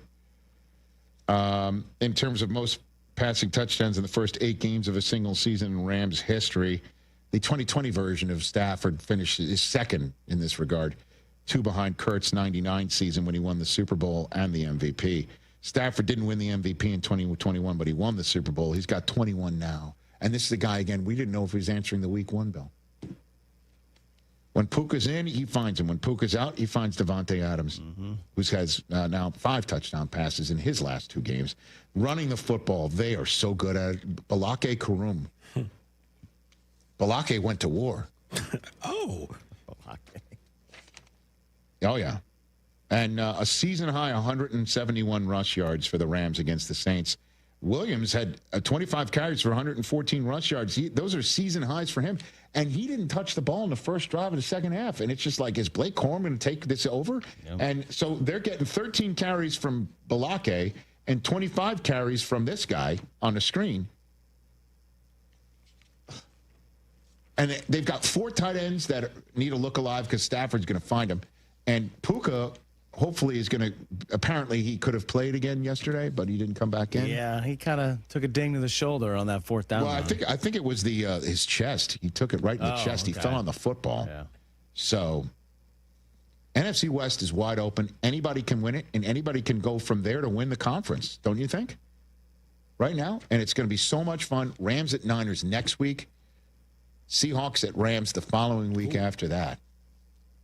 It's getting good. Do you want to go to war, Balake? Yeah. Good. And, you know, and by the way, the Niners, as we all know, have already won in Los Angeles on that Thursday night. Right. Where they took a massive lead with Mac Jones and nobody else, apparently. And Kendrick Bourne had 90 million yards receiving. And the Niners won in Seattle as well. The Niners, who are as banged up as anybody, playing with their backup quarterback and Mac Jones, 6-3. They could take control of the division. They could sweep the Rams. Ooh. And they already have a win in Seattle in their back pocket. And they got one more against Arizona after next week's home game. They could sweep the division. That's how you win it. Monday night at home against Carolina. Everybody, what? That game doesn't mean anything, does it? Yeah. Carolina now at 5-4. The game that I know every Niner fan has circled, like, watch, we'll lose this one at Cleveland. They always go to Cleveland, and it either rains or 40-mile-an-hour winds. Weird stuff happens for them there. Mm-hmm. And then a late bye before they're home for Tennessee at Indianapolis on a Monday night. They finish up against Chicago and Seattle. This is fun stuff. Anybody can win it out of the Rams, Niners, and Seahawks. And anybody can win the conference from there, too. If I give you NFC West or the field for the 1 seed.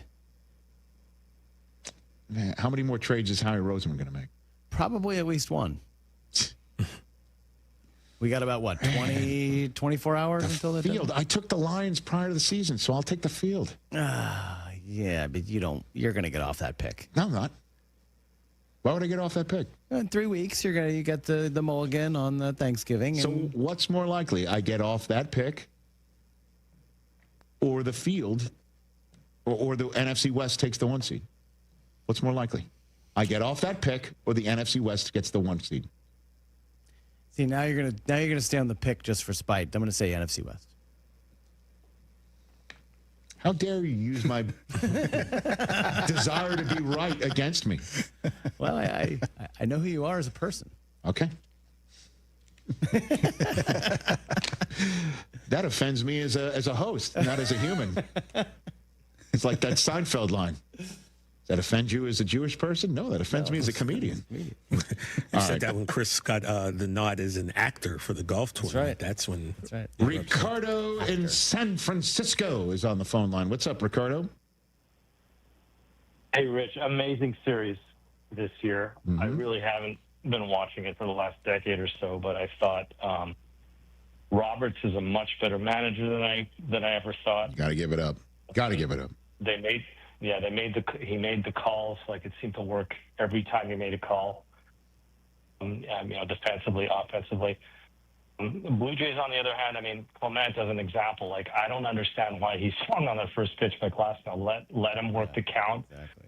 See how he's doing. See if he's finding the play. I don't know. How can you argue with Ernie Clement's approach when that approach got him 30 hits in the postseason? And that's not an exaggeration. That's the number.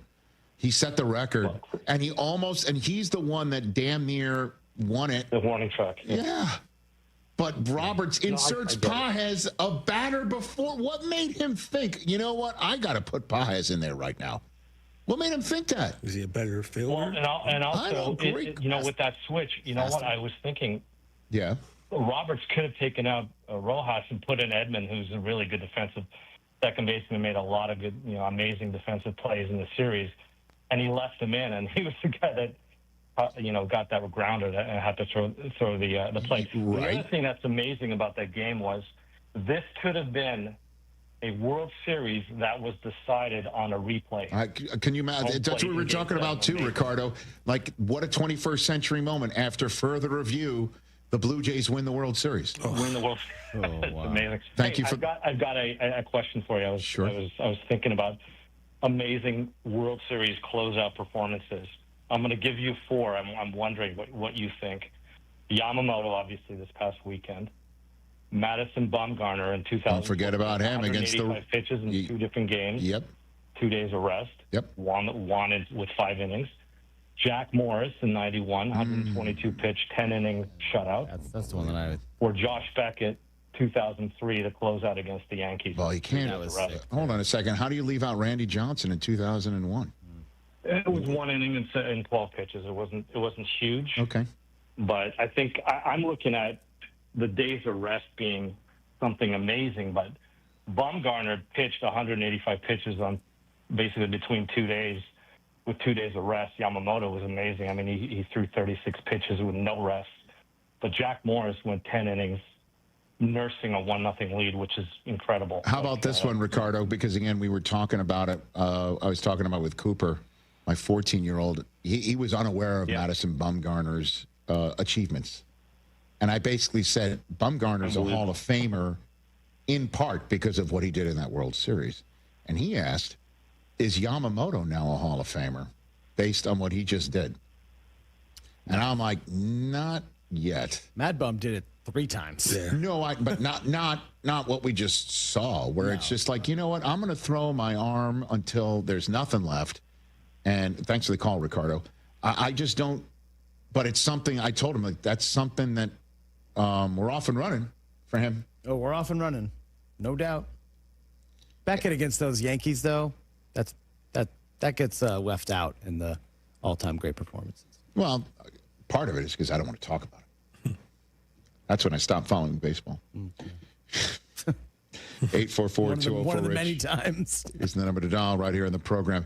ESPN Radio is presented by Progressive Keys to Progress program. The Progressive Keys to Progress program is gifting cars to veterans in need. 844-204-RICH, number to dial. I suggest a trade deadline candidate and team that I think needs it to stay in first and keep going forward. That's next. Empower. Tim collects bobbleheads. A lot of bobbleheads. Baseball bobbleheads. Race car bobbleheads. Little chihuahua bobbleheads. He's got an entire room strictly for bobbleheads. Does he need them? No. Is his wife mad about it? A little. But Tim works with Empower, and he got good at money, so he can be a little bad. Ooh, horse bobblehead. Classy, Tim. Empower. Invest well, live a little. Start today at empower.com. Hey, fam! fans! Welcome back to Fansville's Cheers and Tears. Oh. Okay, so like everybody deals with losing, right? To a rival on a last-second field goal. Whatever, it's fine. I'm totally fine. But I cope with losing with an ice-cold Dr. Pepper. Those 23 flavors are like so delicious. They totally wash away the pain of your college football team taking a big fat L. College football, it's a pepper thing. Join Bud Light for round 1 of the official Football Face-Off Tournament Bar Crawl. This Saturday in Lockport, the crawl kicks off at 12 noon at Coombs Corner. At 1, we head to Uncle Richie's. At 2, we hit Embers and wrap up at Paradise Bay. Score big and you could qualify for a trip to Las Vegas for an NFL playoffs watch party. The top scorer from round 1 advances to round 2. Win that, and you're off to Vegas again for the final face-off and a shot at the Super Bowl 60 flyaway to San Francisco. Brought to you by Bud Light. Please enjoy responsibly. Want to live life at max volume? Then look no further than Hard Rock Casino, Northern Indiana. With over 1,700 slots, 80 table games, live entertainment, and 5 restaurants which span a wide range of culinary genres, we are sure to have something for everyone. Whether you want to indulge in a savory dish at Council Oaks Steaks and Seafood, or take in dinner and live music at the world-renowned Hard Rock Cafe. Amplify your entertainment experience at Hard Rock Casino, Northern Indiana. Just off Exit 6, I-8094. Must be 21. Gambling problem? Call 1-800-9-WITH-IT. Save big money on all of your household essentials when you shop at Menards. Soften your water with Diamond Crystal Water Softener Salt. It helps your soap and detergent clean better, minimizes hard water stains, and increases the life of your appliances. Save big money on all Solar Natural Softener Salt at Menards. Plus, check out our weekly flyer on Menards.com for all the great deals happening now. Save big money at Menards. Great Clips believes veterans make us great, and that's why this Veterans Day they're offering free haircuts to all veterans and active duty service members. Here's how it works. If you served or are serving in the military, simply visit a Great Clips salon on November 11th to get a haircut at no cost to you with your military ID. Don't need a haircut that day? Stop by for a free haircut card to use later. Not a member of the military? Any customer who gets a haircut on Veterans Day will also receive a free haircut card to give to a veteran or active duty military member in recognition of their service. It's just one small way Great Clips is saying thank you for all the sacrifices you as service members make to protect our country. Offer valid while supplies last. Learn more and read giveaway rules at greatclips.com/promotions. Great Clips, it's gonna be great. Hey guys, it's Silvy. I know how tough it is dealing with lingering pain. Whether it's your back, neck, or even headaches, you don't have to live with it anymore. Chiro One offers natural chiropractic care that can help you live pain-free without drugs or surgery. From everyday activities to getting back in the gym, or most importantly, playing with your kids. Chiro One has your back, literally. Visit ChiroOne.com today. They have locations across Chicagoland, including Andersonville, Evanston, and Vernon Hills. That's ChiroOne.com, and let them know that Silvy sent you. When your life turns upside down after an accident, you need an advocate like Wallner Law. I'm John Wallner, and for over 50 years, Wallner Law has fought for people just like you, injured, overwhelmed, and searching for answers. We don't just take cases, we take care of people, and we win for you. From car crashes to workplace injuries, Wallner Law stands by your side every step of the way. So call us today, 312-8-MILLION, and win with Wallner. Dear crew, it's Toyota. With an adult-sized third row, everyone's welcome in the Grand Highlander. From sports fans to eco-buffs and movie fans. Sink back in the Sienna with an available rear seat entertainment system. Slip into the RAV4 with available all-wheel drive. And let's go. Toyota. Find yours at Toyota.com. Toyota.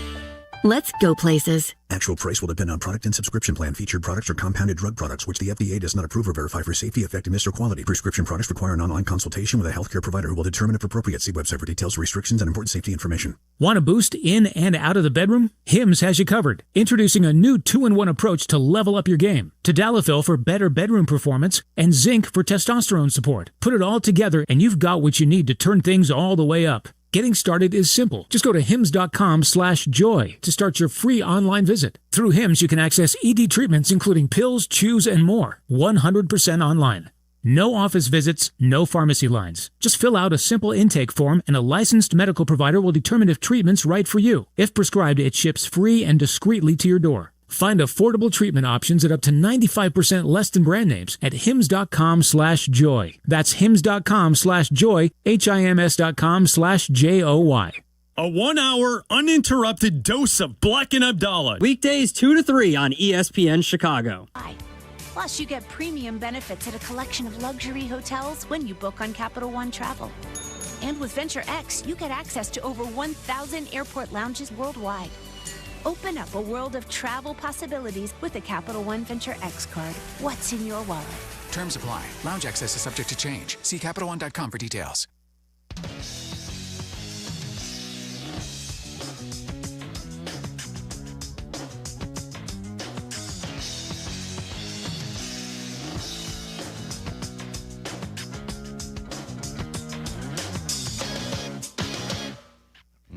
Back on ESPN Radio, presented by Progressive Insurance as well, right here on the Rich Eisen Show. Trade deadline is tomorrow in the NFL. And there's one team out there that's currently in first place. Just had a really nice win this past weekend. I think they should go ahead and make a big move. And that is a team that's not usually known for it. It's the Pittsburgh Steelers. And I understand I'm saying this to you after they just had that big win over the Indianapolis Colts. And Aaron Rodgers is just looking as good physically. I mean, the stuff that he is doing, rolling out, moving around, he just looks younger than his driver's license. Doing stuff that, you know, the old, if you will, Rodgers used to do, rather than just an old-looking Rodgers. And, again, at some point, we're going to find out. We talk about the iceberg all the time here, that there's an iceberg, and then we just see the tip sitting here on this set or watching at home. There's a big-ass iceberg underneath. But I just want to know why, at some point this offseason, the Pittsburgh Steelers decided just can't have George Pickens around here anymore. And it could be because he does the same thing physically as DK Metcalf, and they wanted a different style of receiver rather than just having two guys who play the same position in similar physical ways and attributes. No one's really similar to DK physically. Well, Pickens is pretty close to it. No, I mean, maybe not human bat suit, to use a Daniel Jeremiah way of doing it. But I don't know, because they could sure use George Pickens right now. DK is getting erased a lot, and Rodgers is doing a lot to get it to a whole bunch of other folks. I understand. Calvin Austin. The word on the street is Jalen Waddle could be had. And that's now that Chris Greer has been replaced in the front office, that the Dolphins are putting more players on the table to be had than they were with Chris Greer in charge. Stephen Ross has basically given a green light to the entire roster. Who do you want? Jalen Phillips is now an Eagle. And if this is the case that Jalen Waddle can be had for a package, Ian Rappaport went on NFL Game Day Morning yesterday, mentioned the words of first-round draft choice. For Waddle? Yes, sir. Laugh all you want. Seems high. Guess what? That's not how this works, though, right? I guess so. Yeah. He comes at a premium.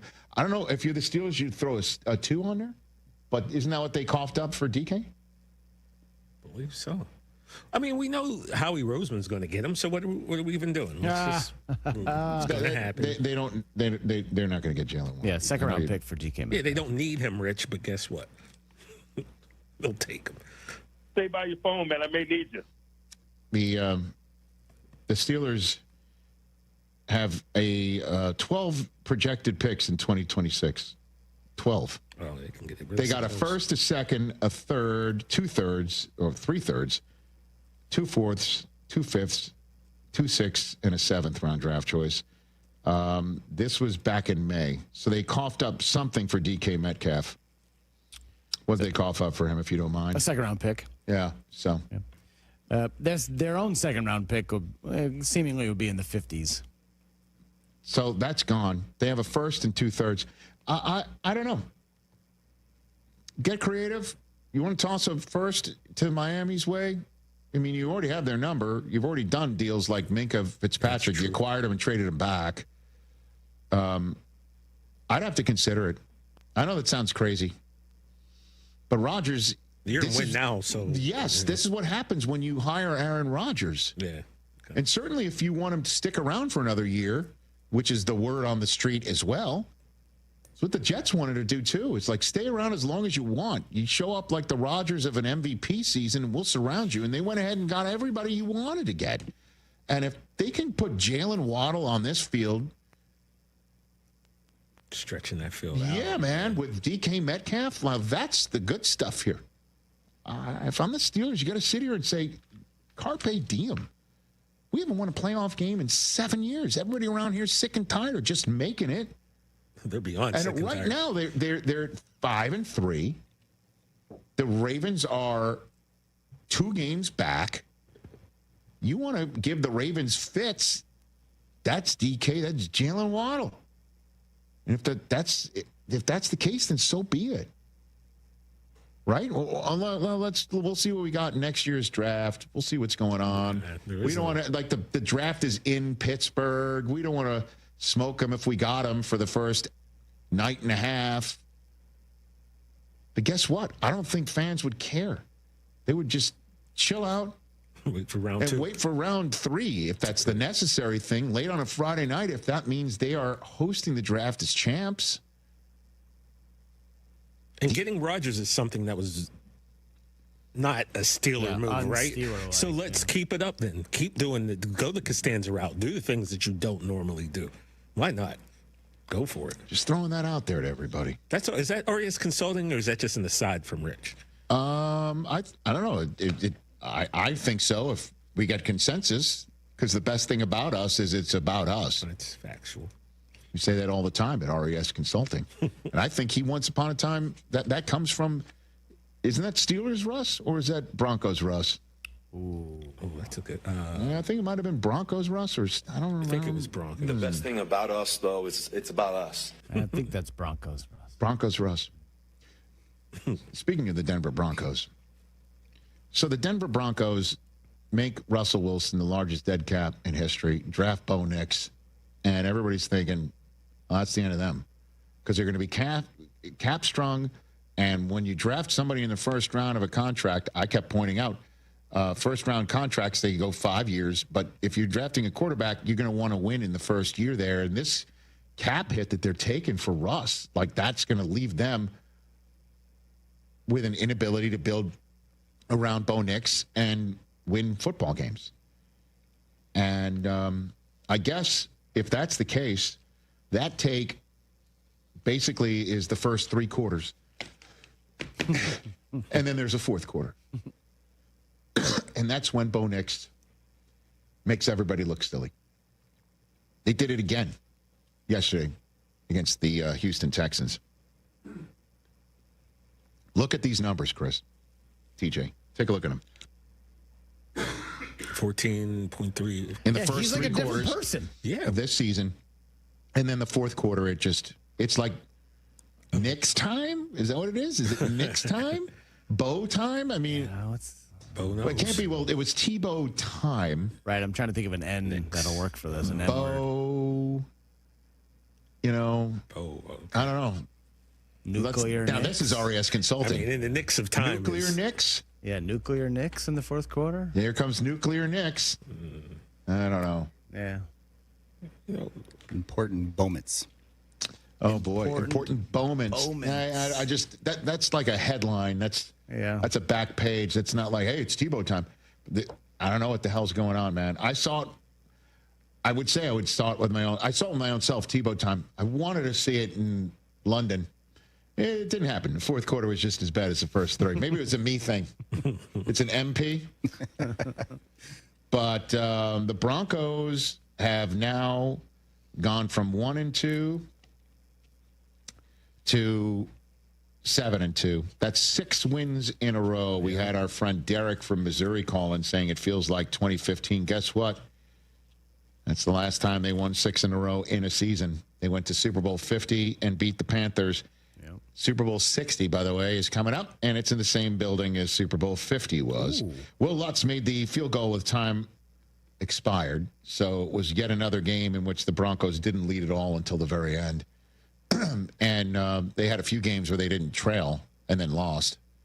So I guess only fitting here that the Texans had them dead to rights throughout the day, and then the Broncos took care of business in a game that combined for 16 punts. It was all about the defense, and Bo Nix got it done. 6 plays, 48-yard game-winning drive. He had 37 total yards with his arm and his legs on that drive. And it wasn't pretty, but it doesn't matter. Did you see when Will Lutz went out there, did you see they had a cutaway to Sean Payton? Did you see that? Mm. I think his coaching point was kick it straight the F through. Going out there and basically advice. Like you make it. I think it was something very similar to that. He told him to to make it. Like, it's the one thing. Don't miss. All right, now you're putting the miss idea in my head. 3 7-2 teams. One of them is a team that beat them because of a leverage penalty at the very end. That's the Colts and the Patriots at 7-2. Good Lord. Patriots are 7-2. If only someone here predicted that. Okay. Where's the guy who called in for the win-loss game that had him going 0-17? That person has to be, you want in the want to get away commercial. So they're set up. Of course, they haven't played the Chiefs yet, and that's what's sitting out there.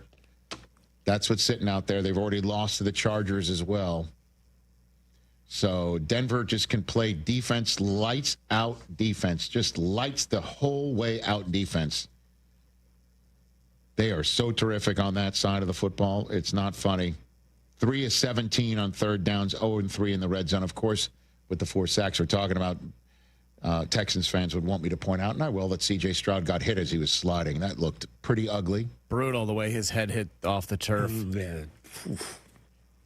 Got to think that's going to extend to this week that we may not see. He was terrible. Yeah. But the Broncos are in the mix. Oh, and as for the Chargers, well, there's a parade going on around here, and we were talking about the Rams.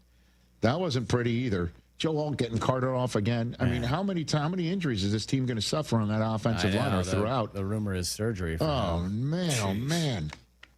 Yeah, that stunk to watch. But they still got it done after giving one up on special teams and then having a defensive touchdown thrown on them.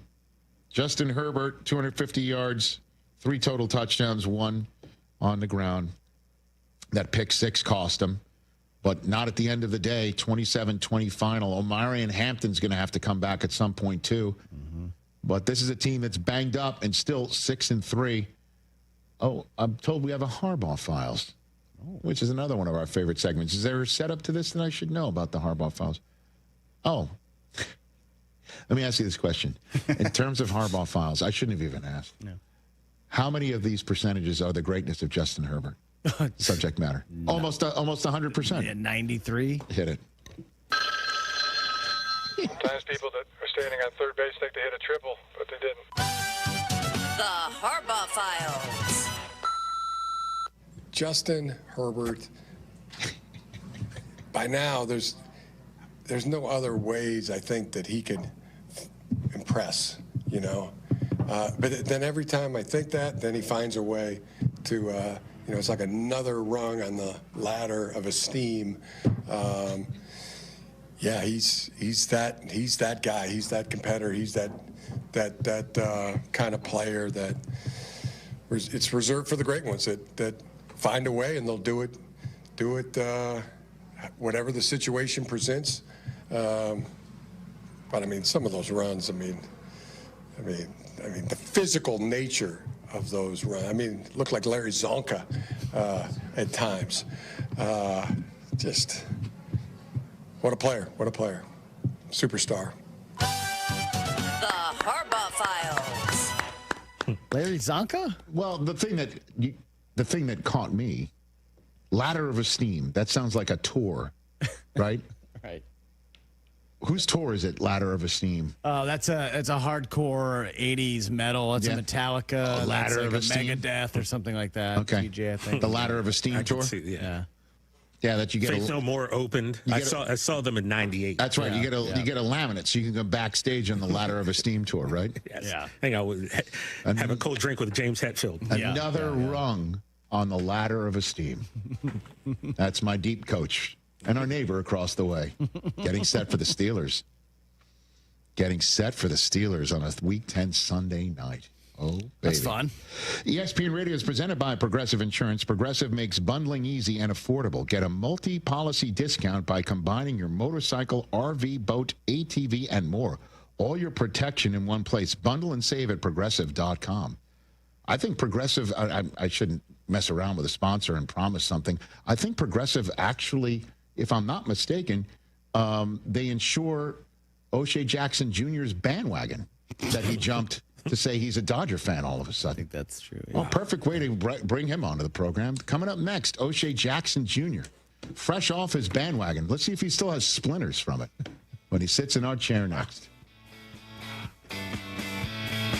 From kickoff to cash out, ESPN Bet has the tools you need to score more on game days. Bet smarter with stats at your fingertips. Get personalized parlays built just for you. And with your fantasy team synced right in the app, you can back your squad. Right now, new customers get $100 in bonus bets when you bet $10. Sign up with promo code USL to get started. Must be 21 plus. Gambling problem? Call 1-800-GAMBLER. Terms and conditions apply. See app for details. Offer not available in New York. You're standing inside a secret prison. It houses the Nazi high command. I'm going to put Herman Goering on trial. Sony Pictures Classics presents Nuremberg, starring Academy Award winner Russell Crowe, Academy Award winner Rami Malek, and Academy Award nominee Michael Shannon. Do you plead guilty or not guilty? Yes, schuldig. Order! Nuremberg opens only in theaters everywhere November 7th. Hey, Joe here from Fry the Coop. Around here, we like to keep things simple and honest. At Fry the Coop, we fry all our chicken and fries in beef fat. Why? I thought you'd never ask. First off, it's delicious. Secondly, it's 0% seed oils, unlike those other guys. And lastly, you heard me say it's delicious, right? At Fry the Coop, we only serve happiness, one sandwich at a time.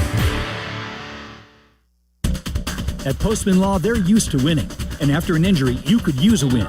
With more than $3 billion won for their clients, they know how to deliver. Fast. Car crash, work injury, serious accident. Postman Law makes it simple. Speed, ease, results. Because when the game's on the line, you need a team that knows how to finish strong. Call 844-POSTMAN or visit postmanlaw.com to get started. Others promise. Postman delivers. This is attorney advertising. Is your roof underperforming? Saggy shingles, leaky spots? Sounds like someone needs a little Avondale roofing. They don't just patch things up, they go all the way. Tight, sealed, satisfied. It's the kind of roof that'll have your neighbors going, now that's a roof. Avondale Roofing. They get on top so you don't have to. Call now. Your house deserves it. A certified GAF roofing installer. The holidays are never as magical as I imagine. To that, Paramount Theater in Aurora says, hold my eggnog. Because it's going to be a white Christmas. This generational family favorite is coming to Aurora. Paramount Theater adds their flair to the classic holiday tale. Epic dance numbers, magical costumes, and timeless music. White Christmas on the spectacular Paramount stage. November 12th through January 11th. Get tickets at the Paramount Theater box office or ParamountAurora.com. Roofers and Waterproofers Local 11 provides quality value and service in all facets of the commercial, industrial, and institutional roofing and waterproofing industry. Promoting skilled craftsmen and craftswomen through apprenticeship training, Local 11 members are trained in the application of the latest roofing and waterproofing techniques. They are at the forefront of design and installation of environmental-friendly solar, green, and garden systems. To find a highly skilled roofing contractor today, go to ChicagoRoofingContractors.org. Hey guys, it's Silvy. This is it. Now is the time. It's Window Nation's end of the year sale. Listen to this. 50% off all window styles and 0% financing for 5 years. There isn't a better deal. My friends at Window Nation make the whole process easy, including 1-day installation and a lifetime warranty. The windows will actually save you money on your energy bills, just like mine. And yeah, they're rated A+ by the Better Business Bureau, but they're rated A+ by me. It's the end of the year sale for a limited time at windownation.com. Your ambition just met its match with Robinhood. Trade stocks and ETFs, options, futures, and crypto all on one platform. Get started today at Robinhood.com/yourmoney. Your money, your move. All investments involve risk, including loss of principal. Options, futures, and crypto trading carry significant risk and may not suit all investors. Securities offered through Robinhood Financial LLC, member SIPC. Futures trading is offered by Robinhood Derivatives LLC, not FDIC or SIPC protected. Crypto offered through Robinhood Crypto LLC, NMLS ID 1702840, not FDIC or SIPC protected. Portfolio management offered by Robinhood Strategies, an SEC registered advisor. Rich Eisen here. As you all know, I care deeply about pediatric cancer research and awareness. That's why I'm proud to talk about Hyundai Hope on Wheels. For over 27 years, every Hyundai sold has helped fund life-saving pediatric cancer research. Together with over 850 dealers nationwide, they've raised more than $277 million, supporting over 25,000 kids in their fight against cancer. At Hyundai, hope isn't optional. It comes standard. Visit HyundaiUSA.com and search Hyundai Hope on Wheels to learn more. There's an app for that. Download, listen live, podcasts on demand. The ESPN Chicago app. YouTube TV customers get the sports you love on ESPN back, including college football, college game day, Monday Night Football, NBA, college basketball, and more. Act now. Go to keepmynetworks.com to get ESPN back. Bleck Abdalla coming up in about 12 minutes. Now back to the Rich Eisen Show on ESPN Chicago, your home of the Bears and the Chicago White Sox.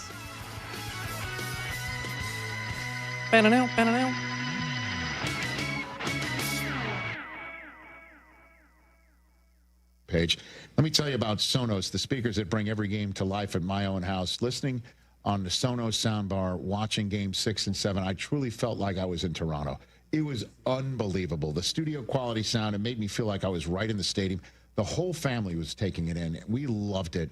And the setup is so easy. You just plug it in, you open the Sonos app, and you're ready to go. Fills your room with incredible sound, whether you're listening to the hottest shows or watching an epic sporting event like we were over the weekend.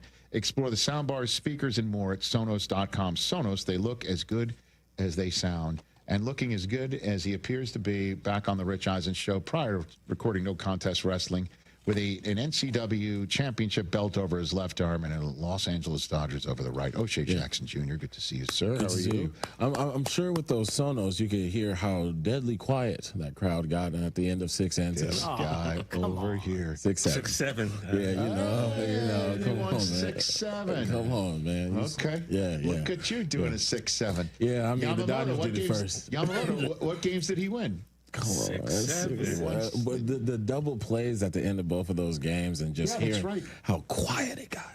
They ended both games on double plays. When was the last time we saw 2 game-ending double plays? Mm-hmm. One of them from the outfield. Mm. We saw 2 home runs to start game 5 to lead off the game. Speaking of quiet stadiums, I honestly, we can go on and on and on about all that.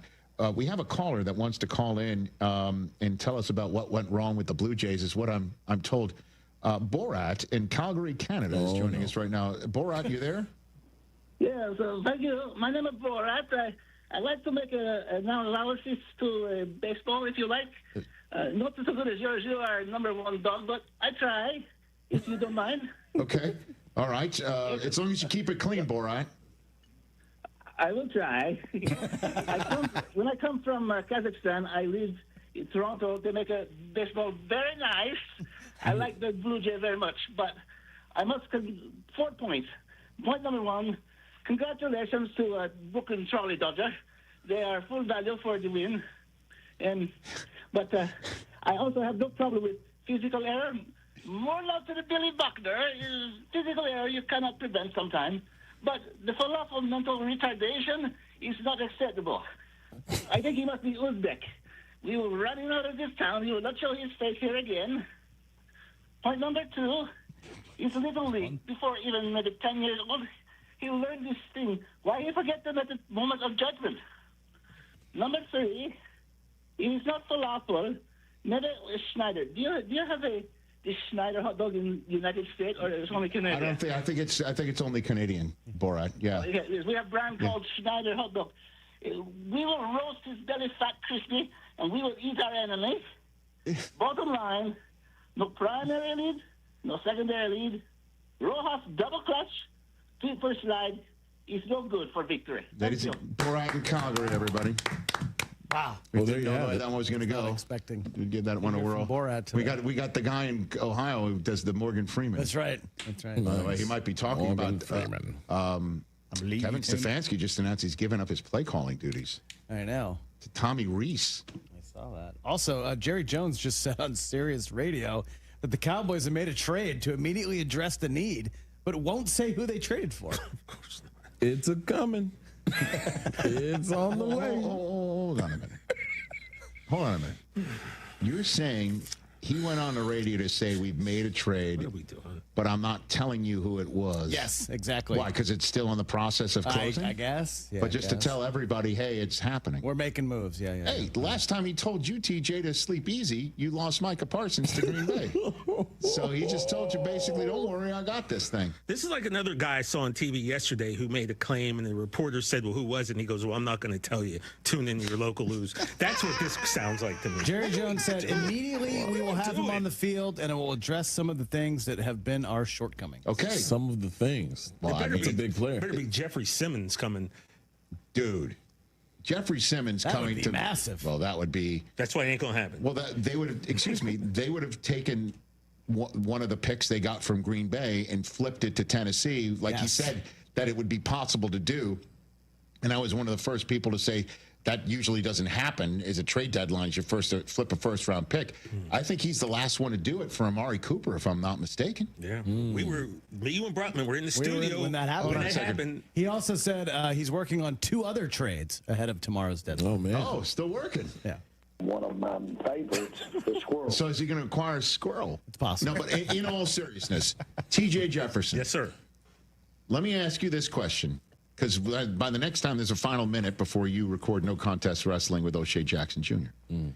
By the next time we're on the air, we will most likely have found out who he's referring to. You would assume. Yeah. If it was a first-round pick they got from Micah and they get Jeffrey Simmons, would you say this is fine, I'm good with everything? Absolutely. I mean, it doesn't patch up all the holes Micah in that defense. into Simmons again, and a first-round pick. And another first-round pick in the following year. That's not bad. Maca.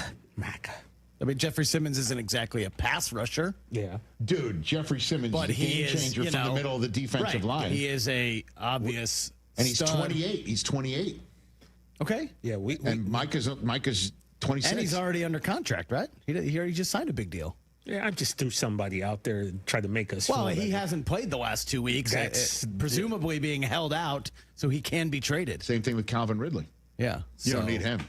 Nah, I think we're good there. All right. I mean, look. Steelers need Calvin Ridley. Hey, we'll take any help we can get. We need some cornerbacks. On Tuesday's show, I'm going to take a page from Jerry Jones here to wrap this up. Tuesday's show, we've got a great guest list. Just not going to tell you who it is. Just trust me. And we have 2 people we're working on, but we're not going to tell you. We're working on 2 people. It's to address our guest needs. Check your own local news. All right. Check us out Tuesday. It's going to be awesome. Thank you, Rich. Live from Chicago, it's Bleck and Abdalla. If Rich had Borat on just moments ago, we will have Napoleon Dynamite call the show in minutes. My wife.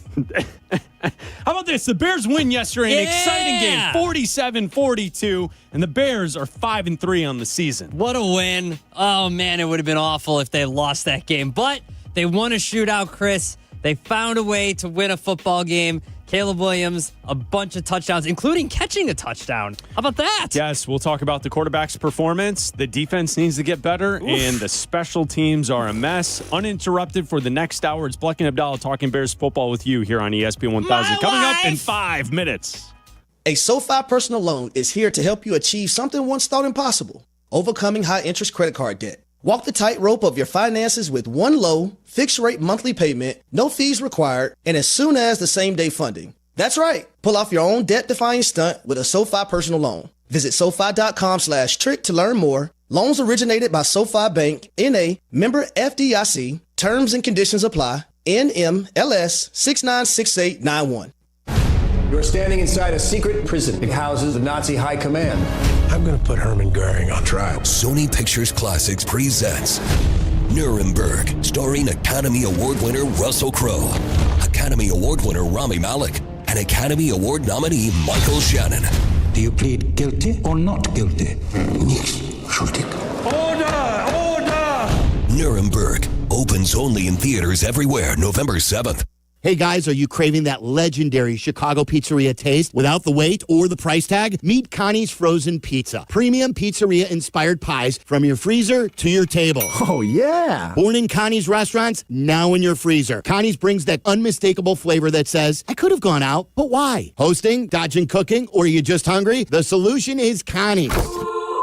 Find Connie's Frozen Pizza in your local freezer aisle. Connie's Frozen Pizza. Authentic Chicago taste without the pizzeria prices. Hey, this is the Fat Jack, and football season is here. Are you ready to make money betting on sports? Are you ready to make a winning decision? Are you going to gamble for fun, or are you going to gamble for money? This year, make that decision that will build your bankroll all year long. Go to FatJackSports.com, and for less than $100 a week, make money betting on the games. That's FatJackSports.com. It's a personal portal. It comes to your email. It's hassle-free. It'll make you money. FatJackSports.com. We've all learned since childhood that the only way to stop a bully is to stand up to them. At the Verdoliak Law Group, we believe that injured people are being bullied every day into accepting lowball offers from insurance companies. Here's how it happens. When a claim is filed, the insurance company looks to see which law firm is representing the claimant. A simple search tells them whether or not that law firm has a history of taking cases to trial. Think about it. When insurance companies see lawyers that rarely, if ever, take cases to trial, they know the lawyer is afraid to try a case. So why would they ever offer them top dollar? On the other hand, when lawyers consistently fight for their clients by taking cases to trial, insurance companies are left with no choice but to offer them top dollar settlements sooner and more often. Over the past several years, you'd be hard-pressed to find a plaintiff's law firm that has taken more cases to trial than the Verdoliak Law Group. If you want a law firm that's been standing up to insurance companies and trying cases for over 50 years, call the Verdoliak Law Group. If you're turning 65 or new to Medicare, Humana might just have the health plan you're looking for. Our Medicare Advantage plans offer coverage and care you can count on. You could get a plan with a $0 premium or an all-in-one plan that may include medical and prescription coverage, as well as routine dental, vision, and hearing. Learn more at gethumana.com. Humana, a more human way to healthcare. Humana is a Medicare Advantage HMO and PPO organization with a Medicare contract. Enrollment in any Humana plan depends on contract renewal. Save big money on everything for your next project when you shop at Menards. We carry the largest in-stock selection of Hunter ceiling fans. They provide consistent comfort all year round and also help reduce energy costs. Right now, save big on Hunter ceiling fans when you shop at Menards. View our entire selection of Hunter ceiling fans today on Menards.com. Plus our weekly flyer with plenty more great deals happening now. Save big money at Menards. IKEA loves their customers, and from November 7th to the 9th, they're showing it with great deals, giveaways, and family fun during IKEA's Fall Customer Appreciation Days. Get 15% off your total in-store purchase of $150 or more, and bonus discounts on some of your favorite products all weekend long. On Saturday, be one of the first 200 IKEA family members, and you'll get a mystery gift card worth up to $500. Visit your local IKEA store this weekend for IKEA's Fall Customer Appreciation Days. Good Karma Brands is proud to be an equal opportunity employer, providing equal employment, development, and advancement opportunities to all teammates and applicants. To learn more about careers with us, please send an email to talentacquisition@goodkarmabrands.com. That's talentacquisition@goodkarmabrands.com. Live from State Street in the heart of Chicago, this is the home of the Chicago Bears, ESPN Chicago. And this is Bleck Abdalla, WMVP, WTBC, HD2, Chicago, a Good Karma Brands radio station.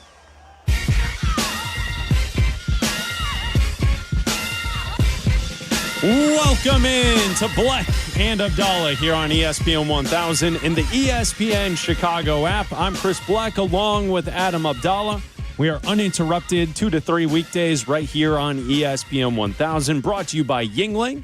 If you want to join the conversation today, you can call us at 312-332-3776 as we celebrate a Bears Victory Monday here on your home for Bears football, ESPN Chicago. Bears Victory Monday. Needle in a gun. takes the snap. Gonna flip it to Adunze. Back the other way to DJ Moore. Toss wide open. Right corner of the end zone. Touchdown. Caleb Williams. Touchdown Bears. DJ on the right hip of his quarterback with Zacchaeus in motion. They flip it on the end around to Zacchaeus to the 10. 5 to the pylon. Touchdown. Touchdown Bears. 4 receivers. A little toss to the right from an guy. Nice block to midfield to the 45. 40 of the Bengals. Cut back 35. Away at the 30. 25. 20. And stumbles down inside the 15. Kyle Munungai. Toss left. Here's Brown with a head of steam. 15-10. Running to the 5. End zone. Touchdown. Touchdown Bears. Britton Brown. Snap back. Blitzing is Edmond. Blitzing is in trouble. And down he goes. Sacked on the play. Montez Sweat. Well, it's not over yet. A snap is back to Joe Flacco. Pressure coming by Hardy. Throws into the end zone for the touchdown. Noah Fant. 41-33. Bears over the Bengals. Here's the onside kick. It's rolling around. It hit Hardy. It's covered up. And I think this could be trouble. Bengals have recovered the onside kick. Flacco takes, throws, toast, end zone, touchdown, Cincinnati. And the Bengals, believe it or not, have tied it at 41 with 54 seconds to play. An extra point away from the lead. Safeties are back deep. Adunze motions left. They're blitzing. It's picked up. Caleb throws. Middle of the field. Loveland catch. Breaks away at the 30. Loveland 20. Loveland 10. Loveland end zone. Touchdown Bears. I'm coming, huh? Bears with a win and a fade to Black. It's Bears Victory Monday on ESPN Chicago. You heard Jeff Joniak and Tom Thayer on the call of the game. You can listen to every Bears game right here on ESPN Chicago. Bears win 47-42 over the Cincinnati Bengals. The Bears are now 5-3 on the season, 3rd in the NFC North, 8th in the NFC, as we now head towards Week 10 in the New York Giants next weekend, home against the Giants at Soldier Field. We're already moving on. That's it. No, I'm laying out the stakes ahead of us this week. What is this, Ben Johnson sitting to my left? I'm focused on something else for us, Abdalla. I want to more. The next one? I want more. I like what I saw yesterday from the offense. We're going to bask in the glory of that win for at least 1 or 2 days. Are you kidding me? Can you ever recall a Bears offense putting up this many points? Like usually when you flirt with 50 on the scoreboard. Usually it's a defensive touchdown. It's a blocked kick that's a scoop and recovery. Like, it's rare as Bears fans that we've seen an offense just put up 47 points on their own with no help from special teams or the defense. Literally no help from special teams. Cairo Santos. But what I'm pointing to is, like, in the past, if we ever got close, it was like, well, Devin Hester had 2 returns. Or the defense, Peanut Tillman with a punch and an Urlacher run back for touchdown. It's like you pile on the points. This was the offense and only the offense. And clearly, Ben Johnson knows what he's doing with this offense. Yeah, and, you and I on the pregame tailgate yesterday before the game, we're talking about this, and we kind of talked about how this was going to go like this, how this was a game where if we were going to be sitting here at this exact time not talking about an offensive breakout performance, that it would be an issue, that the entire week leading up to this game, previewing the Bears and Bengals, saying that if Ben Johnson and Caleb Williams didn't put up 30-plus points, that it would be a problem. That if they didn't go into Cincinnati and have somewhat of the same showing that the Jets and Justin Fields did, that we would have full phone lines at 312-332-3776 if you want to call in and talk Bears with us today on a Bears Victory Monday, that there would be issues, and rightfully so, that the Bears, if they did struggle to put up points, but they didn't. And, credit to a ton of guys on the offense, credit to the offensive line, and, Darnell Wright and all the guys up front blocking their asses off, and Kyle Munungai coming in for an injured DeAndre Swift and getting the bulk of the carries there, and really having a great performance for him in a starting role there, and really showing out as a rookie in a spot there for him, and for Colston Loveland, a rookie as well, having a breakout performance for him, and for Ben Johnson for scheming these guys open and for really getting into his bag, like pulling out and I know a lot of people be like, oh, you got to pull out tricks. No, he's messing with them. Like that to me was, I can understand both sides where you want to say, oh, you got to use all these tricks to score. To me, that's Ben Johnson saying, I don't have respect for you. Because we saw it on the other side, because here's what's happening, right? When Ben Johnson was with the Lions and he was doing those tricks to the Bears, what did we say here? Ben Johnson has no respect for the Bears. But when Ben Johnson does it, oh, well, he has to do that to score on other teams. No, you can't have it both ways. No. When Ben Johnson does it to other teams, he doesn't have respect for their defense. And that's what was happening yesterday. When he's pulling out all these double moves and all this kind of stuff and these double tosses and then a touchdown pass to Caleb Williams, he has no respect for your defense. Yeah, that's what was happening. Trick play variety. Yes. I would be worried if it was, and I would kind of lean that way, if it was the only thing he brought to the table. Yeah. But we also have seen Ben Johnson in this season give us that 13 straight run play drive. Yeah. Where it was just again. And he was doing that. And he did that for drives yesterday, too. Of course. But my point is, we've seen them execute straight up smash mouth style football. We've seen that to this point. And when I see the trick plays, I don't see it. It kind of felt like with Matt Nagy in that run in 2018 that the trick plays were gimmicky. This feels like what you're pointing to, where Ben Johnson is just straight up exploiting a defense because he knows you can't get lateral side to side and you can't stop what we have. You're going to over pursue. So if you see the ball on one side of the field, if we throw it back to the other, everyone's going to go. And then boom, you sneak someone out the back to be wide open, which is Caleb in a couple of situations as he caught passes yesterday. So I don't look at it as cheap. I look at it as doing your homework and just knowing that your opponent is going to be overly aggressive and playing into your benefit. And, you named a lot of different things that were great. And I feel like today on the show, we can certainly have a absolutely positive conversation about the Bears.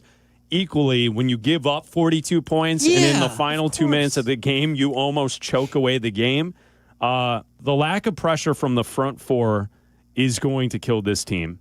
And the special teams unit overall, whether it be the limp-legged kicker or the inability to stop anyone on a return or to get any yardage on your own kick returns, the special teams is some of the worst I've ever seen as a Bears fan. And that's why Cincinnati was in the game, because of the defense and because the special teams was so bad. Yeah, absolutely. And that's another thing that we also discussed, is that there was going to be an opportunity to come in here today and be pissed off about a loss, but not as pissed off if you lost a shootout 47-42 and you were on the losing end because you put up the 42 and your defense gave up. Like, look, if they ended up losing that game because you didn't recover the onside kick and Joe Flacco marches down the field as he did for all of the day, he put up 470 yards of offense passing and had his way with you marching down the field and did whatever he wanted, and you ended up on the losing side, then we have different conversations. This is a Ryan Poles has failed this defense, not getting the right pass rushers. Daya Dengbo, who left the game early, has been a complete waste of a signing. You are completely banged up in your secondary. And I understand, injuries happen, but you need to address that side of the ball, whether it's before Tuesday and the trade deadline coming up here in about 24 hours from now, just over that, or in the offseason, whatever it is. You've got to figure out a way to fix this defense and special teams fast, whether it's the offseason or whether it's in the next 24 hours from now. But I wouldn't have felt as bad as I would have if we would have come in today and lost the game 47-21 or 24.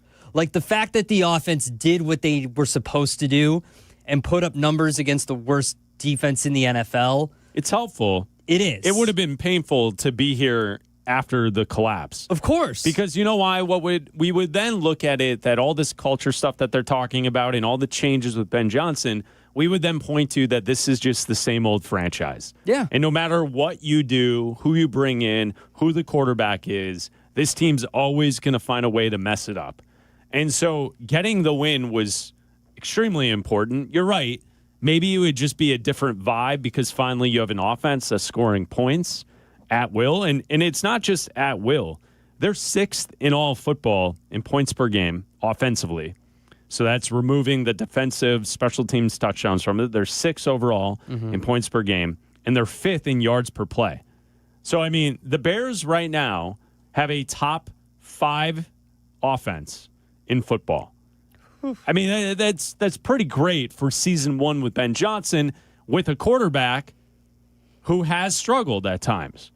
Like, could you imagine what this could all look like if Caleb figures everything out? And he's slowly developing, and hopefully he will. But right now, it's not running at its optimal level. Like, they could still get better. There are still plays left on the field, and they are 5th in yards per play, 6th in points per game this season. So, like, you know, it was 2 weeks ago that Caleb said when he figures it out, this offense could be devastating. That's a quote from Caleb. He's right. Oh, yeah. If he would stop missing plays, this offense would be devastating. And it wouldn't matter if you're playing the worst defense in football or whoever's on the other side of the field, because your offense is going to be able to score every single time you touch the football. They only punted twice yesterday. Well, every other time they touched the football, they scored. And that's not considering the fact that you had a kicker who missed twice. So this team offensively should have put up over 50 yesterday. And you got bailed out on one of those misses because the Bengals are horribly ineffective and dysfunctional, and they out-penaltied you yesterday as well. You want to find a more dysfunctional team when it comes to penalties than the Bears. That's your group. You played them yesterday. That's them. It's them and the Raiders. And you were lucky to beat both of them, right? You weren't lucky yesterday. I mean, obviously, you beat a worse team than you. You were probably lucky you're to lucky beat they can't tackle. Yeah. Yes. That's Yes. the key. Yeah. As Colson Loveland's still bouncing off of secondary players. Yeah, but if you look at, yesterday and leaving plays on the field, the goal for Ben Johnson and Caleb Williams is, 70% is what they said? Yesterday's game, Caleb's completion percentage was only 59%. A lot of throws were missed yesterday. He went 20 of 34. So a lot of throws were left out there yesterday.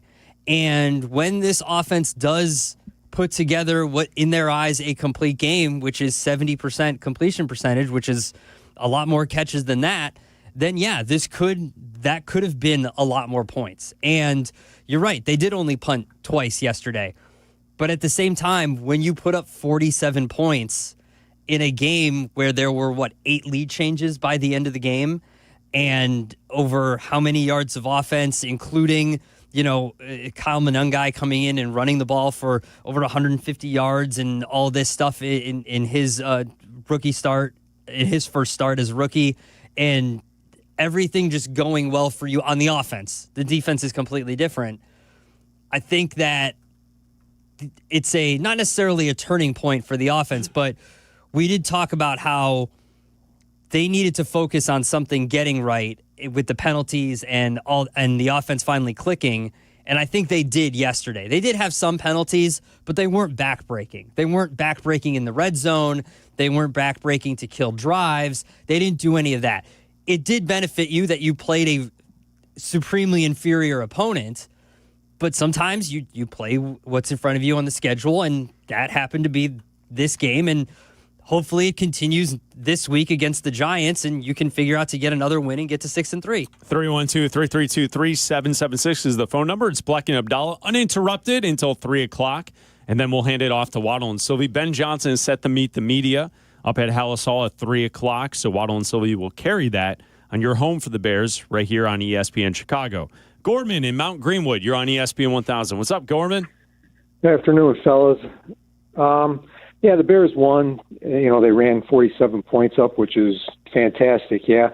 But on the other side of that coin, the defense gave up 42 points. And what I would like to do is circle back to when the draft was last year, and they grabbed Luther Burden in the second round, which made no sense to me because it seemed like we were flush with receivers. You had Odunze, You got DJ Moore. You got the 2 tight ends. So to me, the need for edge rusher would have been better to address that, because at that point you had Landon Jackson from Arkansas, Nick Skirton from Texas A&M, and my favorite, JT Tumaloa from Ohio State, to name a few, which probably would have helped more so than Luther Burden, where was he yesterday? Oh, that's right, he was out injured with a concussion. But so, we needed an edge rusher, we needed a left tackle, and probably a running back, but, they went for the receiver.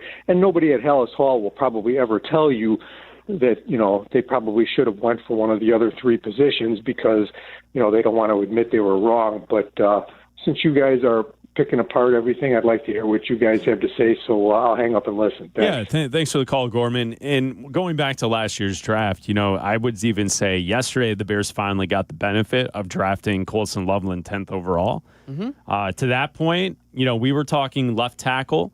We were also talking defensive edge rusher last year for the draft. We wanted a guy off the edge. And I know that the 49ers got bad news today that Michael Williams is out for the rest of the season, right? Yeah. Torn ACL. Mm-hmm. But he has been pretty good for the 49ers. He went 11th.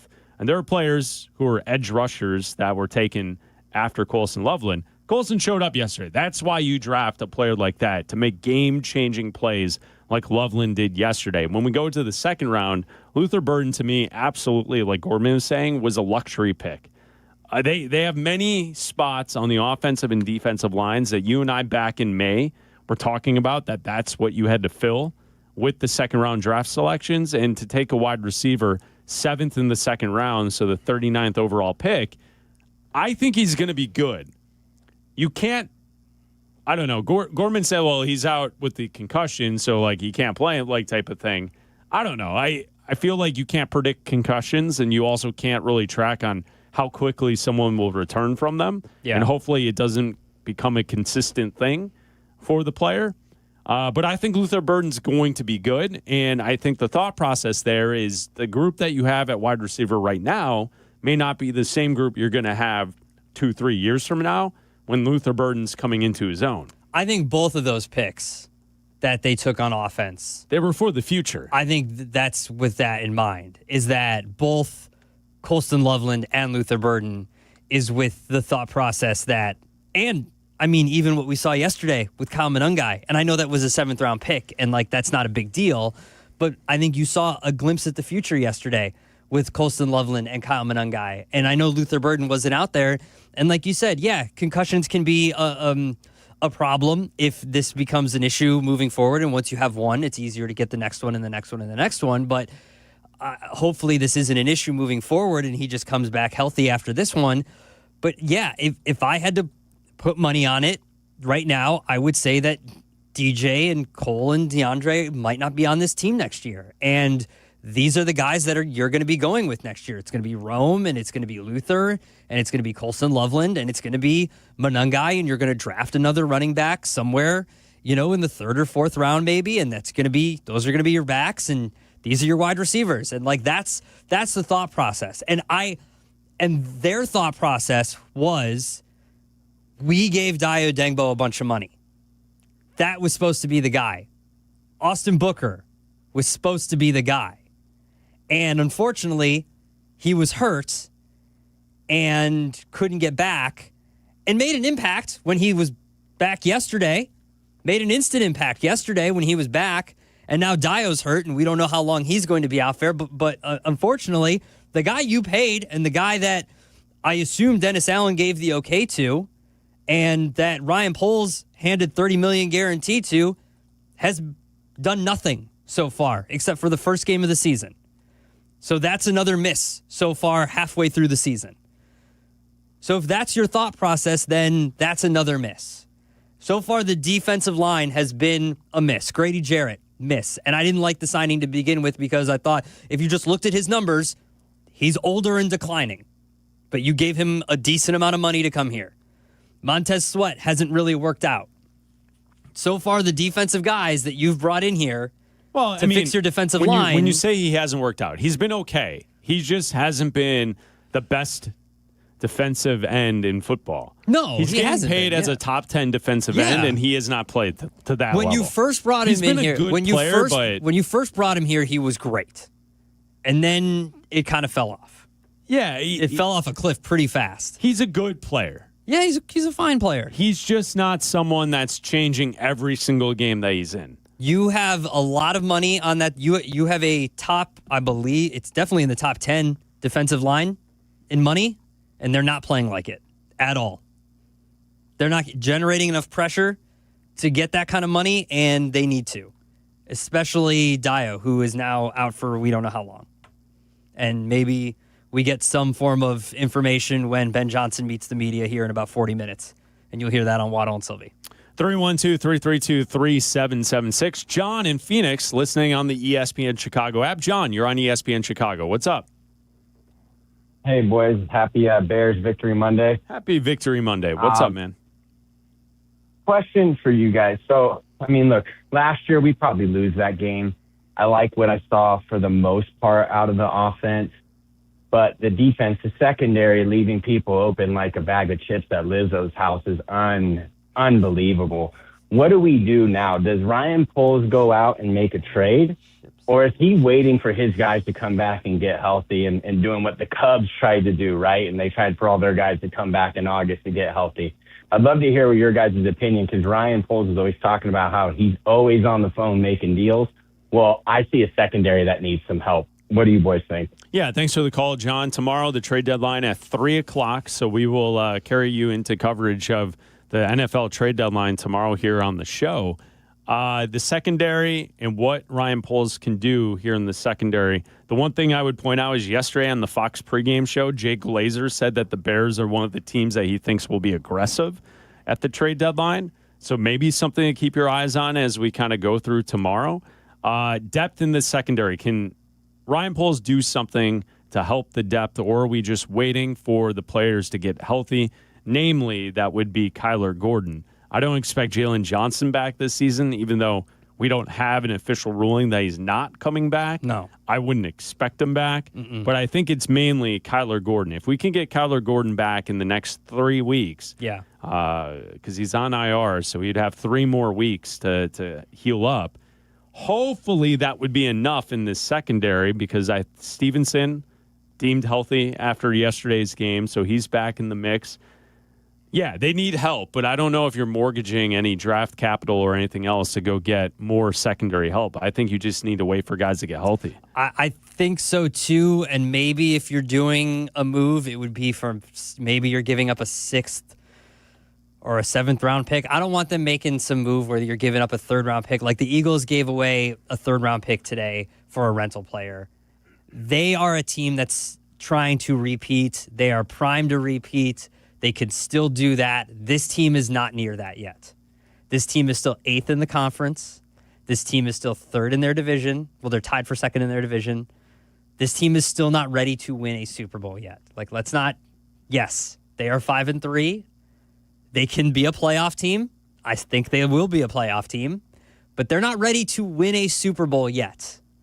Like, let's not make drastic moves yet. And as Jay Glazer said, be aggressive just because they've won 5 games yet. Like, let's not get crazy here, okay? What was that line about Lizzo that he had? Open like a bag of chips at Lizzo's house? All right. I think if Ryan Poles was like to a 4 out of 10 on that one, to pull off it was fine. To pull off a big trade tomorrow, I think the only place I'm looking for is on the defensive line. Like that to me helps what you have in the secondary. The fact that the secondary has to cover for 4 to 5 seconds every single passing play is why guys are wide open. If you had a disruptive defensive line creating pressure every single pass play, then that would help everyone else behind. So to me, it would be more impactful to get after someone who could come off the edge. But unfortunately, those individuals who will be available, it's an asking price that I don't know if they're willing to do because of what you said in relation to the Eagles, where the Eagles are in a go-now mode right now because they've already won the Super Bowl. This is their Super Bowl window because they are the champs. Yeah. The Bears are not quite there. Well, and it's also, to me... Not quite there.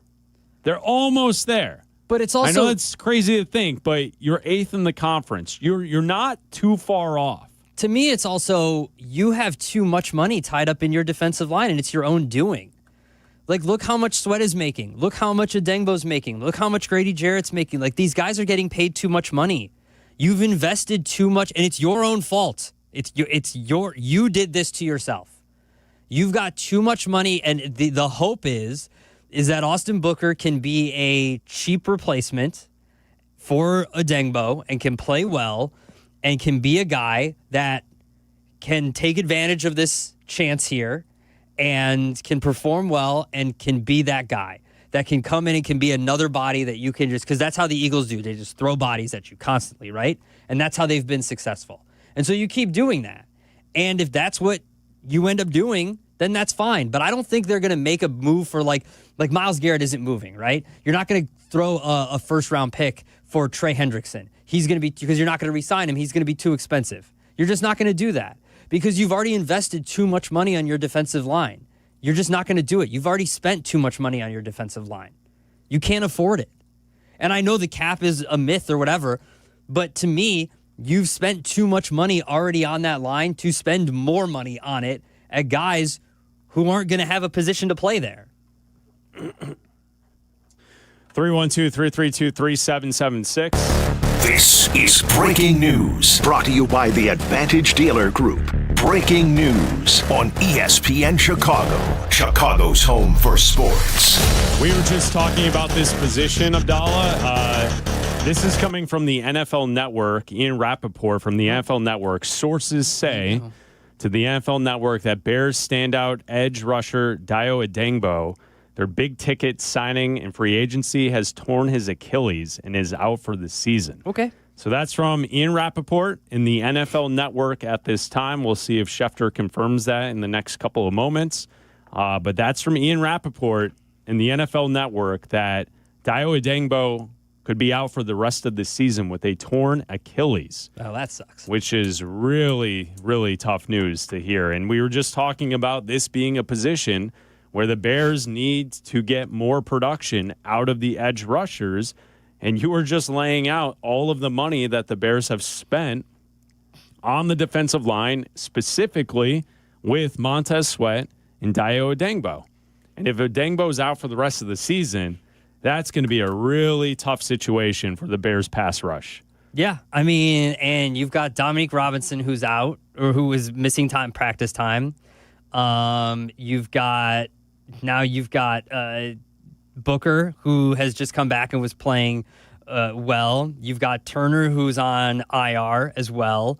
I mean, you just don't have a lot of healthy bodies. So let me ask you this. Now that this is the news that's being reported by Ian Rappaport. Now you got to go do something. Yeah. The trade deadline is tomorrow at 3. Are you now going out and trying to sign a defensive end to pair with Montez Sweat so you can actually make a playoff run here? Because Austin Booker is not ready. Okay. He's a young prospect. I think he's going to be pretty good. We just have not seen enough. He had a great sack yesterday, the strip fumble as well.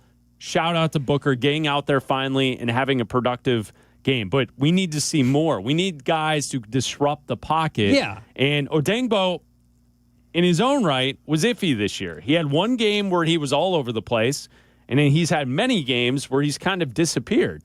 So is this a situation where Ryan Poles looks at it and says, all right, now we're down another body on the defensive line. Let me go make a move before 3 o'clock tomorrow? You have to, but I don't think it's going to be for one of these guys that's going to cost you a lot of money. I don't think it's going to be for a high-profile name unless you manipulate your cap somehow. I don't think you're in a position to go get a guy who's a rental player, because what good does that do you to make the wild card?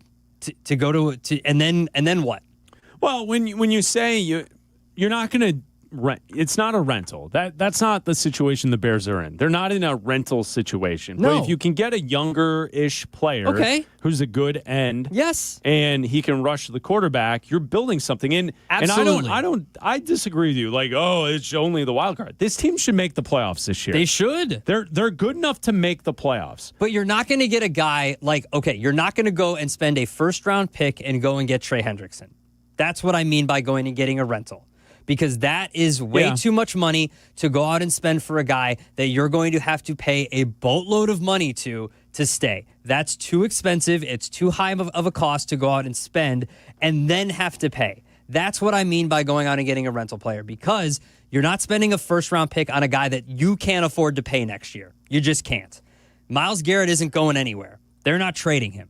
They've already said that. Max Crosby isn't going anywhere. They've already said that. So there's not, unless you're getting a guy, like you said, that someone that you can build with, that's not going to cost you a lot, that's maybe going to now you're not playing from a position of advantage. Now someone is going to, what originally was going to cost you a 6th or 7th round pick, now someone knows you need this position and now might charge you a 4th or 5th round pick. So now the price of poker just went up. So now you might need to... I don't know. I think, yes, theoretically, I understand the point you're making, but I think you could also say that Deo Adengbo hasn't really done anything. So it's not like the Bears were in some position of power. They don't really have a pass rush. You act like Ryan Poles is good at this. I think he's willing to be aggressive, and that's why I think this is interesting. You act like he calls it, he goes, I'll give you a 7th, and they go, no, we want a 4th, and he's like, sold. Like, you act like he's good at this. Come on. I'm just pointing to the track record that he's made aggressive moves in the past. Yes, he does. He calls up and he goes, we'll give you a 7th. And they go, no, 3rd. And he goes, sold. He doesn't negotiate. The Bears' sack percentage this season, they're 18th in the NFL. And if they could find a way to get into the top half, like somewhere around 14, 13, I feel like this defense would be way better off. Because they struggle to get after the quarterback, especially if they're not using secondary players, the safeties, the corners off the edge. When they do that, they can get after the quarterback because I think Dennis Allen schemes up a good defense. Mm-hmm. But if you could get there with 4, that would help the back end so much more with all these injuries. So, the latest news 5 minutes ago, Ian Rappaport from the NFL Network saying that sources have told him that Deo Adengbo has torn his Achilles and is out for this season. So we are awaiting. Ben Johnson will meet the media at 3 o'clock. So he is likely to give injury updates at that time when he meets the media. Waddle and Silvy will carry that right here on ESPN Chicago. And I'm also still waiting to see if Adam Schefter has confirmed this report as well, because usually when you get the doubler, when you get the ESPN and NFL Network confirming the story, then you know you're good. So that's what the NFL Network is reporting right now, is Adengbo out for the season with a torn Achilles. We'll keep our eyes on that. We'll go to the phones. Rich in Northwest Indiana, you're on ESPN 1000. What's up, Rich? Hey, what's going on, guys? Do you guys think the Dolphins would part ways with Bradley Chubb? I think that the Dolphins will probably part with anybody because they've already parted with an end today. I think that everybody's open for business now. Firing their GM. They've got right now Champ Bailey running things now. I think they're essentially open for business now. I think they said everybody except for Tua and Waddle are open. So yeah, why not? Make the phone call. 312-332-3776. Chris in Naperville, you're on ESPN 1000. Hello, Chris. Hey, guys. Hey, love your show. Happy Bears man. Victory Monday.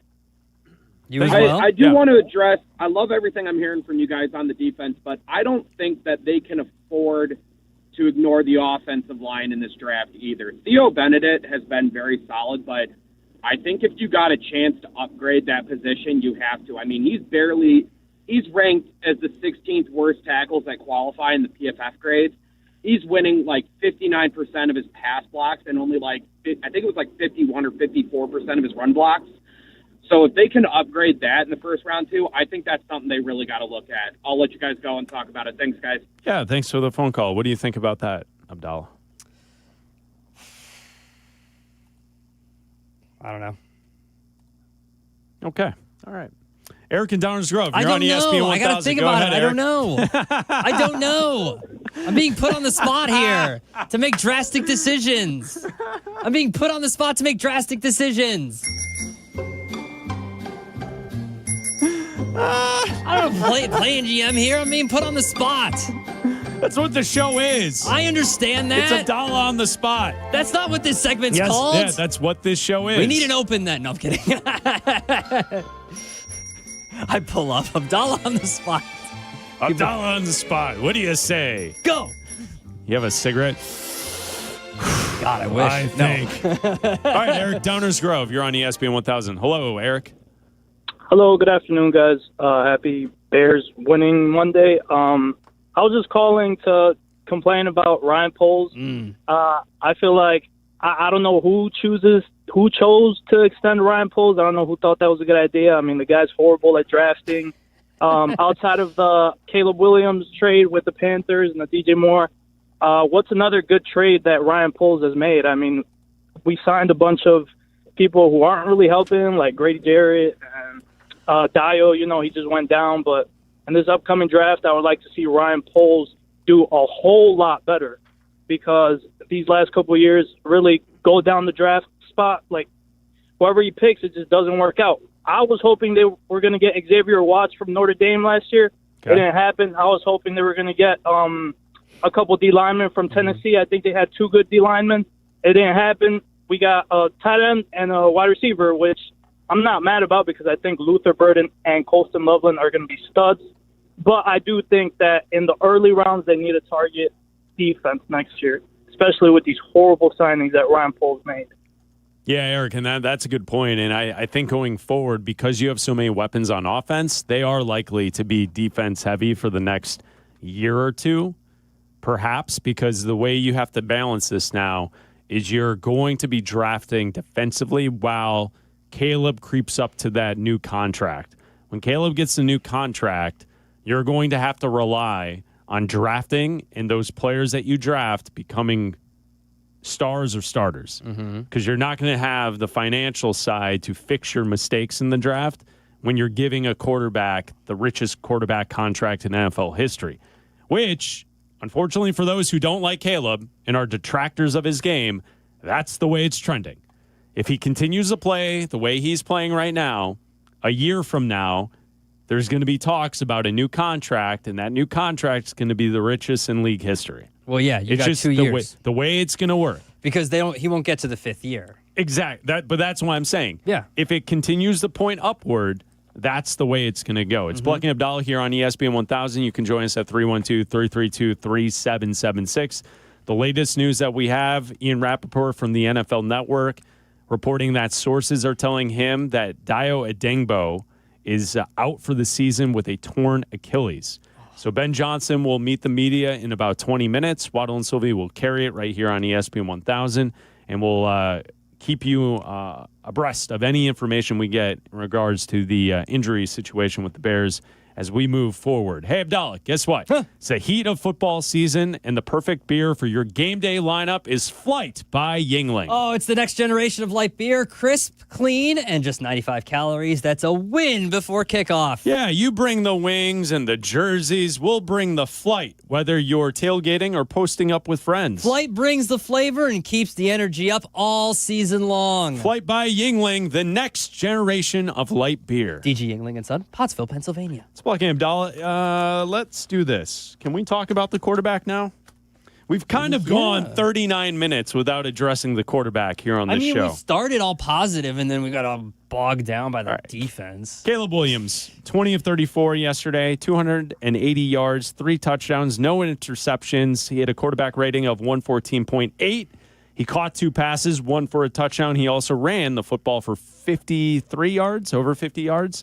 So running the football, catching the football, and passing the football. To me, yesterday, I thought Caleb had a good game yesterday. And this is what we've been asking for, is development and moving forward. And against a bad defense, show us something. Last week against a bad defense, he struggled. This week, I thought Caleb was really good. And I think that throw to Colston Loveland to win the game, that was a big-time throw from Caleb Williams. He did his job, you know.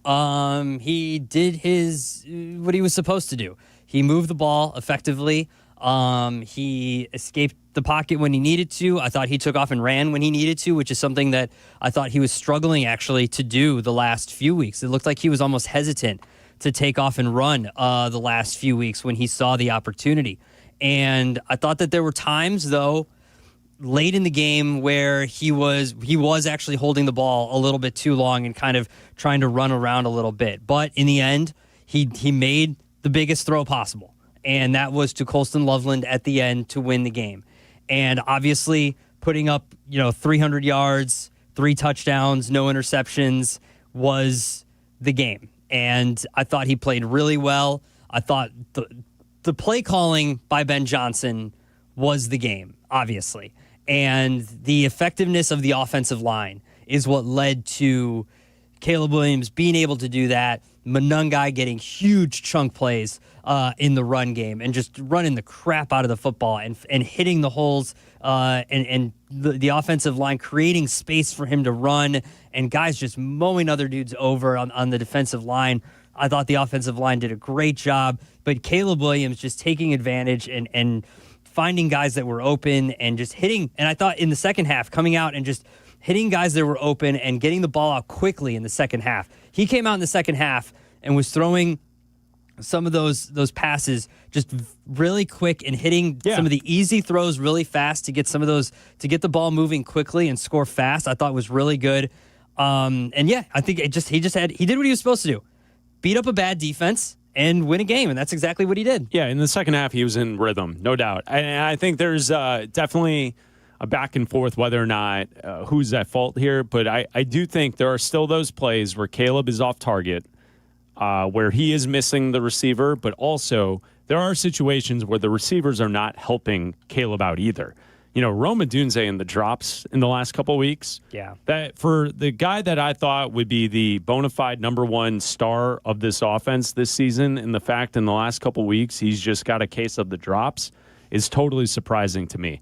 But there are plays, namely Rome in the back of the end zone. The ball's off his back hip. It hit him in the hands. You got to catch that. If you're a star receiver in the league, you catch that. That's a touchdown. I believe it's Cole Kmet, first play of the game. They didn't show the replay on the TV copy during the game because they were too busy showing you who the starters for the crappy Bengals defense is. But Caleb put that ball right in the right spot, and Cole Kmet dropped it. So there are give and take, right? Caleb could be more accurate, but also in a lot of situations, his receivers are not always helping him out. And I thought he played really well. I think that this season is all about slow and steady progress forward. And when you're putting 47 points on the board, and in the second half, he looked under control, like he knew what he wanted to do, and especially at the very end of the game, his ability athletically to use his legs to get yardage, because that's where he got that first down, that final drive, to give the Bears a chance. Caleb is just, I think he's moving in the right direction. Is he a top 5 quarterback today? Absolutely not. No. Does he have a ton to work on? Absolutely. But I think he is progressing, and you can win football games with a guy like this, and if he starts to play a little bit better, this team is going to be pretty good. Yeah, I think that he did what was asked of him yesterday, and I think that it wasn't just the one in the end zone to Rome. I think that, the play where they had to hurry up and try to get the snap off, and the Bengals end up challenging and winning. Like, Rome, catch that. I don't know what's happened to Rome recently in the last couple of weeks, but he's been dropping a couple more balls than he has in the past. And it's always been kind of an issue with Cole Kmet that he either gets tackled fast or can't hold on to the football or whatever it is. But I mean, when the guy needs to complete a 3-point turn to change directions, that he's not swift of foot. No. Like let's call it what it is. When he catches the football, he's going to take 1 or 2 plodding steps and then usually tumble over. That's just how he plays. Yeah. I think Caleb is the best when he has obviously this goes without saying, every quarterback is this, but when he has the full complement of being able to use his legs when it's possible, right? And I thought yesterday provided that perfect opportunity. He didn't need to run yesterday. Yeah. But when the opportunity was there, he chose to run. And he took the time, and he didn't have to. Like, there was opportunities where he didn't have to run. And I thought that he was taking the checkdowns a lot faster too yesterday, which was good. Like, he didn't have to go over the middle, or he didn't have to throw the ball down the field to be effective. He was throwing a check down to Monangai, and Monangai was getting big chunk plays with those check down throws because the Bengals defense is just that bad. Like, he would check down to Monangai would run for 5 or 6 yards because the Bengals are just that bad and they're just that ineffective. So that was working too. And when the run game is working, everything works out better. When Monangai can run, for however many, when he can run for 175 yards, everything opens up the way it does. And hopefully that can continue against the Giants this week. I think it will, because the Giants, they're not a good team either. You're going to be at home. Things should be a little bit easier. I think they'll have just as easy of a time moving the football. Their pass rush is better than the Bengals, so you need to get the ball out a lot faster. The Theo Benedict did struggle at times.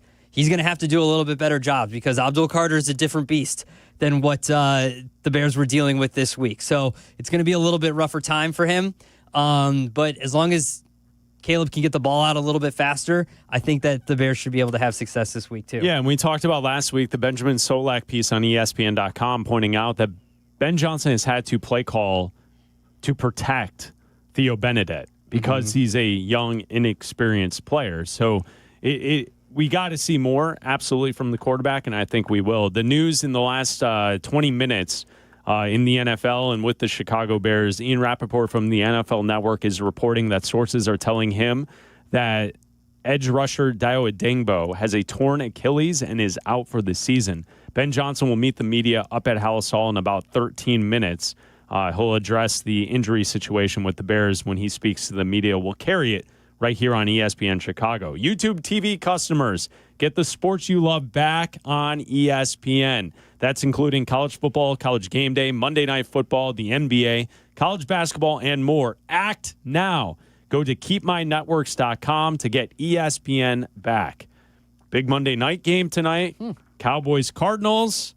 Keepmynetworks.com to get ESPN back on YouTube TV.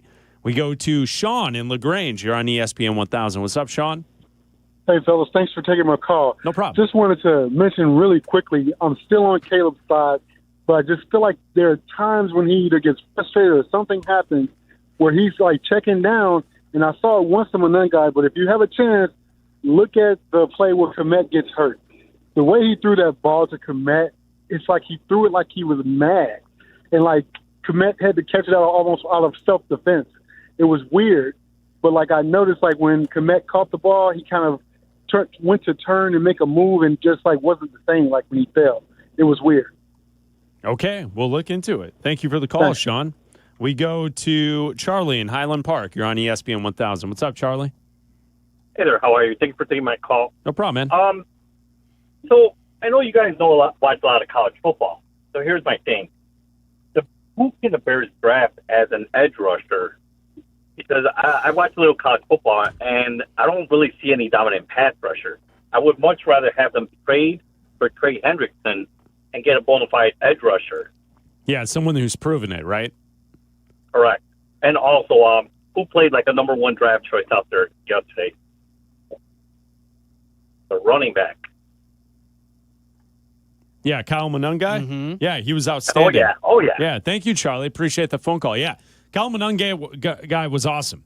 Yeah. He was great. And I like the fact that whenever he is hit, he is moving forward. I didn't see him getting bounced backwards many at all yesterday. He was always pushing the pile forward, and then that's where you saw Darnell Wright, you saw the others get into the mix, and you saw some great blocking. You even saw Roman Dunze blocking in there. That, like, I love where the Bears' run game is at right now. I think it's fantastic. Yeah, so do I. And I hopefully when DeAndre Swift comes back, you see additional carries for Monangai. I think there'll be more of a splitting than a majority of the carries going to DeAndre Swift when he comes back, especially because, a groin injury can nag you even more. That's why he sat for this week. So hopefully it's just more of a split situation, kind of the way, you saw what Ben Johnson was doing in Detroit. So I think you'll see a lot more of Monangai, even when Swift comes back. Jason in Crown Point, you're on ESPN 1000 talking Bears. What's up, Jason? Yeah, that's exactly what I was calling about. I think Monangai needs to maybe be put in a starting role, and I think our guy Kyle Brandt should give him an angry run step for tomorrow. Oh, I'm sure Monangai will be featured in angry runs tomorrow, no doubt. I'm with you, Jason. He deserves it. Yeah, absolutely. We go to Scott in South Elgin. You're on ESPN 1000. What's up, Scott? Hey, boys. I guess happy Victory Monday. Happy Victory feel Monday. like it, but yeah, it does. Come on, you won a game. 5-3. Let's you won go. a game. Let's go. What do you mean? You won a game. Just been hearing a lot of stuff, a lot of negativity about Caleb. And I mean, okay, he does miss some layups, but that ball that he threw to Colston Loveland to just get it over the linebacker in between three people, that was a professional QB1 throw. And I get it. Adangbo's out, and it sucks. But we cannot afford to keep trying to throw first, second-round draft picks at aging defensive linemen like Trey Hendrickson, who I would love to have. But let's face it, he's 31. He wants all the money in the world. You can only pay so much. You can do it for something a little bit more bargain-friendly, like a Bradley Chubb or Arden Key, so a guy along those lines. It's just, yes, it's nice to talk hypothetical and say that Ryan Poles can draft and all this, but for every Ruben Hippolyte, there's a Kyle Monangai. For every Kyle Monangai, there's other busts. It's all a crapshoot, but you want to keep the top tier picks. Mm-hmm. Yeah, I'm with you, Scott. Thanks for the phone call. I that's where we're torn in this. Like, I don't want to give away draft capital if it's just a rental player. Yeah. If it's a game changer, a guy who has absolutely done it at this top level for a long time. That's why, like, pie in the sky, if Myles Garrett was healthy, I mean, not healthy, available. He is healthy. Yeah. That would be the type of guy that you're. Well, because, like, just look at the difference that Micah Parsons has made for the Packers this season. Their defense immediately jumped to best in the league based on the fact that they made a trade for Micah Parsons. Now, I don't know if the rest of their team is as good as what Micah brings to that defense, and I think that they are gettable. I think the Bears-Packers games, the two of them that we got ahead of us on the schedule in the next month or so, they're going to be pretty awesome. Winnable. I think those are games that I think I like that we're at least entering this game, and it's going to be competitive for once in our lives. Hey, they're 1-0 in their last one, last I checked. So I think that, if you could get a player like that, you do it. Outside of that, I'm not giving up draft capital just for rental guys who may or may not give you the same production that Odangbo has given you to this point. No, neither am I. But again, like, I instead of doing that, I would rather just, not Myles Garrett aside, obviously, he's the exception. I'd rather just hold on to my draft picks and Trey Hendrickson's done it. He's just older. Yeah, but I'd rather that's the just difference. Draft a guy in the first round and hope he turns out. Adam. What? Oh, in Morton Grove, you're on ESPN 1000. Hi, Adam. Hi, how are you? We're great. What's up? So now trade deadline is tomorrow. We got many reports that Bears are going to be aggressive at the trade deadline. Yeah. Dio's now out for the season. Do you think we're going to do something tomorrow? And if so, what player can we get? And I need your input on that. Okay. All right. Thank you, Adam. Appreciate it. Yeah, no problem. Adam to Adam, what do you think? If I had to guess, they don't do anything. I think they'll do something. I don't think he does anything. I don't think it'll be a shocking move. I don't think it's going to be a big splash. I do think they do something. I think it's for secondary, corner help, secondary help. What do you think, Adam? I already told you. Other Adam, Morton Grove Adam. What do you think? Well, to be honest, I think now that they're saying aggressive, and we got reports that they said they were exploring a trade for Bradley Chubb, but the Eagles got to it first. So I don't really know what it's going to be. I don't think we're going to give a first-round pick or something like that, but I think we can do something that corner because Nashawn Wright is literally garbage. Okay, can't guard for anyone. Literally. And I think now, since Dial's out for the rest of the season, you need to hit a defensive end. So you might get like a Bradley Chubb or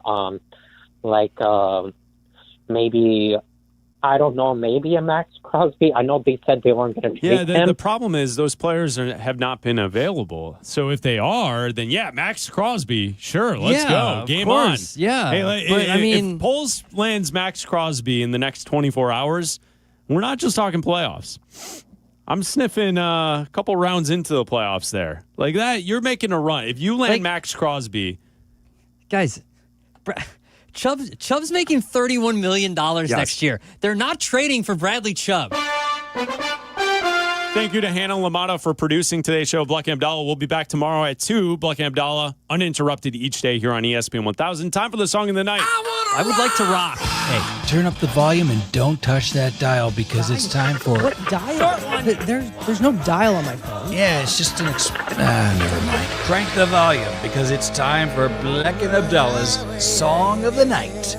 Yo, later. Tonight's song. You shake my nerves and you rattle my brain. Jerry Lee Lewis. Your love drives a man insane. Great Balls of Fire. You broke my will. 1957. What a thrill. Bleck Abdalla. Song of the night. Great balls of fire. I let you love what I thought it was funny. You came along and woo, now honey, I've changed my mind. This love is fine. Great balls of fire. Gotta go fast, Chris. Why are we listening to Great Balls of Fire by Jerry Lee Lewis? Oh, yeah, short song. Because it's from the 50s, so... Gotta go fast. It's only like a minute and a half. Yeah. They had no attention. You think we don't have an attention span, these kids? They had no attention Should talk span. about the greatest generation, the Boomers. Yeah, that's right. My Lord. This song was released on this date in 1957. That's right, November 3rd, 1957, for Great Balls of Fire. That's right. It sold 1 million copies in just 10 days. That's right. The greatest generation, they used to buy records. They went out and they bought records. And it was featured in Top Gun Maverick. It's the one that... Is that how this song is known for? Yeah, that's what the new people... Top Gun? That Top Gun Maverick, right? Or is it Top Gun? It's Top Gun Maverick. All right, we have to cancel the song of the night to this point. We have to go to Hallis Hall. Ben Johnson meeting the media. Right now. All 60 minutes. We needed that whole time. And, I just love how they competed and they found a way. So very pleased with that. Obviously, we don't want to lose a 2-score lead like that late in the game. That's not a recipe that we want to live with. And so for us to sustain what we got going on right now, we got to clean some of that up. But with that being said, it is good to see our players today. I know they're focused on fixing our mistakes, and we'll be ready to go next week. One injury update to acknowledge: Dio has an Achilles, so we'll end up not having him for the rest of the season. And with that, I'll go ahead and open it up. Go ahead, Pat. Hey, Ben. Caleb's a unique athlete at quarterback. What did you like about being able to get the ball in his hands as a receiver? And what can you appreciate about kind of the different threats that he offers that other quarterbacks might not? Yeah, he is a great athlete. He can beat you any number of ways. Traditional quarterback play in the pocket, really strong arm, can throw the ball down the field. But then also his legs add another element to the equation. And so I think we saw yesterday, I think he had 53 yards on the ground, which was really encouraging to see. That helped us extend some drives, and we needed it in certain times. So that was awesome. And then, it worked out that way to where we were able to take advantage of that defense just a little bit, get them outnumbered on one side of the field and get the ball to him. So it was good. It was good. He came through for us. What did you see about him in the pocket upon further review? I know you had offered yesterday that he didn't throw a pick, but that you wanted to take a look at everything else. Yeah, no, there's a number of things that I was pretty pleased with. It's looking more like I want it to look, that he wants it to look like. I can think of one particular instance off the top of my head before halftime where call play and they end up clouding it to the side of the primary. So that's not there. He gets through his progression and quickly dumps the ball to the back as he's stepping up in the pocket. Now, we didn't throw our best ball. It was a little bit high and we didn't haul it in. But that to me was what we want this quarterback to look like as he's playing within the timing and the rhythm of the offense and trusting his feet to take him through the progression. So something for us to build on. There's a couple that we can continue to clean up, and I think he's starting to play faster. The more reps we're getting on some of these concepts, he's understanding the intent, the coverages that we're really looking to get. And, if we're not getting those coverages, can we quickly get to number 2 or number 3 or even look to run with that ball? So it's coming along nicely. Courtney? Hey, Ben, with the Dio news, like how comfortable are you right now with the edge rusher depth you have behind him if he's out, since he's out for the season? And like, will that potentially influence anything you guys do ahead of tomorrow's deadline? Yeah, I mean, it's one of those deals. It feels like we take some strides in particular positions and we take some steps back. It's wild. Felt like we had a solution there with Shamar at defensive end a couple weeks ago, and then we lost him, and then finally get Booker back, and then we lose Dio. So it's a little bit of give and take. That's of course the NFL season. That happens, and so we'll have guys step up. I thought Book did play a nice game yesterday, so was very pleased to see that for his first game back. And so no, I do have a lot of confidence there. Hopefully we get Dom Robinson back too, and he was doing some nice things there early in the season as well. We've got some depth. You can never have too many pass rushers. You can never have too many cover players in the back end either. So that's how I've always felt since I've been in this league. I know Ryan and his crew, they've been doing their due diligence all throughout the fall, all the way up until tomorrow to make sure that we're turning over every stone to make sure that if there's a way we can improve this roster, we'll do that. But I feel good about the guys we have on the roster currently. Ben Johnson meeting the media. This is WMVP Chicago, ESPN 1000. Yesterday with the first one, and then I think Cincinnati second. It was a 38-yard return. Our kickoff coverage, their return. Kickoff coverage. Yeah, it's lane integrity. We got to do a better job shedding blocks, rallying to the football. We're too passive at times. There's a number of things that we can clean up there, and it's not just any one particular player. It's everybody. It's all the coaches. It's all the players. We got to get this thing fixed. And it wasn't just kickoff coverage either. There were a number of elements that we can get better at. That's been the emphasis already today. We talked about it as a team. It's all hands on deck. We're going to get this thing fixed. Dan? Ben, what was your reaction to the overturn of the Tremaine Edmonds pick six? I guess I don't get too caught up in it. They're going to make their call, and with those particular things, I know they're looking at all their angles. So I just trust that they're making the right decision and within the context of it. It doesn't matter if I agree with it or our guys upstairs agree with it or not. We just, whatever they say, we're going to go with, and there's really not a whole lot we can do about it. So would have been a huge play for us and given us a lot of momentum, and I think it would have stopped that little bit that they had going, and certainly would have made the ending of the game different. But man, we had a lot of opportunities there between our defense finding a stop, between special teams recovering the onside kicks, and then on offense we had a 4-minute opportunity and we went 3 and out. And so it's everybody. We got to do a better job. On the topic of Caleb scrambling, I know that's been an emphasis here in recent weeks. What happened for him yesterday that unlocked it in the way that it got unlocked yesterday? Yeah, I don't know that route-wise we did a whole lot different. I think our guys had some pretty good reactions when they saw him get flushed out. He threw some good catchable balls, and they came down with it. And then there were a few times where he was looking down the field, it wasn't there, and he decided to take off with his legs. And so it was a good mix of that. It wasn't like he was trying to overdo it with his legs or try to force anything with his arm. I think he found the right balance with playing fast and making the defense hurt. I think that's part of what makes him unique as a player. And like I've said so many times before, we want to incorporate that as part of the offense. We don't want to shy away from it. Herb? Coach, in terms of complementary football, there's been different times, different years throughout the season, whether it's offense, red zone efficiency, while the defense was taking the ball away 4 times, or whether it's run defense, or yesterday they give up 40, special teams doesn't play that well. What is that encouraging that you guys haven't really played full complimentary 60-minute football, but you still have 5 wins? And what gives you the confidence that you guys can all come together for the same 60-minute game? Yeah, we haven't played our best football collectively as a team yet. And yet, like you said, we have found a way to win. And I think this way was a little bit different than what it's been so far. There were times this year that I felt like we won in spite of the offense, and this was probably the first time I felt like the offense had a big say in us winning that game. And so that was encouraging to me just for that phase. But you're right. I do think we can come together, and there's been at least 3 games in my head that we've allowed the opponent to hang around, and we've allowed them to have a little bit of life late in games that we want to start to eliminate that feeling. We want to close these games out a little bit cleaner earlier in the game, and I thought yesterday was an example of that. Kevin? Hey, Ben, I know the end of half, you guys have had some struggles the past few weeks. Yesterday specifically, what did you see that was just not clicking with the passing game in that final drive before halftime?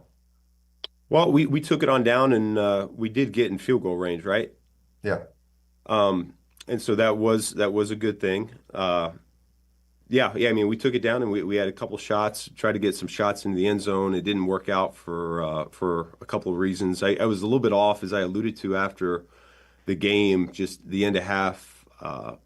I couldn't match up the play call with the right coverage a couple times, and I was hopeful that I could. But with that being said, I thought we did a good job getting it into scoring distance and an opportunity for us to make a kick there before halftime.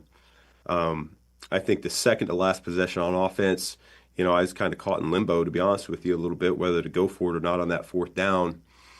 I think we did the right thing by taking the points, but part of me too wants to, let's see if we can't not only score the touchdown, but also, even if it's just get the first down and drain some more clock off to make it a little bit harder on their offense. Those are things that go on in my head over the course of those particular sequences. But in hindsight, I think we did the right thing, taking the points, and then you saw we got another chance at it at the end. What did you like about the throw to DJ on that drive before half, like on 3rd down, that kind of helped get you in a field goal range? Shoot, I'm trying to think which kind one of that was. Fade down. Oh, yeah. No, that was really well done.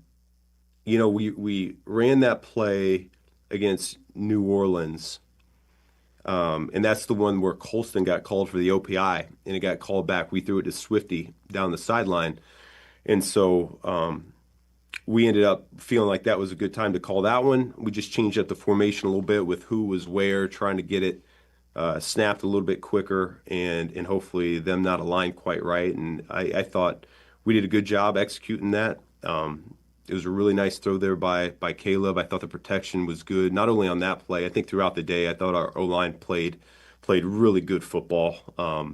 We had some very clean pockets, and that was a huge play for us in that moment. Go ahead, Phil. Thank you. Ben, Joe Flacco obviously had 470. Higgins had 121. You said you need to review the film. What was it? Technique, assignment? What did you see on tape?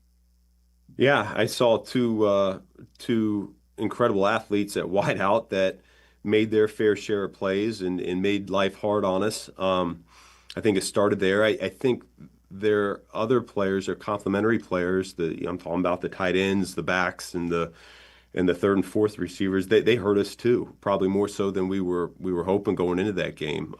We knew that the guys covering those players were going to have to hold up for us because we're going to exhaust some resources to try to contain number 1 and number 5. And we had a hard time. I'll say this. I mean, I feel like our corners, they went out and they competed. That play before halftime where 5 makes the play over Shawnee. I mean, that's just an incredible play by him. Because Shawnee had pretty good coverage throughout that. And so those are the ones you can sleep at night thinking about. I know DA's doing everything he can to help those guys while still creating a pass rush and mixing up the coverages to make it hard on Flacco. Flacco, I mean, when you're 40-plus years old, he's just the recognition aspect of the game and playing quarterback comes so easy for you. And I think that's what showed up at times yesterday. He could sit back there and he was getting the ball out of his hands quickly. He recognized the coverage, knew where we were most vulnerable, and picked us apart a little bit. And so that's the challenge when you go against some really good pass catchers and a veteran quarterback. I will say this, though, about our defense. You look at it, and I know the scoreboard says 42 points. I know that we allowed 35 on defense, but with just over 2 minutes left in the fourth quarter, we had only allowed 20 points on defense. So had we handled as a team the last part of the fourth quarter the right way, I think we would have felt a lot better about our defensive performance. And then I know you say you appreciate that your players never think that they're out of it, but what was your message today to make sure that they don't rely on that as a crutch, that it doesn't come out to bite them at some point? Yeah, I mean, it's just the acknowledgement that we've had several games so far where we could close teams out, and we haven't done that yet. Not at least what we're capable of doing. And so a little bit of that killer mindset, if you will. I think we've done a great job finding a way to win games. We're never out of it. Just like you said, I think the next step for our growth as a team is to start closing these things out a little bit earlier in the game. Jason? Hey, Ben, two questions for you going into the trade deadline tomorrow. And we talked about this a few weeks ago, but how do you weigh, with the voice that you have in terms of personnel, how do you weigh the pressing needs versus protecting those future assets that you need to build something long-term here? Those are always great questions. Ryan and I have a constant dialogue on players that might be available.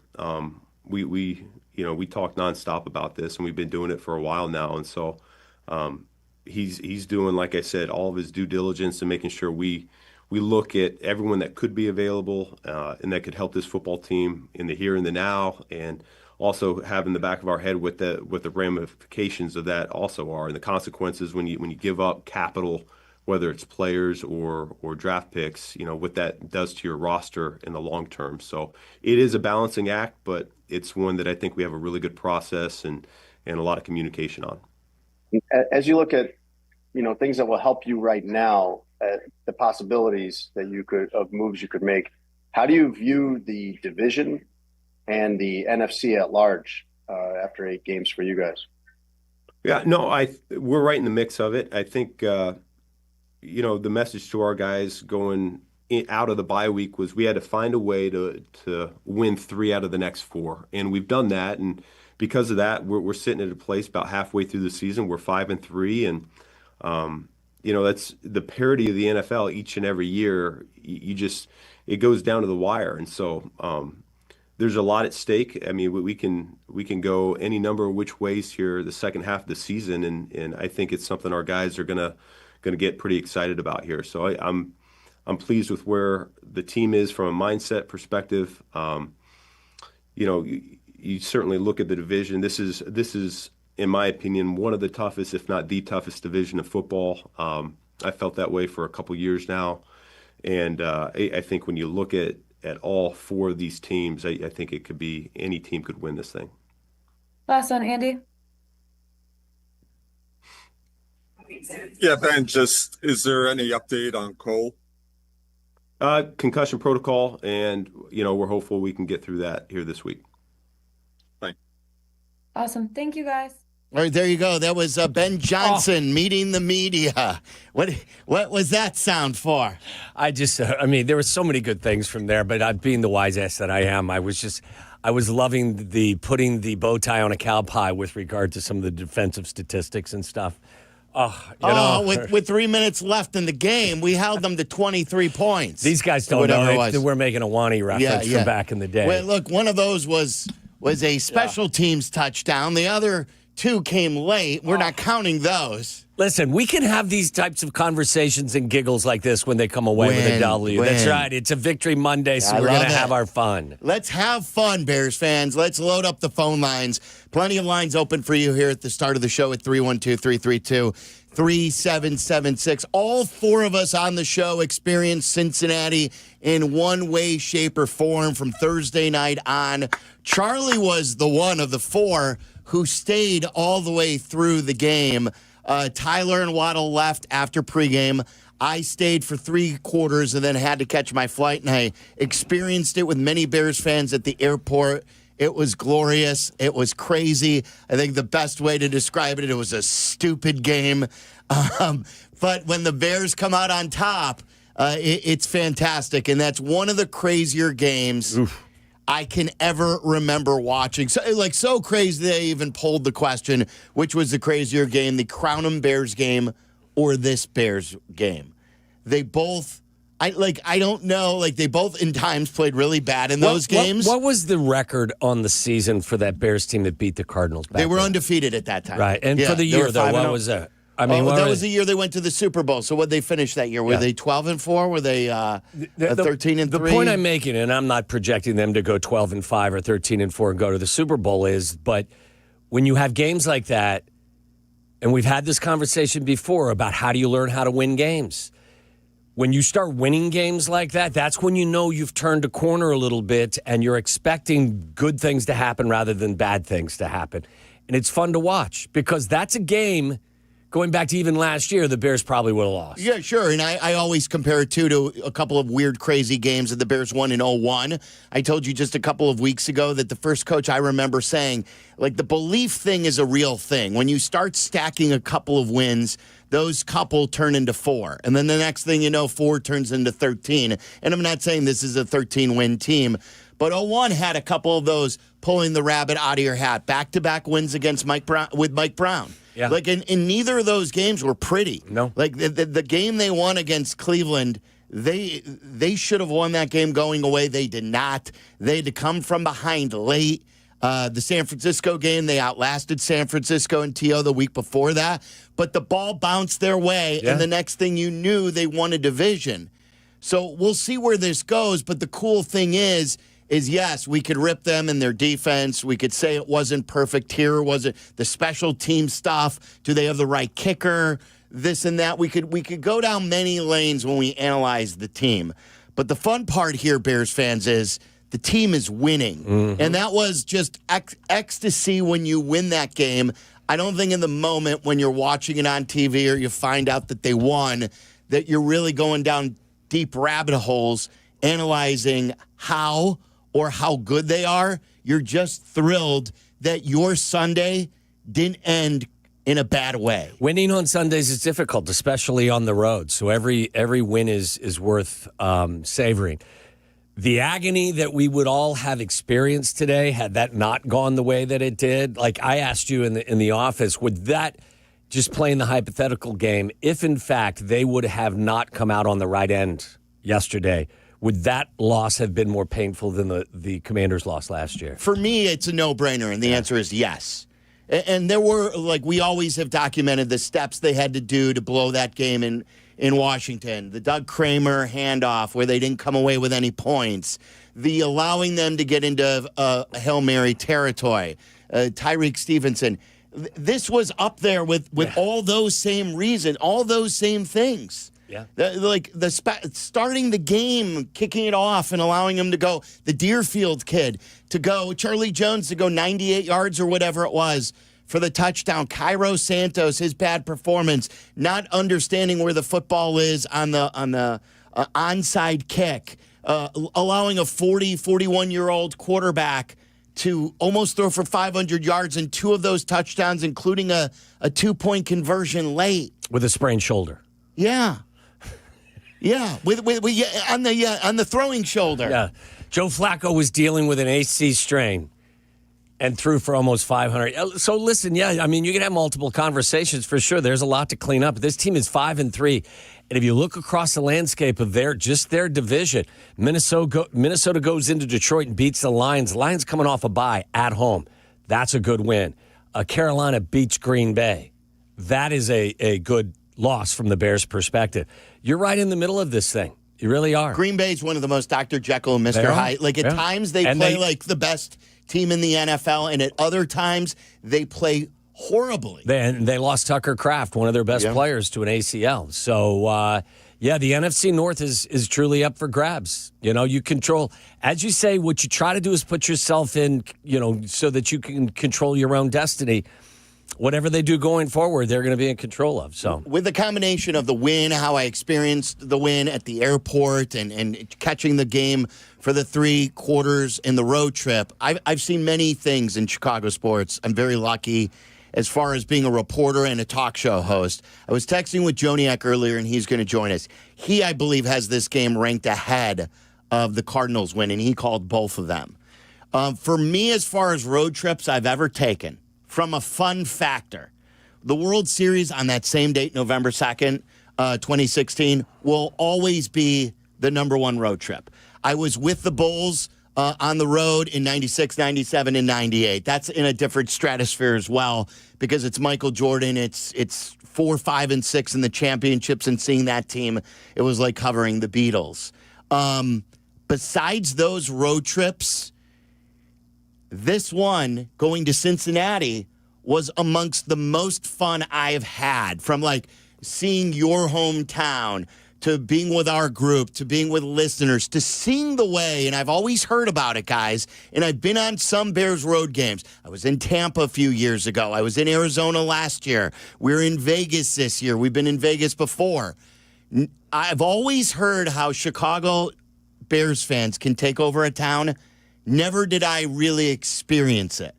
And I experienced it yesterday. We experienced it as a show this weekend, from Friday when we packed a bar with Bears fans, to Sunday in the pregame show where we took over the bar right across the street. It's basically like the Cubby Bear of Paycor Field. It's literally across the highway from where the Bengals play. And Bears fans took that bar over. And it was one of the most fun weekends I've had, from like a working standpoint, a fun standpoint, a fan standpoint. It all just came together. It's a good little city, isn't it? It's a great, and you know what shocked me is, for all these years, is I ripped you with this Skyline Chili, and like the Montgomery Inn and the Skyline Chili. The only two things. You just thought it was a podunk town with nothing to hang your hat on. With chili and hot dogs and spaghetti. Yeah. It was one of the better food towns I've been to. Welcome. Jeff Ruby's Steakhouse. Fantastic. And those ribs were great. We went to the Boathouse on Saturday. Yeah, it's a good town. It really is. And it really is a great sports town as well. It's Baseball City, USA, but they do support their Bengals team. I'm not shocked at all by the number of you're thrilled to see it. Not shocked by how many Bears fans were there. It's an easy commute. But yeah, I mean, it was a great 2 or 3 days. It was fun. All right, really so we want to hear from you. How did you experience it? How do you feel about it? Your emotions after this game? I was spent for sure. I got an angry call from Mike Tirico. Even after they won, he was still mad at the Bears. Like, what was your Michael Wilbon? Michael Wilbon. Yeah. Are you shocked? So, like, what is your emotion following a game like this? And then, did you experience it like Kyle Brandt, and I'll share it with you, told the story that he turned the game off because he thought the Bears had it in hand up 2 touchdowns. And he didn't know that they were in a fight until his sister texted him. And she texted WTF Bears. Were you at the game? Did you leave early? Charlie stayed to the end. I want to hear his stories. I want to hear your stories. These are the most fun shows we have. These crazy games, we'll never forget that the Bears actually came out on the winning end. And they've won 5 out of their last 6 games now? That's pretty good. You started 0-2, and you've won 5 out of your last 6. And now you got a home game against the Giants, 312-332-3776. It is a glorious Victory Monday.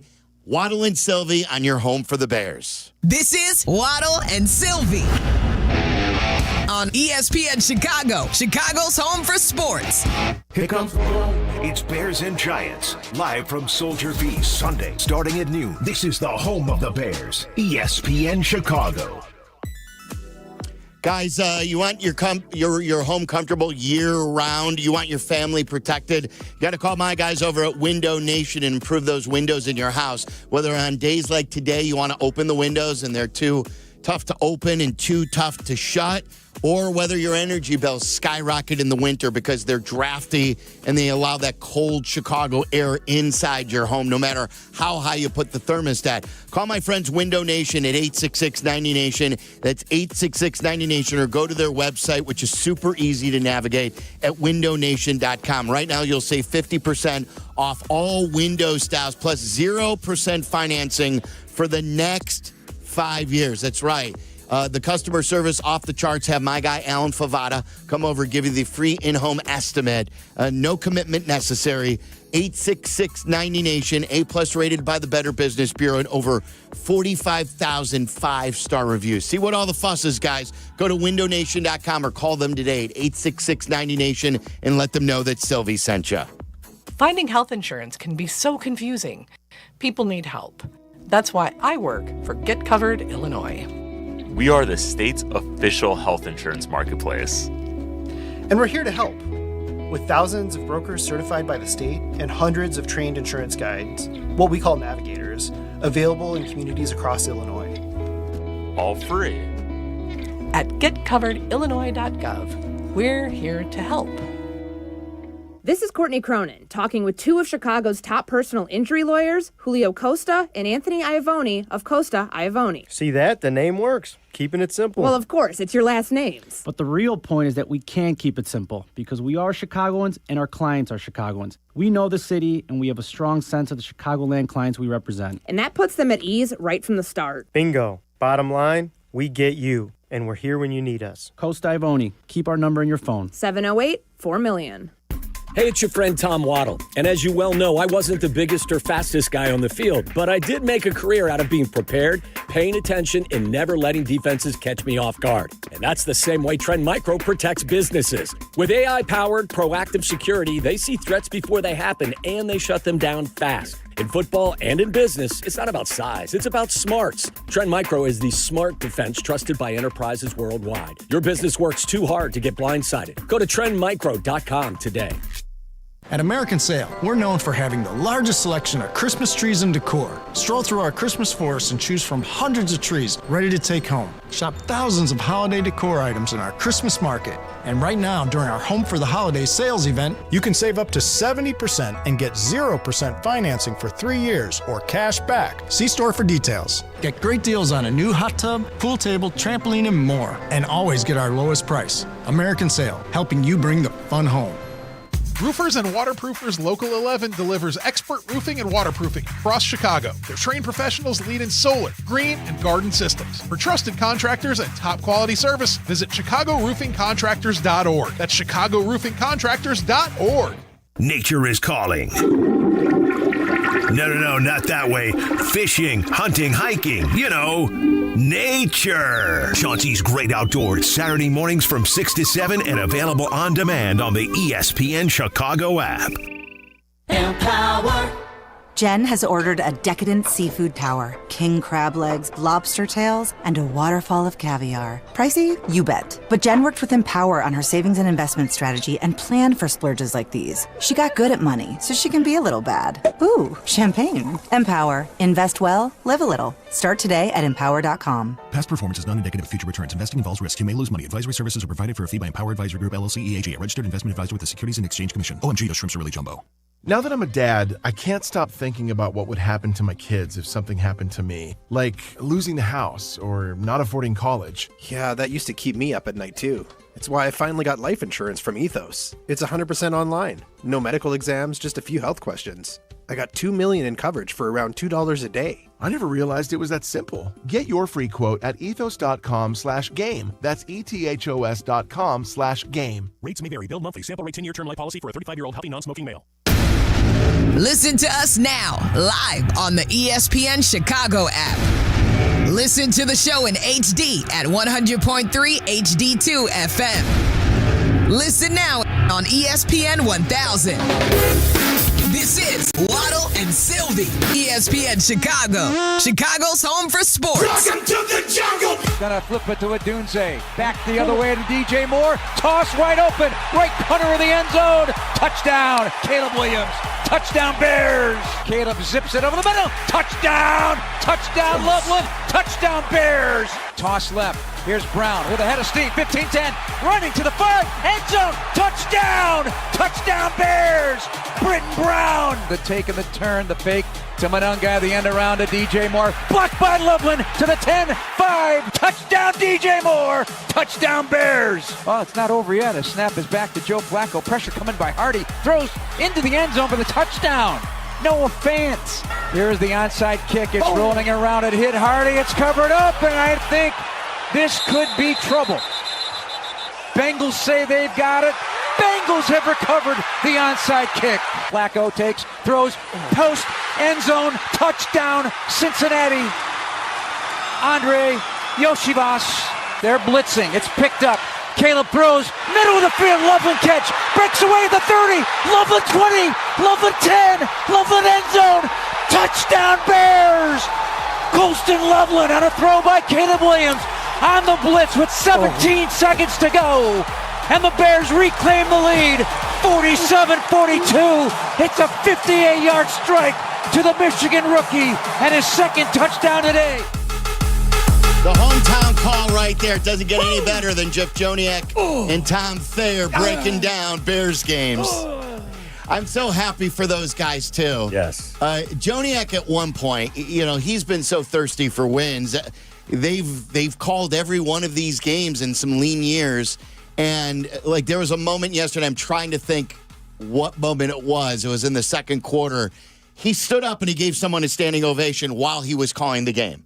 Because, I forget if it was a block, if it was a catch. Something happened, and he was so fired up. He lives and he dies. We know about Thayer living and dying with all those moans and groans. But Joniak, was giving the guy a standing ovation on the Bears, whoever it was, and you could hear how emotional he gets after that. And the Bears come away with one of those memorable victories you'll never, ever forget. I mean, think about these guys. They have called some of the most unbelievable losses over the course of the last several years. Now you're finally getting to be on the other side of that. I can understand why they would be over the top excited, as everyone. Yeah, Chase Daniel called them the new Bears, something that we've been saying on our promos for a while. These are the new Chicago Bears, the Ben Johnson Bears, and they got a long way to go. If we're really going down and we're doing the smell test to see where they can get better, where they lack, we all know. Yeah, by the way, I mean, they lost 30-16 the previous week. So to a backup quarterback. Yeah, to a backup quarterback. Yeah, so, but it sure beats losing. No, I'm with you. I'm just saying,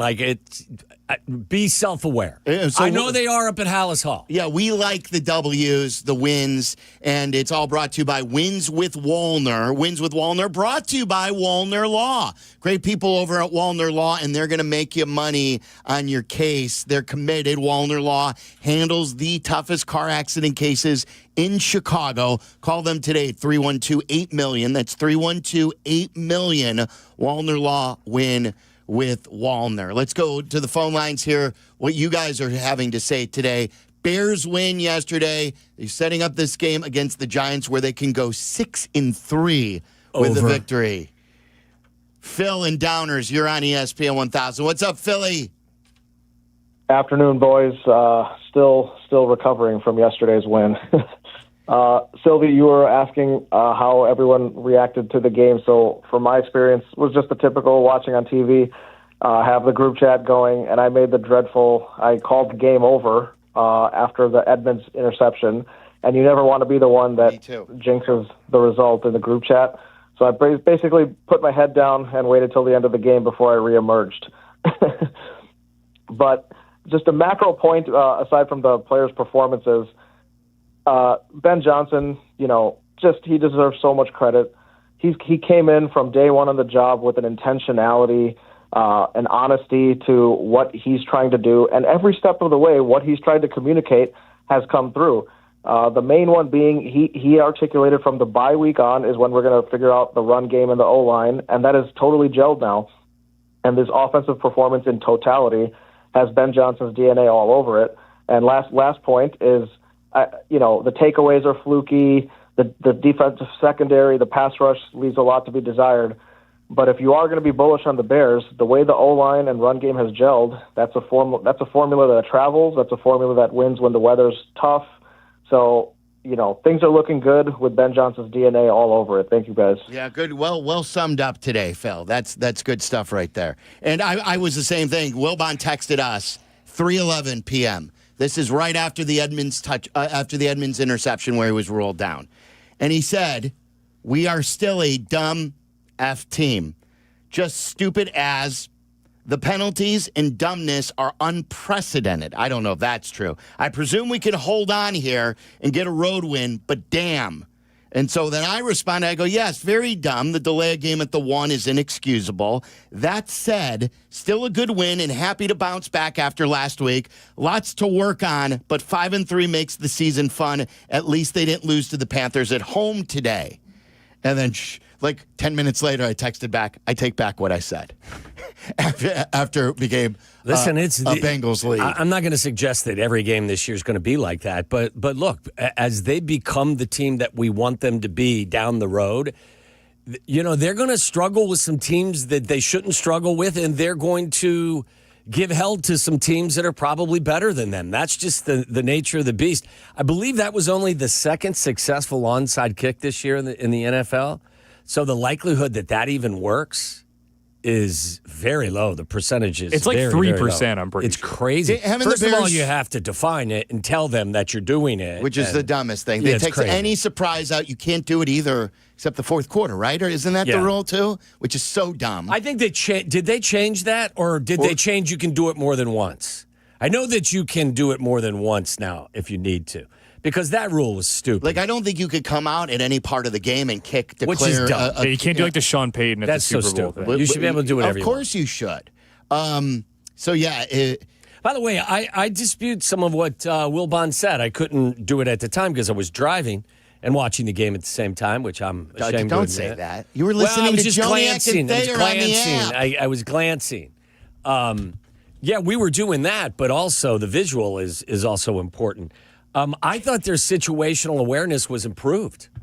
I thought the quarterback's situational awareness was better. I think for the most part, they have not been a very smart team in a lot of ways, how they've played. The third and goal from the 1. It's inexcusable. That's totally inexcusable. And they got the touchdown on the next play, thank goodness. But that's that inexcusable. Can never, ever happen. Yeah. But stuff like, the quarterback on scrambles, knowing when to throw it and when to tuck and run and get what he can with his legs. I thought his situational awareness, I thought overall it was improved. It ain't perfect. Their situational awareness as a team's not perfect yet, but I think it's getting better. I thought it was better on Sunday. Timothy is still in Cincinnati. He was at the game. Timothy, you're on ESPN 1000. Guys, what a crazy weekend. I couldn't believe the Bears fans that all came down. I had some buddies from Tinley came down. I took them to the Banks on Saturday night. So many Bears fans everywhere. We saw the Pope at the Holy Grail. It was just fantastic. Well, we saw you guys. He was coming after our cash, wasn't he? He had his plate out. He was coming after our cash. He was trying to buy a defensive lineman. end. Yeah, which was, I think, maybe he could see the future. I think we all could see they need some help on the defensive end. But, it went from beyond a joke because the plate just, that's funny, that's good. The plate stayed there. Yeah. I left. I'm like, ha, ha, ha. Yeah. And he goes, "Hey, now how about some money?" I go, "No. Yeah. I'm not giving the Bears money to buy anything. No. The Bears can provide this." Exactly. Go ahead, Timothy. But, guys, I don't want to be negative, but how do we change our kickoff coverage stuff? I mean, we're always letting teams get to the 35, 40-yard line every kickoff. The Bengals this season, I've unfortunately had to watch most of the Bengals games this year. They haven't had good kickoffs. And yesterday against the Bears, they were getting to the 40, 45, and, of course, the first kickoff, bring it back for a touchdown. Seems like every week we're doing that, and we can't get our guys past the 30. I don't get it. How do we change it? Is it a scheme thing? Is it just the guys don't know how to get to the ball? I don't get it. Well, you heard the coach. The coach addressed it and said we need to stay in our lanes. We need to shed blocks better. And that's he's referencing the execution that is the responsibility of the players. So, Yeah, and I don't think you're being negative. I think that you can celebrate a win and also be a realist and also have a responsible and a mature conversation about, hey, to get a field goal blocked, to not recover an onside kick, and to give up a kickoff return for a touchdown on the opening, it's not acceptable. How many points is that? Do that math. Oh, that's 10. It's 10 right off the bat. Right, and then the onside kick led to the touchdown in the two. It's 17. You allowed 18 points. You allowed 18 points because directly related to your special teams. Yeah. Think about that, guys. So, it's not like you could celebrate, have fun, and we all should be happy. Yes. But yes, I think Ben Johnson's certainly he's in the same mentality. And I can guarantee you before we get out here at 6:45, because we've got some Northwestern basketball, so we're going to stick around a little bit. You're going to hear me bitch and moan about a lack of consistent pass rush. That will happen today. Okay. So, I will celebrate with all of you, but I'm going to also guarantee you that's probably going to be part of the conversation. Of course, you could do both, and that's how we always do it. And then I want to bring that up coming up next, whether or not that's a blessing in disguise. And I hate to be so dramatic about probably a guy getting hurt. Poor choice of words, but I know what you're saying. Yeah, if the injury actually helps. And I'll explain that. I'll put context behind it. Julian, you're on ESPN 1000. What's up, Julian? Julian. Hey, guys. Listen, it's tough to win in the NFL, and they did it on the road. I think it's great finally that we have a quarterback that has the macaroons to go in there and win a game late. And this kid's showing it week after week, so I think we got something there. All the other stuff, keep working on stuff, and obviously we need a defensive end to go get the quarterback. Yes. Yeah, what did you say about Caleb to me off the air as you were watching the All-22? I said, look, just in general terms, the kid's a playmaker, and he's got a clutch gene. Is he perfect at this point? No. I thought there was much more good than there was bad watching the film. Look, there are some things to clean up. He doesn't always process things as quickly as you would like. I think, you heard Ben talk earlier. I wrote this down, what he said. This was his quote. He's starting to look more like what we want him to look like. So I thought he processed things much better this week than he did last week. Listen, I've said this to you a bunch. I think some of the inaccuracy is just part of his DNA. I hope it gets better. I'm sure he can improve some of it. I think we're going to have to live with some of it. I just think that's part of it. At least in the short-term future. You may have to live with it for the entirety. So, that doesn't mean he still can't be a hell of a player. I just don't know that you're always going to get some of that in the manner that you want. But with that said, I saw a much better performance. And again, this Bengals defense is horrifically bad, but the plays still have to be made and the throws still have to be made. And I think the kid's a playmaker. I think the kid, again, I think he's got a clutch gene. When you can marry that with playing and structure a little bit more efficiently, now you got something that is really special. But to have that special player, you got to marry them. You can't have one or the other. If you've got a guy who plays in structure and plays on time and does the little things, I think you described it best several weeks ago. He makes the easy things look hard and the hard things look easy. What you have to do is you've got to marry these things. And when you do that, now you got something. Like the throw to Kmet where Kmet got hurt. By no way, shape, or form should that have been the throw in that area. Yeah, it goes as a completion, but it's a bad throw. Right. It's a terrible, inaccurate throw that goes as the completion. And you got your tight end hurt. And because he stumbled, because he had to go up for it on a play he shouldn't have to go up for it, stuff happened. I'm not saying he got him hurt, but that has to be a more on-target throw. Yeah, there's several of them in every game at this point. But, again, there's more good than bad. And at the end of the day, you needed him to make plays for you, and he did just that.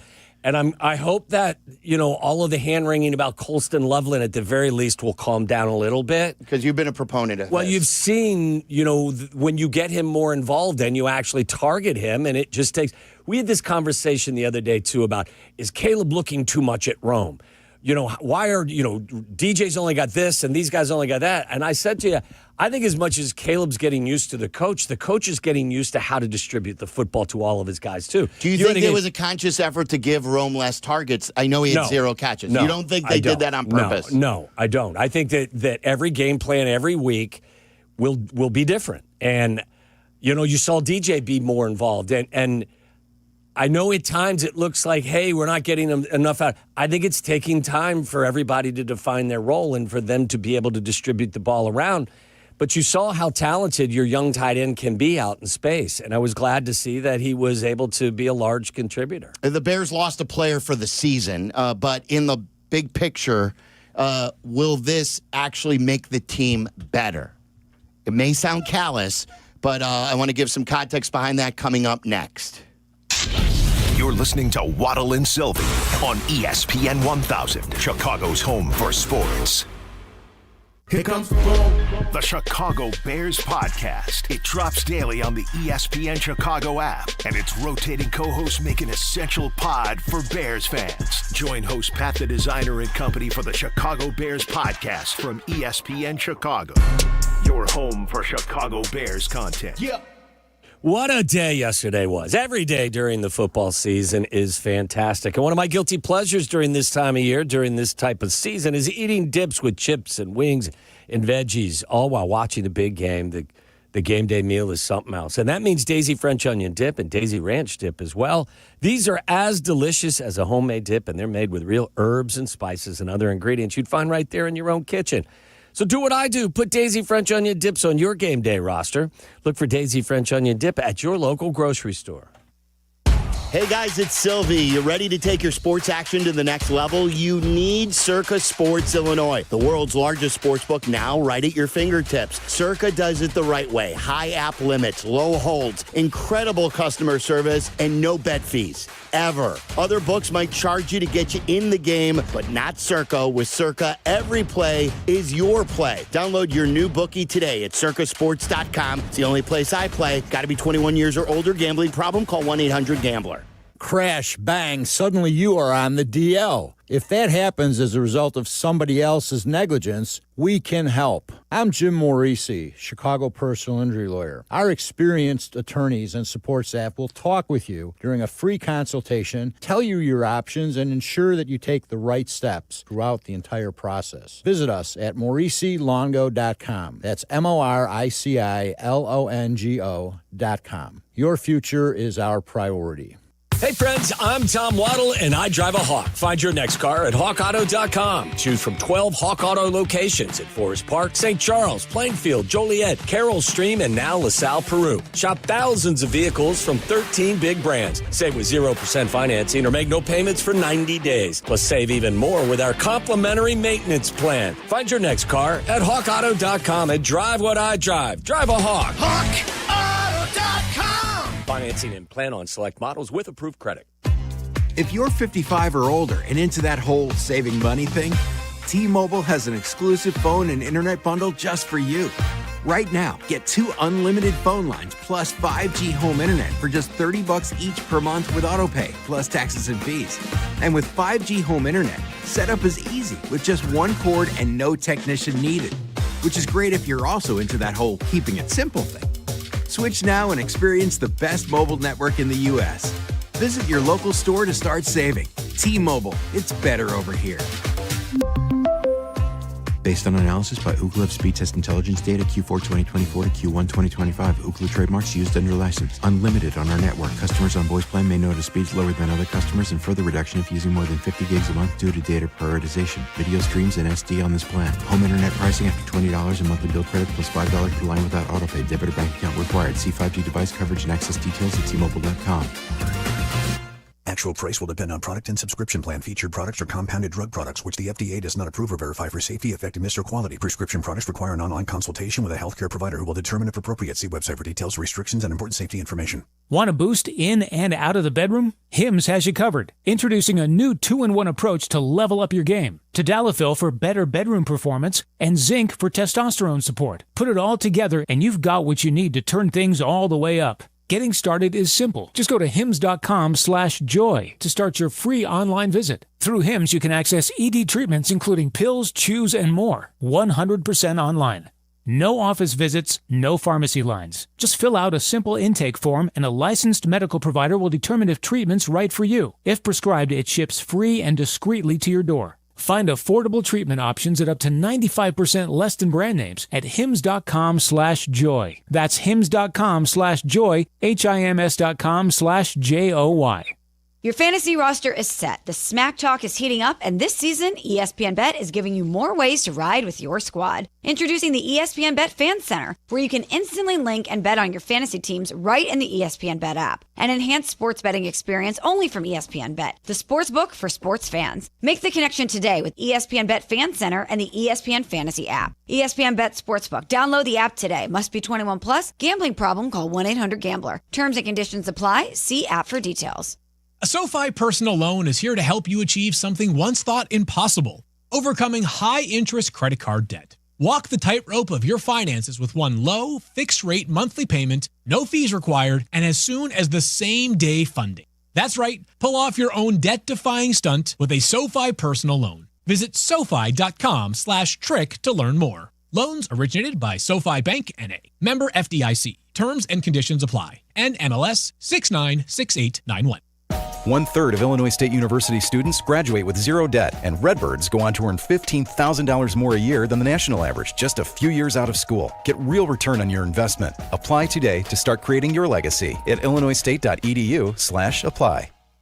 Waddle and Silvy, from our State Street studio to your hellish commute home. We're there with you, making it bearable. Never mind. Back to Waddle and Silvy on ESPN Chicago. Hands in the air. Like you just don't care. They're having fun. Joniak and Thayer, your hometown call right here on ESPN 1000. Tom Thayer actually filled in the blank there. How about that? My gosh. Dayo Adengbo is out for the year. He has an Achilles injury. These things have really popped up all over sports. Yeah, it's crazy. Our injury report is brought to you by Postman Law. Others promise. Postman delivers. We all know Dayo's struggling. You know, I was being a smartass during the game yesterday, and I tweeted out that C.J. Gardner-Johnson now has the same amount of sacks as Dayo Adengbo. That's true. And well, that's all I did. I didn't give any analysis. I just tweeted the fact. So Dayo now being out, to me, not only will they not try to force him because he's getting so much money, they'll play Austin Booker or whatever, but maybe this will also make them make a move or make it more urgent to make a move. Now, some people, I heard Carmen Jurko, they don't want them to be aggressive because they don't think this team can win.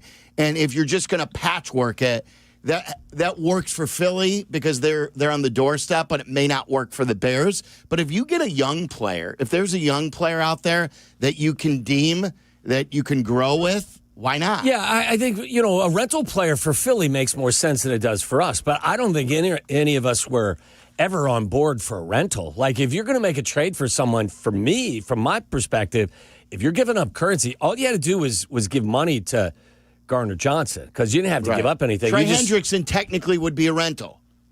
Well, in that situation, you're not making that trade unless you have a guarantee extension signed. So that's my point is like, look, I know the kid that the Eagles just traded for is up at the end of the year. I don't know whether or not they were interested in signing him to a contract extension or not. But because of the number of free agents that the Eagles also lost, they have a plethora of third-round picks coming. He knows the formula. Yes. He's got the hack here. So he gave a third-round pick for Phillips, the pass rusher from Miami. They've got at least 2, maybe 3 third rounders coming back because of what they lost in free agency. They let guys go every year, but they draft well, and then they just supplement at the deadline. That's not a huge price for them to pay. If you're trying to trade for a rental because you think he puts you over, no, I don't think that would be wise. But if there's somebody out there, and I'd like, he's got to be someone more accomplished than someone like the wide receiver Claypool or some of the other things that have happened, but I'd give up some currency for a player that you could get in the fold for the next 2 to 3 years. We're 23 hours away from the trade deadline. It is tomorrow at 3. So there'll be a lot of news here coming out of there. And I know Jay Glazer, at least on their pregame show on Fox, was saying that the Bears have been aggressive. So we'll see. Let's go to Jerry in Cincinnati. Jerry, you're on ESPN 1000. How you guys doing? I was the Pope and the 2 priests. Did you fill your plates? You know what? We got like $20-something, but I am going to send it to Hell's Hall. Okay. So it looks like Chubb if we're going to get somebody. Okay. All right. So you want Bradley Chubb, right? Yeah. He's affordable. But anyway, I wanted to give you a review on your city. It was, dude, I've been doing this for 30 years. Pretty cool. And I've been to almost every city in the NFL. And we went to Jeff Ruby's. We went to Schmidt and McCormick's. We went to Molly's in the Alley. We went to the Holy Grail. That's where the other guys saw us. And dude, your city was awesome. The people were awesome. Yeah. The setting was awesome. I'd give it an 11. Me too. I got to be honest, like I enjoyed it in a way that you all enjoyed it too, because I have not been back and done all of the stuff that we did. When I go home, I go to the suburbs from where I was at and near my high school. So I experienced it in a lot of ways the same way you did for the first time. And I agree with everything everybody said. I think Cincinnati has done a really nice job. And my hope is that when they get this Bears Stadium built out in Arlington Heights, that you create an environment that is kind of like what you had there on the banks in Cincinnati. So it's right there on the river. And so Bank of America Ballpark is on one side. And then there's like a whole, like, not alleyway, but like big, wide, street-like environment that's closed to traffic. And it's filled with bars and restaurants. And you can walk from Bank of America to Paycor. Great American Ballpark. Great American Ballpark to Paycor. And, like, it's walking distance, and it's all entertainment places to eat and to drink. And it's right there on the river. Like, the weather could not have been better high 50s for this time of year. It's fan-friendly. It's family-friendly. Yes. It's just it's really good. It was good. I want there are more people on hold who saw us in Cincinnati. If you want to make your call, 312-332-3776. If you have any fun stories watching the game, whether you got mad or throwing stuff or anything, like, I love those stories when people go crazy and then they end up winning. Don't forget, YouTube TV customers, get the sports you love on ESPN back. You've lost it for now, but you can get it back, including college football, college game day, Monday Night Football tonight, guys, NBA, college basketball, and more. Act now. Go to keepmynetworks.com. That's keepmynetworks.com to get ESPN back. We're talking about a Bears' unbelievable victory, and Ben Johnson explained in detail how a gadget play comes to fruition. We'll play you that coming up next. This is Waddle and Silvy on Chicago's Home for Sports, ESPN Chicago. The ESPN Chicago Fantasy Football Show, brought to you by Tullamore Dew. Welcome to Fantasy Football! Set your lineup with Jeff Meller's guidance, Sunday morning at 7, ESPN Chicago. Injuries on the field are rough, but your injury case doesn't have to be. At Postman Law, there's no fee unless they win. Car crash, work accident, slip and fall. Postman Law's your local injury lawyers. With over $3 billion won for their clients, they don't just show up, they deliver results when it matters most. After an injury, call 844-POSTMAN or visit postmanlaw.com. Others promise, Postman delivers. This is attorney advertising. Okay, Rots, bags. Hey, Billy, you got the drinks for today? Yeah, you're gonna love it. It's Surfside. Billy, we're at a tailgate, not the beach. Yeah, I know, but Surfside's the perfect combo. Real iced tea, real vodka, zero carbonation. You mean? No bubbles! Just pure iced tea taste, which means... no bloat! With only 100 calories, 2 grams of sugar, and 0 bubbles, Surfside is a tailgate triumph. It's not a seltzer, it's Surfside. Must be 21. Please drink responsibly.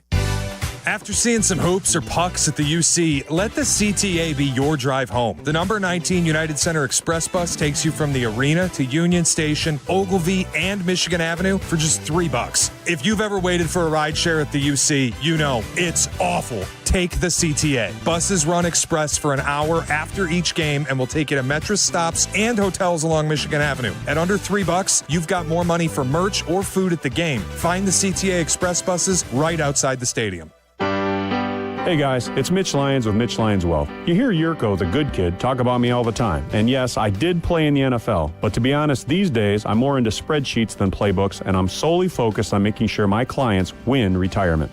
Look, retirement's not about gambling on stocks or chasing crypto tips from your brother-in-law. It's about smart planning, steady income, and ultimately enjoying every day like it's Saturday. So if you want less guessing and more confidence, visit MitchLyonsWealth.com. Apt is your #1 destination for the home. They carry a wide range of furnaces, garage doors, and whole house generators ready to be delivered and installed by their certified and licensed technicians. Their professional sales staff is ready to help find you the perfect solutions for your home. Order from apt.com and upgrade your home appliances to prepare for the upcoming holiday season. For free local delivery, professional installation, and complete satisfaction, shop where I shop at Apt. Pleasing people since 1936. IKEA loves their customers, and from November 7th to the 9th, they're showing it with great deals, giveaways, and family fun during IKEA's Fall Customer Appreciation Days. Get 15% off your total in-store purchase of $150 or more, and bonus discounts on some of your favorite products all weekend long. On Saturday, be one of the first 200 IKEA family members, and you'll get a mystery gift card worth up to $500. Visit your local IKEA store this weekend for IKEA's Fall Customer Appreciation Days. Target's early Black Friday deals are almost here, and they're bigger than ever. Take 40% off select gifts and holiday decor for 3 days only, starting this Thursday. Score can't-miss deals on new fits for the whole fam, festive lights and decorations to brighten your home, and even top toys like select Lego sets for endless holiday fun. Shop in-store or online, but don't miss out. These deals are going fast. 40% off gifts and holiday decor starts Thursday, only at Target. Restrictions apply. Empower. Tim collects bobbleheads. A lot of bobbleheads. Baseball bobbleheads, race car bobbleheads, little chihuahua bobbleheads. He's got an entire room strictly for bobbleheads. Does he need them? No. Is his wife mad about it? A little. But Tim works with Empower, and he got good at money, so he can be a little bad. Ooh, horse bobblehead. Classy, Tim. Empower. Invest well, live a little. Start today at empower.com. Fall is a time for football, falling leaves, cozy fires, and of course, a fresh haircut at Great Clips. With convenient online check-in, you can stop in whenever it works for you. And with everyday affordable prices, you'll save money for fall fun, too. Download the app today. Great Clips. It's going to be great. Hit the road in a brand new Chevy in less than 1 hour at Advantage Chevrolet Bolingbrook. You can sign and drive away in 60 minutes or less. Seriously. Or they'll cover your first car payment. Every new Chevy is backed by the Advantage Plus program. Advantage Chevrolet Bolingbrook. Together, let's drive. Guys, got a plumbing emergency? Call my friends over at Four Seasons. An electrical emergency? Call Four Seasons. Heating or cooling not working? You know who to call. Four Seasons. Need a new hot water tank installed today? You guessed it. Call Four Seasons. Maybe you're thinking about a whole home generator. Four Seasons has you covered as well. At Four Seasons, they guarantee same-day installation for all your heating, cooling, plumbing, electrical, and generator needs. Get this, no extra charge for nights, weekends, or holidays. We just had our furnace tune-up at Four Seasons and did a bathroom renovation with Four Seasons as well. For all the right reasons, call 866 the number 4 Seasons. That's 866 4 Seasons. Live from State Street in the heart of Chicago. This is the home for every Bears game. ESPN Chicago. And this is Waddle and Silvy. WMVP, WTBC, HD2, Chicago. A good Karma Brands radio station. Now going under center is Cole Kmet as he takes and tosses to Caleb Williams. He's going to catch it and throw to the near side. Here's Cole Kmet, a left-handed throw completed to Romanunze for a first down to the 44-yard line. Bengals say he dropped the ball, but the referee is not seeing that. Caleb in the gun. Takes the snap. Gonna flip it to Adunze. Back the other way to DJ Moore. Toss wide open. Right corner of the end zone. Touchdown. Caleb Williams. Touchdown Bears. Bajan in the game. Caleb Williams gonna throw to Bajan on the near side. Bajan loads up the ball, throws it back to Caleb Williams with a blocker in front. That's Tooney to the 30, to the 25. out of bounds, far side of the field. Tyson Bagent completes a pass. I was mad at Joniak yesterday. It was Joniak and Thayer on the call, and you're home for the Bears. Because after the first trick play, the gadget play, he didn't use his term, Ben's big bag of fun. I'm like, Jeff, you created that. Yeah. Bring that back. You got to, every time you see that, you got to, he's pulling his hand into Ben's big bag of fun. And then he Ben used emptied it yesterday, yeah. too. So, yeah, I'm surprised that Jeff didn't reference it. It was fun to watch. What wasn't the play at the goal line where they scored that wasn't that Philly special? I believe so. And listen, it was a 4th down, and we talked about their red zone deficiencies, 5 of 16 over the last 4 games. I think we even talked about maybe Ben needs to be a little more creative down there. They were creative not only in that way, but I don't know if creative, but I loved their tight end slant route they threw to Colston Loveland for his first touchdown. They split him out a little bit wide. They threw him a slant route. I thought Ben had a really good day yesterday, too. Yeah, he did. And how many times did you text friends yesterday, OMG or WTF? It was one of those. It was the OMG WTF game, let's call it. The Bears come out with a win. We're talking about it with you, 312-332-3776. Joniak gets to talk to Ben Johnson, I want to say 4 times a week. And not only does he talk to him after the game, but then he talks to him this morning, and then we aired on ESPN Chicago. You can grab it on our YouTube page, youtube.com/@Waddle and Silvy. Subscribe while you're there. And then all of our shorts that you see that we'll put on social media, on Instagram or on Twitter, those are brought to you by Wendy's. So we appreciate Wendy's, again, for partnering with us in our YouTube page and the YouTube shorts. I want to play you Joniak's. This is his question. I don't know if it's included, Charlie. It's not included, right? So this was Joniak's question to Ben Johnson about, how do these happen? How do the gadget plays happen from concept to, the brainstorm sessions to practicing them and how long are they in the playbook before they get to them? And Ben Johnson went into a really good story about ultimately how Cole Kmet was picked to throw a pass this week. I would say for the most part, they're a weekly basis for us because of something that we see on tape. Some of them do get carried over if we feel like they still apply. But, yeah, we've got a handful of them. It could be anywhere from 3 to 5 to 8. It just kind of depends on the week. The situation plays a big part of it. The one with Cole that we ran early in the game, I just happened to see him on Thursday. It's routes on air.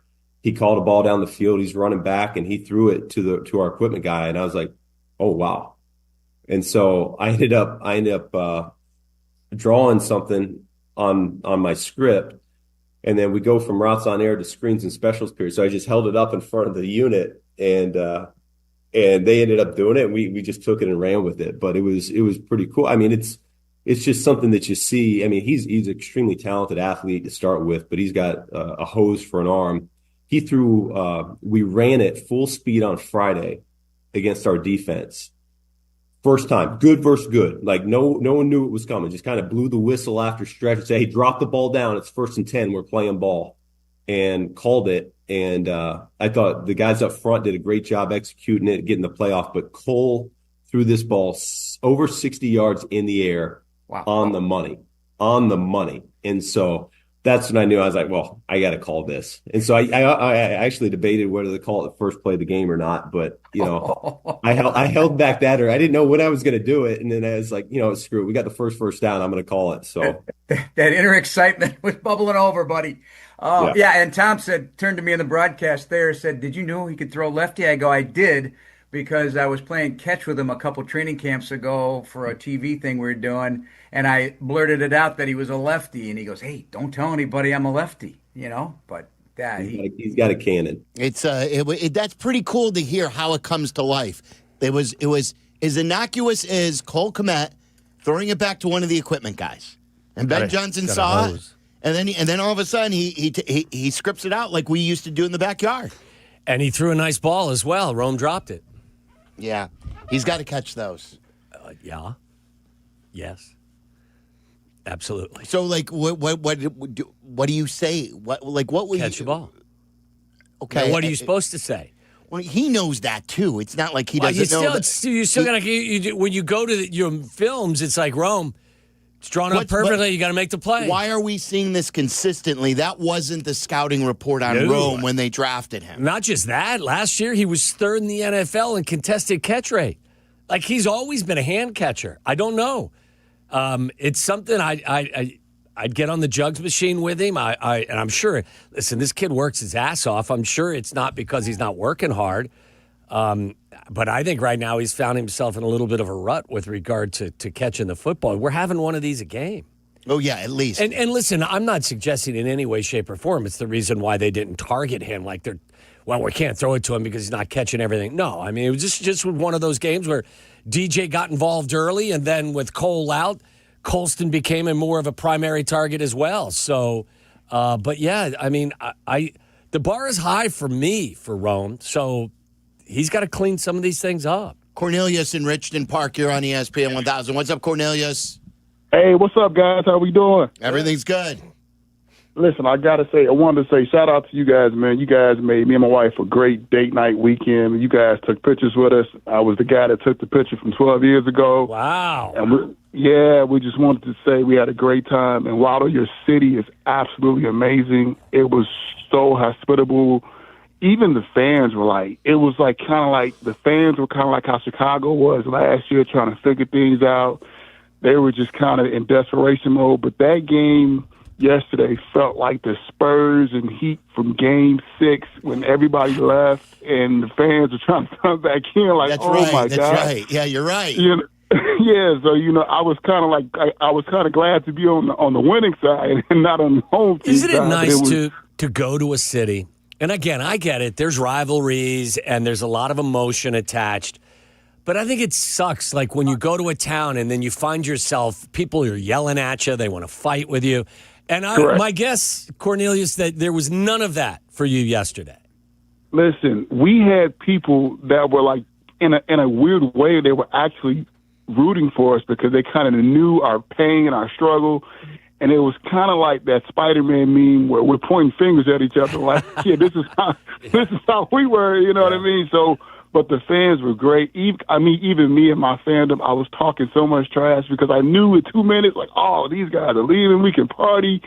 And to go through the range of emotions that I went through in the last 5 minutes, I was like, oh, my God, I cannot believe this. But glad to come on top. We always go to Cincinnati every summer, so Waddle, your city is great. It's nice. Thanks for being a great host, and you guys are absolutely top-notch, top-near. You guys have been my greatest radio host for the last 12 years, so I appreciate it. I got 3 boys now. They listen to you. They know all the radio ads. So, man, it's just a big family reunion. That's awesome. Cornelius, thank you. Those words mean a lot. Yeah. We met Cornelius and his wife yesterday. Nothing makes me happier, like as far as in this business that we're in, when we run into fans who met us at a Ditka show in 2010 or when you had long hair. In an appearance. Longer hair. You had long hair. We both did. Hair? Yeah, we both did. Well, I had darker hair, that's for sure. True. The gray, like, you see the age, but, like, these are the same people or may have had a baby, like, 15 years ago. Now they're with their son who now listens.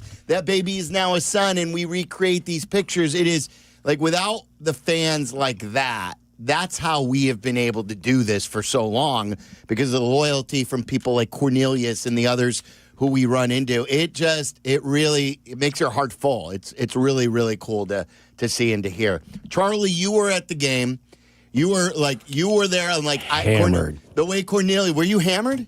Did you get hammered? No, I didn't get as hammered as I was anticipating either. Oh, you were anticipating you getting hammered. I was anticipating getting pretty hammered, but then it was Saturday night and we were done kind of late. Friends were a little banged up. One of them had just worked, so we didn't end up going out. And then that Sunday, I was like, you know, like when you drink during the day and then you're hungover at night. Yeah, you're exhausted. Yeah, I was like, I don't want to deal with that in the car, so we'll just take it a little bit easier today. But yes, I was at the full game. I saw you guys.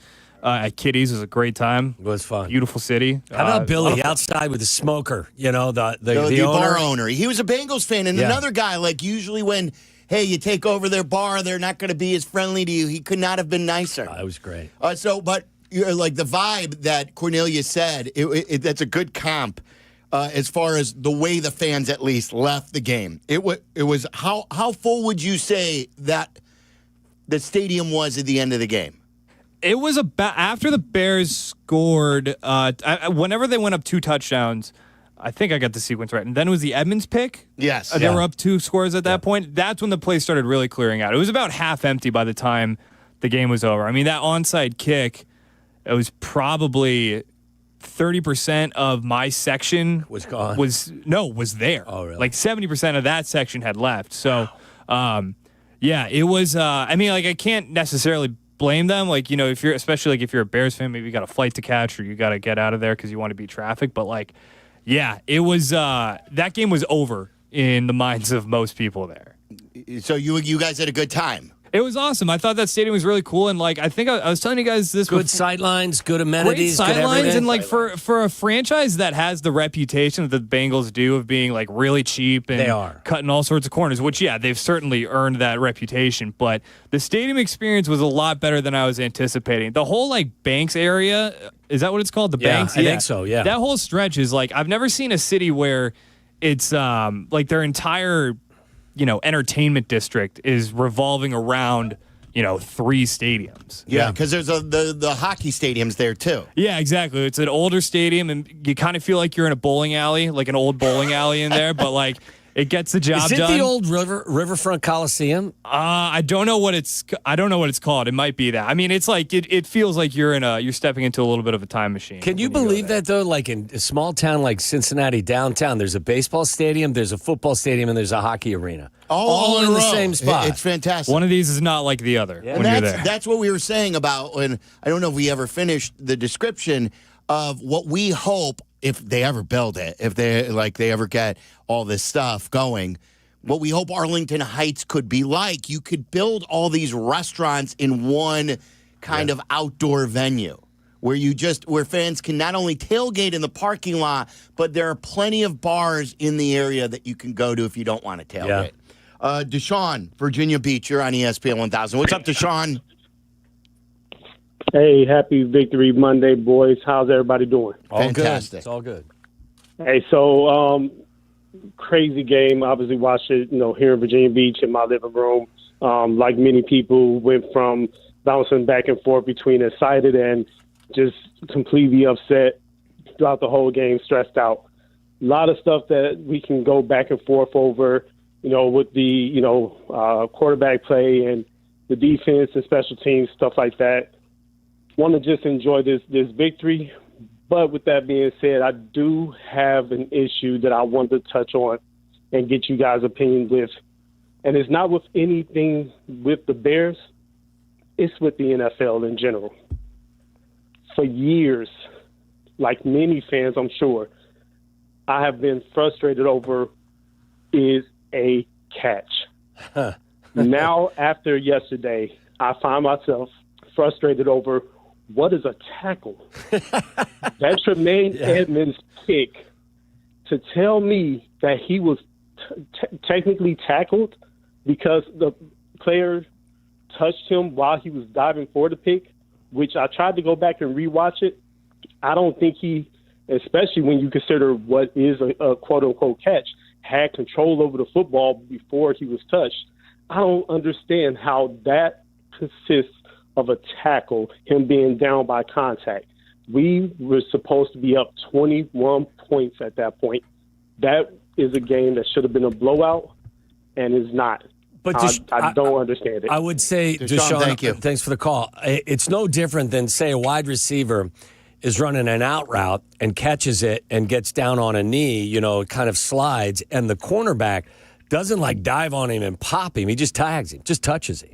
Like, that's considered down. I know, but I think what a lot of people are saying that they don't even think that he had full control of the ball when he was touched. Well, that's a different conversation. What he's talking about is why is that considered a tackle? It's considered a tackle whether it's the defensive player having the ball or it's an offensive player having the ball. But wait, you're saying that was clearly down by contact? No, I'm saying I'm explaining to him. He's asking you why that was down by contact. Well, because somebody, in their opinion, a Bengals player touched him while he was down with the ball. Right, and he's saying, just like in that he didn't have control of the football yet when he got touched. Well, that's that. Didn't Joniak and Thayer get mad about this too? Do you have that, Charlie? Play this, because listen, he's not alone. A lot of people believe Ben Johnson was asked about this. He took the high road. They won. We looked at each other and said, that's an answer from a coach after they win.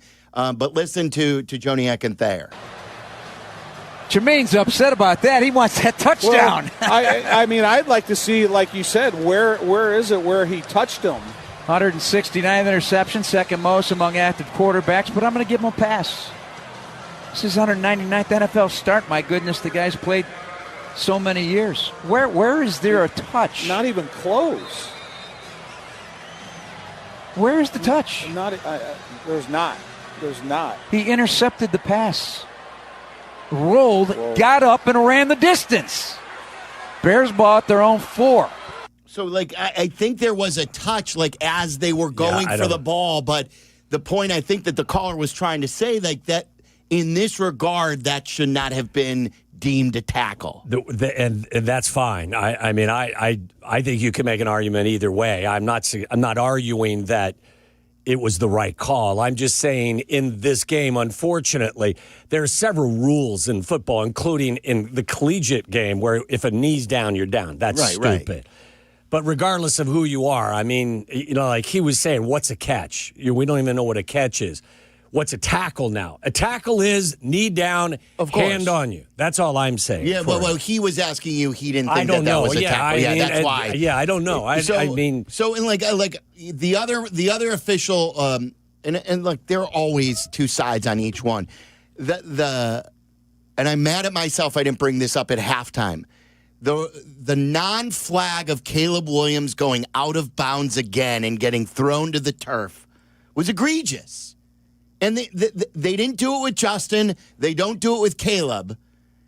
Did you see that play? I didn't see it. He was going out of bounds. He was already out of bounds, and then he got shoved with two hands.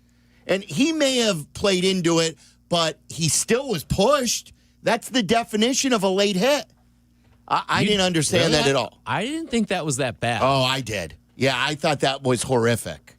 I thought he was clearly out of bounds, and then he was pushed. Was it down by the goal line? Yes. Yeah. Tyler's Tyler. So I sometimes you're going to get those, and other times you're not. I mean, the Bears never get those. The officiating has been really bad across the board this year, in my opinion. It's been as bad as anything since the replacement refs. Is Ben like a real pain in the ass to refs or something? Like, I don't get it. I don't know. Or if it's like you got to earn these calls the way quarterbacks earn these calls. I don't know. Did you see what Josh Allen did on the slide, too? Where he kind of did like the James Harden, where he whips his head back and tried to get a call on a late did he hit. really? Yeah. Wow. Yeah. He's smart. Yeah, I mean, if he didn't get the call, which I'm saying because he came against the Chiefs. That's why. You got to be careful, too, man. You hit your head on the back of the ground, you're going to... Well, he was sliding and he was up. He didn't hit his head back. He just kind of, like a point guard when they drive to the lane now in the NBA and any level of basketball, really, they whip their head back. Did you hear the stat, too, that I think the Bills have won... They're 5-0 in the regular season, 0-4 in the postseason? I think 5-1. The Chiefs? Yeah, something like that. Yeah. It's crazy. They can't beat them in the postseason. Let's go to Clay Uptown. You're on ESPN 1000. What's up, Clay? Hey, boys, enjoying the show. Yeah, great game yesterday. I usually don't care about the announcers that much, but I got really annoyed with Adam Archuleta. I honestly feel like he got hit too many times later in his career, and it made me realize how sharp Waddle is as a communicator after taking all those shots. It's really amazing. Wad, how many heaters did you smoke this weekend? I think just one with my brother. That was it. Nice. You stopped at one, really? Yeah. Yeah, on the I didn't walk even back see that. after. Oh, I missed it. Nice. But I just want to say, in all seriousness, I feel great about where the Bears are going. I feel identical to how I felt about the 2015 Cubs at this point in the year, where they were kind of right there, competitive, good team, definitely not great team, and then Arrieta went on a heater and some of the young guys developed. So I would say with the Bears is we're going to be somewhere between 9 to 12 wins, I think. 9 to 12. And it's just, It just depends on how things break. Do they keep developing Loveland? Loveland's a beast. Watching him go down 84 in orange and blue, it was like watching the white Shannon Sharp or something. Like the way he runs, like he's got. And I watched him. I'm a Michigan fan for college. He's a tank. All the people that were talking about Warner's better than him, Waddle. That's how I know you know football, because you were shouting from the top of the mountain that Loveland was better. So I feel great about where the Bears are going. And Ben Johnson, I'm gonna tell you guys, if you get annoyed with the announcers, I either listen to Joniak or I did take one edible and started listening to Beethoven in the fourth quarter. And I'm gonna tell you something. Ben Johnson is an artist. He's a genius on another level. He's moving the plays this way. He's moving them that way. Misdirection. We're throwing over the middle field. He runs on 3rd and 5. You never know what he's going to do. Hold on, Clay. He's a great play caller. You're telling me that for the first 3 quarters of the game, you synced up the radio call to the pictures, and then after you took an edible, you turned on Beethoven and were listening to music over the pictures of the game? No. Correction. I was watching the TV broadcast. Joniak and Thayer are the best that there is. Right. I got behind on money a couple weeks ago, so I drove for Uber on Sunday during the New Orleans game, and they were amazing, Thayer and Joniak and McKee. I meant the TV broadcast. And yes, Beethoven in the fourth quarter with the Bears, it was perfect, bro. The vibes were just... I love it. Have you ever heard that, though, Waddle? I have not, no. Instead of listening to the television call, listen to some Beethoven. I have not. And take an edible. First. Take That's an a edible, first. fire up the all-22. You know, we had the television on, and Archuleta, I don't think he was over the top in the first half. Tyler, we were listening to it. I think he was pointing out things that were quite obvious. A lot of it had to do with accuracy. Yeah. Like, this ball's got to be better here. I talked about the throw to Komet that, ended up Komet getting hurt on the throw to Monunga. I think there was one where there was an opening in the flat and he didn't take it. I think both you and I agreed. Like, he was actually kind of spot on with a lot of this analysis. He was. But then there was praise for when there was good plays. It's the ear of a fan. A lot of fans don't like to hear their favorite players be criticized.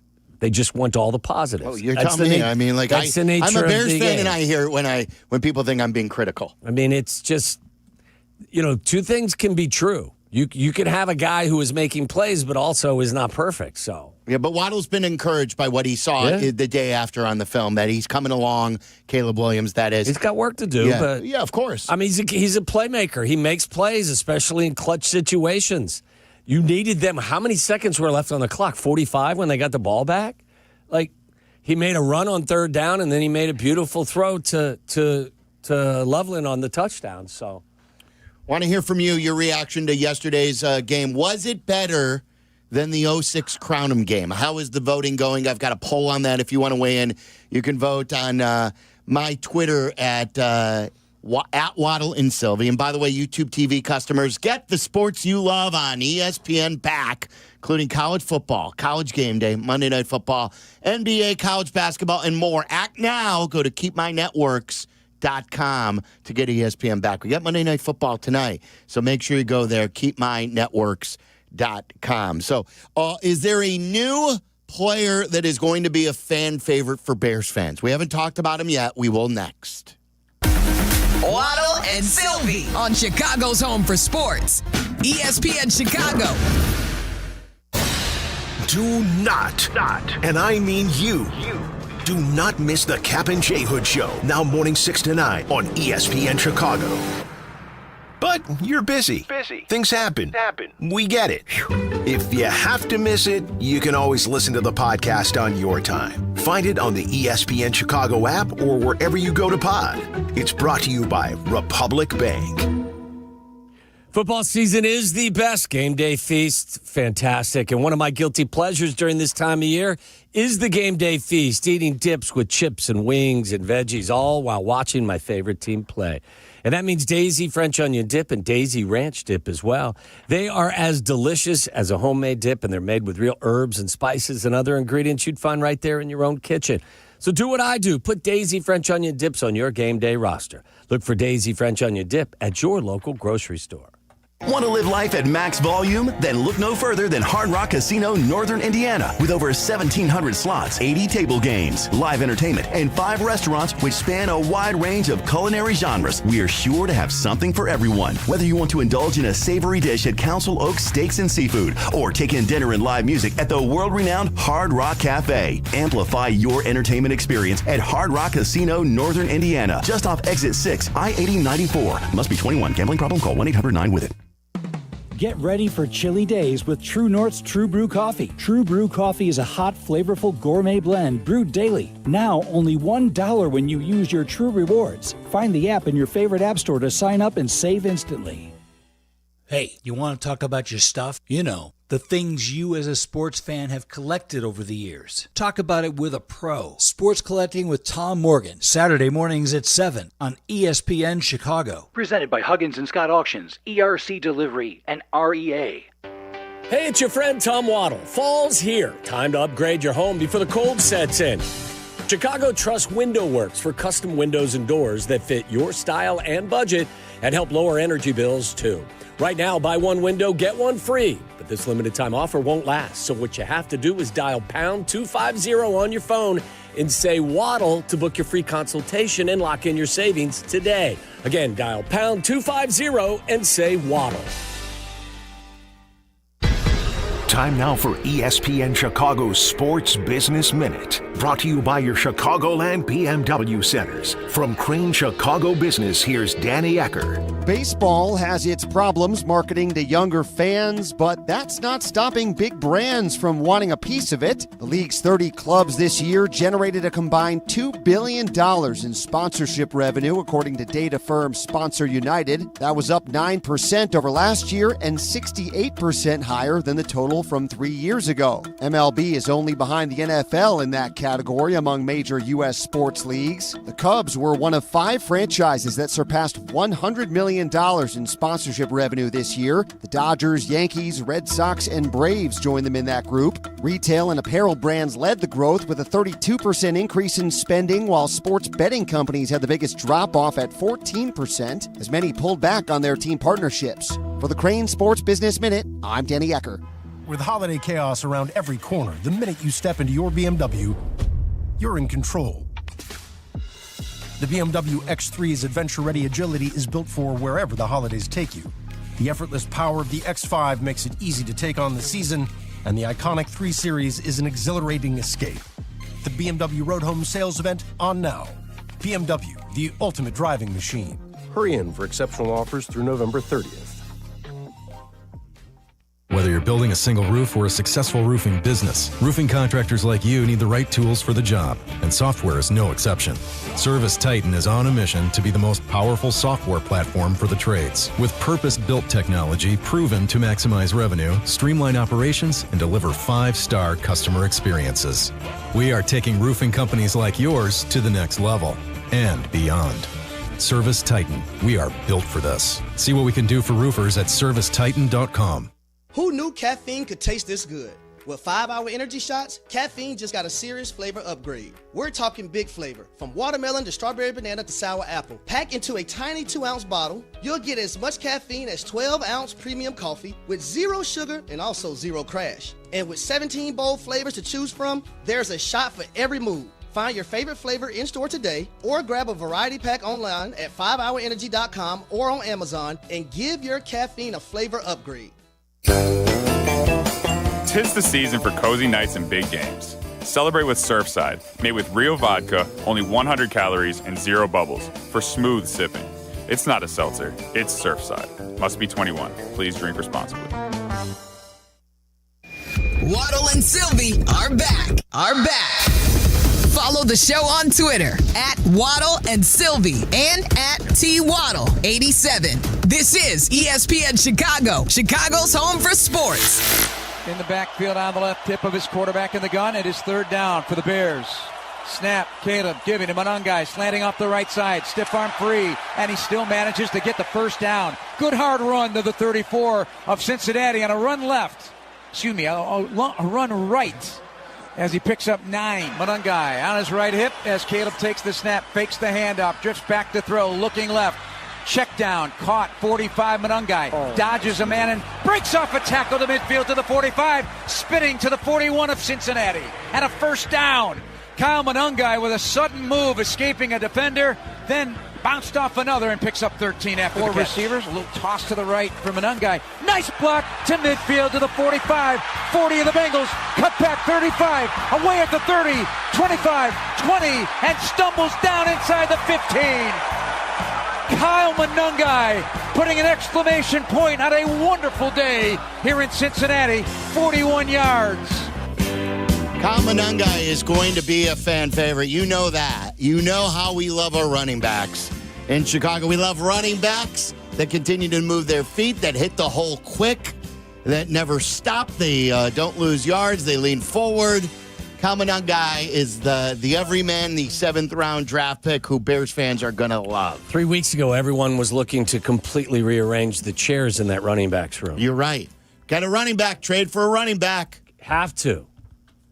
Now, over the last 4 weeks, they didn't run the ball nearly as well last week against the Ravens as they had the previous 2 weeks and certainly last night or yesterday. But they've been as good as anybody in the league running the football the last month of the season. Does he have staying power, or was this just a team that gives up a lot of rushing yards to they were dead every last. opponent? Yeah, they were dead last in rushing yards allowed. But, no, I think the kid runs hard. I don't think this was just an example of, hey, gaping holes, and he was just the beneficiary of fabulous line play. I thought the line played really well also, but there are a lot of yards after contact with him. He's strong. I thought they got him involved in the screen game as well. So, no, I think he's. I said this to you yesterday, and I don't mean this to be disrespectful, but next man up, this position is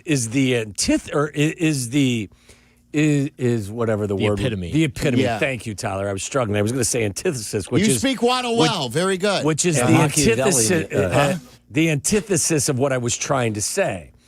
That's what happens when you spend 8 hours in the car together. That position, I hate to say it, is one where next man up, I think, is, you see it. You see all kinds of guys in the league have big days. And again, I'm not saying that in a negative way. I think this young man is going to get his fair share of carries the remainder of the year. He's faced good competition at Rutgers. He was their featured back. He was a producer. So that's why I didn't feel bad once he gets more carries. I don't think he's going to thrive in 1 to 2 or 3 to 4 carries because he's not this explosive back. His specialty is being the featured back. It's what he did at Rutgers. Also, shout out to Tyler, speaking of next man up. Tyler, I believe, Tyler, you were the one who initiated this. You brought it to our attention at Kitty's yesterday that you liked Britton Brown at 16-1. To score a touchdown, Yeah, to score a touchdown, an anytime touchdown. Britton Brown, who is elevated from the practice squad. We ended up giving that out on our pregame show on the air, too. We all hopped on it. Cashed in on a little $10 bet. I'm not winning $140,000 like Barstool Big Cat. Yeah. I'm putting down $10 and happy to come away with $160. I made a run. He was at 65-1 for first score of the game. That would have been a good play as well. That evaporated quickly after the Deerfield kid, Charlie Jones, ran it back for a touchdown. But Britton Brown, good job by you, Tyler. Thank you. Yeah, that was I think we got lucky on that too, because didn't Monungai, I saw he was on the sideline during that drive. He was looking at his foot. I don't know if he had to get something taped or something. Retaped or something. With the shoe, but I think we kind of got a little lucky with it. It is kind of cool. It's a sound play. I thought we all kind of agreed, though, that whether or not he would get the ball in the red zone, but that he would get some carries. Travis Homer didn't get a single carry in this game. I will say it is kind of cruel for Kyle Monungai to have the game that he did in a regular season game. This isn't like a Peyton in the Super Bowl type of deal, but to have the game that he did, first career start, 26 carries, 176 yards, almost 200 total yards, and your team scores 47 points and he doesn't find the end zone once. I'm sure 6 he's happy. touchdowns, and he didn't have one. He got a game ball, though. He got a game ball. You want a good Monungai stat, too? This is from Dane Brugler. The NFL leaders in percentage of carries that have resulted in a 5 or longer gain, 5 yard or longer gain. James Cook leads the league with 45.8%, but Kyle Monangai is second in all of football at 44.1%. So 44% of his runs are going for at least 5 yards. You love having 4-yard gains as a running back, but 5-yard gains. It's a great stat. The Cook stat is crazy because I guarantee you he has 4 or 5 times more carries. Let's say, okay, 3 or 4 more times carries and to average 5 yards per. Yeah, no, he's it's good. incredible. He's very good. He's worth every cent that they paid him. Yeah. Like, it's come down so much to what the going rate of running backs are that James Cook is a good deal these days when they extended him. Here's the poll question. Which Bear win was crazier? Spacebard on Twitter, who listens to the show often, was the one who asked me, and I thought, this is a good poll question. And whether it's the Crownham game of 06, what were the Bears down in that game? Was it 20-3 or 20-0? It was something like that. That was a game where Rex Grossman had like a 20 passer rating. The Bears are who we thought they were. They did not score an offensive touchdown. I want to say it was Mike Brown, Charles Tillman, and Devin Hester. They were down 20-0. 20-0 in that game. They were undefeated. They were expected to blow them out. It was Matt Leinart. But the Bears came back without an offensive score and won. Or this game, Bears-Bengals, where it was back and forth, and then you took control of the game, and then the Bengals miraculously came back, but then you had the long touchdown at the end. 58.8% saying the Crownham game still is the crazier game. Bears-Bengals, 41.2%. There was a good response from someone that I agree with. Vince says the Cardinals game was pure crap until those late game heroics. The Cincy game started with a bang and never stopped. And the last few minutes were insane. Like Greeny said today, like it's one of the best regular, like not best played, one of the wildest regular season games you'll ever see. The unthinkable. Especially with the onside kick in today's game. Like, again, it was only the second successful onside kick of the season so far. Unbelievable. John in Bloomingdale, you're on ESPN 1000. What's up, Johnny? Hey, I got something I want to discuss with you guys because I'm confused by it. Caleb, we see the football play from the side. Caleb gets the hike. He looks and doesn't pass, goes to his alternate receiver or runs around. And are the receivers not getting open? I mean, or is he just indecisive? It's a good question, right? Or is he bailing the pocket sometimes too soon? You see it so many times. What do you think, Waddle? I think it depends on the play. I mean, there are plays where, he bails too quickly and doesn't throw the check down. And there's other times where there's nobody open. There was a play in the red zone where he was scrambling all around it. There was nobody open. Nobody. So you got to try to make the most out of it. That's where the situational awareness comes into play. So against that defense and with how skilled the skilled guys are on the Bears, how are they not getting open when they're being covered that long? Well, I mean, it's not every play that they're not open. No. But like there have been a few. Like honestly, that's an honest question. Like they always say, you can't expect a corner or a secondary to cover a guy for more than 3 or 4 seconds.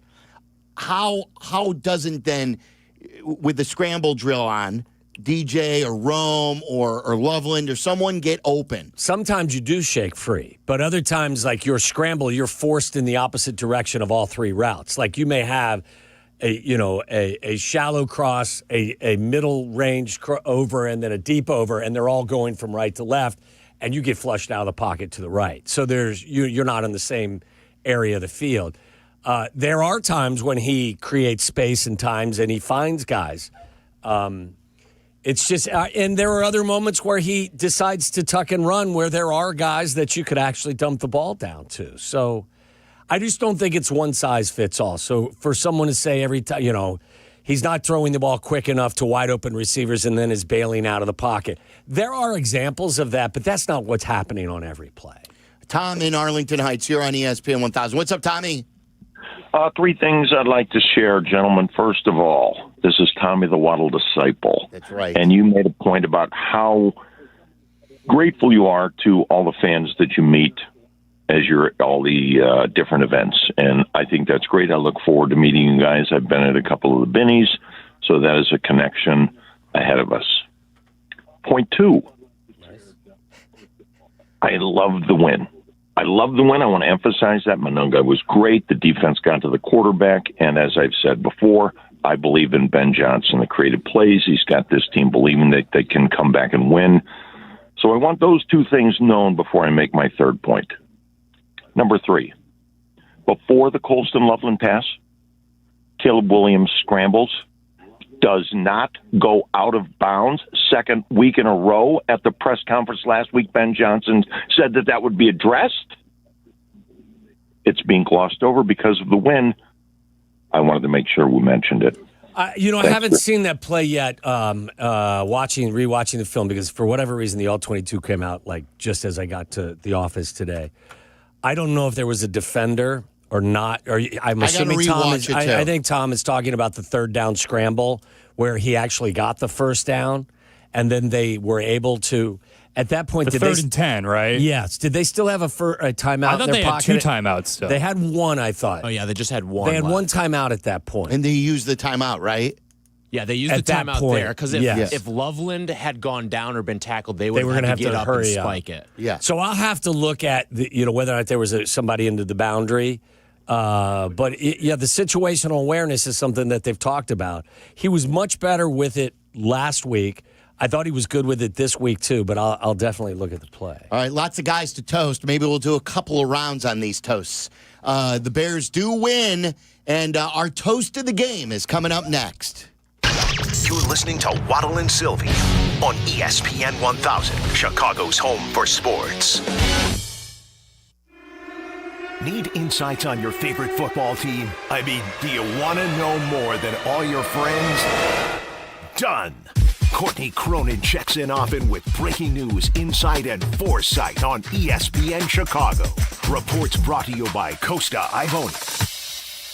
Guys, this November, BetterHelp is encouraging everyone to reach out, check in on friends, reconnect with loved ones, and remind the people in your life that you're there. We all need someone to talk about and talk to about stuff. So whether you feel like you have a good friend or a partner that you can, sometimes that's not enough, and you need someone who specializes in hearing these things. That's where BetterHelp.com comes in. BetterHelp therapists are outstanding, and they're the world's largest online therapy provider in the world. They've got over 30,000 therapists. They have 1.7 million client reviews that have averaged out to 4.9 on a 5-point scale.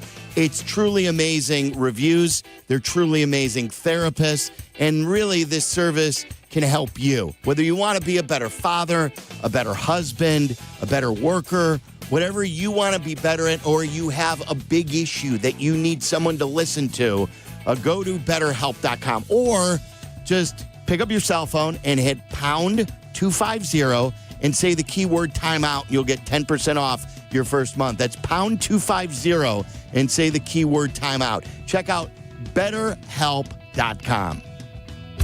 Hey, football fans, it's Adam Colopy with the Village of Bedford Park. Just like a winning team needs great players, your business needs the right support to succeed. And that's exactly what you'll find in Bedford Park. Our team works hard to block obstacles, open lanes, and help drive your business into the end zone. Plus, we offer a safe and reliable Lake Michigan water supply. Ready to move the chains for your business? Contact me, Adam Colopy, at ACOLLOPY at villageofbedfordpark.com. Hey, usual haircut? Yeah, but make it quick. I gotta go pay my ComEd bill. Yeah, I just mailed my check this morning. There's an easier way, fellas. Get the ComEd app. I just paid my bill while getting this trim. For real? You can pay your bill, check your energy usage, even report and track an outage 24/7. How did I not know about this? Because y'all are too busy filming dance trends on your phones. Make life easier. Download the ComEd app today at ComEd.com/app. I'm Chicago personal injury lawyer Jim Morisi. Even when we're careful, other people's negligence can threaten our futures. As one of Illinois' most successful injury firms, winning the most complex personal injury and workers' compensation cases is what we do. Consultations are always free. Visit us at MorisiLongo.com. That's MoriciLongo. Morisi Longo & Associates. We're there when you need us. Within the cities we call home, UC Bank is more than a name. It's a commitment to your dreams. With Busey, trusted guidance is tailored to empower you every step of the way.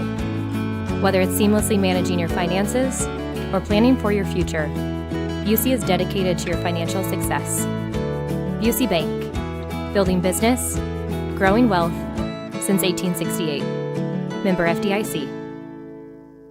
Individuals and businesses with tax problems, listen carefully. If you owe over $10,000 in back taxes or have unfiled tax returns, U.S. Tax Shield can help you take back control. The IRS can seize your bank accounts, garnish your paycheck, close your business, and file criminal charges. Our team of tax attorneys can stop collections and get you protected. U.S. Tax Shield offers a price protection guaranteed quote to get you protected today. U.S. Tax Shield is A+ rated with the BBB, so call 800-494-6139. U.S. Tax Shield, 800-494-6139. Progressive knows there's so many great things about being a sports fan. Like scoring the company box seats. How great is that? Trick plays that actually work. Prevent defense when your team is winning by a lot.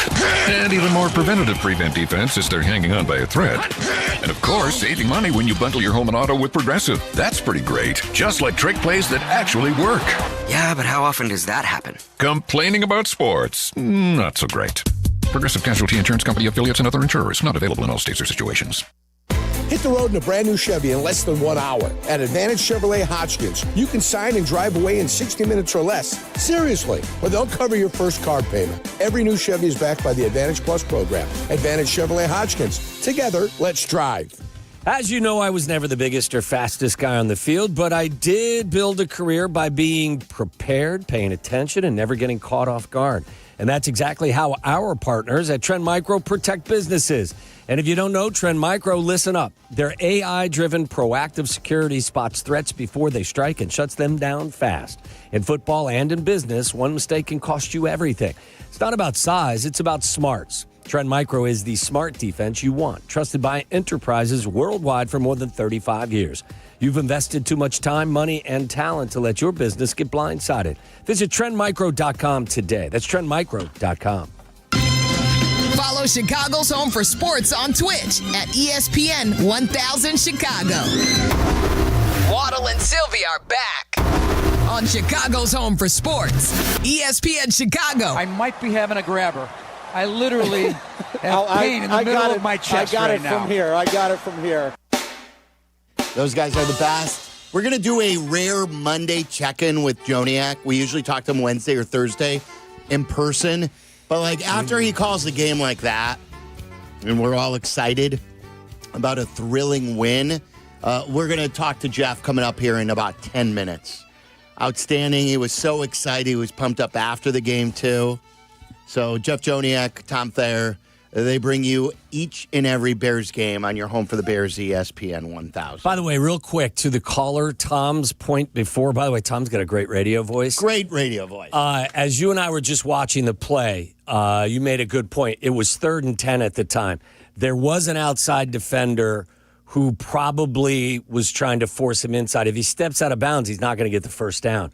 So not only did Caleb get the first down on 3rd and 10, he actually got 5 to 6, 7 yards more. And then when he got down, knowing he had a timeout, he still ran the ball to the middle of the field to give the ball to the official. So I have no problem with him not running out of bounds there because getting the first down with a timeout in your pocket was your top priority. Yeah. I think that's a tough one. That's a not tough one to decide. That's a tough one to criticize him for. I would not criticize him for that. In fact, I think he made the right decision. All right, let's get to the Binny's Beverage Depot toast of the game. Binny's Beverage Depot, the official champagne provider of the Chicago Bears radio network. If you can't find it at Binny's, it's probably not worth drinking. Very good, Waddle. Who would you like to toast to? I'm going to toast one of the offensive linemen, Darnell Wright. I think he's played exceptionally well recently. You don't run the football for 283 yards without your entire line playing well. But there's been some video that's been going around Twitter showing some of the really devastating blocks that he had yesterday. I think he's been a big part of why they're running the ball well, and he's doing it with an arm that probably is going to have some surgical repair on it in the offseason. I say keep that. Keep the brace on. Keep the brace on. Like, after you're healthy, who knows? Like, maybe because you've had to really, figure out your footwork more. I don't know, but Well, I think he's answered the call as well. I mean, he was criticized by his offensive line coach on a number of occasions during training camp. I think he got the message because he's playing really good football. don't forget Ben criticized him during the year. So absolutely, that's what good coaching does. I'm going to go with Colston Loveland. This is an easy one, maybe too easy, but look, we've all been wondering, okay, did you need a tight end? Did you really need one? We know you needed an edge rusher. We knew you needed a left tackle. But they went out and they said, this is the guy we want. And they took him over, a guy who's doing very well in Indy. And now we're starting to see, hopefully, after a slow start because of injuries, that Colston Loveland's going to make an impact. Let's hope that this is just the start, that he's just scratching the surface. But Colston Loveland, you deserve the toast of the game. What do you guys have? My toast is just going to go to the entire city of Cincinnati. That's good. I loved the experience there. I thought it was a great town, especially for like a weekend. You're going to a game. There's places to go, places to eat. Everything. Will you go was so back with close. your friends for a 1000%. Cubs-Reds game? Yeah. I'm in too. I've already started to draft up like plans to go back to Cincinnati for a Cubs-Reds game. And I know, The Sylvia, schedule's already out. Sylvia, Next July, they're down there. Sylvia, I remember you said Braxton's got a baseball tournament out there next year too. Memorial Day weekend. And you're like excited to go back. I And, can't wait. I My feel wife the same way. My wife goes, does that mean you're excited to go back for the baseball tournament? Because she's a team mom. I go, absolutely. I can't. I know the area now. I know You've Blue got the Ash. lay I of know the land. Montgomery. I know Sharonville. Well, You know where to go to eat? You know that it won't take you long to get downtown from Blue Ash as well. It's awesome. I thought Tyler was about to ask if you guys need another coach. And that's why he was going to tag along he to can Cincinnati. coach too, yeah. Cincinnati. I'll coach third. You know what they do well too in Cincinnati? Because maybe they don't have any good teams to talk about. Smoked meat. They do smoked that, meat well. yeah. But they also every bar is so retro with all the old Reds pictures. Yeah. Oh, it was awesome. Like Holy Grail was great because it had all the Reds stuff in there. Every bar was this, all right? It had all of like the Big Red Machine and like the Reds legends, and then the 2015 All-Star Game, like memorabilia and signs and stuff like that. Right. That's all it was. Nothing about you don't see any Ellie the De La little Joey Cruz stuff. Votto, but yeah, that was like the oldest, or that was the newest thing. You got to earn it. Yeah. What do you got? You got to earn your spot on the wall. Charlie, what do you got? Yeah, I've got the Bears 2025 like draft class, and I know that obviously like a bunch of guys are out. Luther Bird's not playing, but there's first and last picks were kind of the story of the game this year. I think especially when you look at what the hell is happening with Travion Henderson in New England right now. Like he can't even get on the field, and you're able to get this kind of production in the 7th round, and then a lot of questions about Colston Loveland in comparison to Tyler Warren and how it was so obvious that Tyler Warren was the guy, and then Colston Loveland is the reason you go out and win this game. So I think this was a big. I'm not going to give it to Ryan Poles, but this draft class in general Sounds like you are giving it to Ryan Poles. Well, no, that's raising your glass to Ryan. Anybody who builds that defensive line, like I'm not going to really raise a glass to. But I think this 2025 draft is it's looking a lot better than the previous ones. I'll say. All right, can I give one more round too? I mean, like. Call me a kiss ass if you want, but Bears fans, it was the first time I experienced it truly on this level. I've been on many road trips. I've not felt Bears fans the way I felt Bears fans on this trip. It truly was a takeover, a Chicago takeover. Vegas was awesome, and I loved everything about the Vegas trip. This was like a different level, maybe because it was a Midwestern town, easily accessible, not as expensive. But Bears fans, man, you guys showed out. It was so good. Anybody else want to add another round? I got Skyline, man. Those Skyline fries Did are you good. enjoy it? Yeah, I really liked Look it. at you. Big fan. Did you have a cheese? Did you have a cheese dog? I had a cheese Coney? dog. I had the fries, the sky fries or whatever. Those are really good. I'm not sure I've ever had those. They had it on the buffet line at the in the press box. Oh, did they? They had like a thing of noodles. They had hot dogs. They had chili, and it was like make your own. And I'm like, oh no, thank you. Yeah, I went in very superstitious, but it's really good. Oh, those would run a track. Oh yeah. Oh yeah. Oh my God. That's why I did not partake in any of it while Sounded I like was the there. 4th of July in Waddle's stomach. You got that right. I didn't need a single thing, not a morsel of food leading to our trip back. Not a single thing. Because I wanted to make sure we got back in time, and I didn't want to have to stop and, destroy some plumbing at a rest area. Do you have like a days since Waddle's last tummy ache sign? No. It was Tuesday. Been good. Last Tuesday. Been all good. Had no travel issues at all. No stops, right, Tyler? No stops on the way down and the way back. We just had to stop to get gas. I destroyed my toilet on Saturday. Did you? After the early heavy meal, which I'm not used to. And then that was the day, sure enough, that housekeeping never showed up. And that toilet really, it did not look good by the time I checked out. That thing was, it was. You could always call down and have them come by. The toast of the game. Presented by Benny's Beverage Depot, official champagne provider. I don't know who did this. Someone must have broken into my room and used my bathroom. That wasn't me. I left a little extra, a few bucks, too, with that. Official champagne provider of the Chicago Bears radio network. If you can't find it at Benny's, it's probably not worth drinking. We'll check in with Jeff Joniak coming in. We want more of your calls at 332-3776. And we also have to talk about that World Series. Unbelievable. We'll get to all of that coming up next. You're in the middle of the Waddle and Silvy Show, ESPN Chicago. Two men, Pat Boyle, Barstool Chief, ice in their veins, hockey in their hearts. ESPN's The Hockey Show is back, ready to rock the rinks with Chicago's best hockey knowledge. Brought to you by Chevy Drive Chicago. The Hockey Show, Wednesday night at 6:30 on ESPN Chicago and the ESPN Chicago app. Take it from me, when you want the job done right, you call the pros. And that's why Chicago Trust Window Works. For over 30 years, they've delivered custom windows and doors that fit your home, your style, and your budget. No cookie cutter stuff, just certified pros who get it done. And it's not just about beauty. These windows can help cut down your energy bills as well. Right now, buy one window, get one free. Dial pound 250 on your phone and say Waddle to book your free consultation today. Guys, this is Courtney Cronin. Let's be honest, most of us aren't great at saying what we feel. That's where jewelry does the talking.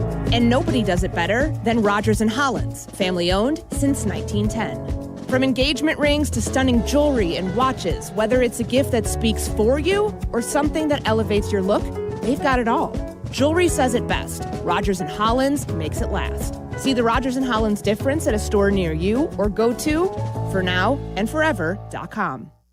Want to live life at max volume? Then look no further than Hard Rock Casino Northern Indiana. With over 1,700 slots, 80 table games, live entertainment, and 5 restaurants which span a wide range of culinary genres, we are sure to have something for everyone. Whether you want to indulge in a savory dish at Council Oaks Steaks and Seafood, or take in dinner and live music at the world-renowned Hard Rock Cafe. Amplify your entertainment experience at Hard Rock Casino Northern Indiana, just off Exit 6, I-8094. Must be 21. Gambling problem? Call 1-800-9-WITH-IT.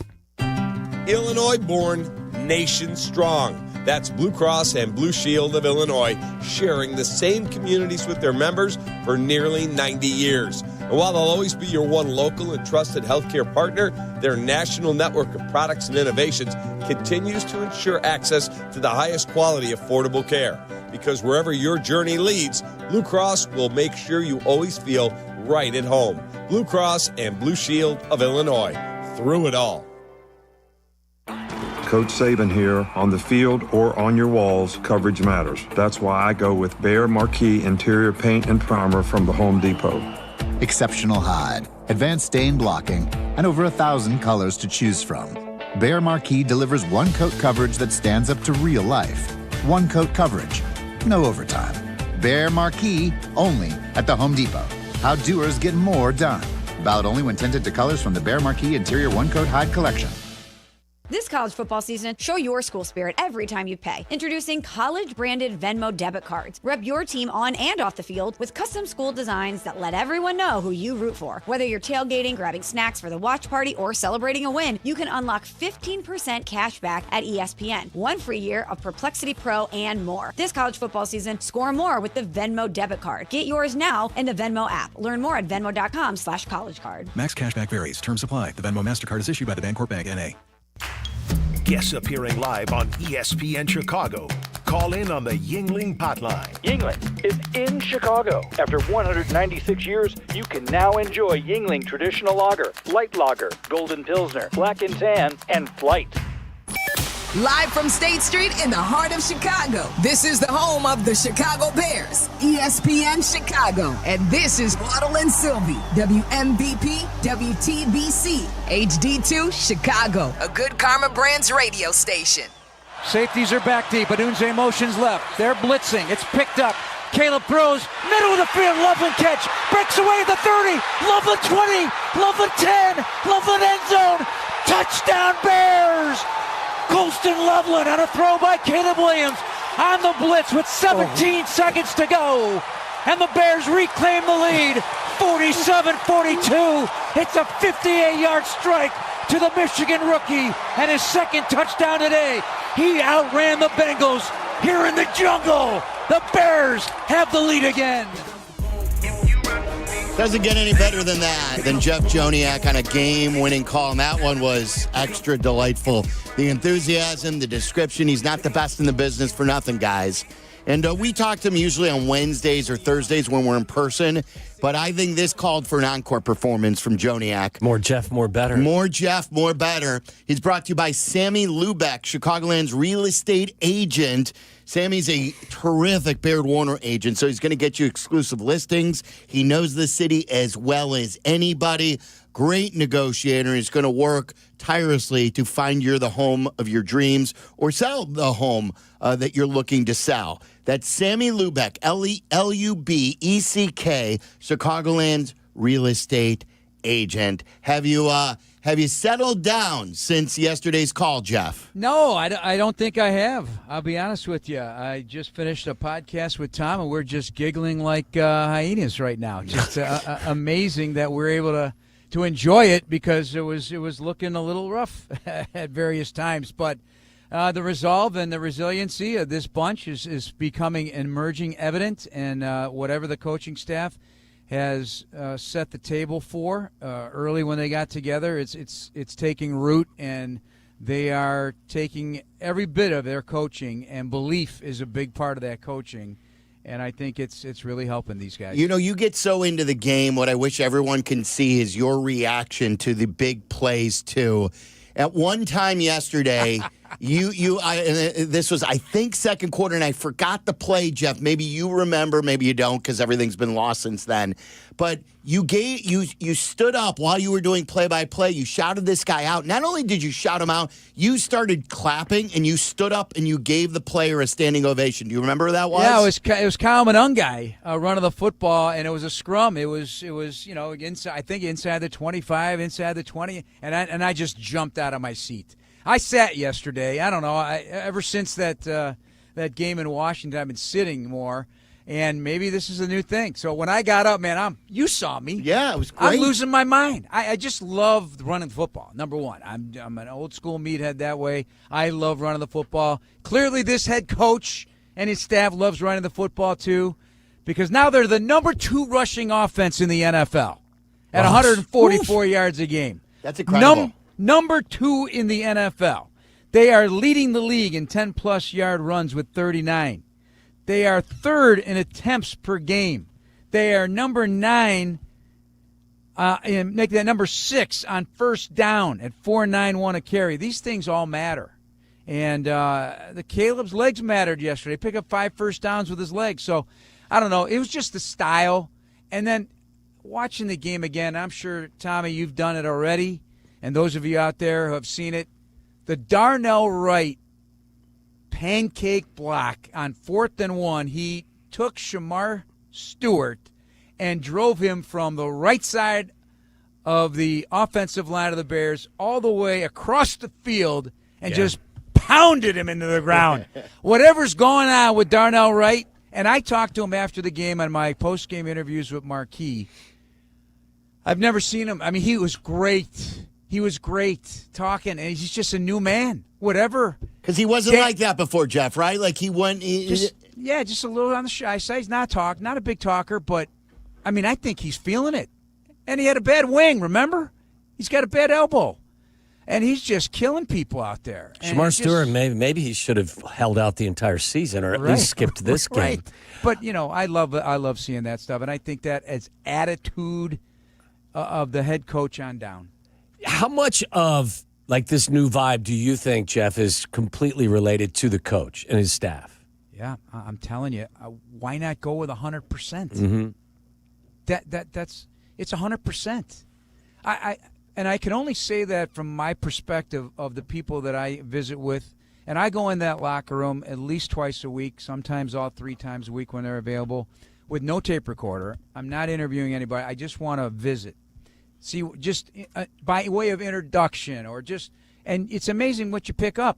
And there's certain players that have been here that it's a palpable difference, and it's from the coaching. It's a palpable. They're the same player.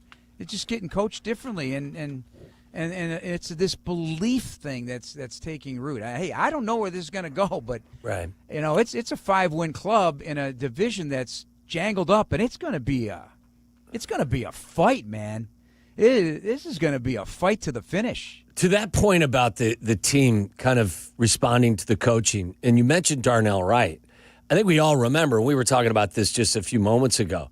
Dan Rochar basically, had a verbal kick in the ass for Darnell Wright in training camp. And then Ben, I think, had some choice words as well.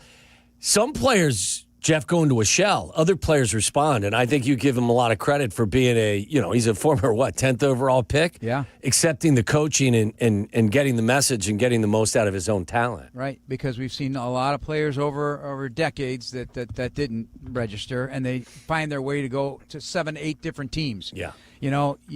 Especially when you're a top 10 or a top 15 pick and that happens, you start to really wonder about the individual. And then, 7 years or 8 years later, all of a sudden, take an edge rusher, so all of a sudden he's got 10 sacks out of nowhere.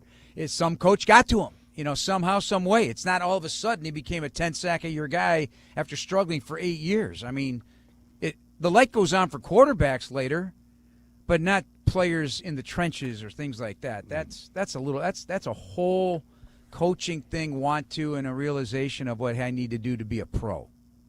Talking about the Bears win with Jeff Joniak, it's Wins with Wallner. They're brought to you by Wallner Law. Wallner Law handles the toughest car accident cases in Chicago. Call them at 312-8-MILLION, 312-8-MILLION. Wallner Law, win with Wallner. And speaking of wins, Jeff, you and I were texting earlier today, and I asked you the question that a listener sent to me. The Crownham game of Arizona or this one for the craziest game you've ever broadcast? Well, given the circumstances of the 06 being unbeaten, preserving the unbeaten streak, and you felt like, hey, this is going somewhere, I would say, but as I sat and did this podcast with Tom and going over what was put together in this game in terms of the craziness of 56 combined first downs, 141 plays and 1,071 yards, 329 on the ground, most of it for the Bears, 742 passing, 11 touchdowns, 4 field goals, 3 turnovers, all takeaways by the Bears, an opening kickoff return for a touchdown, and a partridge in a pear a tree. block kick, one and another miss that the Bears didn't have to pay for because there was a penalty on the other side. And then what am I missing? The onside kick, and they still won. and I jumped out of my seat. So I'm going with this one. My first year in 01, we had the back-to-backs, the Mike Brown, the pick sixes, Frisco and Cleveland. But yeah, I mean, and I'm gonna take this one. I'm gonna take this one because, and it all things happen significantly in the final 2 minutes of the game. So you didn't know what was going to happen. You had no idea. And God forbid something would have happened in the final 17 seconds if Cincinnati had thrown a Hail Mary or something. I know. I'm going with this one. I'm going to go with this one. Are the reports true? Did you jinx the Bears, too? Did you say something? I might have. What did you do? I don't know. I was talking about having a drink after the game with Tom. And I was feeling good. And then Tom mentioned something about Miss America they're not giving out the award for Miss America before it's over. Right. And that Miss America line has resonated with a lot of friends of mine. Christine, I liked what Tom had to say. That put it in perspective. Yeah, what were you doing? What were you doing? I go, I don't know. Is that how she said it to you? Yes, exactly. Really? Oh, yeah, what are exactly. you doing? Well, that's how he hears it. My guess is she didn't say it that way, Jeff. No, Christine, I got your back. Christine. I got your back. I don't know what this Jeff guy's saying. No, listen, I'll be honest. It was a little snotty. Really? Oh, wow. Yeah, he was a little snotty with me. Got a little snotty. Let's hear why. This is here it is. Here, let's hear it now and how it happened. Did Jeff Joniak jinx the Bears? Oh, God. Don't start handing out the blue ribbons before the contest is over. Well, I feel good. We're up 14. 2:35 to go. They don't give it to Miss America during the evening gown. They give it to you at the end. Bears up over 500 yards of offense. Pretty close. Doug also saying tap the brakes, JJ. Wow. Two guys, you were flanked by both of them saying, hey, calm down, Sparky. Right. It ain't over yet. Yeah, you know, and one of my famous lines off the air, and it's usually fun, whether it's my daughters or Christine or anybody or Dan Burley from the Bears when they getting under I'll say, calm it down. Calm it down. I say it all the time, every day. Now I got to look in the mirror and calm myself down. I can't do that again. No, you can't. Hearing that back makes me nervous. I'm starting to sweat. There's if sweat they going lost, down. Jeff, you would have been enemy number one. I would have been public enemy number one. Well, Fair definitely would have physically hurt you. Oh, yeah, he would have given me a side eye like you have never seen before. Oh, my God. That was hilarious, actually, but it makes me sweat. By the way, before the game, did you get an opportunity to enjoy the great city of Cincinnati at all? Did you stay in your room? No. As I indicated to you in pregame yesterday, we had the Pizzoli or whatever. We were going for the Pizzoli. And by the way, somebody reached out and said you completely butchered the description of that. It's basically like a pizza cookie. It's a cookie in the shape of a pizza is how it was described. It's a skillet cookie. Yeah, that's what it is. Skillet cookie. Why would you just say skillet cookie? Because it didn't look on the map. I didn't have it, but we asked if they wanted us to have I think it's Pizzoli. Pizookie. Yeah, Pizookie. That's why you didn't get the Pizookie, because you asked for the Pizzoli. Yeah, exactly. So whatever brew pub we were at, that was the extent of it. It was within the 10-minute rule that Tom has, and we it was me, Little Z, and Tom, and we had a nice conversation, had a little food, and had a beer, and that was about it. Back to the room. Jeff, if there's anybody who likes ice cream as much as me, it is you. You're right. And I'll tell you this. Yeah, I had the best ice cream of my life. I've never had a better ice cream dessert than the scoop of ice cream I had. And they give you a couple scoops at Jeff Ruby's. They homemade their ice cream, and it was Oreo cookie, but with chocolate ice cream. And there was Oreo cookie in every bite. And this is in Cincy? This is in Cincinnati. I can now say that the best ice cream I've ever had. Wow. They are known for graders, so that would tell me that everyone's got to up their ice cream game. Yeah. And that's why Jeff Ruby's had great ice cream. Well, that makes up for that You silly just had a Skyline Pizookie chili or stuff. whatever it is That's you right. had. That makes up for the silly Skyline chili. Who's eating that? It's true. I don't get all that, but Have anyway. you ever tried it? Yeah, I didn't like it. No? Did you ever try the cheese coney and not just like the plate of spaghetti with chili on it? No, I don't know what that is. No? The cheese coney's just like a hot dog with a cheese cheese. dog. And, We call it a cheese dog in Chicago. Oh, no. Cheese I haven't done hot well, dogs. we're talking about Cincinnati. Yeah, no hot dogs in at least 20 years. Really? Haven't had one, yeah. Wow. Because you know what happened? Well, they're always offered, right, in the press box. Yeah, that's true. 40 years of covering sports, I had a lot of hot dogs. But Tom at one point said, you know what? We're not eating hot dogs anymore in the booth. Really? So no more hot dogs. Wow. Were you breaking wind in there? No, after but a he hot just said, dog? he goes, it's killing us. We have no more hot dogs. Like how he's speaking Really? for everybody. No more hot dogs. That's great. All right, Jeff. We will catch up again later in the week. All Thank right, you for good. doing this with Hey, us. thank you. That was great, guys. Yeah, Enjoyed you're it. awesome. Sylvia, was awesome seeing your excitement in the booth, too, man. It's fun. We're fans. That's how we came up through this. Exactly. And we want the team to win. And By the way, I you're heard it was a outstanding. great booth, too. It was situated correctly. Could have had a couple couches in there, a bar, you name it. Yeah, it was a lot of unused space. Unused space. Tom, you would have been more than welcome. That's okay. Is he not welcome at home? Of course he is. Okay, I just want. I wouldn't crowd you trying to do your job in the middle of a game. Yeah, no. Sit down then at a home game so I could see over you. Yeah, I don't know if I could do it at home. I don't know. Every road game you sit down, and then when you get No, back, no. This is a recent development. I'm not saying I'm going to do it all the time. You should get him a special seat cushion now for his calling the game. Oh, that's from right. his chair. That's right. That's Yeah. good. That's awesome. And brand it like the voice of the That's right. Bears. We don't want him to have like any, butt issues like, hemorrhoids or anything from calling games sitting down. So we got to get him a seat cushion. That's great. That's a good call by Yeah. you. All right, Jeff. All right, guys. Talk to See you. ya. Bye. There's Jeff I Jones. don't think Jeff wanted any hemorrhoid conversation. Daniel believes that his girlfriend jinxed the Bears. Daniel, tell us about this. We were sitting at phase 3 yesterday. Yesterday was my birthday, and the thing yesterday was to go to a whole bunch of different venues, have one drink per venue, one beer per venue. We're at phase 3. It's about the 4th venue of the day, and they're up by, they were up by 14 points, something like that, right at the end. Mm-hmm. And what does she say right before right before things all went sideways?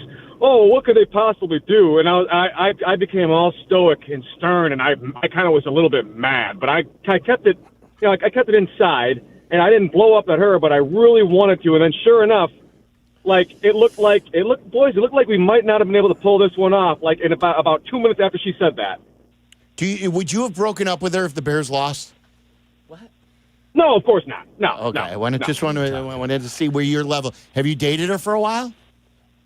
Oh yeah, for sure. Okay, so she's got to know now. She can't do that sort of stuff. Well, what'd she do wrong? They won. Well, no, they won. I did kind of let her have it though, because. Excuse me. Yeah, because right after Cincinnati. What do you mean? Well, no. I mean, right after Cincinnati took the lead, I was like, this is your fault, right? And then I stomped off and went to the bathroom. Well, that was mature. What did she say in I know. response? What did she say in response? Baby. Don't come I back. think she was like, "Oh, sorry." Yeah, don't come back. She probably should have. She might have been thinking that, but I mean, no. I mean, it's not like I got, not like I was like that. I was like a menacing, like in a menacing way. But I was kind of like, hey, you were being dramatic. You didn't have to say that. Yeah, you were being dramatic. Hey, yeah, I know the feeling, Daniel. Same date, November 2nd, 2016, the World Series Game 7. I've always told this story that my wife not only was counting down the outs and texted me in Cleveland, but got the amount of outs wrong. Uh-oh. So, she goes, 4 more outs to go. And then Rajai Davis hit the home run, and I was furious at her. I texted back. I go, A, we never count down outs. B, you got the wrong amount of outs. So, lose my number. I didn't say that, but I was very angry.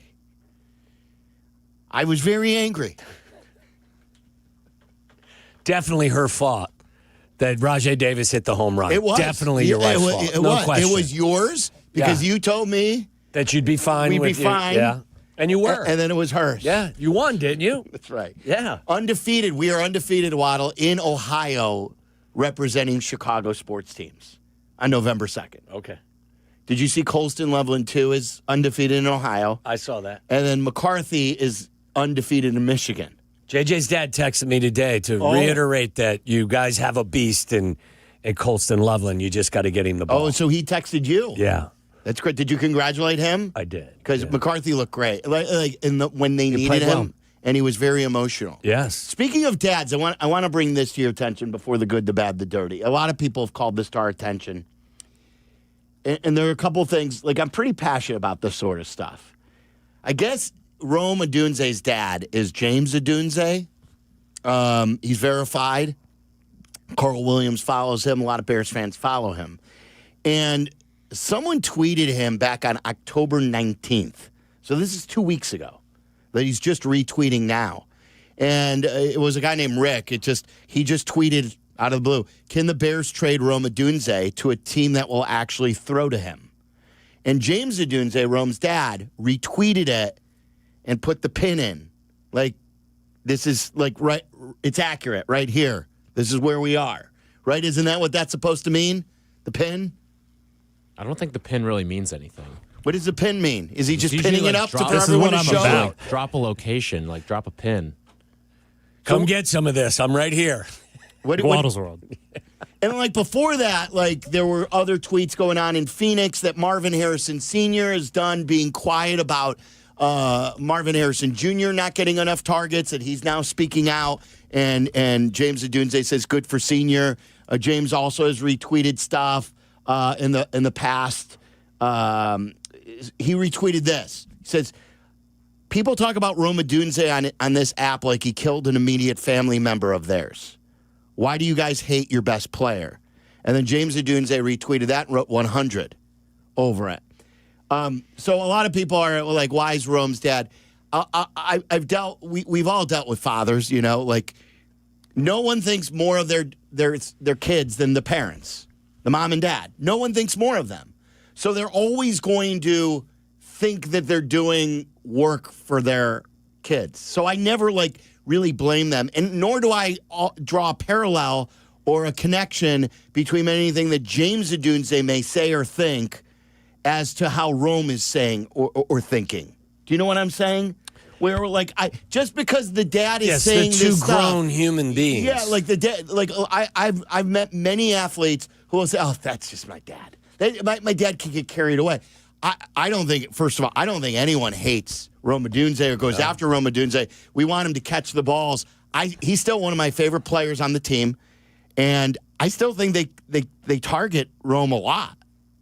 This was one of those games where they didn't. I mean, there are going to be days like this. And next week, he may get 7 targets, and DJ may get 1. Rome has been their most targeted receiver all year. I don't know what the actual stats are. I've got them right now. Rome has been targeted 59 times. That's 15 times more. Excuse me, DJ's behind him. But Zacchaeus has actually been targeted 46. So Rome's been targeted 13 times more than the next most targeted receiver. Yeah, well, where does that go for targets amongst all the wide receivers in the NFL? Is there a way to filter that? Well, I know. I mean, Jamar Chase is targeted 59 times a week. So, I'm not 100% sure. This is we talked a lot about this with Caleb. Well, a lot of people were worried about Carl. Have you heard a peep out of Carl? Has anyone heard a peep out of Carl? Oh, Caleb's going to be tough. We with the Ball family. Rome Odunze is tied for the 24th most targeted receiver and tight end in the NFL. That's pretty good. Yeah, and he's played less games than a lot of guys. So the only thing I would say to people who are getting hot and bothered, this is just a dad. It's just a dad. That's it. And I don't think you should be worried about Rome or about what he's thinking. Rome is a very, very good player who we hope can take the next step, and I'm not worried about him, and I'm definitely not worried about his dad, what he's tweeting about. I don't what was the Ball's dad? What Lonzo Ball's dad? LeVar. Lonzo could not have been more different than LeVar Ball. And he never, it was never an issue. So it's one guy tweeting. And I think all the Bears fans need to take a breath and take it with a grain of salt. This happened last year, too. Did he? He's very vocal. And Rome addressed it last year to the media and basically said it as much as what you said, Sylvie, where it's listen, that's my dad. He's always going to stand up for me. Yeah, it's big deal. Big deal. I wonder if my dad would have ever tweeted back in the day. I don't think so. Your brother would have. No. Your brother would have been electric on Twitter. Your brother would have been tweeting about you. No, he would have tweeted bad things about me. That's how he rolls. Your brother, too, even though you guys fight still. We don't fight. Well, you know what? He is your biggest fan. What? I got to see it in person this week. But he wouldn't do that. He wouldn't go on social media and do that. All right. I don't think my brother's ever been on a social media app in his entire life.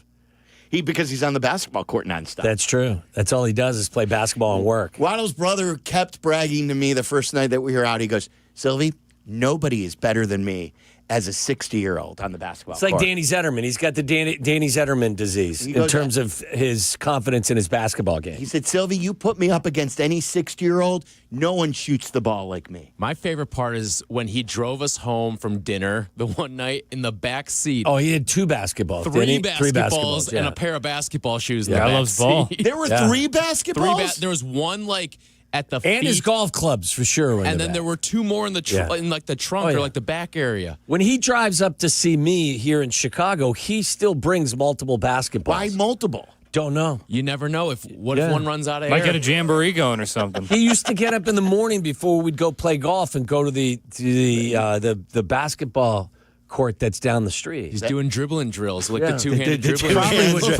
Probably head up. With a smoke in his mouth, too. That's great. Triple threat. Yeah. All right. Let's get to the good, the bad, the dirty. It's all coming up next. You're listening to Waddle and Silvy on ESPN 1000, Chicago's home for sports. Here comes football. It's Bears and Giants, live from Soldier Feast, Sunday, starting at noon. This is the home of the Bears, ESPN Chicago. Howard, got a question. It's fall. I'm on the road. Beautiful. Michigan's calling. It was Wisconsin. Okay, the point. Some guy behind me admiring a sugar maple rear ends me. Been there. What happens, Howard, when you're hurt and you're out of state? Hopefully you'll never experience peak color and pain, guys. But if you're injured, out of town, I can most likely assist. Aiken Law is attorneys licensed in all contiguous states and referring attorneys across the U.S. So you could still help me out. 312-6-million. Howard Ankin is our attorney on the Kap J Hood Show, weekday mornings on ESPN Chicago. All right, Chicago football fans, it is time to elevate your game with a tough-as-nails Toyota truck. In Cincinnati, I had 4 Uber rides in Toyota. Spectacular rides. Uber drivers rely on them. You should, too. Tacoma's a big-time playmaker no matter what's in your game plan. Tundra's a tailgating MVP that works hard, plays even harder. And the 4Runner's a Hall of Famer when it comes to rugged roads. I drive the Sequoia, and now we're a Toyota family. My wife drives the Grand Highlander. Whichever Toyota truck you choose, you're riding with a champion. Visit Toyota.com and learn more, or check out your local Chicagoland Toyota dealer today. Toyota, let's go places. Hey, fellas, it's your pal Yurko, the good kid. Sometimes we all need a little extra confidence when it's your time to perform. And guess what? That's where Blue Chew comes in. Blue Chew provides access to chewable tablets that can help you feel and perform at your best. Stronger, harder, longer lasting. Like somebody gave your downstairs a pep talk and a gym membership. And here's what I love. It's simple. No awkward doctor visits, no pharmacy lines. Everything is online. Their licensed medical providers work with you to find the right option. And it all ships in a discreet package right to your door. Think about it. Whether it's a big date night, an anniversary, or just a normal Tuesday, showing up ready makes all the difference. Confidence counts. Guys, this isn't just about performance. Give her group chat something to talk about. Be the legend of the night. And right now, I've got a special deal for you. Your first month is free. Just go to BlueChew.com, use promo code ESPN, and pay only $5 for shipping. That's it. Chew it and do it. Blue Chew, a small chew for a big difference. Illinois State University offers more than 150 majors, from accounting to zoology, and we're adding new areas of study all the time, like engineering, sports communication, and data science. Check out all our offerings at illinoisstate.edu/majors and apply today. Your old furnace is costing you money. Call your trusted local expert, Four Seasons Heating, Air Conditioning, Plumbing, and Electric, for a free in-home estimate. Furnaces from $39 a month. So call today. For all the right reasons, call 866-4 Seasons. Harry Douglas here. Look, being a man doesn't mean skipping self-care. Manscaped makes it easy to feel confident, clean, and ready for anything. Whether you're at work, hitting the gym, traveling for business, or heading for a night out. The Lawnmower Trimmer gives you precision, the Beard Hedger keeps your look tight, and their grooming essentials smell incredible. Manscaped's tools are built to perform, helping you stay sharp, smooth, and feeling your best every single day. Because real confidence starts with a clean cut and the right gear. Get all the Manscaped products you need right now at your local Target. This college football moment is brought to you by Serve Pro. College football teams have moments they recovered from and made it like it never even happened. Like on October 2nd, 1993, when the University of California faced a 30-0 halftime deficit to Oregon. Cal went on a remarkable 42-11 run in the second half to capture a 42-41 victory, one of the largest comebacks in college football history. Serve Pro, like it never even happened.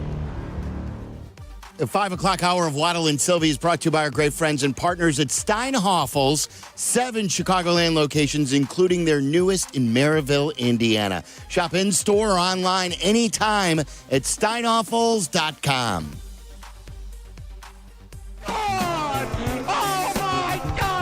The bad. That is so bad, that is absolutely brutal. And the dirty. I'm talking about nasty. Wow, so many stories are running through my head right now. Waddle and Silvy on ESPN Chicago. That's right. It's the good, the bad, the dirty. We do this every single Monday as a recap of the sports weekend. It's brought to you by Window Nation, because the only thing better than a free window is 2 free windows. Buy 2, get 2 free, plus 0 down, no payments, and no interest for 5 years. And Trend Micro, the smart AI-driven defense businesses trust to stop threats before they happen. Visit trendmicro.com today. We'll go around the room. One thing good, one thing bad. One thing we deemed as dirty. Waddle, what's your good? My good is everything about Game 7 of the World Series. Too much to recite. I know we haven't spent really any time on it. It was truly a magnificent game. One that, as I got back to the hotel after dinner, I was actually doing the thing that you did as a kid, holding your eyeballs open because you're so tired. But I was trying to keep myself awake because I didn't want to miss a second of it. It was incredible. I'll add to that because, to me, it was the greatest World Series of my lifetime. Yeah. It was from start to finish, from Game 1 through Game 7. Well, you could have the debate which Game 7 was better, but the entire World Series